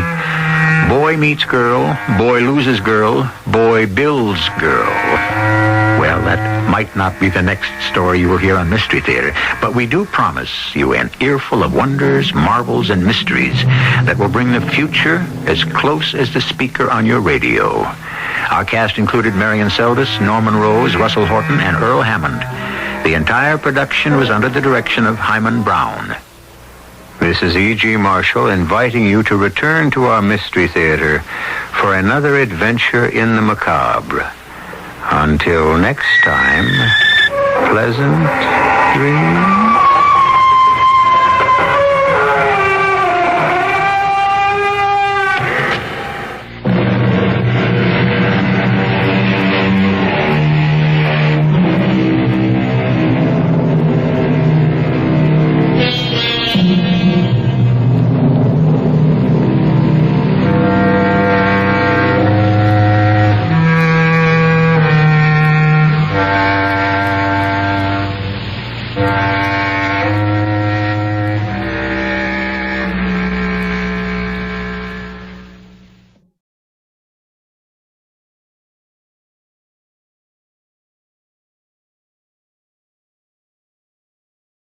And now, Mystery Theater, brought to you in part by True Value Hardware, your store of first choice.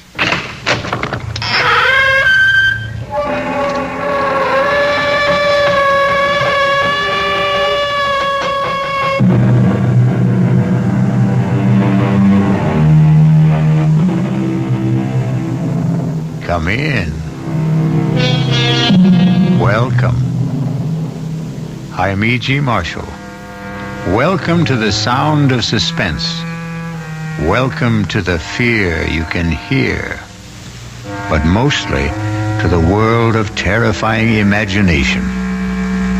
In the story you're about to hear, the heroine is a young woman of 77 who has reached her golden years with her sense of independence intact, with a spryness to her limbs, very good vision, and excellent hearing.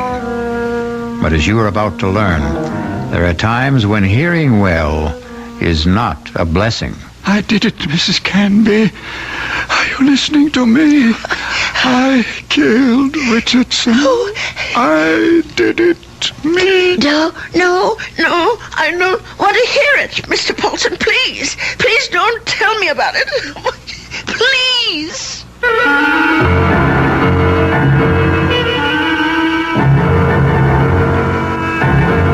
Our mystery drama, The Old Ones Are Hard to Kill, was written especially for the Mystery Theater by Henry Slessor and stars Agnes Moorehead.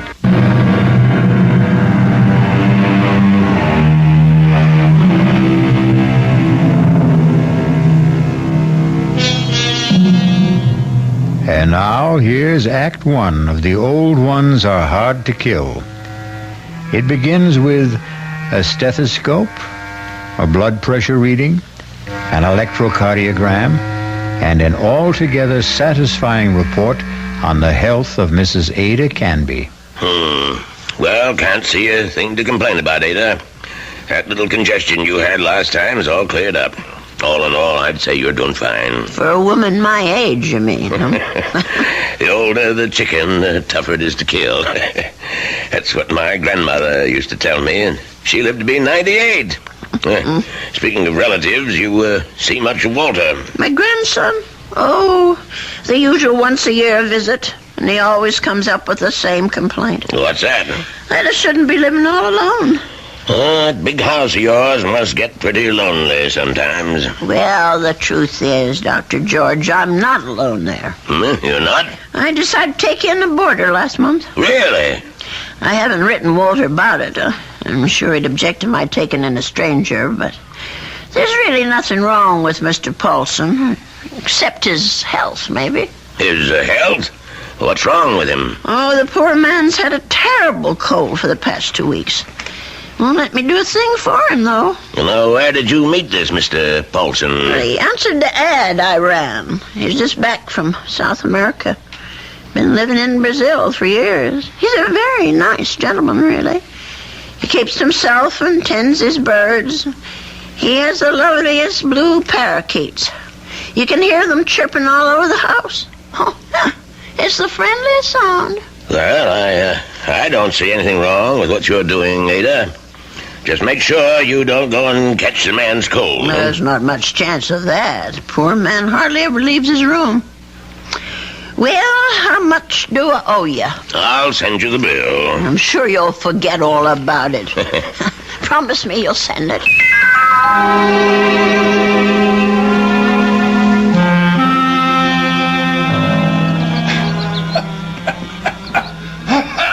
Oh, dear. Mr. Paulson? Are you all right? Yes, Mrs. Canby. I'm all right. That cough sounds worse than ever to me. Why don't you let me fix you a little hot milk and honey? No, thank you, Mrs. Canby. Thanks very much. I'm going to try to get some sleep. Well, all right, if you say so. I guess it's time I was in bed myself.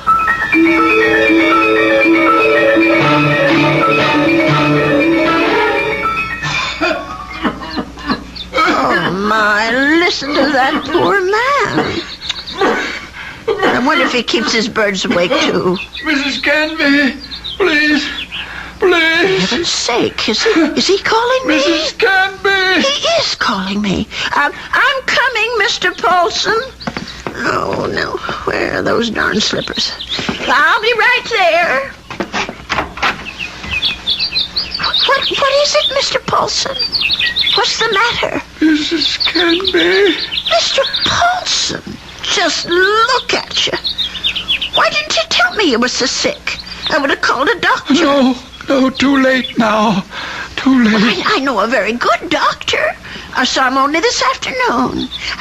I'll go and call him right now. No, please, listen to me. Well, I've got to get help for you, Mr. Paulson. I'm dying. Confession. Well, do you want a priest? Is that what you want? Richardson murdered 10 years ago. What? Murder. I did it. I killed him for money. I was paid. Did you hear me? Oh, Lord. Mr. Paulson, do you know what you're saying? Do you understand me? Lindell is innocent. I killed Richardson, not Lindell. Well, let me get help. And you can tell them yourself, Mr. Paulson, and the police and the doctor. You tell them, please. Tell them to free Lindell. He's innocent. Tell them I'm the one who killed Richardson 10 years ago. Well, I don't know anything about such things, and I don't want to know. I did it. I killed Richardson. I did it. I don't want to hear it. Please don't tell me about it, please. Mr. Paulson, Mr. Paulson? Oh, dear God, I think he's gone.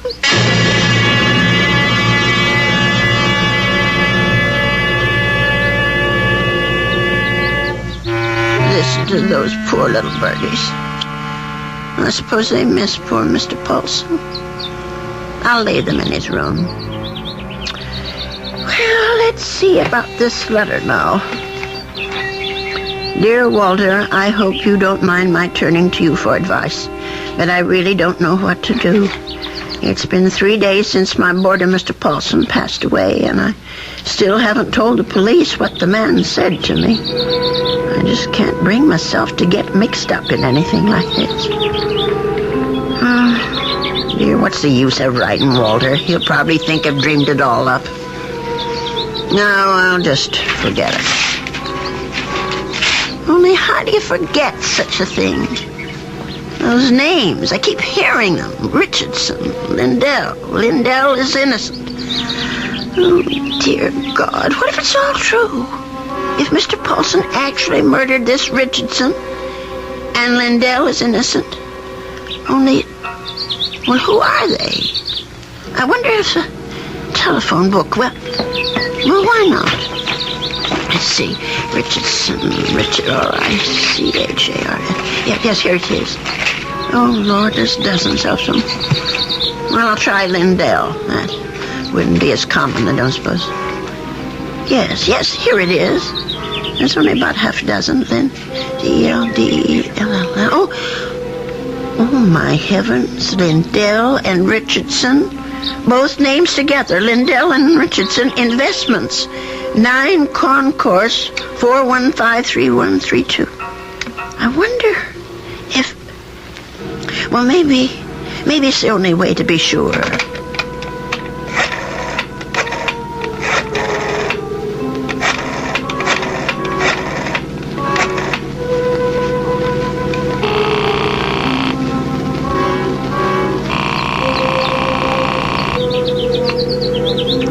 Oh, hello?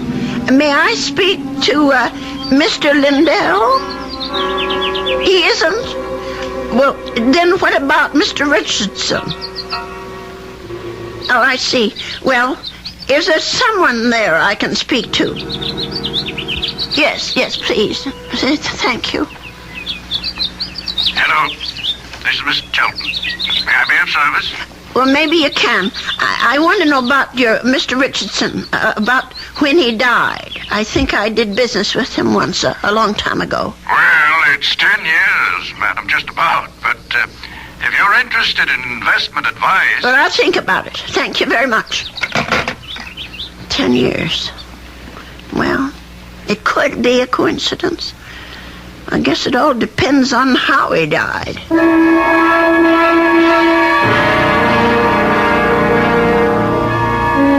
Well, Mrs. Canby, please come in. Have a seat. Thank you. Well, now, how can we be of help to you? Well, I didn't come here to get help, Mr. Shelton. I came to help you, as a matter of fact. Or rather, somebody you know.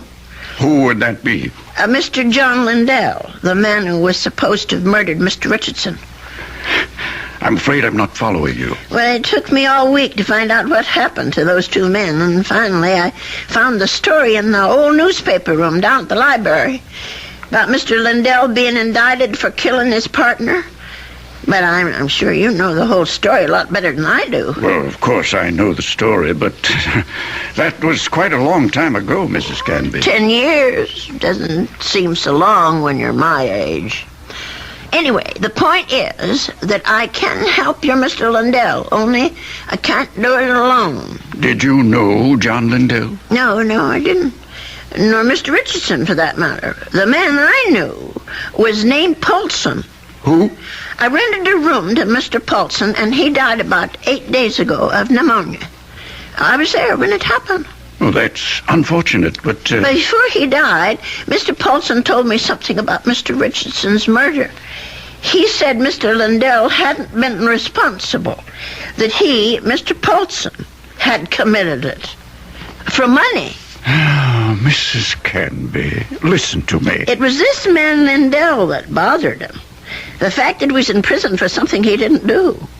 I thought I should tell you this, Mr. Shelton, because you knew both of these gentlemen. It said so in the newspaper. Mrs. Canby, my dear woman. What? I don't know what silly story you heard, but it's completely wrong. There wasn't any question about what happened. This boarder of yours, whatever his name is, merely had an obsession. Well, just the same, I thought you could follow through on this business. Yeah. Tell the police. Because if it is true, Mr. Lindell should be freed. On evidence like that? I don't know anything about evidence. I'm just telling you what I heard. Well, never mind. I suppose I should have told the police myself. Oh, wait, Mrs. Canby. Let me put your mind at rest. John Lindell is no longer in prison. He isn't?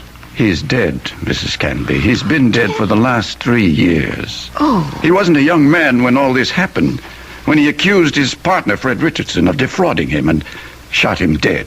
He died? In prison? Even if all you say is true, that this man was Richardson's murderer, you can't help John Lindell any longer. He's beyond that. But his name, don't you want to clear his name? Have you any proof, any living witness? Just myself. Forget it, Mrs. Canby. That's my advice to you. The old wound is healed. Don't reopen it. Oh, well, it troubles me so. I haven't thought of anything else since it happened. Perhaps if I saw a minister, if I had some advice from a man of God, maybe... Mrs. Canby, now you've said something. Now you've shown me the way. That's where our answer lies, dear woman, in prayer. Mm-hmm. In the forgiveness of our dear Lord. Will you pray with me, Mrs. Canby? Pray? Here? Why not? God is everywhere. Please, join me. Dear Lord, tell us what to do. Give us your divine guidance. Show us the path to righteousness. Mr. Shelton, Help us, O Lord. Help us to understand. Teach us to forgive the sins of others and to forget them. To forget. I feel much better now, Mrs. Canby. Do you? I'm not sure. Let us turn this matter over to God, Mrs. Canby. Not to the police, but to the Lord. It's in His hands now. Don't you agree? Well, in a way, that's true. Since they're dead now. All of them.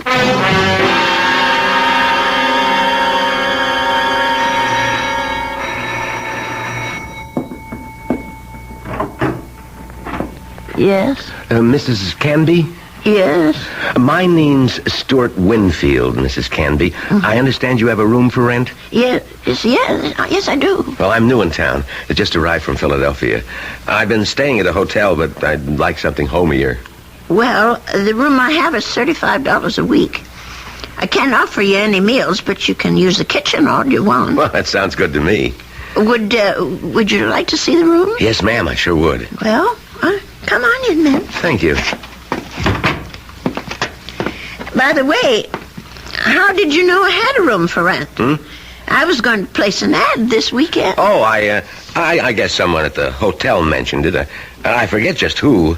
Say, this is a real fine old house, Mrs. Canby. I can see that I'm going to like this place. Just fine.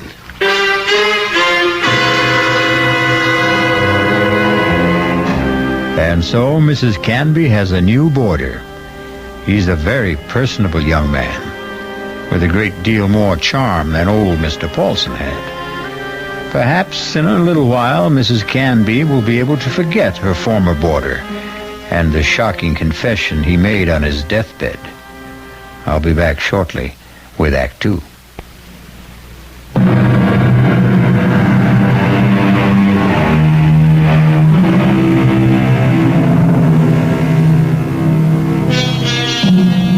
Stu Winfield took no time at all to make himself at home in Ada Canby's big old house.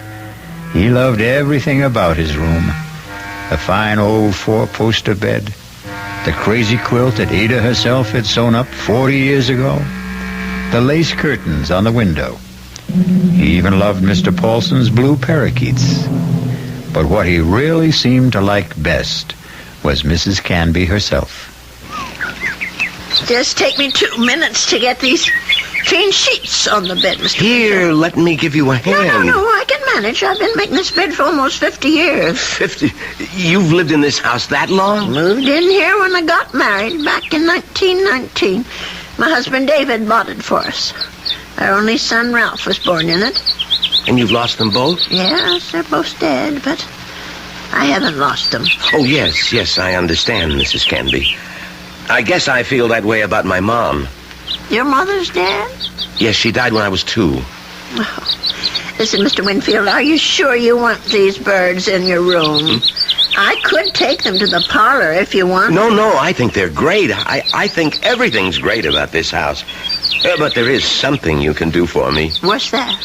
Would you mind not calling me Mr. Winfield? Oh? That's what they call my father. My name's Stuart. Well, all right, Stuart.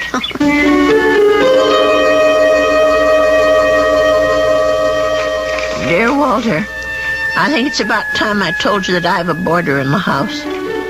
Mr. Winfield is the nicest young man you could want to meet. He's a great deal friendlier than my first gentleman, Mr. Paulson, and he seems to like nothing better than to sit around evenings and talk. We talk about his home and his parents and his plans for the future. I think the poor boy misses his home and family, and I'm sort of a substitute for all that. You know, it isn't really fair, Mrs. Canby. You said I had kitchen privileges, but that doesn't mean you have to cook for me. Well, it's a pleasure, Stuart. I haven't had anyone to cook for in years. You're kidding. You mean to say you cook this good without practice? Oh, you're just being nice. I'm sure that stew is just plain ordinary. It's terrific, no kidding. It tastes like, well, it tastes like home, if you know what I mean. It depends on whose home you mean. Well, my mom cooks stews like this. That's what I meant. Your mom?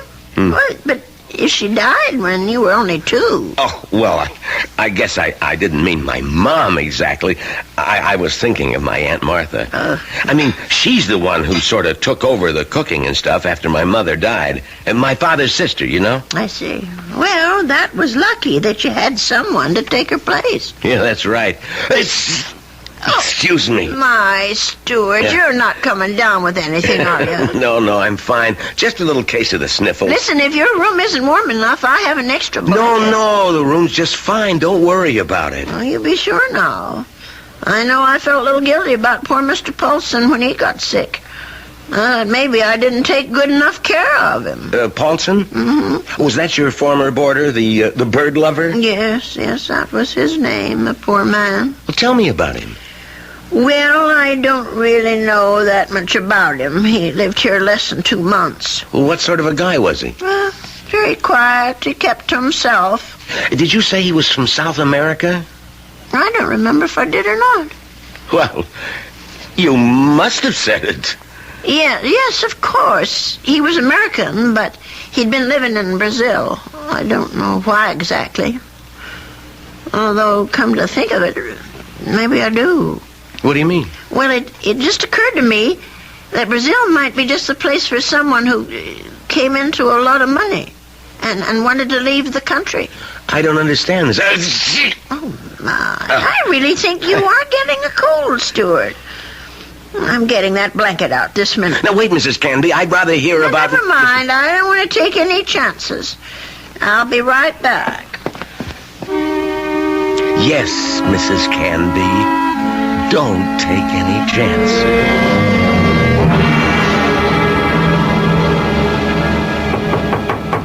Stuart? Yes? Come in. I brought you a tray, Stuart. Oh. No, you shouldn't have. You shouldn't have gone to all that trouble, Mrs. Canby. Wasn't the least bit of trouble. Besides, you've got to have some supper. Feed a cold and starve a fever. That's what they say. I mean, I was going to come out to the kitchen and get myself a sandwich or something. You didn't have to bring it to me.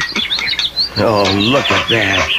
Is that roast chicken? Well, that's what it's supposed to be. I hope it tastes all right. Noodle soup with dumplings. Mrs. Canby, you're spoiling me rotten. Do you know that? Yeah, I just thought it'd be a good idea if you stayed in bed and took it easy. You weren't planning to go out tonight, were you? No, I was just going to stay in and read for a while. Maybe watch television. Oh, that's good. Here, I'll just set this tray down. Oh, the service here is just too good. Oh, we never finished our talk the other day about that boarder of yours, Mr. Paulson. Well, there's not much to say about him, really. Well, you said something about his living in South America. You said you thought you understood why he was living there.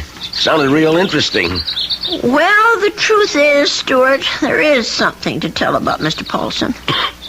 Maybe you can help me feel better about it all. About what?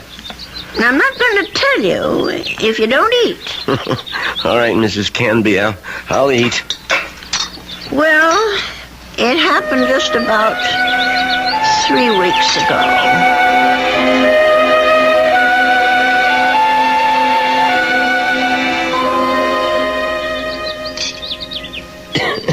You know something, Mrs. Canby? That's about the best roast chicken I've had in years. I'm sure I spoiled your appetite with all my chatter. No, that was a really interesting story. But what do you think of it all, Stuart? Do you think I did the right thing?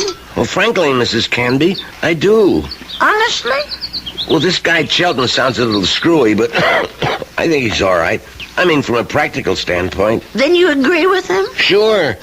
This man Richardson's dead, right? And what's his name, Lindell? Yes. Well, he's dead too, right? And poor Mr. Paulson, the man who supposedly killed Richardson. Well, there you are.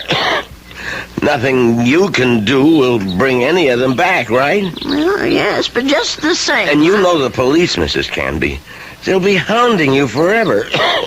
Tracking mud into your parlor, bothering you with questions.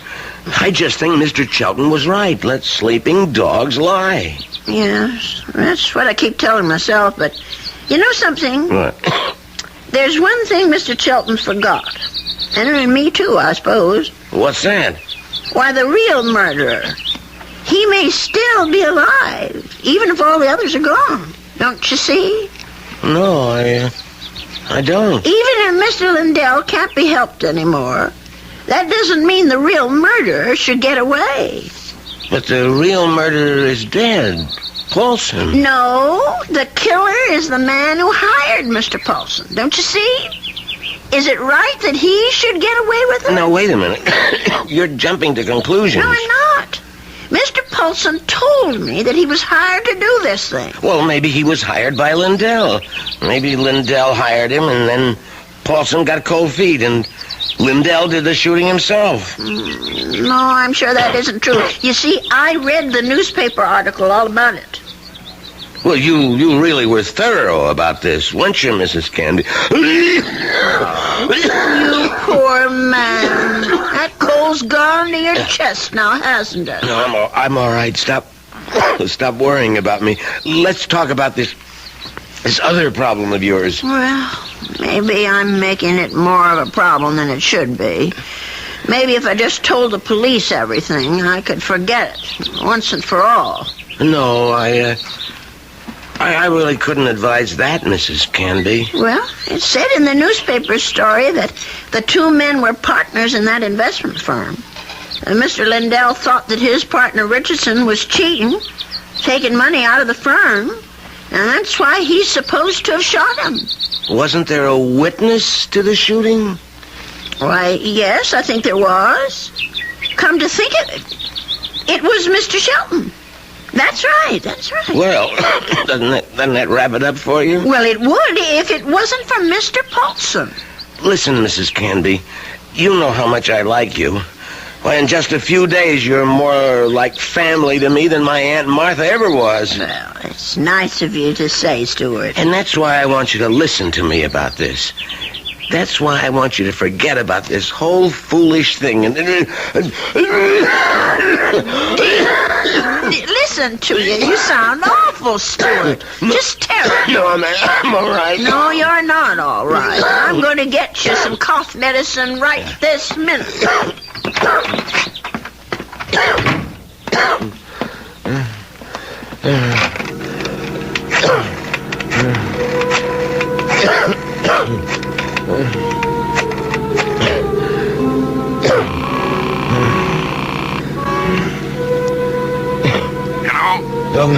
Mr. Chelton, it's me, Winfield. Well, what's happening?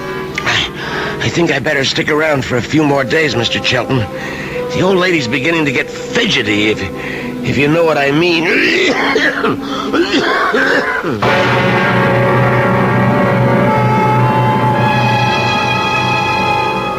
Well, something tells me that Stuart Winfield isn't such a nice young man after all. Could it be that he wasn't telling Mrs. Canby the truth about his dear mother and his Aunt Martha? Could he have not told her the truth about his plans for the future? Of course, the real issue is, what sort of plan does he have for Ada Canby's future? I'll be back shortly with Act 3.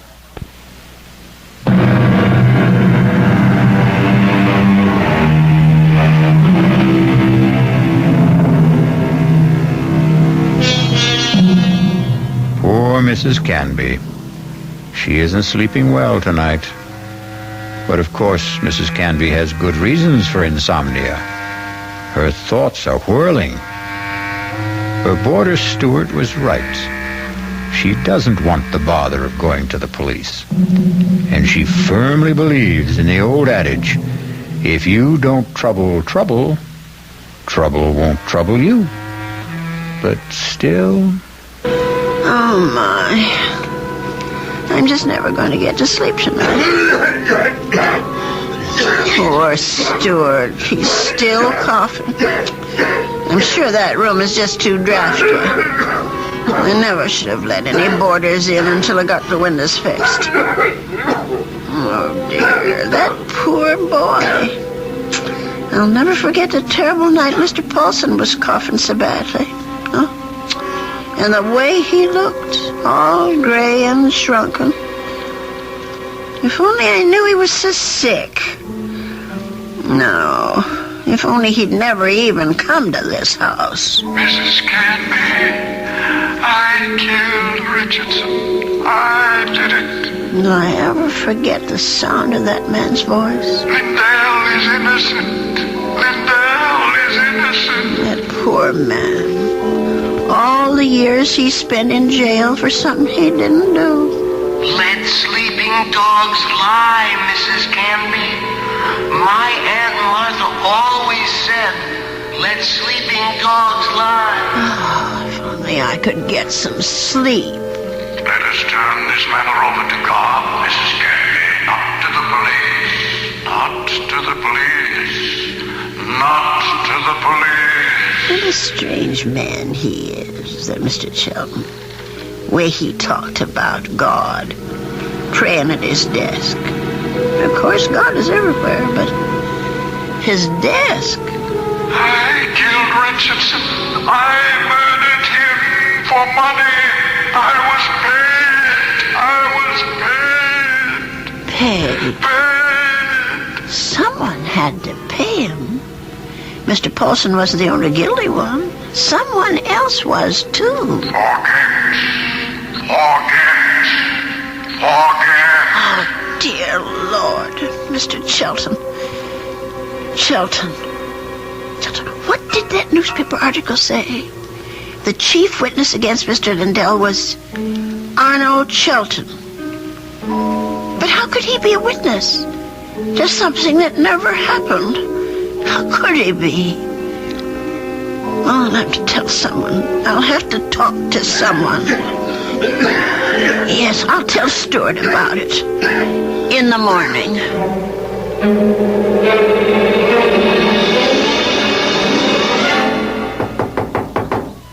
Stuart, are you awake? Yes, I'm up, Mrs. Canby. Come in. Oh, no. Now, don't tell me I'm getting breakfast in bed, too. Well, I know you had a terrible night last night, Stuart. You were coughing much worse than ever. I guess that medicine wasn't very good. Sorry I kept you awake, Mrs. Canby. No, that wasn't your fault. No, something else kept me up. What was that? Oh, my mind, I guess. Maybe I should say my conscience. Well, that sounds serious. But it is something serious, Stuart. Well, I might have let a man get away with murder. No, it's even worse than that. He did something worse than murder. You're talking about Paulson again. No, I'm talking about the man who hired Mr. Paulson. He didn't just have that man Richardson shot. He let an innocent person go to jail and die there. Now, that's like committing 2 murders, if you ask me. I have to tell you something that occurred to me last night. Sure, go ahead. Well, it's about Mr. Shelton. Mr. Arnold Shelton. Yeah? Go on. I'm listening. Stuart, I wonder if maybe the reason Mr. Shelton was so upset with me, the reason he didn't want me to go to the police, was because he was afraid. Explain what you mean. Well, what I mean is maybe Mr. Shelton had good reason, besides the one he told me. He was working for both Mr. Richardson and Mr. Lindell at the time of the murder. Well, so what? Well, he was also the chief witness at the trial. A witness for the prosecution. But he saw the shooting, didn't he? But that's just the point. He saw Mr. Lindell shoot Mr. Richardson. Well, that's not what you told me last time. I mean that he was an eyewitness. No, that's right. He didn't actually see the shooting. He was miles away when it happened. I don't quite remember the details. There was something about a phone call, maybe? Yes, that's what it was. He claimed that Mr. Richardson was talking to him on the phone when Mr. Lindell showed up at his apartment. He said that Richardson cried out something about Lindell having a gun. And then he heard the shot. But how could that have happened if the gun was fired by Mr. Paulson? If, Mrs. Canby, that's the big little word, isn't it? If. But don't you see what I'm saying, Stuart? Arnold Shelton had the most to gain. Gain? From what? From both these men leaving the firm. That'll leave the whole thing to him. All those customers, all the investments he handled, all the commissions, or whatever they call it. Are you accusing this guy Shelton of being the killer? Yes. It's the only answer, Stuart. Well, look, if that was the case, the police would have figured it out. But they didn't. There was nothing in the stories I read that pointed any suspicion at Mr. Shelton. I don't suppose it even occurred to them. And now, The company is all his. You don't call that evidence, do you? Well, then why didn't he let me go to the police? Why did he try so hard to talk me out of it? That man was praying, Stuart. He was taking the name of the Lord in vain. Oh, I'm sorry, Stuart. I'm so sorry. I won't bother you anymore. I know what I have to do anyway. Mrs. Candy. I won't be gone long, Stuart. No, wait. But the minute I get back, I'm going to call Dr. George and ask him to come over. You're sick. Never mind the doctor. Are you calling the police? No, I won't call them. You're right. I don't want them tracking mud in my parlor. I'm going down to the station house and talk to them. I'll get dressed now and go straight there. Please think about what you're doing. I'll tell them what I know, and they can do the rest. Now, you try to eat something, Stuart. Please. Mrs. Canby.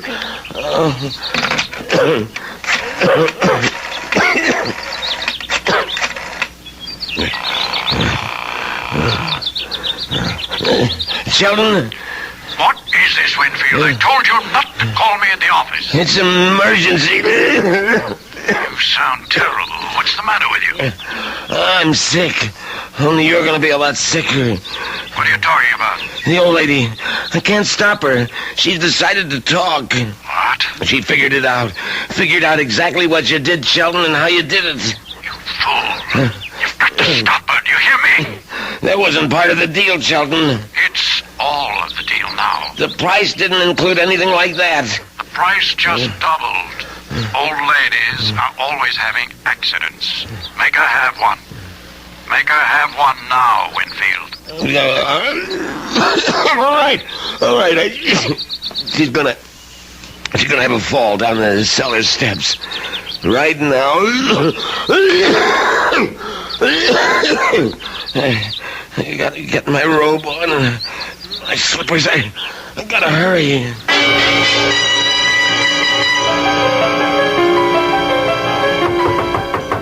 Stuart? Is that you? Open up, Mrs. Canby. For heaven's sake. Stuart Winfield, what are you doing out of bed? Now, you go right back there this second. I gotta talk to you, Mrs. Canby, before you go to the police. Just listen to you. You're all winded. You can hardly talk, Stuart. Now, go back to bed before you catch pneumonia, too. Now, don't go, Mrs. Canby. It would be better if you never went to the police. Better for you. Better for me. For you? I don't understand. Well, then, I wouldn't have to hurt you, Mrs. Canby. That's what I mean. I wouldn't have to do anything bad to you. Stuart, what in the world are you talking about? Come on, old lady. You're smart, all right. You really think things through. So now, think a little harder. You knew? Stuart, you knew about Mr. Fulton? That's right. That's how you knew my room was to rent, because Mr. Shelton told you. Now you're getting there, Mrs. Canby. And that's why you rented it. That's why. You were sent here. Just to watch you, Mrs. Canby. Just to see that you stayed sensible. Shelton said Mr. Shelton did. I was hoping you'd never change your mind about calling the police. I didn't want this part of it. This isn't the part I like. Let me go, Stuart. Just relax, Mrs. Canby. Just take it easy. Stuart, please, don't. Why, you're as light as a feather, Mrs. Canby. Just like my Aunt Martha would have been if I had an Aunt Martha. Stuart, please, put me down, please. We've got a date now, Mrs. Canby. Let me go. Stuart, Put up such a fight, Mrs. Canby. I'm sick, remember? Stuart, no. Just shut your eyes. Please, shut your eyes and don't look down. Oh, God. Stuart, those stairs. Just shut your eyes, old lady. They'll all be over.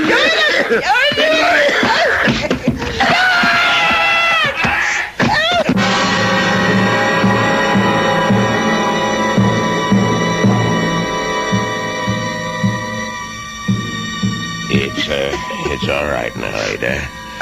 Just be glad that it wasn't you at the bottom of those stairs. Well, Will he be all right, Dr. George? Now, what do you want to worry about that man for? Truth is, his injuries don't amount to very much. A couple of broken ribs seem to be the worst of it. But he'll be a patient for some time before they can put him in prison where he belongs. Him and his, friend. What was that man's name again? You mean Mr. Chelton? Have they arrested him? Yeah. That's what the police detective said. I don't understand. Stewart's injuries aren't serious. It's not the fall that made Winfield so sick.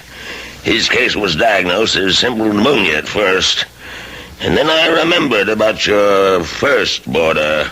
Nelson, was it? No, Paulson. Yes, Paulson. But he had pneumonia, too. He died of it. Oh, is pneumonia contagious? Yes, it is, but this disease was even more contagious. It's a pneumonia caused by a disease called psittacosis, better known as parrot fever. You get it from sick birds, like the parakeets in your spare room. Oh, no. Mr. Paulson's birds? Sorry, Ada, but they had to be taken out and destroyed. Oh, what a shame. There's one reason I feel sorry for them. They saved your life. Made Mr. Winfield too weak even to throw a little old lady down a flight of steps. Those poor little creatures. Yeah, but you can be grateful they didn't make you sick, too. Parrot fever is so contagious that no more than one person in 1,000 could be exposed to it and escape infection. It was pretty darn close to a miracle, Ada. We're hard to kill, Doctor. Remember? The old ones are hard to kill.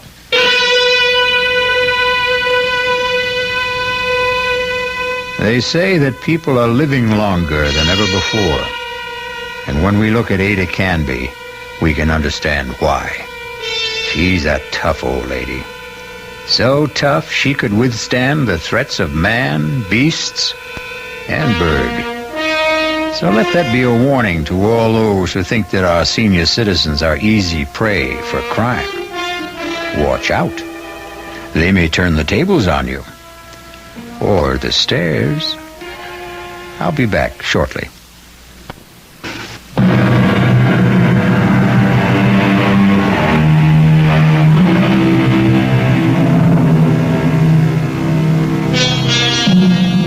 We have one final comment for you on behalf of Ada Canby and old people everywhere.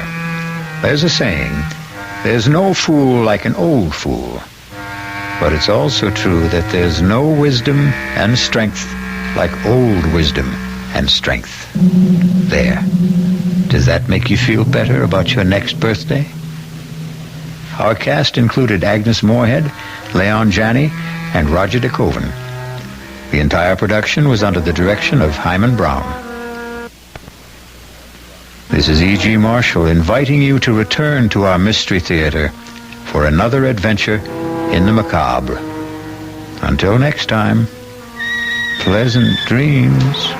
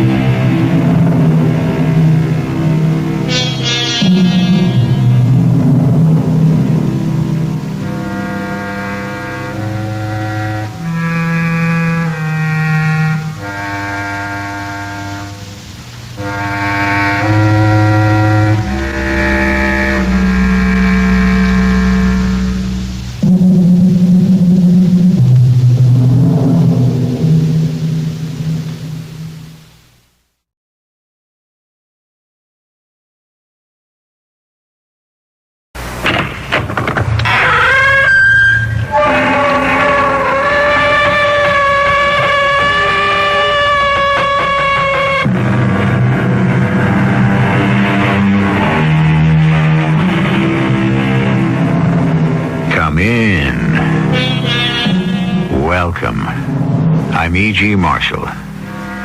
So often we take the course of our daily lives for granted. So many of us live in a routine world knowing pretty much one day what we'll be doing the next. And this isn't bad, mind you. But every now and then, something stops us short. Witnessing a dramatic auto accident, seeing a building collapse in flames. Well, our story isn't about such disasters, but Doug Watson, our hero, is in for what we might call the shock of his life.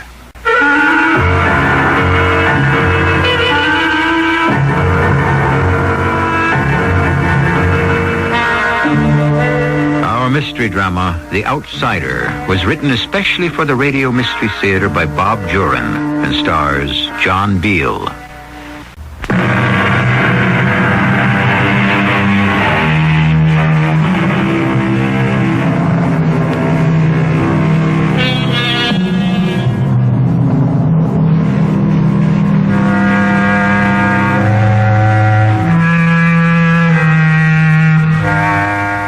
Reality is a curious thing. It's so relative. To a child alone in bed at night, moving shadows can be real monsters, very real. Dreams are real until we wake up. What we experience is real to us. And to Doug Watson, his experience was real. It could have been a dream, but Doug doesn't think so. In fact, he knows differently.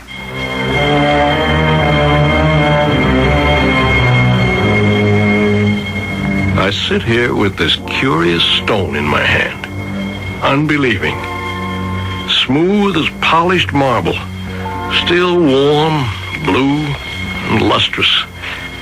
I know where I got it, but I still can't understand or believe. What happened to me? Was I permitted a glimpse of something no man should know? Did I look into a world of my own hallucination? Hallucination, I could accept that. But this stone in my hand is real. It must have happened. And it had to have been this evening. But it seems so long ago. I was on my regular commuter train going home. I had pressing work to do, but Lloyd Cox had already spotted me. Yeah, playing in the tournament Sunday, Doug? No, I'll be spending the weekend in the den. Semi-annual report to finish. You'd better not skip Millie's buffet Sunday night. She'll never forgive you. Alice mentioned something about that. Well, we'll see. Well, Sunday's my birthday. Yeah, we know. That's why Millie particularly wants you there. I'm trying to forget the years. I stopped counting 3 years ago. It happens to all of us. Well, my stop's coming up. Take care, Doug. And don't work too hard. See you Sunday night. Yeah, see you, Lloyd. I still had 3 more stops to go. I opened my attaché case and took out the forecast I'd been working on. I lost myself in a maze of profit expectations, cost factors, personnel demands, and federal regulations. And after a while, something in the back of my mind broke my concentration, and I looked up. I got the shock of my life. The entire car was empty. Not another soul in the car. Ordinarily, 20 or so people are still on the train when I get off. How far had I come? I slammed my case shut and ran to the front of the car. Looking through the door into the next car gave me the next shock. It was empty, too. The entire train was empty. There wasn't even a conductor on it. We were coming to the lights of a town. I had no idea where I was. I had to get off and phone Alice to come pick me up. Stupid of me to work right past my stop. I jumped onto the platform. The station house was dark and locked. I couldn't place this town at all. I didn't know much about the villages past my own stop, so I walked toward a lighted diner and went in to phone Alice. And that's when I got my third shock of the night. A woman was behind the counter drying dishes, and she turned toward me. You? Oh, no, I can't believe it. How did you get here? Oh, let me touch you. Let me know you're real. You're here. You are real. Look, miss, I just want to use the phone. You do have... I've got to call Walter right away. Oh, sit down. And please don't go away. You won't go away, will you? Well, I can't very well go anywhere. I just got off the train. I missed my regular stop in Bloomsdale. Bloomsdale? Mm-hmm. Oh, there used to be a Bloomsdale. Oh, but never mind that now. I've got to call Walter. Well, then can I call my home? I'll pay you for the call. Only local calls. It's because... Walter? Walter! He's here. At last! On the train, he says. Yes, this very minute. Of course, I'm sure. I touched him. It's the outsider. I had to get out of there. Obviously, this girl was deranged in some way. And I had no intention of waiting for Walter, whoever he was. But I did have to phone Alice. Walter will be here in a minute. He only lives half a block up Turtle Street. May I use the phone now? Or a payphone if you have one. Let me look at you. Oh, let me touch you again. Now look, miss. I don't know what bothers you about me, but all I want to do is call my wife and have her pick me up. What town is this, anyway? Hanover Hills. Hanover Hills? In Westchester? Oh, I just can't believe it. You're here at last. You're the first outsider to come here in 30 years. Oh, we've been praying and waiting for you. Yeah, sure. Oh, you don't believe me. You'll believe Walter. He's the mayor. Gail, you're the one we hoped for? You're right. It's him. What is this? Let me shake your hand, sir. I'm Walter Cummings, mayor of Hanover Hills. And you are... Doug Watson. Doug Watson. Oh, how refreshing to hear a new name. Oh, wait till the town hears this and meets you. Now, tell me. Gail says you came in on the train. Of course. The train actually stopped? Well, I didn't jump off. And this was a few minutes ago? Yes. Oh, this is wonderful. This may be the break. You see, no one in Hanover Hills could hear or see the train. There hasn't been a train go through here in 30 years. You, Doug Watson, are our savior. I was now convinced that I'd met up with two genuine lunatics. I started edging for the door, thinking I could either find the police station and some real help or at least get away. Oh, no, you cannot go, sir. You will accept my hospitality and come home with me for a celebration. Gail, close up and spread the word. Well, thank you very much for your kind invitation, but I really have to get home. I've work to do, and it's getting late. My wife's going to be worried. Oh, yes. Yes, by all means, call your wife. Let's see if it works. Gail, this will be the first test of the outsider's power. Here, sir. Call your wife. Thank you. At last. I can dial Bloomsdale, can't I? Try it. Keep the fingers crossed. Is it ringing? No. Nothing. Oh. Like a dead line. Okay, you win. Tell me what this is all about. Am I a prisoner? We're all prisoners here, Mr. Watson. And we believe you've come here to save us. Come home with me now. You can't go anywhere else. Curiously, now I didn't feel menaced. I had a slow, creeping sensation that these people were serious and sincere, and that I had stumbled into something totally incredible. It hadn't occurred to me before how old-fashioned the lunch counter and counter stools in this diner were. Not one item smacked of the 1970s or 80s. We'll have a bite of dinner before the others arrive, and I'll tell you why we have such hopes for you, and what we expect of you. More coffee? Oh, thanks. You see, Doug, for 30 years, not a living soul, not a car, truck, train, or bus has arrived in Hanover Hills. No one has grown a day older. No one's died. Not a single child has been born. I just can't figure you, or this whole thing. How can you expect me to believe what you just said? We found it hard to believe ourselves when it happened. In fact, we didn't realize that anything had happened. Well, what was it that happened, as you say? It was early in 1950. The government was involved in underground nuclear testing, but far, far away over in Nevada. Yes, I remember. One afternoon in June, we felt a terrible rumbling underground. The hills all around us shook. Earthquake? Well, it was just like one. But never in history had there been one here. When it settled, we saw on the highest of the hills a great fissure, a hole in the side of the hill. And from it came a curious vapor. Underground gas, no doubt. We have no idea what it is. Is? You mean it's still there? You'll see it tomorrow. It's been emerging for 30 years. And you'll see more things tomorrow that I think will surprise you. Things we've grown accustomed to.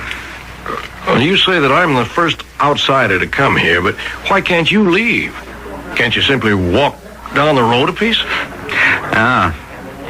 I hear the word has spread. They're gathering outside. Who? The townspeople. The street's full, Walter, and more coming. Yeah. You'll have to meet them, Doug. I know. I'm the savior. I think they're all getting heated up over nothing. Russ. Oh, this is my husband, Mr. Watson. Russ Harrison. Nice to meet you. Yeah. Russ, be civil. Yeah, follow me, please. They won't hurt you. Hi. You're our hero. I've never been a celebrity before. Please. Please, quiet, everyone. Quiet down. Now, I know you've come to see the outsider, and, well, here he is, in the flesh. Real. His name is Douglas Watson.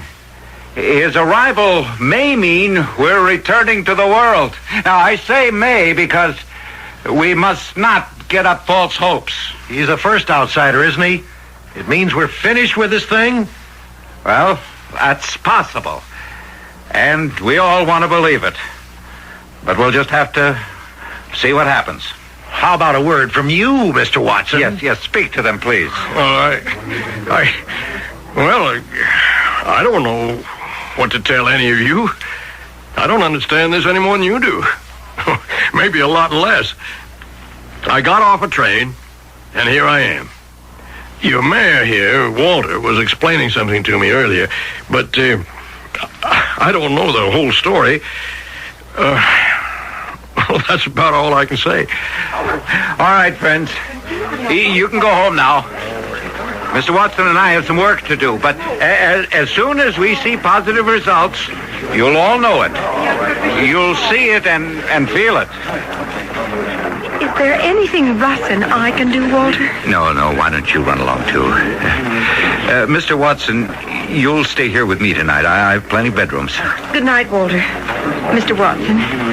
We'll see you tomorrow. Good night. Good night.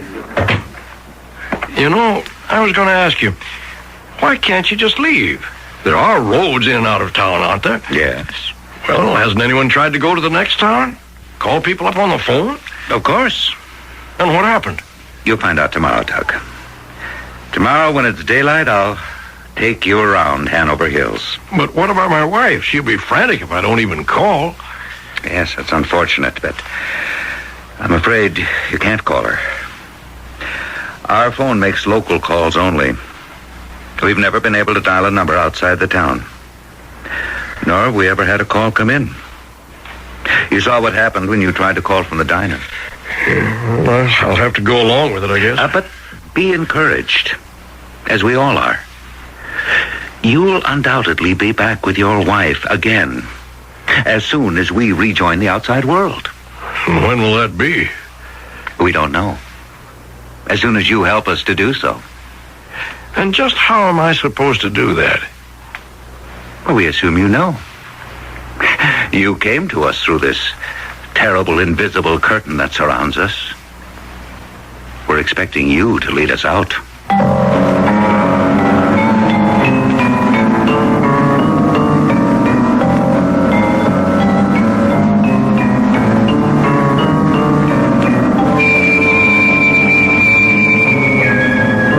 Doug Watson seems to have become the unwitting Pied Piper of Hanover Hills, a village caught in a strange and incredible time warp into which he stumbled. They're all expecting him to bring them back to the outside world. But I wonder if they really know what they're letting themselves in for. Of course, We haven't seen all of Hanover Hills yet, and we haven't really met its citizens. We'll do both when I return shortly with Act 2.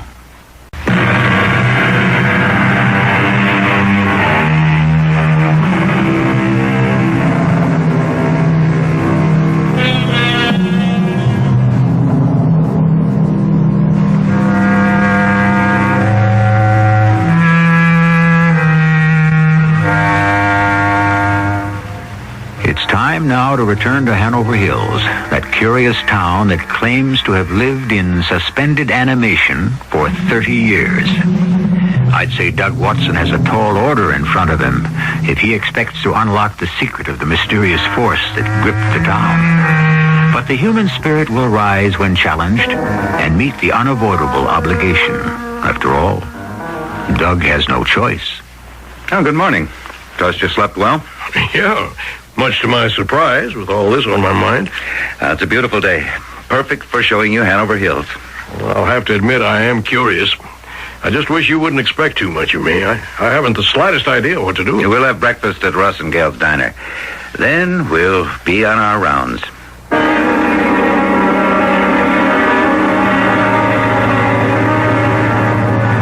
Your car's in fantastic shape for a 49. How do you do it? It's never changed.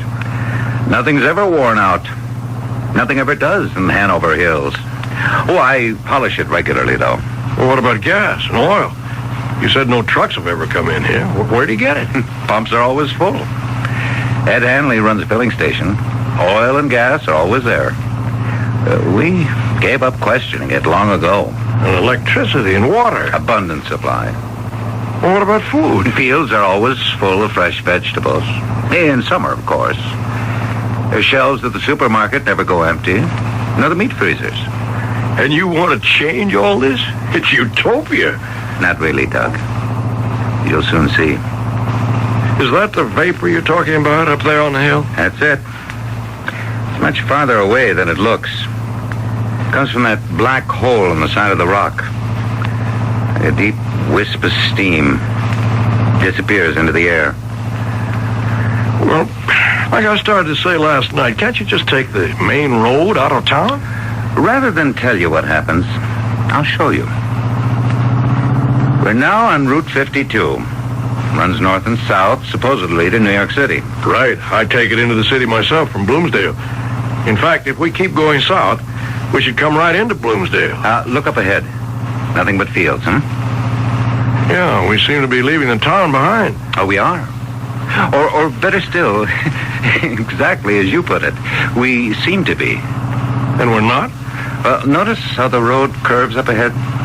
Yeah? Wait till you see what's around that bend. We rounded the bend, like you said, and there in front of us was the main street of the town we just left. It seemed impossible. We'd driven more than a mile in the opposite direction. The railroad station was on the right, and the diner just ahead of us. Not a single car on the street was more recent than a 1950. Walter pulled up in front of the diner. Like this with every road into or out of the village. We always end up right where we started. Shall we have breakfast?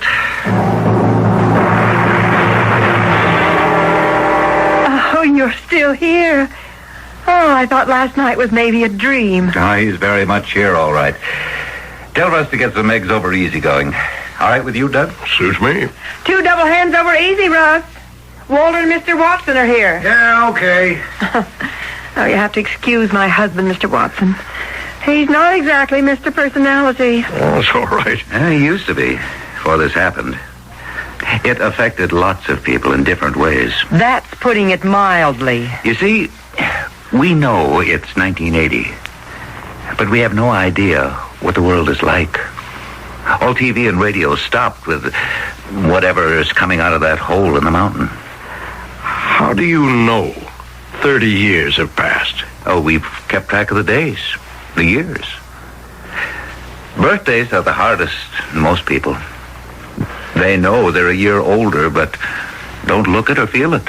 And that's hard? Listen, I know 100 people who'd give their left arm to be in that position. Yeah, it sounds great, don't it? You got any idea how boring that is? You got any idea? Oh, of course you don't. Russ, please. Get up every morning and see the same woman looking the same year after year, driving the same car, seeing the same noisy brats, never growing up, just being the same noisy brats that, well, you want to choke them. Only it don't do no good because you can't shut them up. They ain't never gonna grow up, and they ain't never gonna die. Let him. I know what you're thinking, Mr. Outsider. Ain't it grand? I was 40 when this thing hit, and if anyone had told me then I was gonna live like this forever, I'd have said, whoopee. But I'm so sick of this diner, this town, I could die. But the funny part is, I can't even do that. I'll be out back. I'm so sorry, Mr. Walton. No, I'm glad he sounded off. He's right. I wouldn't have looked at it that way. Russ isn't the only one. We would all like very much for time to resume for us again. To change, to grow. And you think I'm the only one who can make that possible? Your coming has given us the ray of hope. Now, after breakfast, I want to show you the Fisher and the Vapor.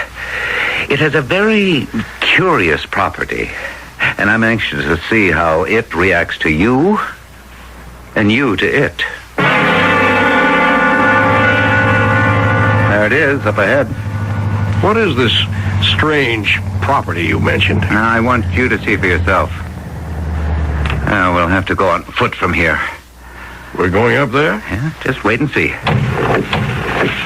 From this closer perspective, you can see how large that Fisher really is. Yeah. And Vapor is much more profuse than it appears from the village.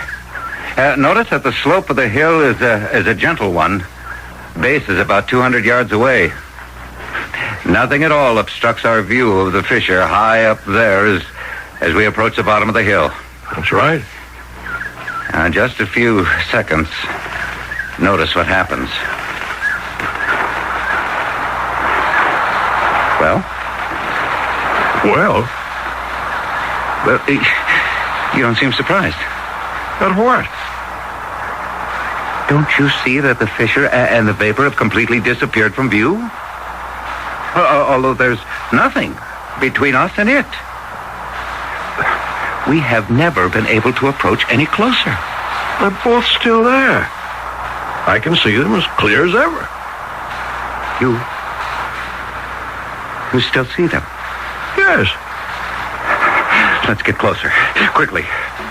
You mean you can't see the Vapor or the Fisher? Not at all. We're almost at the very foot of the hill now. Can you still? Are you pulling my leg? Telling me you can't see that hole up there and the steam coming out of it? I can even hear it. Would I pull your leg about this after everything else that you've seen? We have tried since the crack first appeared to investigate it from every angle. We can never come close. The fact that you still see it must mean that you're not affected by it.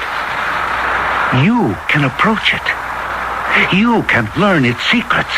Well, I'm not going up there for an atomic steam bath or whatever that thing is. Oh, but you must. It's the source of our incredible existence. Now, you're the first outsider. You're immune to our condition. You are the only one who can approach and perhaps put an end to it. You're asking me to go into what looks like a live volcano? There's a sort of a pulsating blue light inside there. There is? We've never seen it from the village. Well, this is as far as I go. I'm sorry. You're right, Doug. I must try to understand how you feel. Let's go back to the car. I see it now. We've all been too anxious. You haven't even been here 24 hours, and we're expecting miracles from you. He was right. And I'm no miracle worker. And I was getting more worried about Alice all the time. She must be frantic. She had no idea where I was. And of course, neither did I. At least, I knew I was alive and well.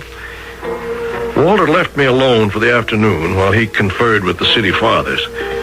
For the first time, I had a chance to think. I decided to try leaving the place the way I came in, along the railroad tracks. It was worth a chance. I took my attaché case and started back down the tracks in the direction last night's train had come. They stretched as far as I could see. Mr. Watson, you mind if I join you? Oh, hello? No, of course not. Well, out for a stroll. Well, I'm going to see how far I can go along the tracks. I should come to Bloomsdale. I've had enough of this nightmare. Well, we won't be run down by any trains, that's for sure. Do you mind if I take your arm? It's so nice to touch someone different. You are going to lead us out, aren't you? Look, up ahead. Huh?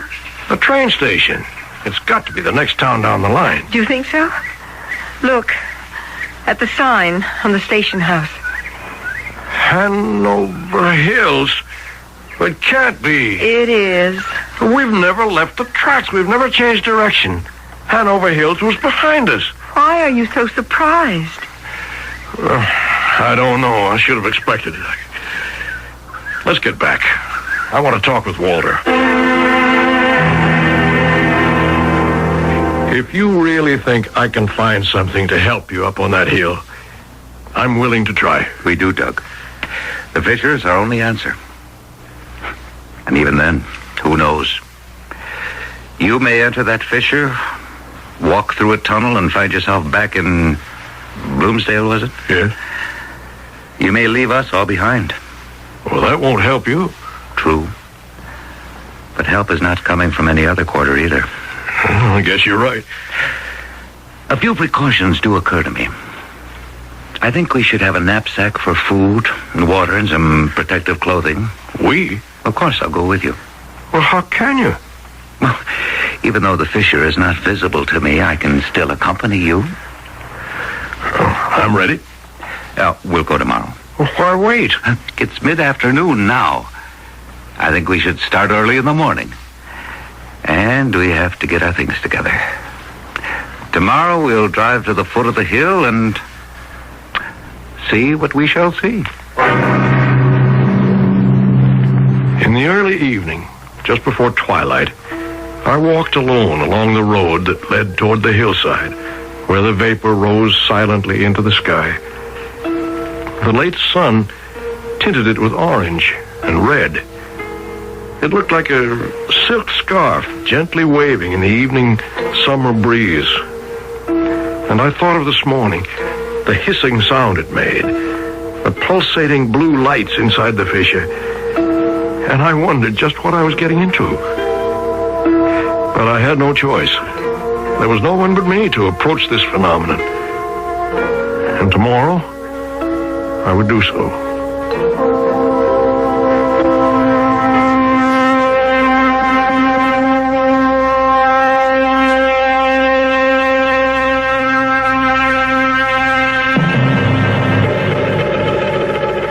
Doug Watson seems to have found the fountain of youth, a land where no one grows older, nothing wears out, and nothing changes. But no one seems happy about it. Of course, Doug himself really ought to get back to Alice and the family if he can. What lies inside the fissure in the hillside with the strange vapor and the blue lights? We'll find out when we go along with Doug in Act 3.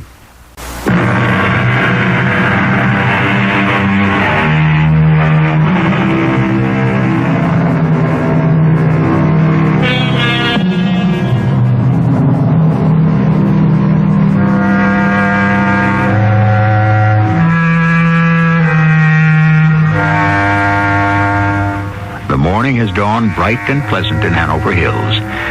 A wisp of vapor rises from the hole in the hillside in a straight, unwavering line in the still air. And on the highway leading, you should pardon the expression, out of Hanover Hills, Doug Watson is riding with Mayor Walter Cummings on their way to explore the strange phenomenon that has kept the village a virtual prisoner. Doug, you can't imagine my feelings at this time. We're on the threshold of an answer. You hope. I know that something will change when you explore that fissure. Well, I don't know what I'm going to do when I get there. You will know. All we can do is try. Come on. I want to get this thing over with. Doug, whatever happens, if you find a way out and leave us behind, or if tampering with that vapor only increases our condition, I want you to know how much we appreciate your help and your courage. Forget it. Courage is the last thing I've got. I just want to get out of here. Well, this is the vanishing point where I'll stop seeing it. But I'll try to stay with you as long as I can. Well, let's go with it. It's up there, big as day. I can still see it and hear it. I can't. Well, what do you see then? Nothing but the hillside. Exactly as it was before this happened. Keep describing it for me. We're starting up the hill now. I'm right behind you. I can see the blue lights now. They're much brighter as we get closer. The opening is larger than it looks from down below. It's weird. It doesn't seem threatening. It's almost inviting. It's a shame you can't see it, Walter. Is there any heat from the vapor? No. The lights pulsate with a definite rhythm. Well, how close are you? A few yards from the entrance. Looks like a cave. Big enough to stand up in. I'm going in. No turning back now. Walter? Walter? I turned, and Walter was gone. The hill behind me was deserted. And before me, the entrance to this fantastic opening in the hillside. I stepped inside the entrance. And it was like a disco. Hypnotizing, fantastic, fascinating. The walls and ceiling flashed with the pulsating blue and white light. The vapor swirled and danced inside the cave until it swept out the front of the fissure. I felt nothing. No heat, no choking sensation. Nothing but a force urging me deeper into the recess. And then I saw it on the ground, resting in a shallow hole. A small blue stone, like polished marble. And from this jewel surged the light and vapor. This was the source of Hanover Hill's predicament. But where had it come from? The earth obviously upheaved it during the quake Walter had described. Hypnotized, I was drawn closer. The force was irresistible. I was completely in its spell. I knelt beside the hole and reached forward slowly. My fingers closed around the cool blue marble. I knelt alone in darkness, stillness. In an instant, the lights and the vapor had stopped. And ahead of me, I could see the daylight at the opening. I hurried outside. The morning seemed just as I'd left it, bright and beautiful. The hillside and the road below were empty. Walter was nowhere in sight. I started down toward the road and looked back. There wasn't a trace of the fissure I had so recently explored. The hillside was as unscarred as it had been for centuries. I scrambled the rest of the way down to the road. I heard it before I saw it. Coming from the south, toward Hanover Hills, was a small delivery truck. I waved and shouted, and the driver pulled to a stop. Hop in. How far are you going? Into town. Your lucky day. I got a couple of deliveries there. Yeah? Baked goods, I see. You, know this Hanover Hills pretty good? A little. Why? Never been there before. You know where the diner is? That's my first stop. Yes, I think I can show you where it is. But right now, I'm not too sure. Town ain't all that big, is it? No, it's not. So where are you coming from? I'm up the line. Baker's in Mount Vernon, but I deliver all over the county. You sure you got to deliver in Hanover Hills? What's the matter with you? Would I be asking if I didn't? Right there in the dash. See them slips? Top one says Hanover Hills, diner, handy food store, and landmark hotel. How come you never delivered there before? Never had an order that I know of. I only been working for the bakery a couple of months. Hey, we're coming into town. Which way do I go? Straight ahead. I'll tell you where to turn. It's right across from the railroad station. Holy Moses. You sure there's anyone living in this place? He had a point. The place was the most run-down-looking town I'd ever seen. The nice row of houses that only yesterday were so clean and neat were in complete disrepair. Paint peelings, vines all over. The street was cracked and broken. The gas station was deserted. The roof sagged and the glass on those old-fashioned pumps was broken. We parked in front of the diner, and I held my breath as we got out of the truck. First-rate bakery. Anybody here? Hello? Anybody here? Yes? I'll take it. Oh, thanks, ma'am. Just sign here. Say, how do I get to the handy food store? Just 2 blocks down the main street. You can't miss it. It's half gray and half fresh painted white. Oh, okay. Thanks, ma'am. See you again on the next order. So long, buddy. Good luck. Doug! Why, I didn't see you standing there. You came back. We were wondering. Gail? What's happened? You've aged so. What happened to the village? Well, we caught up with 30 years. You did it, Doug. You did it. Ah, Doug, you're back safe. I saw you get off the truck. Walter, you're all taking so offhand.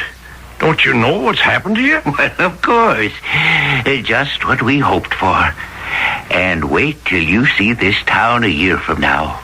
Old Martin Briggs has a run on paint and lumber and nails like he never had before. We've got a town to fix up. Thanks to you, Doug. Thanks to you, we got a reason to get up in the morning. Oh, and we were so hoping we'd see you again, too. We thought perhaps you'd gone home through. We owe you a lot, Doug. I'm glad you got back. I've still got your briefcase for you. I kept it safe. But it was only this morning, wasn't it? Less than an hour ago. Doug, we've been dying to know. What did you find up there? Only then did I realize that I still held the smooth blue stone in my hand.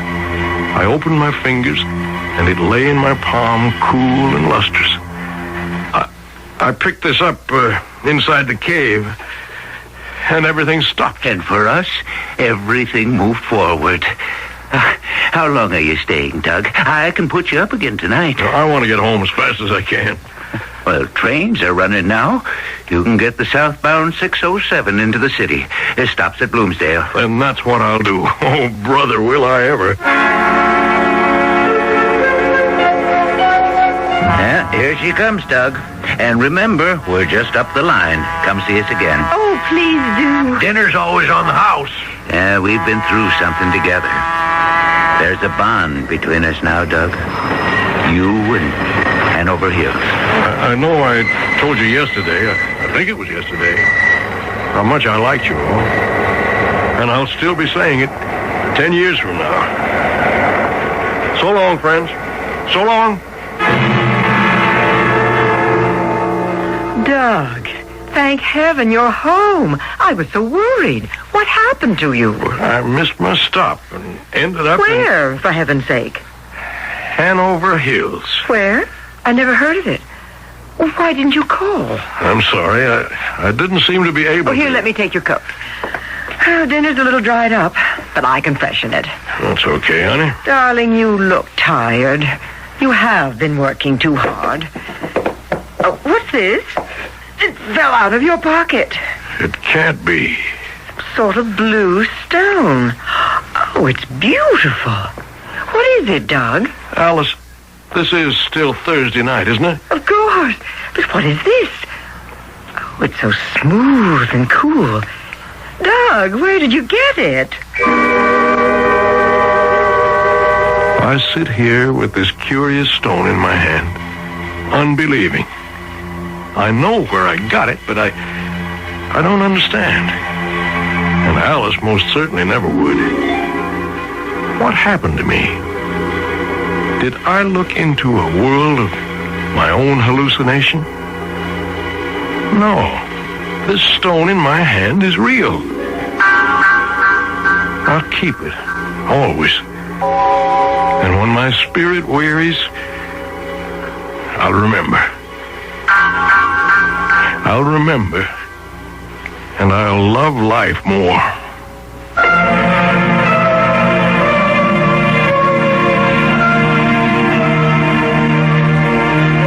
Time is a curious phenomenon. We hate to see it pass, but we're quick to waste it. We often want to kill it, but we rarely work it to death. And we often wish that time would stand still.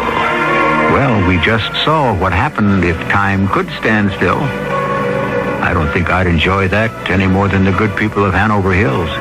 I look forward to each new experience, each new day, each moment, in fact, like the one we'll share when I return shortly.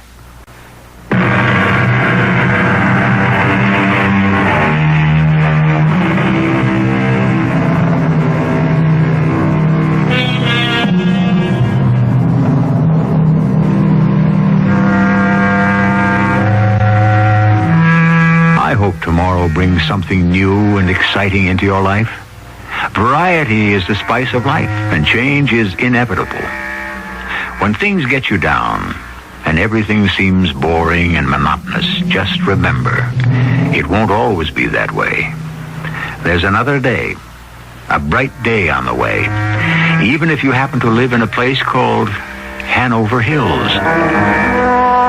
Our cast included John Beal, Joan Shea, Ray Owens, and Robert Maxwell. The entire production was under the direction of Hyman Brown. This is E.G. Marshall inviting you to return to our Mystery Theater for another adventure in the macabre. Until next time, pleasant dreams.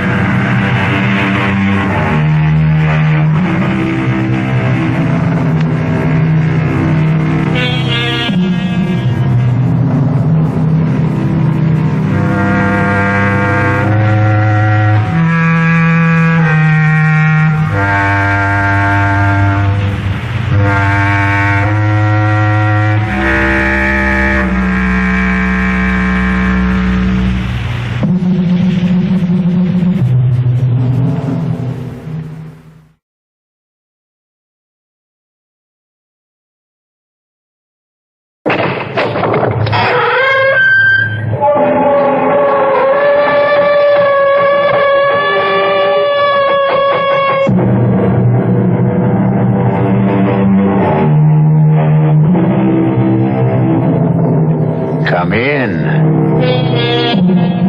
Welcome. I'm E.G. Marshall. I hope you're ready for a journey into the bizarre, into the very, very strange, for that's where we're going. A round-trip journey, of course, but one we promise you won't forget. Sarah and David Hughes have just finished dinner and have taken their coffee out to the patio, where dusk is coming in behind a lovely sunset, and the world seems bathed in serenity. But beware of peaceful places at peaceful times. Things change. Sometimes suddenly. David. You know, I was almost asleep. David, what is that up there? What's what? Up where? Up there, in the sky, those funny lights. Well, it's a jet, I guess. We'll be hearing it in a few seconds. A jet making a circle of light? And they don't come in from that direction. Or that fast either. David, it looks as if it's heading straight for us. Nonsense. Of course it isn't heading straight for us. David!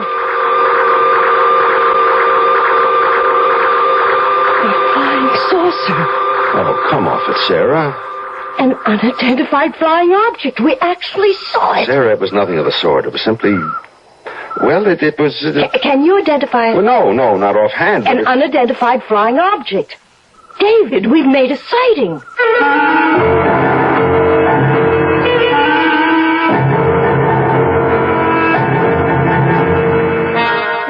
Our mystery drama, The Sighting, was written especially for the Mystery Theater by Fielden Farrington and stars Kim Hunter.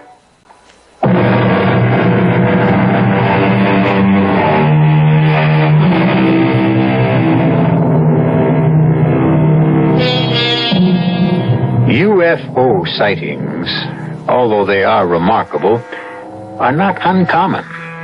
There have been, who's to say, thousands of them, maybe tens of thousands, if you include those that have gone unreported. Of course, some people poo-poo them as optical illusions, or weather balloons, or light reflections on clouds, or even just plain imagination. But others, many others, take them quite seriously, and would like very much to know what and why, and possibly even who they are. Sarah and David have certainly seen something, though they don't agree about what it was. You know the trouble with you, honey. You let your imagination run away with you. You see a funny light in the sky, and wham, it's a flying saucer. Well, you can't say it wasn't a flying saucer. You don't know what it was any more than I do. But, Sarah, when you can't explain something a little out of the ordinary, you don't pounce on the most unlikely explanation you can find and close your mind to all the others? Look who's talking about closed minds. Oh, okay. Maybe I'm a little bit conservative. Bankers get that way, I'm told. And, man, are you ever a banker? Well, don't knock it. It buys a lot of goodies. No contest. I think I'll go next door and ask Bea and Harry if they saw it. Want to come along? So what? Oh, yeah, the thing. Sarah, I really wish you wouldn't do that. Why not, for heaven's sake? Well, I'd just as soon it didn't get around. I mean, that we saw... Well, the first vice president of a bank doesn't see flying saucers. He just doesn't, Sarah. Okay. The first vice president didn't see it. He's as blind as a bat. Yeah. But his wife saw it. Sarah. Look. I don't want you to talk about it. How do we know what they are? How do we know what they're doing here? What their purpose is? How can we be sure that they don't mean us some kind of harm, David? I think we ought to report it. No. You're not to say a word about this to anyone. Look, honey, old man Ellsworth is talking about retiring again, and this time J.D. thinks he means it. And if he does go, J.D. will almost certainly move up to chairman of the board, and that leaves the presidency open. I'm the first vice president. But can't you see, Sarah? Look, I think that's wonderful, David. You know I do, but I can't see what it has to do with... Well, I just told you. I'll have to ask you to take my word for it. I want you to promise not to say a word about this thing we saw, not to anybody.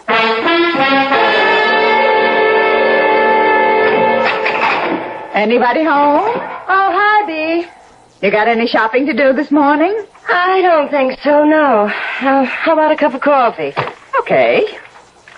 They're supposed to have some fresh whiting at Avery's today. Doesn't David have a big thing about whiting? Yes, David has a big thing about whiting, but he's more likely to get cold stew and leftover parsnips. Oh? Garnished with arsenic. Bad one, huh? Honestly, Bea, you ought to thank your lucky stars you're not married to a banker. Oh, I don't know. You ever try living with a man who was in wholesale pharmaceuticals? Give him whiting. That's my advice. He can't eat and quarrel at the same time.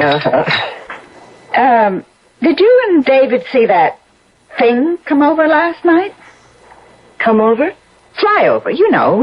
Looked like a flying saucer to me. But Harry said it was a jet with some fancy new kind of lights or something. I never heard a jet sound like that. Oh, no, I guess we must have missed it. Why, doesn't Harry believe in flying saucers? Wouldn't believe in one if it landed smack on top of him. We still playing bridge tonight? As far as I know, at your house. Want me to bring anything? Money. It's our turn to win. You want me to get some whiting for you if Avers has it? Oh, would you mind? I'm not much in the mood. I'll bring it over later. I'll tell you one thing. I don't ever want to fly in a jet that sounds the way that thing last night sounded.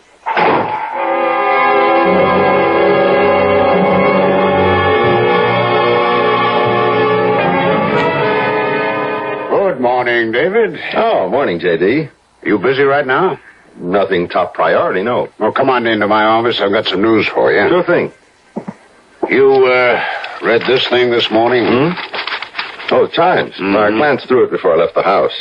A couple of people out your way claim they saw a flying saucer. Oh, I read that, yes. One of the fellows belongs to my club, as a matter of fact. I wouldn't want to be in his shoes next time he goes into that locker room.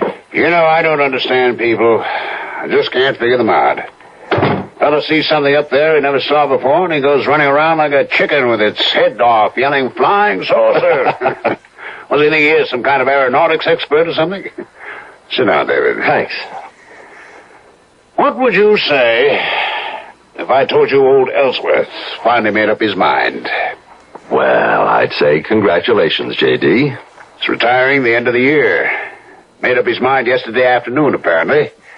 Plans to announce it sometime later today. Congratulations, J.D. Oh, no. It's premature, my boy, premature. Board has to vote on the new chairman. There's no guarantee they'll pick me. I can be pretty crusty sometimes, you know. Made some enemies. That's your year's salary. Oh, yeah. Bankers don't gamble now. Had to vote on the new president, too, of course, but, you've got me in there lobbying for you. Thanks, J.D. Ah, nonsense. Best man for the job. Would be anyway if he didn't sit around loafing all day in the boss's office. Well, I guess I'd better get back to work. I guess you had. And, David. Yes, J.D. Try not to see any flying saucers. Wouldn't help a bit.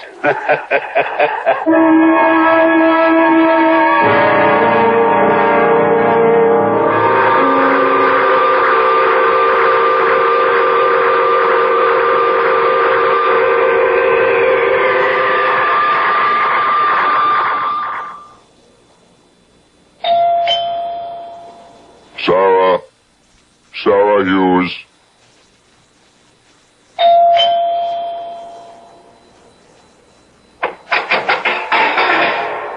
Sarah, I know you're in here. There's nothing to be afraid of. I must speak to you.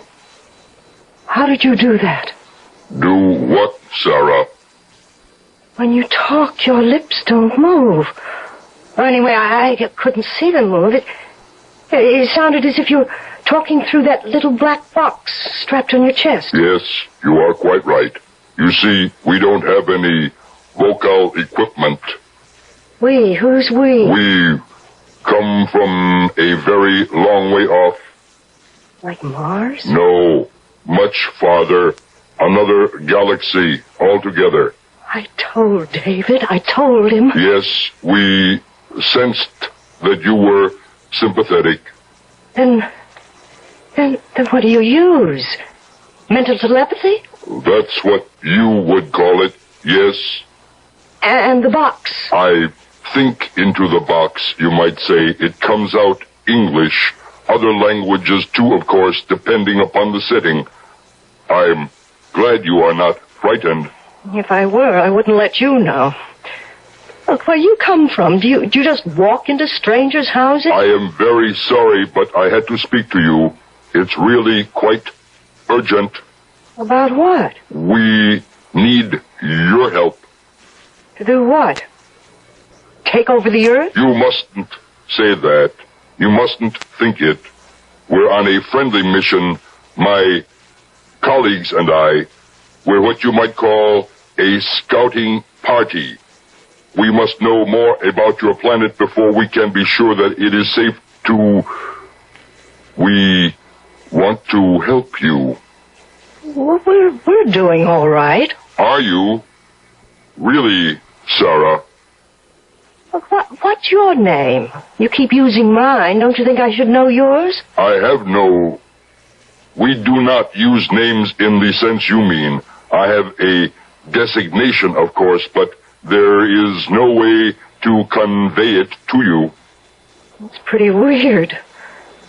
Well, how did you find out what my name is? We were able to pick it up. We get very dim readings from your minds. Actually, yours is the clearest we've been able to pick up so far. We need someone to cooperate with us so that we can learn more. And that's what you want me to do? Yes, Sarah, it is. Well, come back tomorrow. I don't understand. I'll have to talk to my husband about That is exactly what you must not do. Do you understand me? You must not consult your husband. You're not to tell him even that you have spoken with me. I want you to understand that very clearly. He is not to know that we have contacted you. Then you'd better just go back onto your flying saucer and fly away. I'm not sure I want to speak to you again. You will, though, Sarah. You will.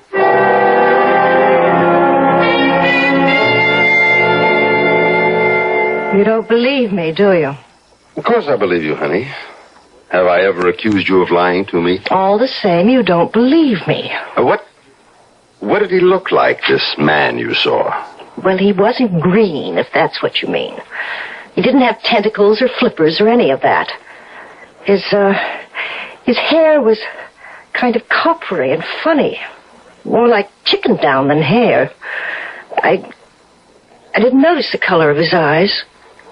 His face seemed all right, except that his ears were flat against his head. He was tall and too skinny to look healthy. By our standards, that is. Mm-hmm. How was he dressed? Ordinary. Except for a box he had sort of taped onto his chest. Like brown slacks and a kind of yellow shirt, open at the throat. But the clothes didn't look right on him. You don't believe one word of this, do you? Now, Sarah, I haven't said I don't believe you. All I'm saying is that you're tired and overwrought. And seeing things. Look, I'm not sure I want to play bridge tonight. Sit there all evening being humored. And, well, I'm not at all sure I want to do it. Look, I'll tell you what. You trot upstairs and take a little rest. Now, wait, then, just let me finish. You are tired. You are overwrought. You don't deny that, do you? Well... So why shouldn't you take a little rest? Now, what's wrong with that? And when you get up, if you don't feel like playing bridge, we won't play bridge, okay? Doesn't that sound fair enough? Well, all right. Fine. Right now. Close the bedroom door and see if you can't actually get a little sleep. Will you do that for me? Okay. But if I should go to sleep, don't let me sleep long, will you? And David. Yes? I did see that man and talk to him. I really did.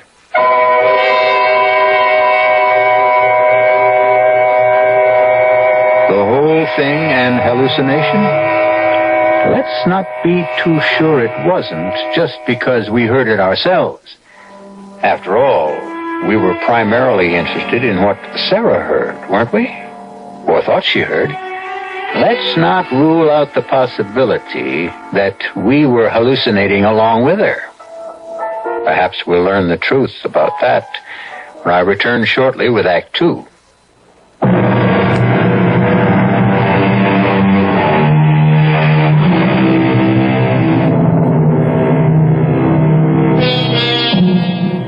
David and Sarah have spent the evening playing bridge with Bea and Harry Vincent. But their minds haven't been on the game.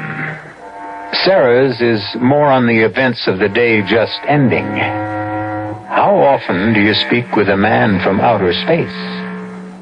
Now the game and the evening have finally come to an end. David, my friend, we ought to do this more often. Yeah. You owe us now. You can check my arithmetic if you want to. You owe us $3.76. With the cards you two held, how could you lose? Oh, come on, don't grouse, David. About 10 more nights like this, and maybe we could get even. Oh, it was all my fault. I told you I didn't feel like playing bridge tonight, Dave. Oh, forget it. You were no worse than I was. Well, after all, it's only a game. Yeah, said he, tucking away his winnings. I wonder if I drank $3.76 worth of beer. Well, there's more out in the kitchen. Come on out. Maybe you can break even. Now, what are those two cooking up? Oh, I don't know. Is the fight still going on? With you and David, I mean? Left over from last night. You haven't been acting like yourselves at all tonight, either of you. Oh, it's one of those things. I guess it happens to everybody. David, don't you think we ought to go now? You have to work tomorrow. Okay, honey. He's a good man, you're David. You don't have to worry about that.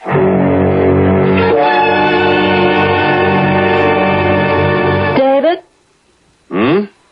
What did Harry mean when we were leaving? Who's a good man? Oh, honey, turn the light off, will you? I'm dead. something to do with me, isn't it? Okay, you'll have to know anyway.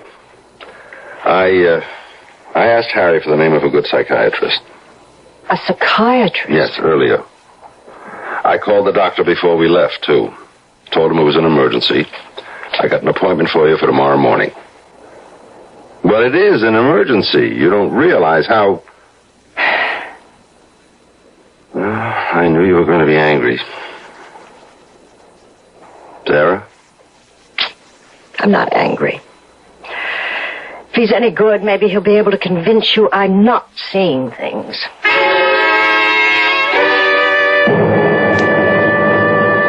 Sarah, I've got to get to the office on time this morning, today of all days, but I'll meet you at the doctor's office. Now, your appointment is for 11 o'clock. You won't forget it, will you? Look, you don't have to be there if you have a busy day. I can handle it alone. No, nothing of the sort. And after the session, we'll have some lunch. Someplace fancy, huh? It'll be all right, Sarah. You'll see.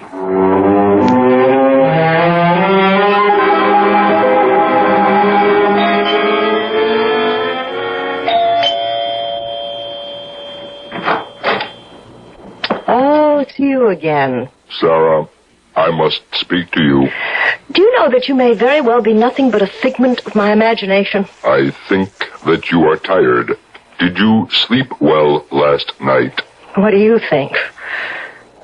And wouldn't a figment of my imagination at least move his lips a little when he talks? I can see that you are very sleepy. Oh, yes, very sleepy.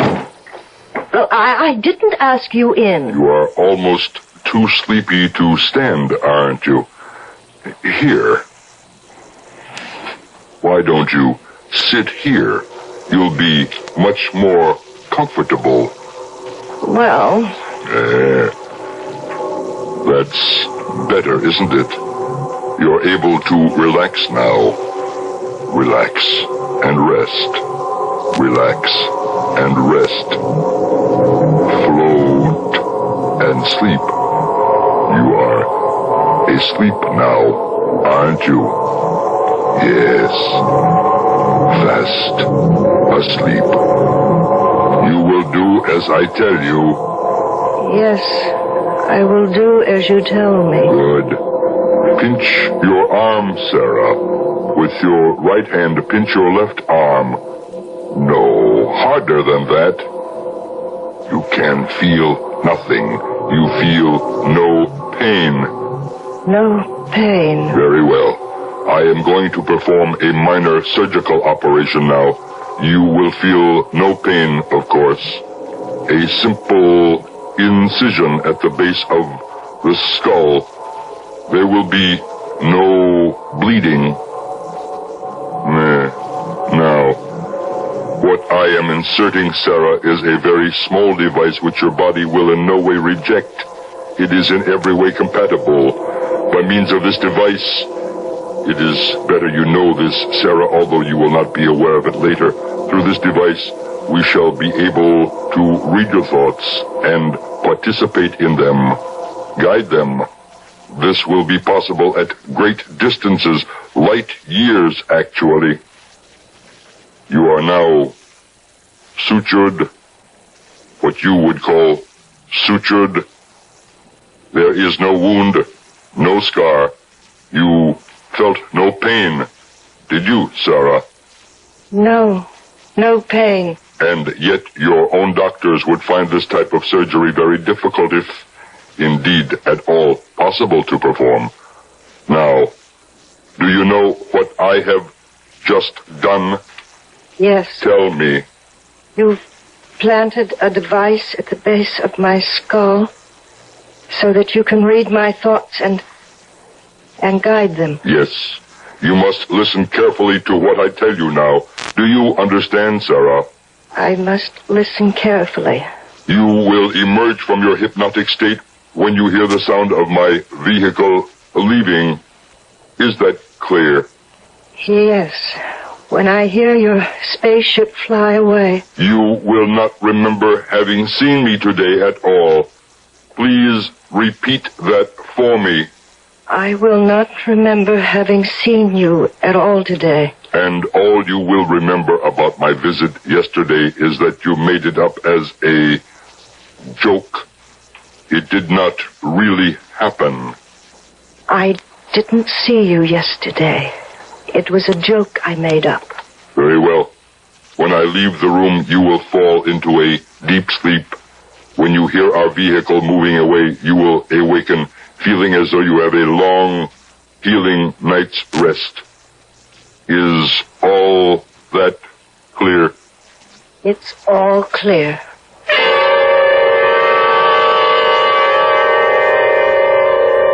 You busy, Dave? Harry! No, come on in. Aren't you a little out of your territory? Well, yeah, I am. I knocked off and came over here because, Bea called me a few minutes ago to say she's seen the damn thing, too. Seen what? The saucer, the flying saucer. Oh, Bea saw it? Yeah, says she did. Says it was hovering there right over your backyard with a door open, like practically the whole side of a ship, she said. And a kind of stairway coming right down onto your lawn. Oh, come on, not Bea, too. What are they trying to do to us? Well, to tell you the truth, Dave, I don't think Bea was putting it on.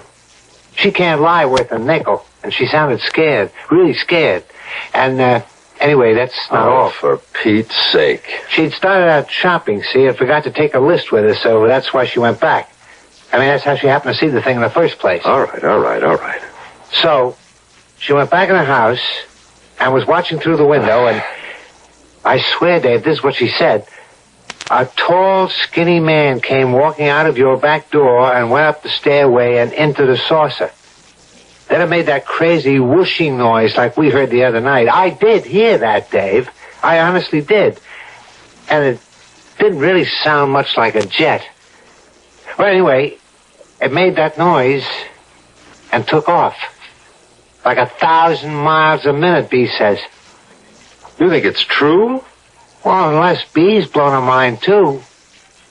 She said she wanted to go right over to your place and see if Sarah was all right, but she was afraid to. Yeah, I think it might be true, Dave. I think, anyway, we ought to go out there and see.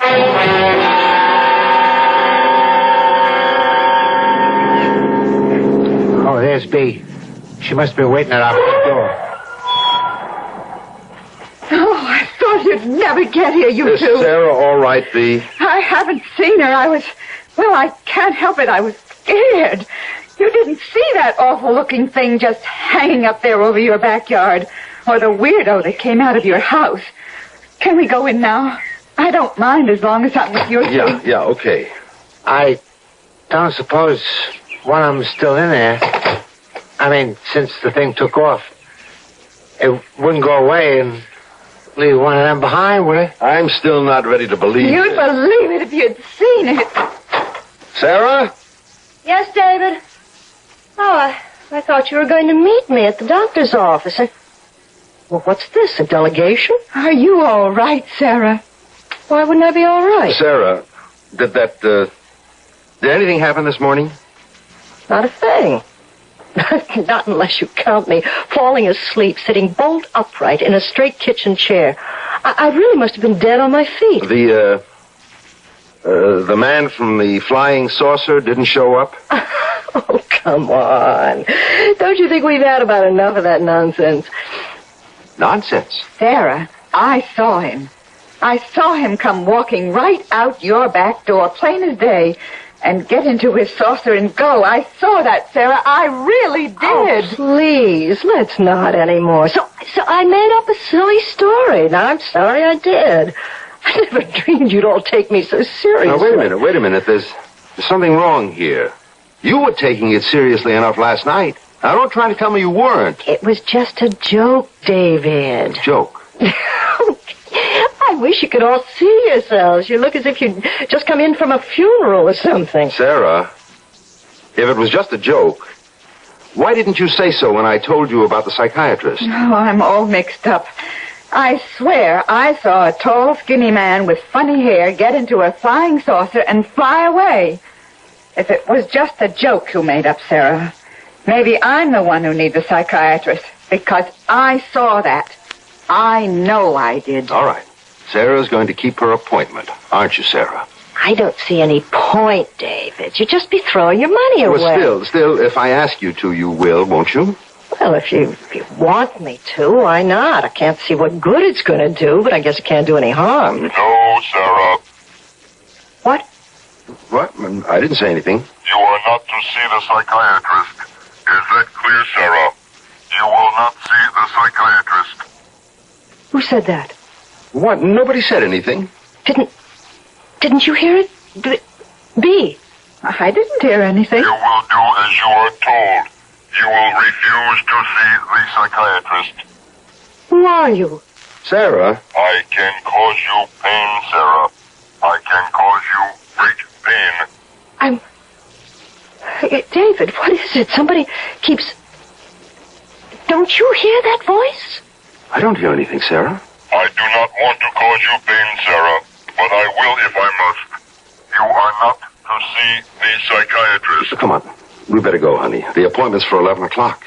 All right, I'm coming. I'm sorry, Sarah. Truly, I am. David. Oh, David. David, make it stop. Sarah. Make it stop.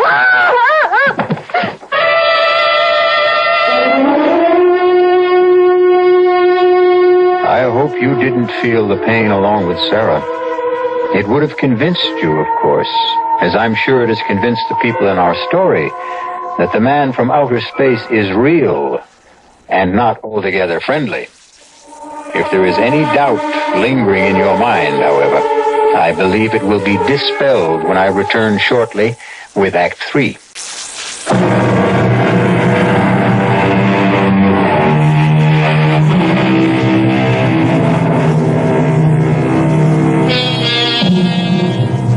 The willingness of the open mind to accept the new and seemingly miraculous, at least as an hypothesis, has always faced opposition from the less flexible mind, which finds the status quo easier to live with. David, however, as well as B and Harry, has had a convincing demonstration that the new is only the as yet unknown. B and Harry are waiting in Dr. Freuling's reception room. David has taken Sarah into the doctor's office. Now, just lie down here and rest. And help me with her, will you, Mr. Hughes? Please, make it stop. Sarah, honey, do what the doctor says. Now lie down and try to take it easy. And just do as the doctor says. She seems to be in a great deal of pain, Doctor. Oh, she is in pain. There's no doubt whatever about that. What causes the pain, this is what we must learn first of all. Well, can't you give her something? I think best not to do that until I have learned what has happened to her. Sarah, refuse to speak with this doctor, this psychiatrist. Tell him only what you have been ordered to say. You have seen no man from a flying saucer. It was only a silly joke. Leave his office. Nobody can force you to stay. And go home. Do only this and there will be no more pain.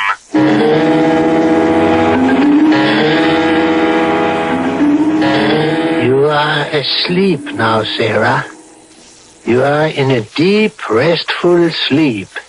You are resting in a quiet, lovely place where there is no pain. No pain, only rest. You will not sleep. You are uncomfortable. There's no severe pain now, but you know there will be if you listen to this man. Now, Sarah, I want you to tell me exactly what happened this morning before David came back from his office. I can't, Dr. Freuling. Uh-huh. Well, it is not yet. We try again. Dr.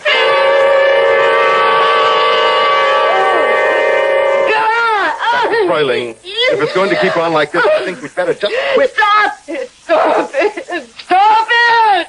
We You're on the right track. He was there this morning. She told me that much before he got through to her again. We are going to win, Mr. Hughes. Well, win or lose, what's going to be left of Sarah? All of her, Mr. Hughes. More than there is of her now. Sarah, shall we try again? I can't, Dr. Roiling. You won't let me. You don't know how it hurts. It's no good, Sarah. You know it is no good. Now try to relax and clear your mind of everything but what I say to you. I'll try.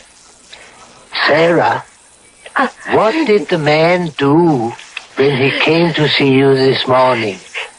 He said he asked me... Oh, no! No. He asked me to help him. Stop it! Stop it, please! Sarah, you are under my control, not his. The pain will never stop until you do as I say. You must do as I tell you. Bear it, Sarah. You can bear it if you try. Help me, and it will all be finished sooner than you think. How did he want you to help him? It will be worth. The pain will be worth. He wanted me to... He wanted me to make it stop. He wanted you to what? It be his contact. He couldn't... Oh, God. He said he couldn't breathe. I thought I was... Oh, no. Pain can't kill, Sarah. What if I decide to kill you? I don't care. Enough. Dr. Froiling, that's enough. You were to what, Sarah? What did he want you to do? He put a thing into my head, and he knows what I think, and he can... No! He can hurt me with it. Oh, Fainted. Doctor, is Wait. Her pulse is strong. That's good. Is she... She will be all right. He cannot hurt her while she is unconscious. He put a thing into her head. Is that what she said? Is that what you heard her say? Yes.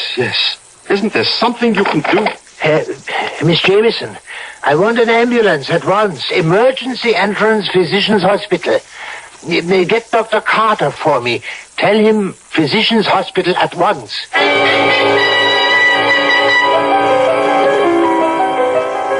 It was good of you to come, Dr. Carter. Yes. What have we got? A device has been implanted in a young lady's skull, I believe. I cannot be certain. Implanted by whom? How long ago? Only this morning, as I believe it. By whom? Now, it's a long story, and the patient is in intermittent pain. All right. We'll have to have x-rays. I have already made x-rays. They are here. All right. Have you read them? Have you found anything? I am a psychiatrist. I think there is something, but I do not wish to prejudice your judgment. Oh, very well. Well, is everything clear here? It's all right. Nothing here. And not... Wait a minute. That little particle. Is that what you mean? How does it look to you?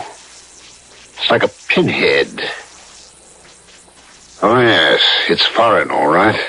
Must be. But implanted? It's very small. Large enough. I am afraid for my patient's reason. Perhaps her life. I do not know. I have to see her before you operate, Dr. Carter. She's already been sedated. Believe me, Dr. Carter, it's imperative. Well, if you feel so strongly about it. Sarah? Oh, is that you, David? Yes. Feel better now? Oh, yes, I feel fine. Just sleepy. He isn't bothering me right now. I mean, there isn't any pain. Do you think you could contact him, Sarah? I expect he's around.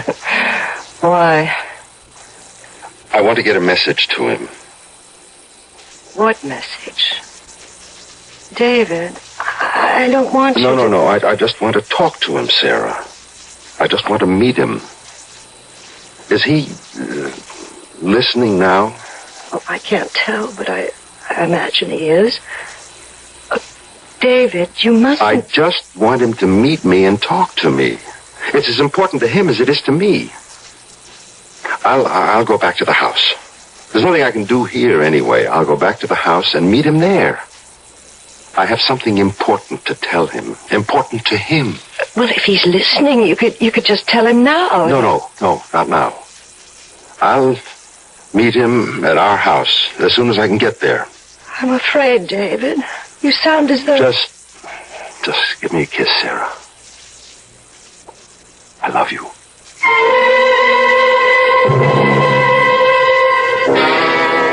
I have taken more trouble than you realize, Mr. Hughes, to meet you here. What is it you wish to tell me? I have a proposition for you. I am willing to listen for a short time, though. The surgery is about to begin. You aren't going to interfere, are you? Your wife is a danger to us. I am sure you can understand that. We're reluctant to take a life, of course, but our mission is of greater importance. Listen. Now, just listen. Why does it have to be Sarah? What's the matter with me?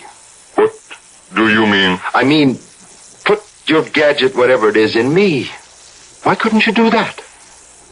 I'd cooperate, don't you see? You wouldn't have any of this resistance you get from Sarah. Why? Why would you turn against your own people to help us? Aliens, as you call us. Why would you be willing to do that? Willing? I'd be doing it to save Sarah's life. Wouldn't you do as much for your wife? We do not have wives. Oh. Well, my wife is very dear to me. There's nothing, I guess, that I wouldn't do for her. So you see... Be quiet. What? Please, do not speak. I am in communication with my colleagues. Oh. Tell them... Be quiet. Oh, God, please. All right. You'll do it? No. We have decided against using you. Huh? We have learned a great deal from you. This love is your word. This is an unfamiliar factor. This love must be taken into consideration. We are not sure that anyone so afflicted would be sufficiently stable for our purposes. And what about Sarah? It is a risk to release her, of course, for we cannot erase her memory, but we have taken greater risks. Then you won't interfere with the operation? Not interfere, no. Not the way you mean. We shall help. Your surgeon will need our help. Oh, thank God. How is she, Doctor? Fine. I have never seen anything like it. Would you ask her yourself? Sarah? Oh, David, I feel so much better. I feel perfectly well, as if nothing ever happened. Thank God for that. I have never seen such surgery. A motion picture at fast speed. His hands moved so quickly, I would never have believed it. Did you see him? The man from the saucer? Yes, honey. He's real.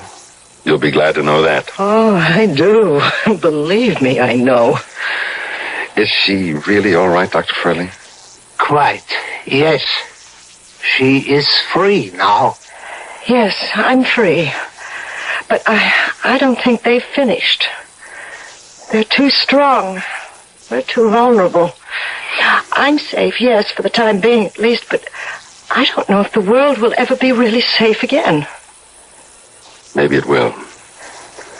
They've discovered a new factor.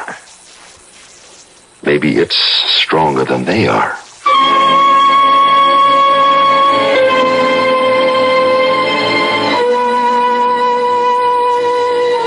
Well, how strong is love? The new factor on this old earth of ours. Stronger than hatred?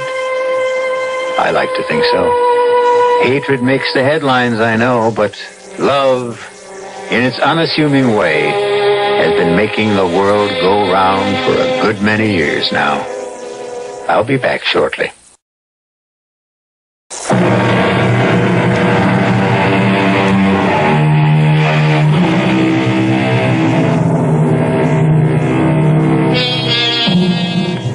David is president of his bank now, and doing a very good job of it, too.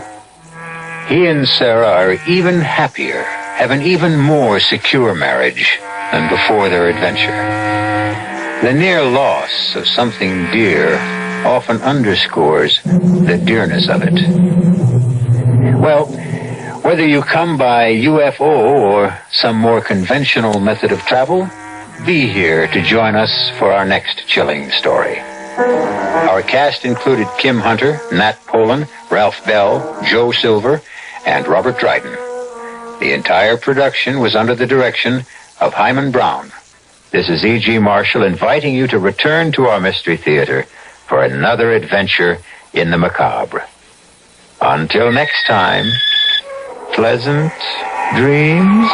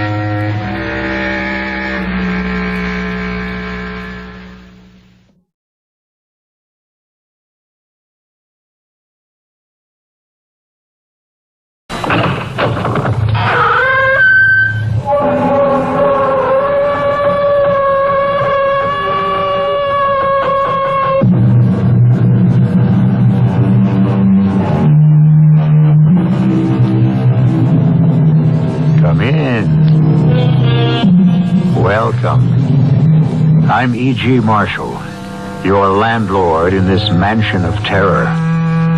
And often there's no terror quite like those nameless terrors, those undercurrents we can't put our finger on. We know something's not quite right, but we don't know why. It nags at those dark corners of our mind. And such is the story we have for you now. All seems to be sweetness and light. But watch out for those dark corners, those things left unsaid. Jane and Mike Slater are young city dwellers spending their vacation in a quiet village called Granville. They thought it was the perfect spot to get away from it all. That's what they thought, until they got there and tried to get away from it.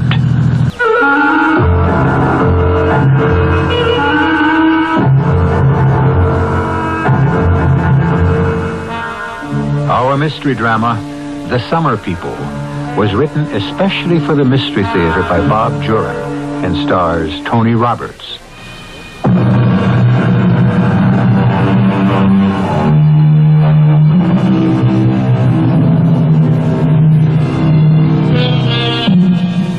Two weeks in another town, a summer place.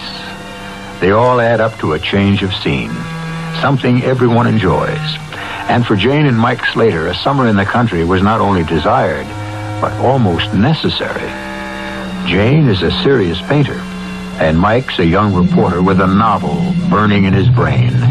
A couple ripe for spending their vacation away from it all and working on their respective art. So it was no wonder that when Mike picked up the paper one evening, he enthused. Hey, Jane, listen to this. What? I think it's just what we've been looking for. For our vacation, I mean. Private rooms with bath in lovely private home. Quiet village on beautiful river. Complete peace and quiet. All meals $50 a week per person. $50 a week? What's the date on that paper, 1910? It says 50, unless it's a misprint. Restricted to persons 23 years or younger. Well, at least we qualify there. Interested parties may phone for interview. 814 on the number. Interview? Oh, sounds too snobbish. It sounds intriguing to me. Well, doesn't the ad say where it is? No, nothing more. It's a perfect place to spend the summer and start the draft on my book. Well, it's okay with me if you want it. But phoning for an interview, isn't that strange? Well, whoever put the ad in had his reasons. We won't know unless we call.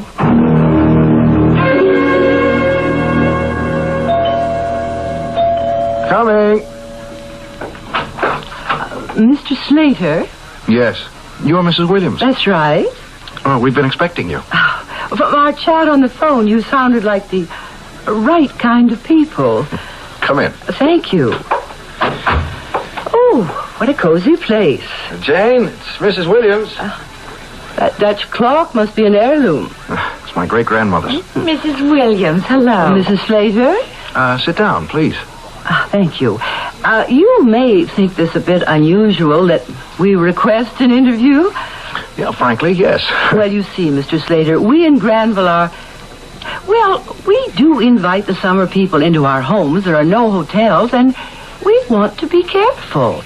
I mean, we want to be sure our summer people will fit in. Your ad said only people under 23 years old.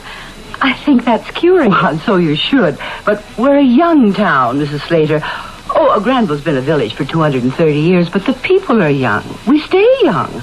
And we want our summer visitors to be the same way. How old would you say I was, Mr. Slater? Oh, no. Don't put me on the spot. Oh, would you want to guess, Mrs. Slater?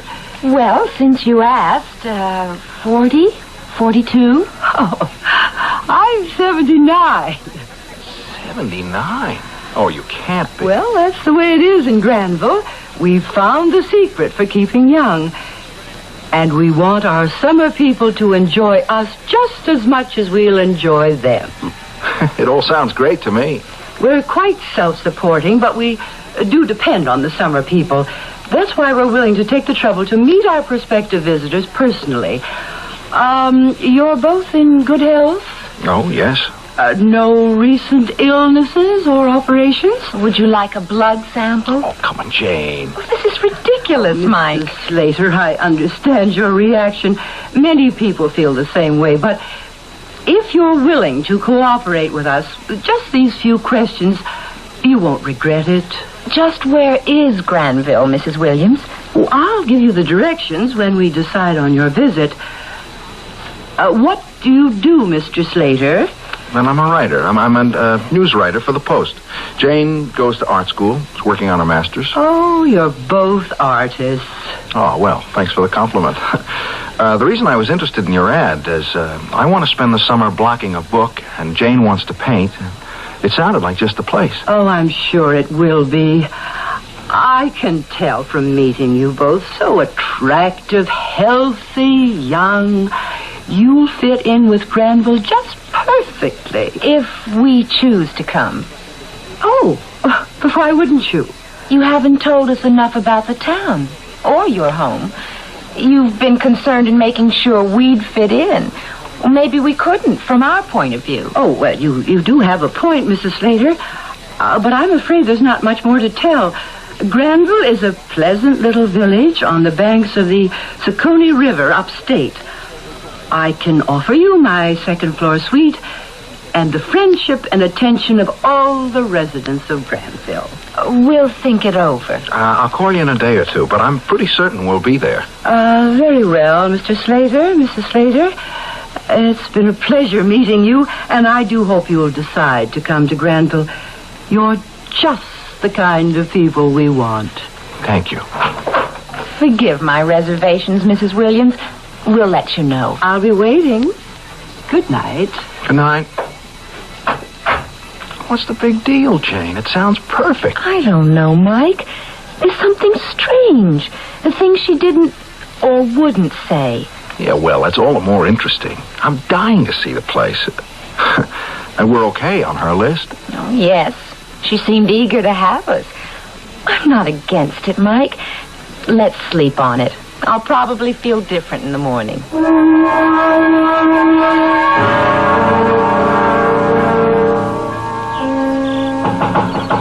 You in there, Martha? Come on in, Ned. How's Elizabeth? Oh, she's okay. Dr. Teal said it was indigestion.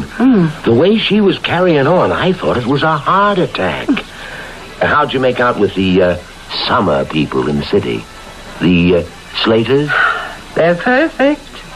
Two of the best I'll ever have. I hope they decide to come.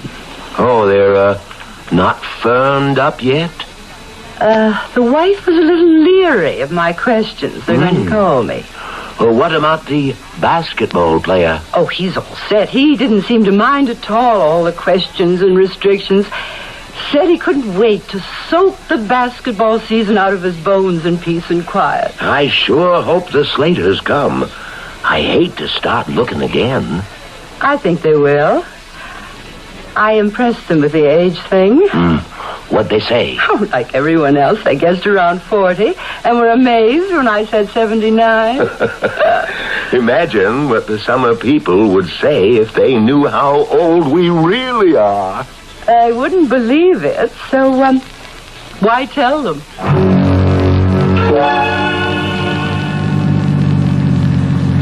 It can't be much further. We passed the lily pond 2 miles ago. Oh, she said 2 miles past the lily pond, look for wooden sign on right and take road to the left. Well, it's been 2 miles, unless my odometer's wrong. There it is, up ahead. Oh, yeah. The arrow sign. Granville, 4 miles. Well, where's the road? Well, it's supposed to be on the left. Well, the sign points left, all right. Granville, 4 miles, but there's no road. Unless they mean those 2 ruts through the field over there. This is crazy. But I guess we'll have to see where they go. Okay. But talk about being off the beaten track. We're getting just what we bargained for. Well, it looks as though it gets better up ahead. Yeah, there's at least some paving up there. You know, if it weren't for that sign back on the highway, you could go right past this place and never even know it was here.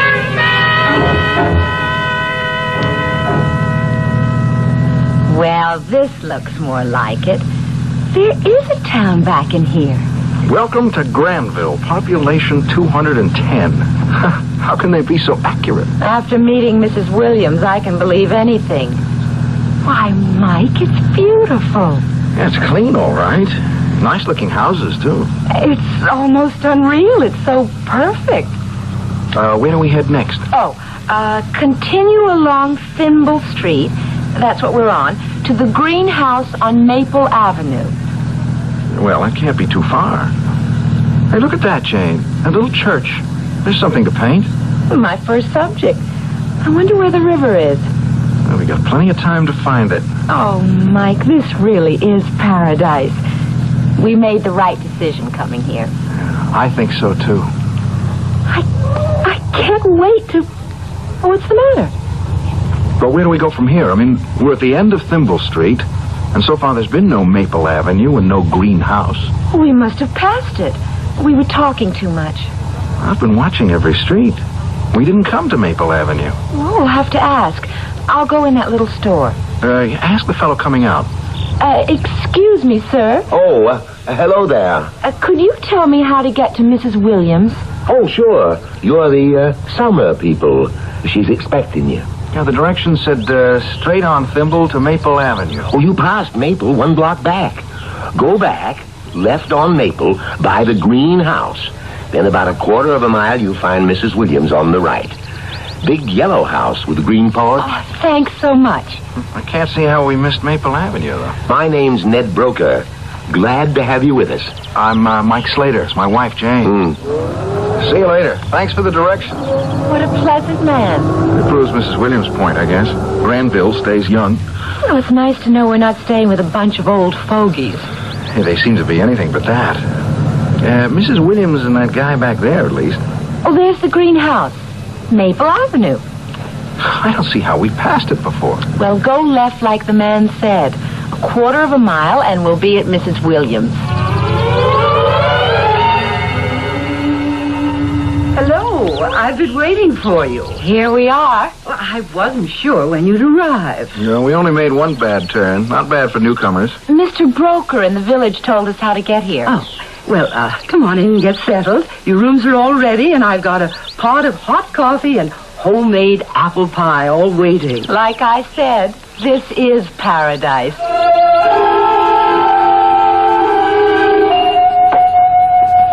Your rooms are on the second floor. I'm expecting another guest toward the end of the week. He'll have the third. Your place is just charming, Mrs. Williams. That's exactly what we wanted. Well, I'm sure you'll enjoy it here. The whole town seems so fresh and clean. The people look so well. We're very careful about how we live here. We grow all our own vegetables. Meat's imported. Oh, you love our food. Well, here you are. 2 rooms with connecting bath. It's lovely. Now, this is great. Well, you get settled in and then come down to the kitchen. I want to introduce you to some real Granville cooking.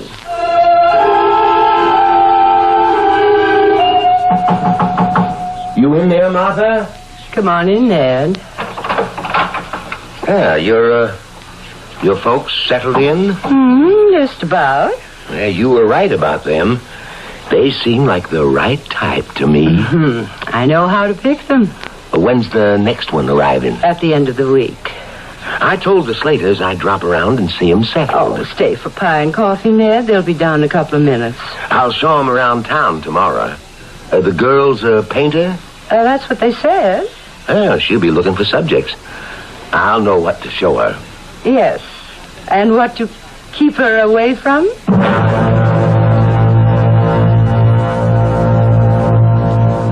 Charming people in Granville. Hospitable, friendly, attentive. But I can't help feeling... Oh, no, it's just my overly active imagination. There's nothing wrong, nothing sinister. How could there be with such lovely, youthful, healthy people? And yet, we'll return to Granville when I return with Act 2.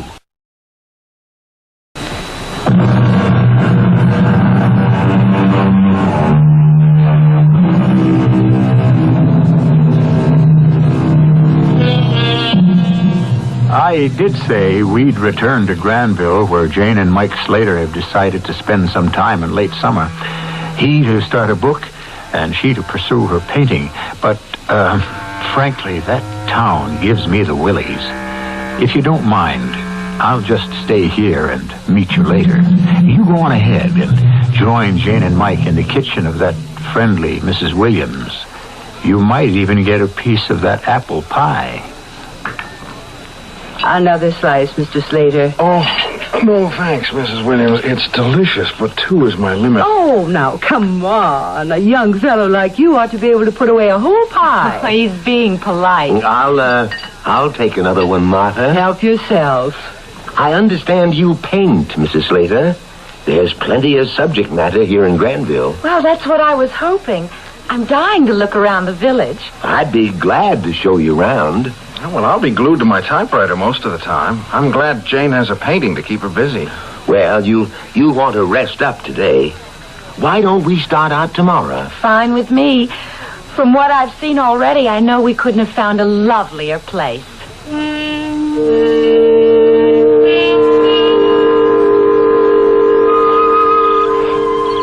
I've never seen such immaculate farmland. We grow everything we eat. Let's walk on down to the riverfront. The view there is something. What's that low brown building over there? A factory? No factories in Granville. That's our freezer. We freeze the harvest for the winter months.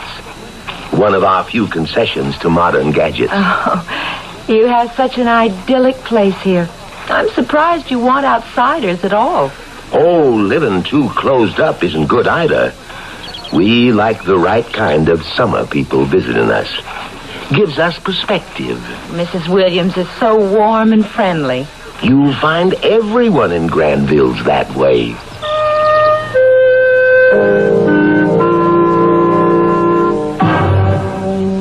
So, how was the grand tour?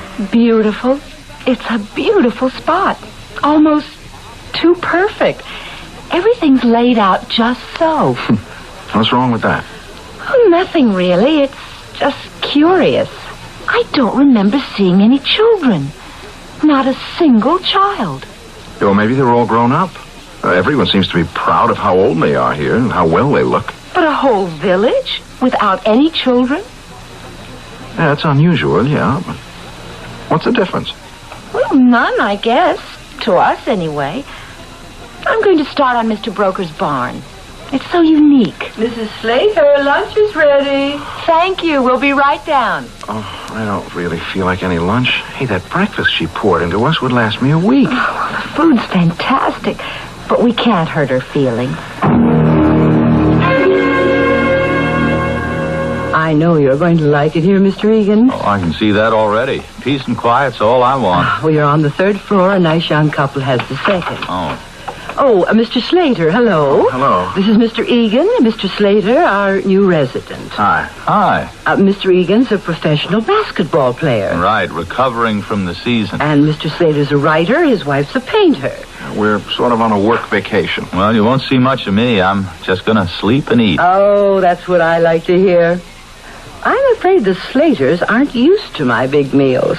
Yeah, the food's great. There's just so much of it. Well, it's my duty to keep our summer people well fed. You won't have any trouble with me, Miss Williams. Well, now, come along. We'll get you settled. See you later, Mr. Slater. Oh, hey, I didn't mean that the way it sounds. Call me Mike. Okay, I'm Tim. See you later. The basketball player all settled in? Yes. Guess I'd better get out to the main road and take the sign down.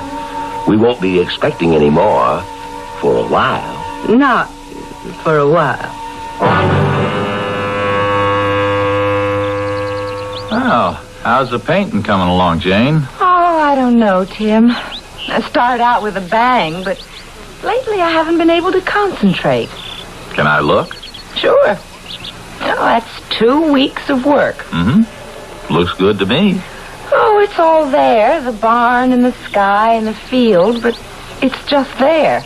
There's no spark. I don't know. I've been so lazy lately. I can't get up steam. I'm the same way and enjoying every minute. It must be Mrs. Williams' cooking and this country air. Oh, hi there. I didn't know you were back. You finished for the day? Yeah, I can't work up any enthusiasm. Yeah, you know, that's my problem. Talk about writer's block. I've been staring at that typewriter for a week. I'm beginning to wonder if we came to the right place after all. We wanted peace and quiet to work, but between the food and the climate, we're growing fat and lazy. Oh, well, it suits me fine, but I'm going to have to take off 10 pounds before the new season starts. How did you happen to find this place, Tim? Oh, just an ad in the paper. The same as we did. Did Mrs. Williams give you a personal interview? Sort of. She came to my apartment, took one look at me, and gave me directions to Granville. Didn't you think it was funny they made such a fuss about meeting us? Well, yeah, I did, but she was so nice, and this Granville sounded so great, I didn't care. I just wanted to get away. You know, I didn't even tell my fiancé where I was going. Oh. Have you looked around the town, Tim? No, I've done what I said I'd do. Just sit, eat, and sleep. Hey, Jane, there's no need to bring that up. What's that?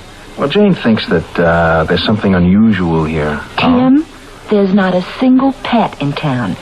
Everyone in Granville is a youthful senior citizen. Oh, well, there's nothing odd about that. I was in Florida one time, and there were these old people. This isn't an old people's retirement community.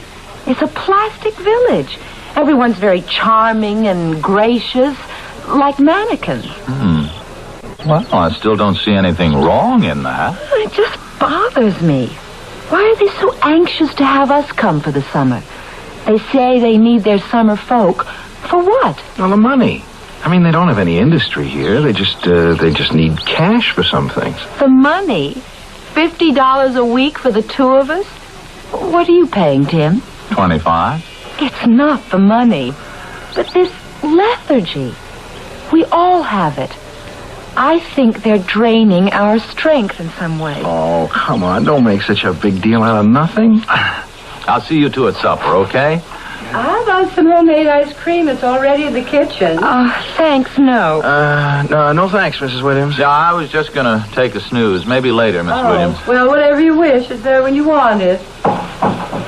She was listening. She heard what we said. Oh, I doubt it, Jane.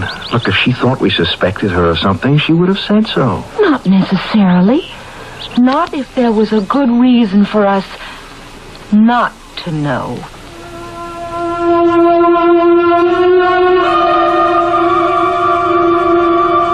What's up, Martha?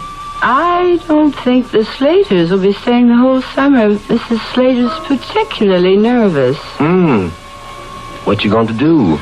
I've advertised their rooms, Mr. Egan's too. He was due to leave the end of the month anyway. Well, okay, if you're sure you can get replacements. 3 summer people aren't enough. I know, but I won't have trouble filling the rooms.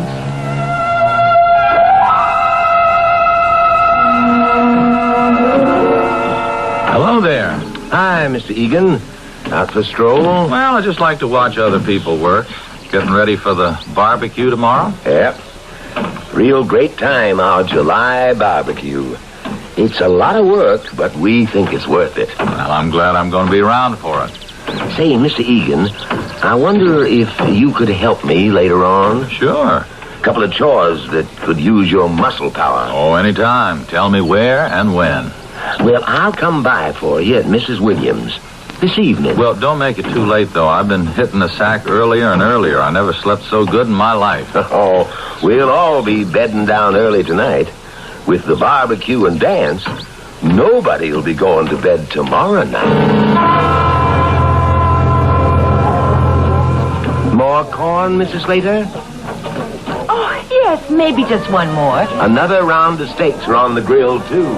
What a shame Tim had to miss this. Yes, too bad. I'm so surprised he didn't say anything to us before he left. Well, when Mr. Egan got the phone call last night, he said it was an emergency at home. He just grabbed his things and ran. He seemed very upset. That's so curious because I thought... What, Jane? Martha, want to give me a hand with these? Oh, I'll be right there. Help yourself to salad, Mr. Slater. What were you going to say? I'm wondering who could have called him. I remember him saying he didn't even tell his fiancée where he was going.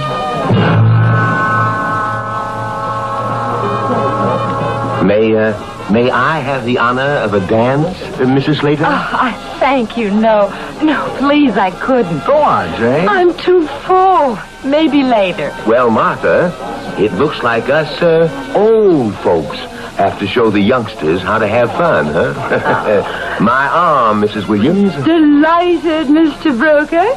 Excuse us. Just one dance, and I'll be back for you, Mrs. Slater. Hey, Jane, we might as well pack up and go back to town tomorrow if you're going to act like this. I'm sorry, Mike. There's no reason for these suspicions. But do you want to leave? No. You have your work to do. Well, I'm not getting anything done. I mean, maybe we'd better pack it in. No. I won't say anything more about it, Mike. I'll get back to my painting tomorrow and try to enjoy the rest of the summer.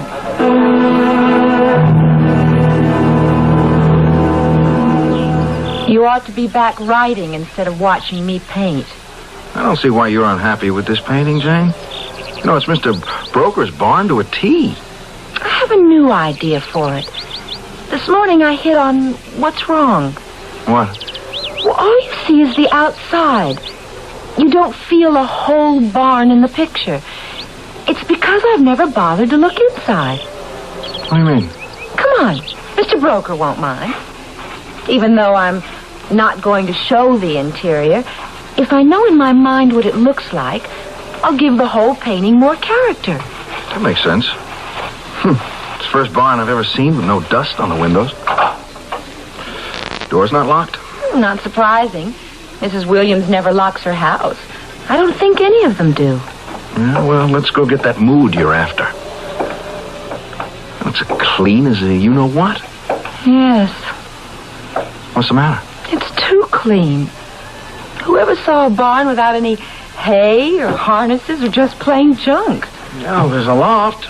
Maybe there's some junk up here. Oh, hey, be careful climbing that ladder. It's steady. You see anything? Sorry. No plain junk, but... Hey, wait a minute. What is it? I'll be darned. For heaven's sake. Look at this. It's the sign.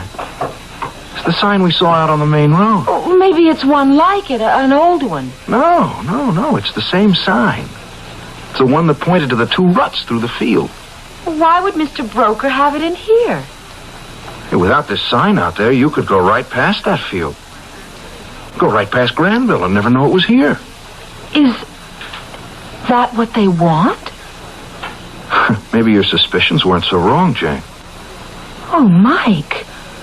What does it mean? I want to ask some questions. Look, don't let on we found this, huh? Come on, let's get out of here fast before Broker gets back.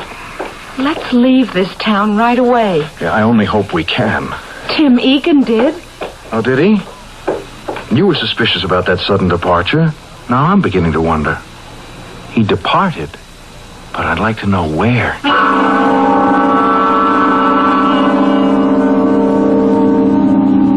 How are things in Granville? You'll forgive me for not going along with you, but maybe now you know why. I much prefer to stay here and let you tell me what's going on there. I'm dying to know what happens next to our friends Mike and Jane Slater. You'll be able to fill me in after you return to Granville shortly in Act 3.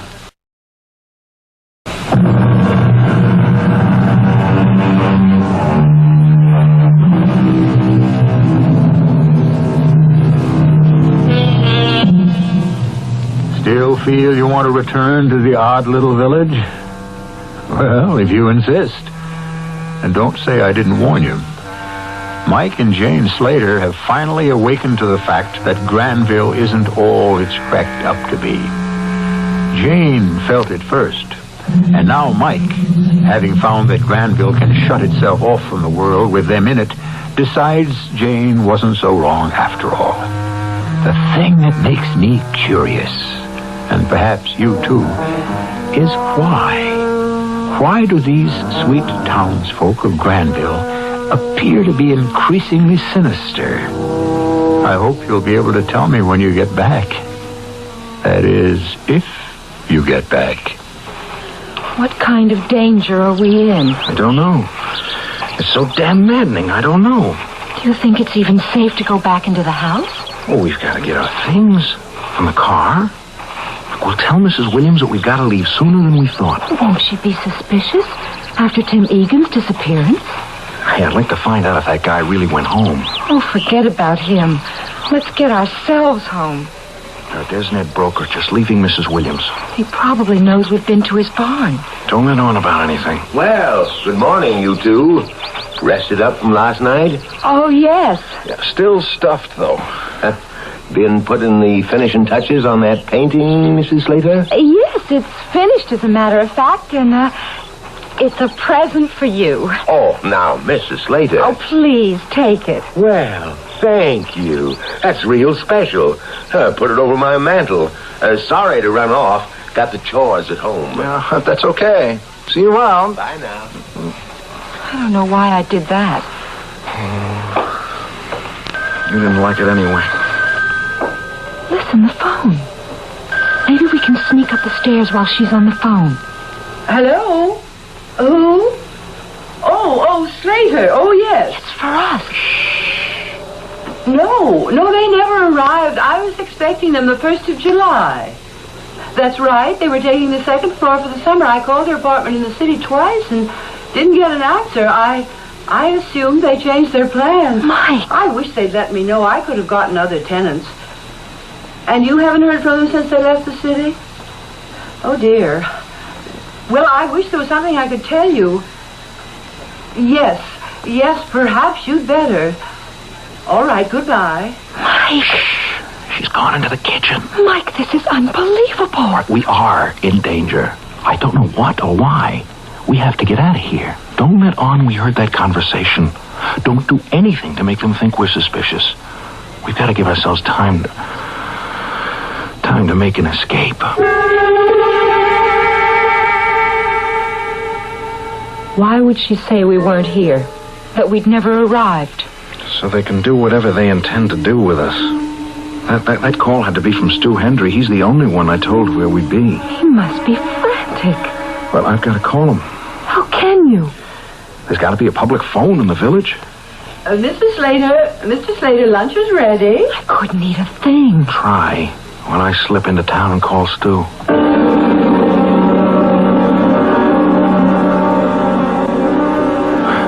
Mrs. Williams, could I use your phone? Well, of course. I couldn't find a public phone in town. Oh, so that's where you were when I had lunch ready. You didn't have to go all that way. All you had to do was ask. My phone's right here in the parlor. I only want to call my publisher about my book. I'll reverse the charges. All right, just help yourself. I'm going to a friend's for the afternoon. It's our backgammon day. And help yourself to the refrigerator. Mrs. Slater hardly touched a thing for lunch. Henry here. Stu, it's Mike. Mike, where the hell are you? In Granville. Listen. What? Why, I just phoned there, and some dame told me you never arrived. I know. Listen, Stu, we're in danger here. Danger? What? I don't know what it is, but Stu, listen. This is important. Jane and I are leaving here in a couple of minutes. We'll call you as soon as we're out. If you don't hear from us in 1 hour, I want you to get all the police you can and get up here to Granville. Well, how do I find the place? Take Route 47 north to Minorville, then Route 11 west 2 miles, and look... Oh, no. The sign won't be there. Look. You look for 2 ruts across a... Stu, do you hear me? Stu. Damn, they know. Jane! What is it? Is everything packed? Yes, I just finished. We're leaving now. Mrs. Williams went to a friend's. Hurry. What did Stu say? We were cut off, and it wasn't any accident. Grab those cases. I'll take the trunk and the typewriter. Oh, we're so glad to get out of here. I'll kiss those hot city sidewalks. But this is our only chance. Someone was listening in on my talk with Stu. I just hope we can make it in time. I'll get the door. Wait. Anybody out there? Not a soul. Okay. Let's go. Do you think they're watching us? I don't know. Just keep walking and we'll load the car. There's nothing they can do to stop us here. They don't seem to have any guns. None that you know of. All right, help me with the trunk. That's it. Now the case. Okay. Get in. Still not a soul on the street. So much the better. Where are you going? You should have turned right. No, we gotta get back to Thimble Street. We came in through Thimble to Maple. It's left on Thimble. Oh, I guess that's right. You know, the green house, remember? Yes, there it is. Only, what's that sign say? Well, that was Broad Street. Well, there wasn't any Broad Street when we came in. Well, it's probably the next one. Keep going. I can't. We're coming to a dead end. We'll have to go back. Try turning right on Broad Street. Oh, gee, this is getting crazy. We turned left coming in. Turn right here. Okay. Oh, this looks right. This takes us right out onto the main road. Oh, thank God.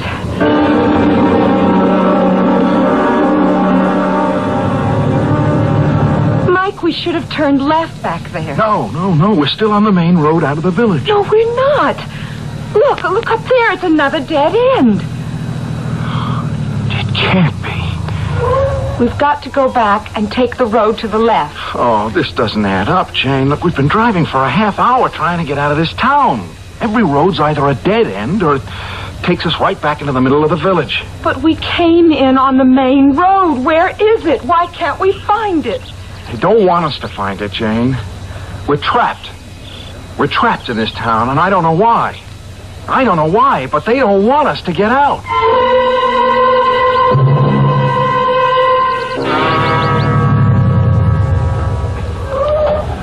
We're back at Mrs. Williams. Oh, all roads lead to Mrs. Williams. I don't know what to do anymore. Driving around is useless. I'm going to confront that woman. I'm going to find out what's going on. Then we'll never get out of here. Again, I have to say, I don't know. Come on. We're going to wait for Mrs. Williams to get back from her backgammon.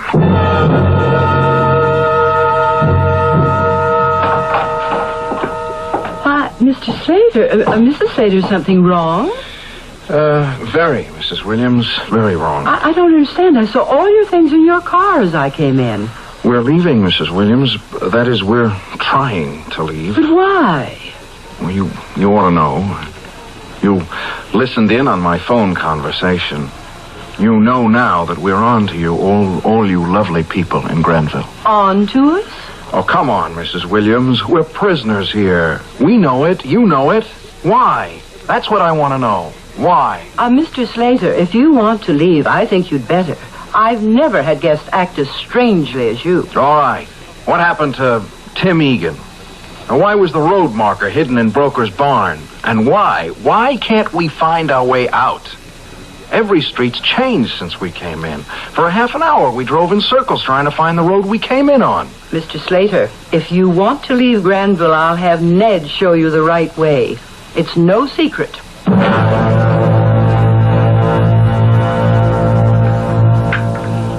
Ned will be over in 2 minutes. Have your coffee. You've nothing to worry about, Mr. Slater. Mrs. Williams, I guess we've seemed awfully strange, but things have happened here that we don't understand. Oh, I know. Mr. Slater enumerated them. I'll have some more coffee. All right. I guess I'm feeling better. Mrs. Williams, we've enjoyed your hospitality. Maybe we're making a big deal out of nothing. Of course you are. I can't see a thing we've done to make you think we want to harm you. I was trying to get out of town, and the road marker, like you were trying to hide us.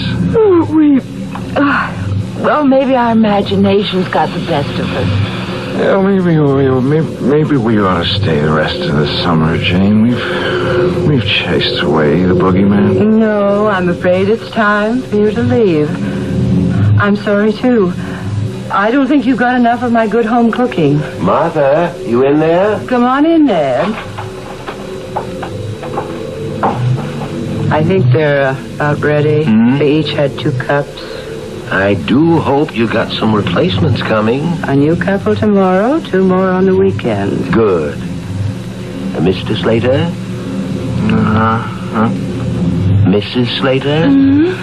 When do we go home?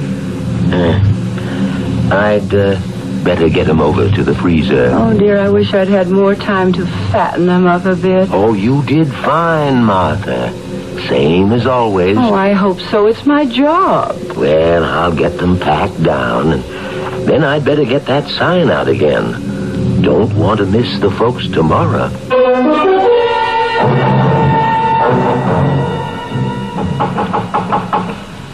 Be right there. Oh, hello. Hello, Mrs. Williams. We're the Reynolds. Oh, well, of course. I've been expecting you all morning. You didn't have any trouble finding the place? Oh, no. Oh, well, come on in. Rooms are all ready. You're on the 2nd floor. Lovely couple just moved out. I know now why you're so particular about your guests. This home is so beautiful. Well, yes, we have to be. Oh, my, the whole town is just a picture. I just know we're going to enjoy it here. And we're going to enjoy you. We stopped at that little store in town to ask directions, and everyone seems so happy and healthy. It's so youthful. Like you. We just can't believe you're 79. Oh, well, we keep young in Granville. The secret's in our diet. We're very particular about what we eat. It's all in the diet. Oh, your health food fattest. Well, we do raise everything we eat. I hope you brought good appetites with you. It's my job to fatten up my summer people.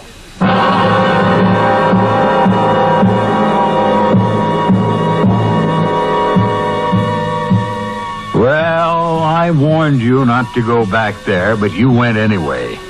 You can spare me the details. I know what went on there in Granville. Suffice it to say, a trip to Granville is a one-way trip. But I'm glad you got back safely. Relax and order anything on the menu. I'll be back shortly.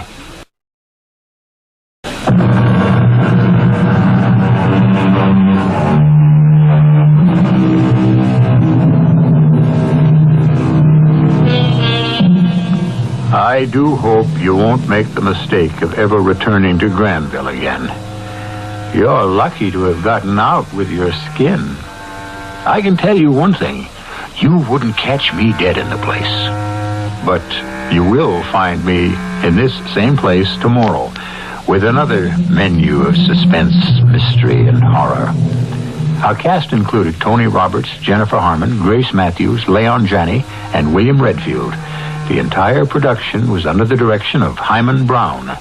This is E.G. Marshall inviting you to return to our Mystery Theater for another adventure in the macabre. Until next time, pleasant dreams.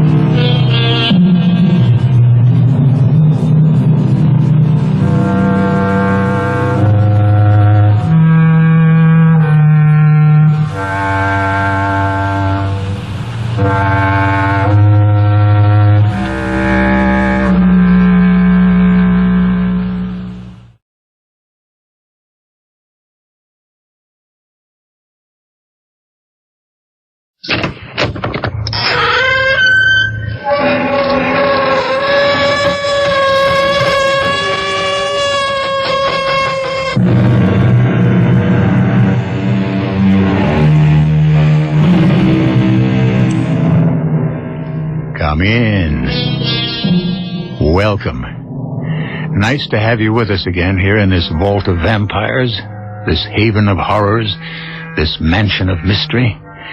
For within these halls today, we're going to share an experience of chilling proportions. That of babysitting. Now, I don't really mean babysitting, since our young charge is 12 years old, hardly a baby.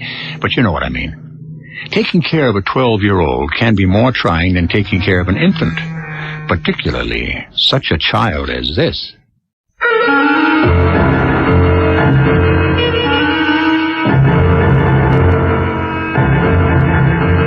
Our mystery drama, You're Going to Like Rodney, was written especially for the Mystery Theater by Bob Jurin and stars Tony Roberts and Patricia Elliott.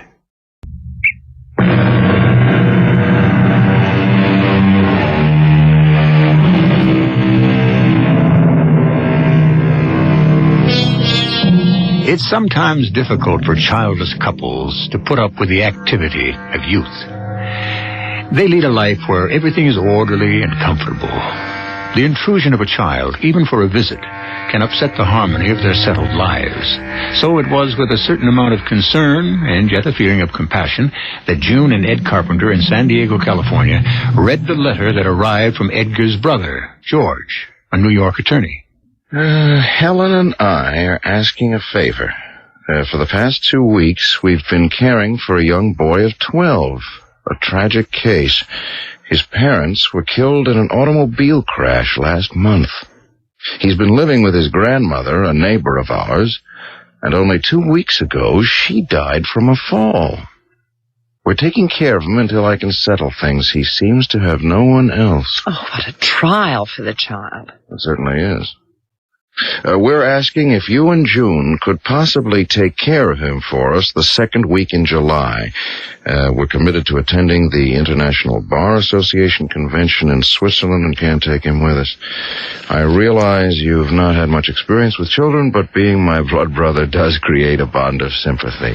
Rodney is a special child, and I think you and June could give him the care he needs while we're away. It's only for a week. I wonder what he means by special. Bright, probably. He finishes, it will be a great personal favor to Helen and me, and I know the best for Rodney. Let's hear from you.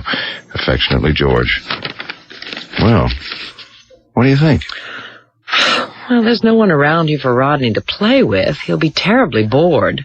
Well, July's our slowest month at the office. I mean, I could take more time off. I could take him to some Padres games, the zoo, the beach. I really feel we should help. Of course. We can keep him amused. I don't think it'll be too bad. Agreed? Yes.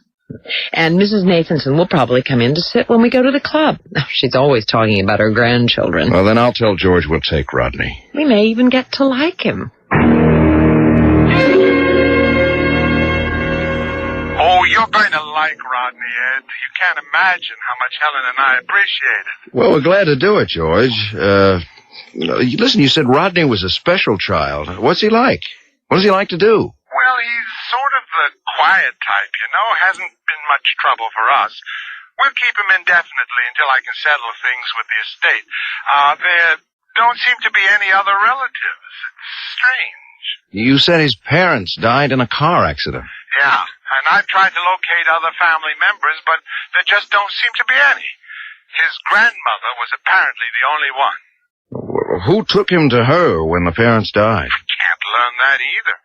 I was in touch with some of the neighbors in New Hampshire where his parents lived, but apparently they'd moved in only a few weeks before the accident, and no one knew anything about them. Well, the poor kid has had a time of it. We'll take good care of him here. We'll put Rodney on a plane to San Diego, and you can meet him at the airport, okay? Okay, we'll be ready. Thanks a million, Ed. I know you're going to like Rodney.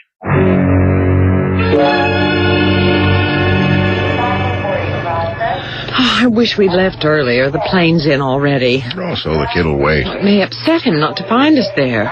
Look, we're in time. They haven't opened the gate yet. I'm glad George sent a picture of him. At least we know who to look for. Well, there probably aren't many 12-year-olds traveling alone on this flight. We'll spot them. Oh, here they come now. Hey, there he is. Rodney? Rodney? Here we are. Oh, he sees us. Over here. He's a lot smaller than I expected. He looks awfully frail. Hi, Rodney. I'm Uncle Edgar, and this is Aunt June. How was the flight? Fun? Would you like a cold drink or something before we start home? Well, at least he shook his head no. He's probably terrified from the long trip alone, and we're total strangers to him. Well, when he sees his room and the swimming pool, he'll brighten up, won't you, Rodney? Well, shall we go home? He's still in his room? Yes. I'm really uneasy, Ed. He just won't say a word. While I was unpacking his things, I chatted and asked him questions, but he doesn't speak. And there was one suitcase he wouldn't let me touch. Well, I wouldn't worry yet. He's only been here a few hours. George said he's the quiet type. Give him a chance to get used to us. Quiet is right. Completely quiet. There can't be anything serious. I mean, George would have told us if he had a problem. He's certainly not autistic. No, he responds all right. He nodded yes and no. He shrugged. He just won't speak. I think I hear him in the kitchen. I'll get him out here and into the pool. Hey, Rodney! Come on out. Oh, you've got your suit on already. Would you like to swim? Last one in is a rotten egg. Come on in. Go on in, Rodney. You can swim, can't you? Yeah, attaboy. Come on. Whoa. There we go. And get up on my shoulders now. I'll toss you. That's it. A strong little devil, aren't you? Here we go. Oh. Ed, are you all right? Ed, what's the matter? Get off. Ed! Get off. Ed! Help! Help! I'm throwing you the live ring, darling. You catch it. Hold on. Rodney, help me pull him in. Hold on, Ed. You're almost to the side. There, darling. Here, grab my arm. I'm okay. I gotta get my breath. Stretch out, darling. Face down. What was it? Cramp? Lord, that kid is strong. I couldn't get out from under him. What do you mean? Oh, I know it wasn't your fault, Rodney. I put you up on my shoulders. But, Edgar, he slipped off your shoulders. No, he didn't. He was pressing down on me. Well, there was so much splashing, I couldn't tell what was going on, except that you looked like you were drowning. I think I almost did. But he's not that heavy. He's almost scrawny, and you're 200 pounds. I couldn't get up. Edgar, he's gone into the house. He probably feels guilty. I tried to tell him it was my idea. Hello? Anything the matter? Oh, Mrs. Nathanson. Oh, please, come in. Well, I was in my garden. I heard a commotion. Nothing serious, I hope. Well, yes, almost. Here, darling, sit down. I was playing with Rodney and nearly drowned in the pool. Dear me, how awful. Well, I'm glad to see you didn't. Oh, by the way, who is Rodney? He's a youngster my brother in New York took in. He's 12. We're looking after him for the week. Ed's brother and his wife are in Switzerland for a lawyers' conference. Oh, yes. I was in Switzerland in 1903 with Mr. Nathanson. How did you almost drown, Mr. Carpenter? I don't know. I was playing with the boy, and I couldn't get my breath. I couldn't get to the surface. Oh, curious. Your pool isn't that deep. And Rodney's not that big. Well, all's well that ends well. I'll get back to my roses. Oh, Mrs. Nathanson, since you're here, I wonder, could we call on you to sit with Rodney, 1 or 2 nights a week when we go to the club? Oh, but of course, I'd be delighted. You know, my grandson, Arthur, he's a 14-year-old. He called me the other day, all on his own, and it was just... Would you like some iced tea, Mrs. Nathanson? Oh, no, dear, thanks. I must get back. Glad it was nothing serious. Just call any time. I'll be glad to sit with Rodney. Thanks so much. Well, I'd better go in and see him. Yeah, he probably feels that it was his fault. I'll talk to him. We've got to make him understand. He's not to blame.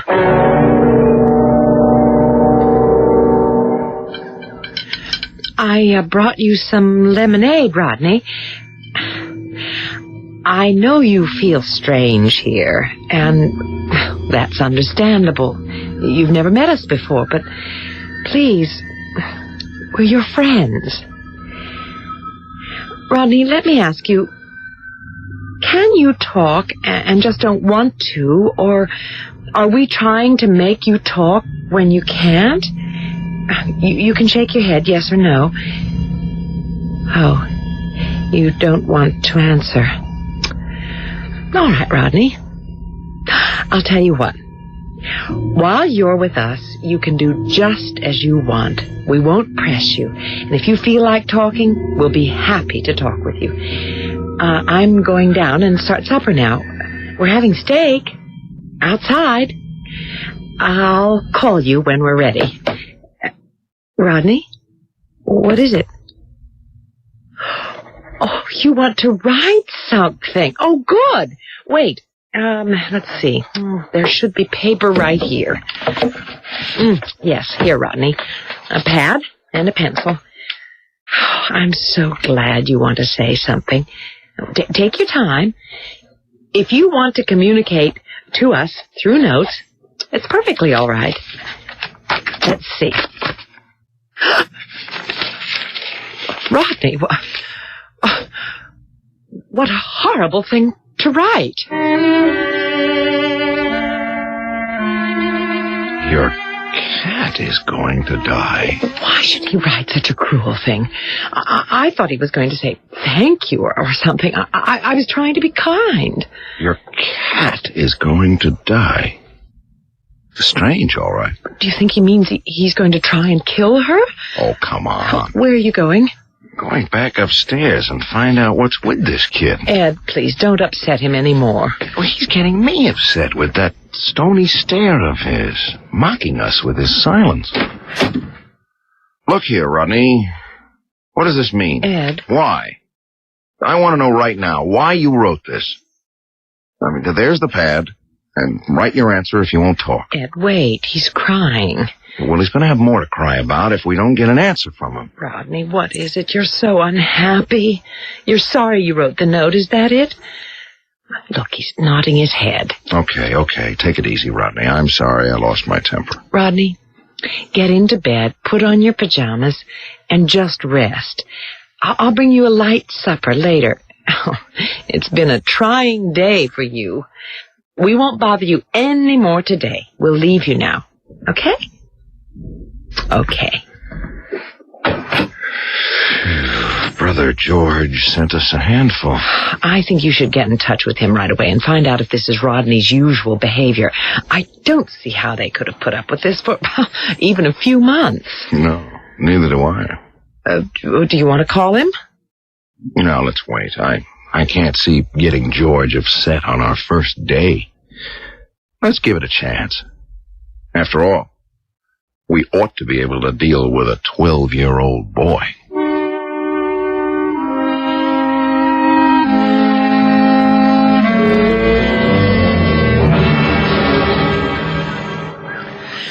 Well, maybe we were wise to wait. He's been a little better the past 2 days. Yeah, he's getting used to us. If only he'd talk. He hasn't even written anything since that first note. Maybe he hasn't anything to say. We do the talking, and all he has to say is yes or no. Ed, have you ever looked deeply into his eyes? No, not really. I have. Several times. I felt as though I were staring into a deep well, an abyss, into nothingness. Oh, come on. Mr. Carpenter. Mrs. Carpenter.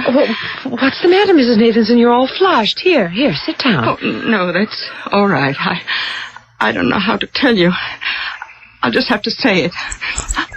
Under my porch this morning, I found your cat, Sylvester, dead.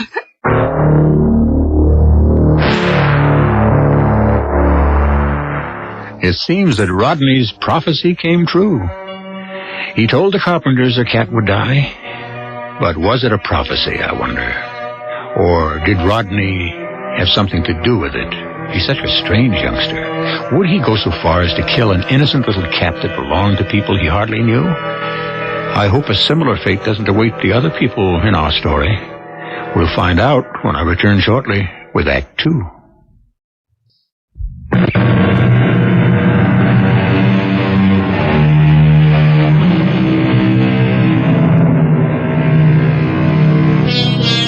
Overnight company can indeed be troublesome now and then, particularly when the company is a strange child who writes threatening notes. But then, who could be afraid of a 12-year-old child? But remember, Rodney is somewhat of a special child, an orphan whose parents were killed in an auto accident. I think we ought to have some compassion for the boy. But at the moment, the Carpenters and Mrs. Nathanson are lamenting the death of the Carpenter's cat. There he is. I'm so sorry. Are there any marks on him, Ed? Don't seem to be. No. None at all. Well, he might have eaten something. He never leaves the yard. He couldn't have gotten any poisoned food. Must have died last night. I'm going to take him to the vet for an autopsy. I'm serious.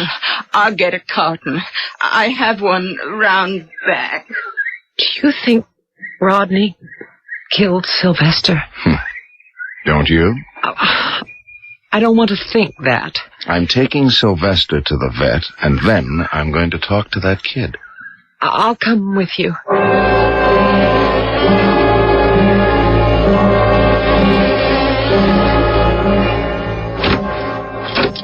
I don't know what to say to him now. You heard the vet. No apparent cause of death. How could Rodney be responsible for that? Ed, we've got to stop blaming him and being suspicious of him. He needs some kindness. Maybe you're right. Well, look. What's that on the coffee table? A paper. It's his handwriting. Look at this. I told you so. That evil little devil. Rodney? Rodney? Come down here right now. What are we going to say to him? Plenty. He's going to be around here for the rest of the week. He's not going to get smart with us. This has got to stop. Rodney? Come over here. Right here. Rodney, I don't know what you meant by this note. You didn't kill Sylvester. And writing a note like this is cruel. Don't let me see another note like this in this house again. You understand? Look, he's going to write something. Well, good. Let's see what you have to say for yourself. He's not saying much. 2 words. Well, at least we're getting something out of him. Well, what did he write? What did I just get through telling you? Ed, what are you doing? You hit him. I'll teach this. What did he write? Here. You're next. You go to your room. Right now. No 12-year-old is going to intimidate me. Go on up, Rodney. He's a brat we're stuck with for the week, and he's not going to scare me with those threats. Ed, please, calm down. The child's just being belligerent. You're going to antagonize him even more. You're not afraid of him, are you? I don't know.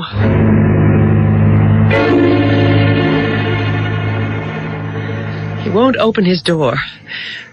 We'll have to go without him, if you still want to go. We'll go to the beach instead of the zoo. I got a yen for some surf fishing. If he doesn't want a good time, the heck with him. He'll be safe here alone. We'll be back in a couple of hours. Maybe I'd better stay. I don't care that much for the beach anyway, and, well, frankly, you deserve the relaxation. He'll be all right. Besides, I thought you were afraid of him. Not afraid. No. I feel sorry for him. He seems a terribly disturbed boy. Okay, I'll go alone if you don't mind. No, I'll pack you lunch. Maybe alone I can get closer to Rodney.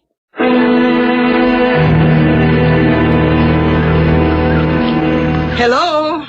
May I come over? Oh, please do, Mrs. Nathanson. Oh, well, I saw Mr. Carpenter drive off with his fishing gear. Tell me, what did you learn about poor Sylvester's death? The vet couldn't say. Just no apparent cause. Well, that's strange, isn't it? Oh, but it does happen, I guess. Oh, by the way, how is the young man who's staying with you? I haven't seen him at all. He's all right. He stays in his room a lot. Oh, well, it doesn't sound natural for a 12-year-old boy. Is something the matter with him? Well, we don't know. He never speaks. He writes the most ghastly notes. There seems to be something disturbing the child. Oh, well, what kind of notes does he write?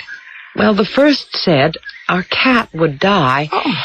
And then he left one saying, I told you so. Oh, dear me. And then, right in front of us, he wrote, You're next. Oh, well, maybe it's his way of attracting attention. We don't know anything about him. Could he have killed Sylvester? Somehow? Oh, that doesn't seem likely. What does Mr. Carpenter think? Well, he thinks Rodney's just a brat. He doesn't take his notes seriously. Oh, well, the child's certainly not going to kill anyone. He's just going through a stage. Oh, excuse me. There's the phone. Stay here. I'll be back in a minute. Yes.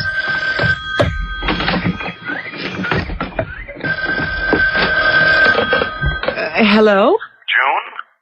I never made the beach. I'm at the hospital. What? What are you talking about? What's the matter? Lost control of the car going over to Coronado. It just wouldn't steer. It went into the water. Ed, for heaven's sake. I wanted you to know before you heard it from someone else. The car's in 8 feet of water. I'll be right there, darling. No, you stay where you are. The cops are going to bring me home. I'm okay. I got out in time. Well, hurry, then. Hurry. I will. Mrs. Carpenter, what is it? You're shaking. That was Ed. Oh, he lost control of the car. It went into the water. At Coronado. Dear me. Is he all right? Yes. The police are bringing him home. Oh, thank heaven. I don't understand it. Ed had a complete annual overhaul on the station wagon last month. Well, they would have found anything wrong with the steering. Oh, you think so? Please, stay with me, Mrs. Nathanson. I'm so upset. I don't want to be alone. I will, of course. Can I get you something? Oh, yes. There's some aspirin in the cupboard over the sink. I could use it. Oh, all right. I'll get it. Now, you sit right there.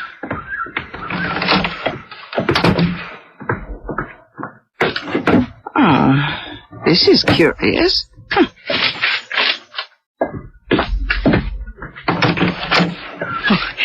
Here's your aspirin.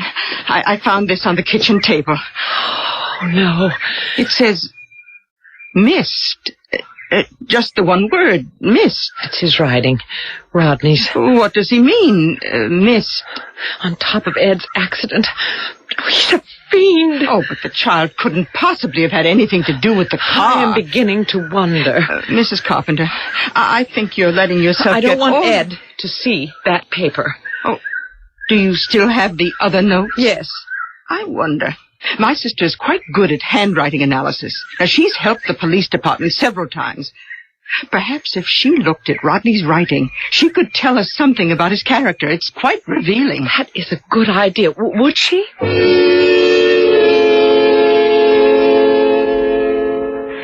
And how is Mr. Carpenter? That accident yesterday shook him terribly. He's staying in bed today. We have to go to the club dance tonight. He's the president. We can't miss it. Oh, I wish we could cancel. Oh, now, don't worry. Everything will be fine. And don't forget, I'll be sitting with Rodney. But I really came over to tell you what my sister says about his handwriting. Oh, yes, what? Well, she couldn't be as thorough as she usually is because the letters are printed, not written. Yes? Of course, I didn't tell her a thing about who Rodney is. She didn't even know he was a child. What did she say? Now, this is so curious. She said she got the impression, just the feeling, mind you, that the person was a very old man. An old man? Now, she admitted it was just a feeling. But an old man? What did she say when you told her Rodney is only 12? She looked rather strange and said, I'd never have guessed it. Hi. Couldn't stay in bed another minute. Oh, how are you feeling, Mr. Carpenter? Shaky, but okay. Hey, those look like Rodney's notes. They are, Ed. Mrs. Nathanson's sister analyzed his handwriting. She's an expert. Oh, you didn't tell me about this? Oh, well, she did it last night. I just brought them back. And what did she say? She thought that Rodney was an old man. What? Well, she couldn't tell much because the letters were printed. No. Mm-hmm. Did June ask you about tonight, Mrs. Nathanson? Oh, yes. I'm happy to come over. I got to go downtown and see about the car. I'll be home around 2. Please, drive carefully. I still feel uneasy with that child in this house. Well, he's troubled, and it's understandable after all he's been through. But... really, Mrs. Carpenter, I hardly think he's dangerous.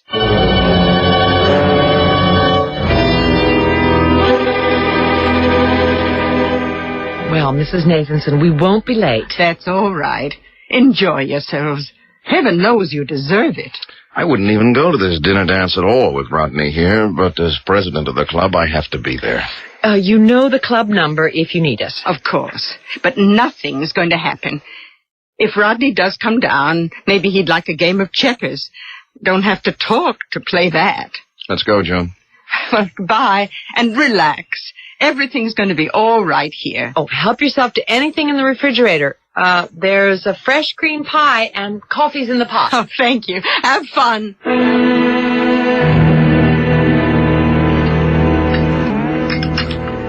My, that pie does look good. Oh, you startled me. You're Rodney. Well, I'm glad to meet you at last. I'm Mrs. Nathanson. You're just in time for some delicious cream pie. You don't want any? Oh, I'm surprised. I thought all 12-year-old boys had an empty pit. I wish you wouldn't stare at me like that. You're going to write something? Oh, good. Let's see. Do I like butterflies? Oh, why, yes. I think they're very beautiful. Another note. Would I like to see your collection? Oh, I'd love to, Rodney. How many do you have? Oh, it's upstairs. Okay. Lead the way.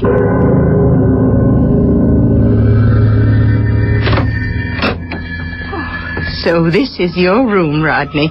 It's very nice. Oh, but it's so hot and stuffy. Oh, dear me, let's open a window. It's midsummer and you have all the windows closed. There, that's better. Now, let's see your butterflies. Well, aren't you going to show me your collection? Rodney, why are you staring like that? Rodney, don't come any closer to me. I don't like it. Rodney, what's the matter with you? Rodney!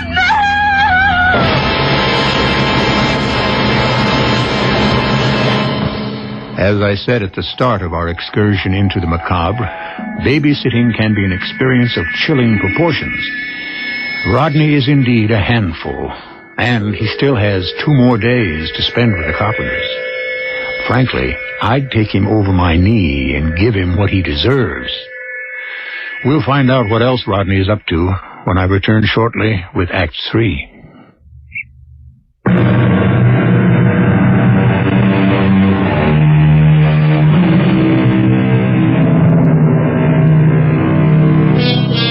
The Carpenter household, once so quiet and serene, hasn't been the same since Rodney arrived. The Carpenters expected that the routine of their lives would change when they agreed to take care of the child for a week, but never in their wildest dreams did they imagine just how drastic the change would be. At the moment, they're trying to enjoy the dinner dance at the club without much success. Edgar, can't we leave? I'll only be another hour. What's going to happen? I don't know. I just would feel better if we were back home. I call if it'll make you feel better. Talk to Mrs. Nathanson. I think I will. But do you think I should, warn her? Now, don't scare the poor woman. Rodney's certainly not going to threaten her. I'll be back in a minute.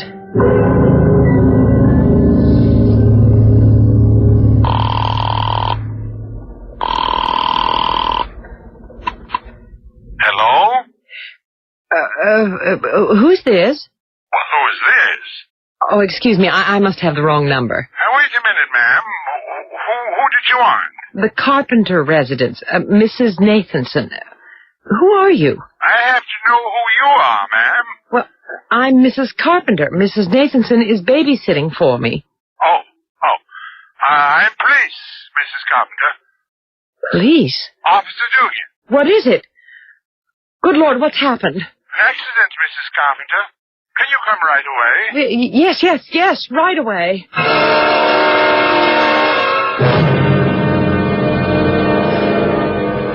I can't believe it. Mrs. Nathanson. A neighbor out for a walk saw the body lying next to the house. We think she fell from the upper window. Rodney's room. We haven't been able to get a word out of the boy. I'm glad you're here. If only we'd stayed home. The boy doesn't talk, officer. Doesn't talk? He's your son? No. He's my brother's ward, temporarily. We're taking care of him for a week. Well, you think we can get anything out of him? We'll try, but he's a strange kid.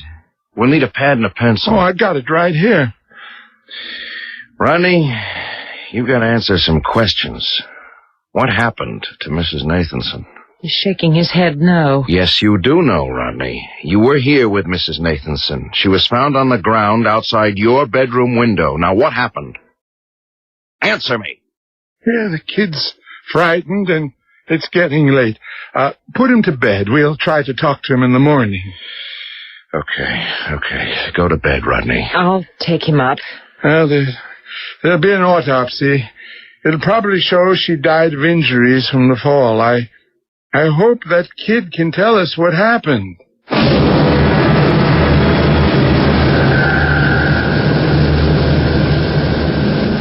Ed. Ed, wake up. Huh? What's the matter? Ed, Rodney's just gone downstairs. What time is it? 4 o'clock. Well, I'll get up and see what the kid's up to. Rodney? I'll come with you. Rodney, where are you? He can't answer. We'll have to find him. I don't trust that kid wandering around the house. You know, he's liable to come at us with a butcher's knife. Ed. The front door. He went out. Turn on the light. Why would he be going outside? Rodney! Get in here. Can you see him? No. He might be running away. Huh. We should be so lucky. Rodney! We know you're out here. Now come on in. Right now. I don't like this. I'm getting frightened. You go in. You're cold. I'll find him. I don't want to be alone. He could be hiding anywhere. Shrubs. The front door. Little devil tricked us. He doubled back inside. Come on. What's he trying to do to us? Rodney! Rodney, come here. Right here, right now. Oh, this is giving me the willies. He's deliberately trying to bait us. I'm not going back to bed until I know where he is. Well, we know he's in the house. Do we? And we heard the front door slam when we were outside. That's all we heard. How do we know he actually came in? Well, when you put it that way, how do we know he actually went out?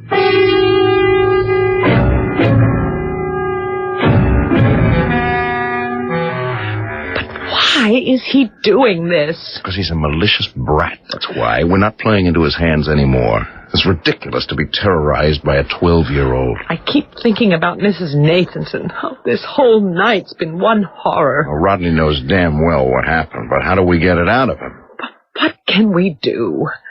We're going back upstairs. I couldn't sleep if my life depended on it. Yeah, well, it won't. I don't know what he's up to, but there's nothing he can do to us. Look, I'm not looking for him anymore. Oh, it's starting to get light. Might as well get dressed. The police will be back later this morning. And if Rodney's not here, I don't give a damn. Ed. His door's closed.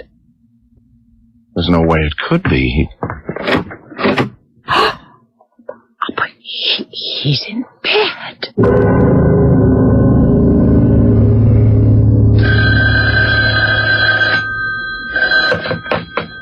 Hello? Ed, it's George. How's it going? You should ask. Where are you? New York. Flew in last night, brought a visitor from England back with us. Listen, how'd you get along with Rodney? Why didn't you tell me he was a little fiend? What do you mean? Well, he never said a word the whole week. Oh, I know. He writes notes to us, too. That's only half of it. Well, anything happened to you? Yeah, we had a tragedy. Our neighbor was sitting with Rodney when we went to the club. She fell out the bedroom window. What? And our cat died. Sylvester? Hey, you have had a week. Yeah, and it all happened with Rodney here. Come on, he's just a kid. You don't think... I can't get into it now, George, but the minute he gets off that plane, find someplace else for him.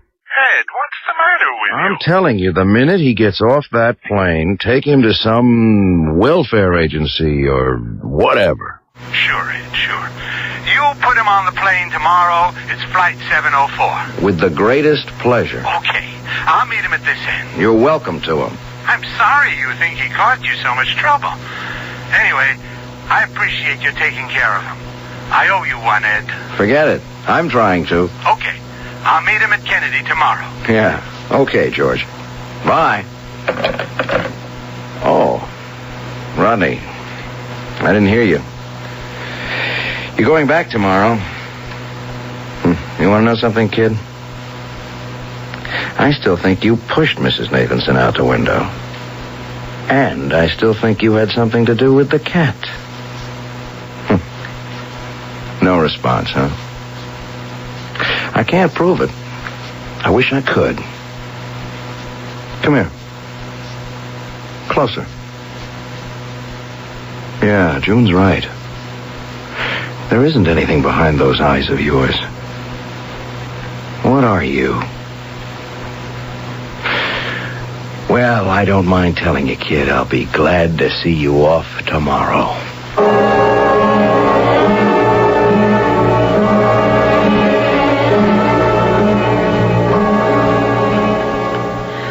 Can't find Rodney. We've got to leave in 10 minutes. Oh, it's another one of his tricks. Like Thursday night. If it's the last thing I do, I'll get him on that plane. Maybe he's afraid to go back. Oh, he's not afraid of anything. I'll put his stuff in the car. We'll find him. After all that's happened, I still feel kind of sorry. He seems such a lost little boy. Lost my foot. Oh. Why, there he is. He's sitting in the car. I never thought of looking there. Good. He's as anxious to get out of here as we are to see him go. Okay, Rodney, you're on your way.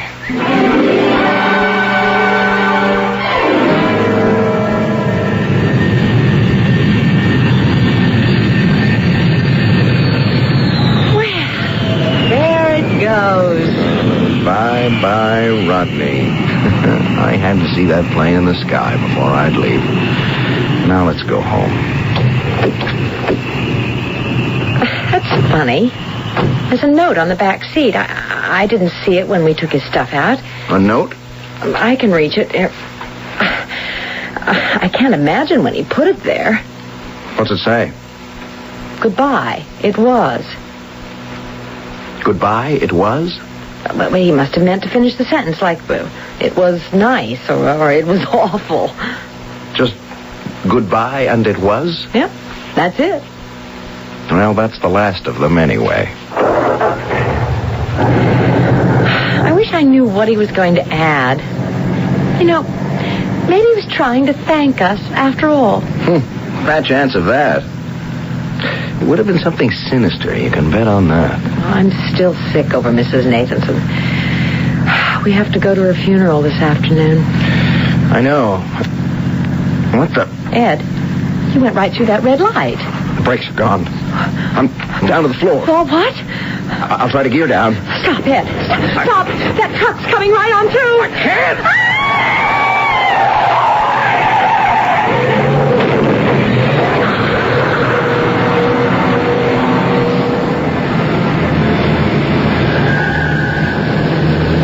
Well, I'm glad you could come to the airport with me, Mrs. Parker. Helen hates the trip. Oh, well, I'm here to see New York. I want to see as much as I can. Passengers are coming through the gate now. There he is. Hey, Rodney. Over here, Rodney. Rather a pale young lad, isn't he? Well, I feel sorry for him. I hope they find him a good home soon. His parents were killed in a car accident. Oh. He was living with his grandmother until she died from a fall. How tragic. And it's nice of you and your wife to take him in. Rodney, I want you to meet Mrs. Parker. She's from England, and she's staying with us for a while. How do you do, Rodney? She'll be sharing your room with you. You don't have to be embarrassed. Mrs. Parker has grandchildren older than you. Just think of me as a grandmother. I'm sure we'll be good friends. Won't we, Rodney? Oh, I think so, Mrs. Parker. You're going to like Rodney.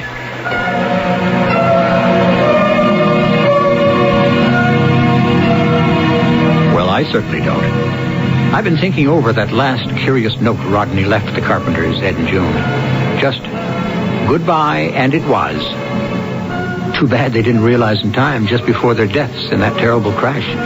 Ed had said he'd get Rodney on the plane if it was the last thing he did. Now we know Rodney's cryptic reply. It was. More about Rodney when I return in just a moment.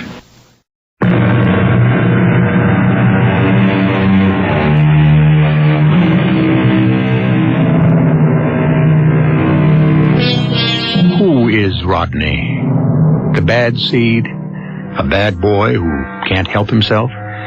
Or perhaps a demon from another time, destined to spend eternity causing identical tragedies wherever he goes. The empty eyes, the extra strength, and that curious mistake of Mrs. Nathanson's sister, thinking he was very old. Or was it a mistake? We can only speculate. Our cast included Patricia Elliott, Tony Roberts, Bryna Rayburn, and Earl Hammond. The entire production was under the direction of Hyman Brown. This is E.G. Marshall inviting you to return to our Mystery Theater for another adventure in the macabre. Until next time, pleasant dreams.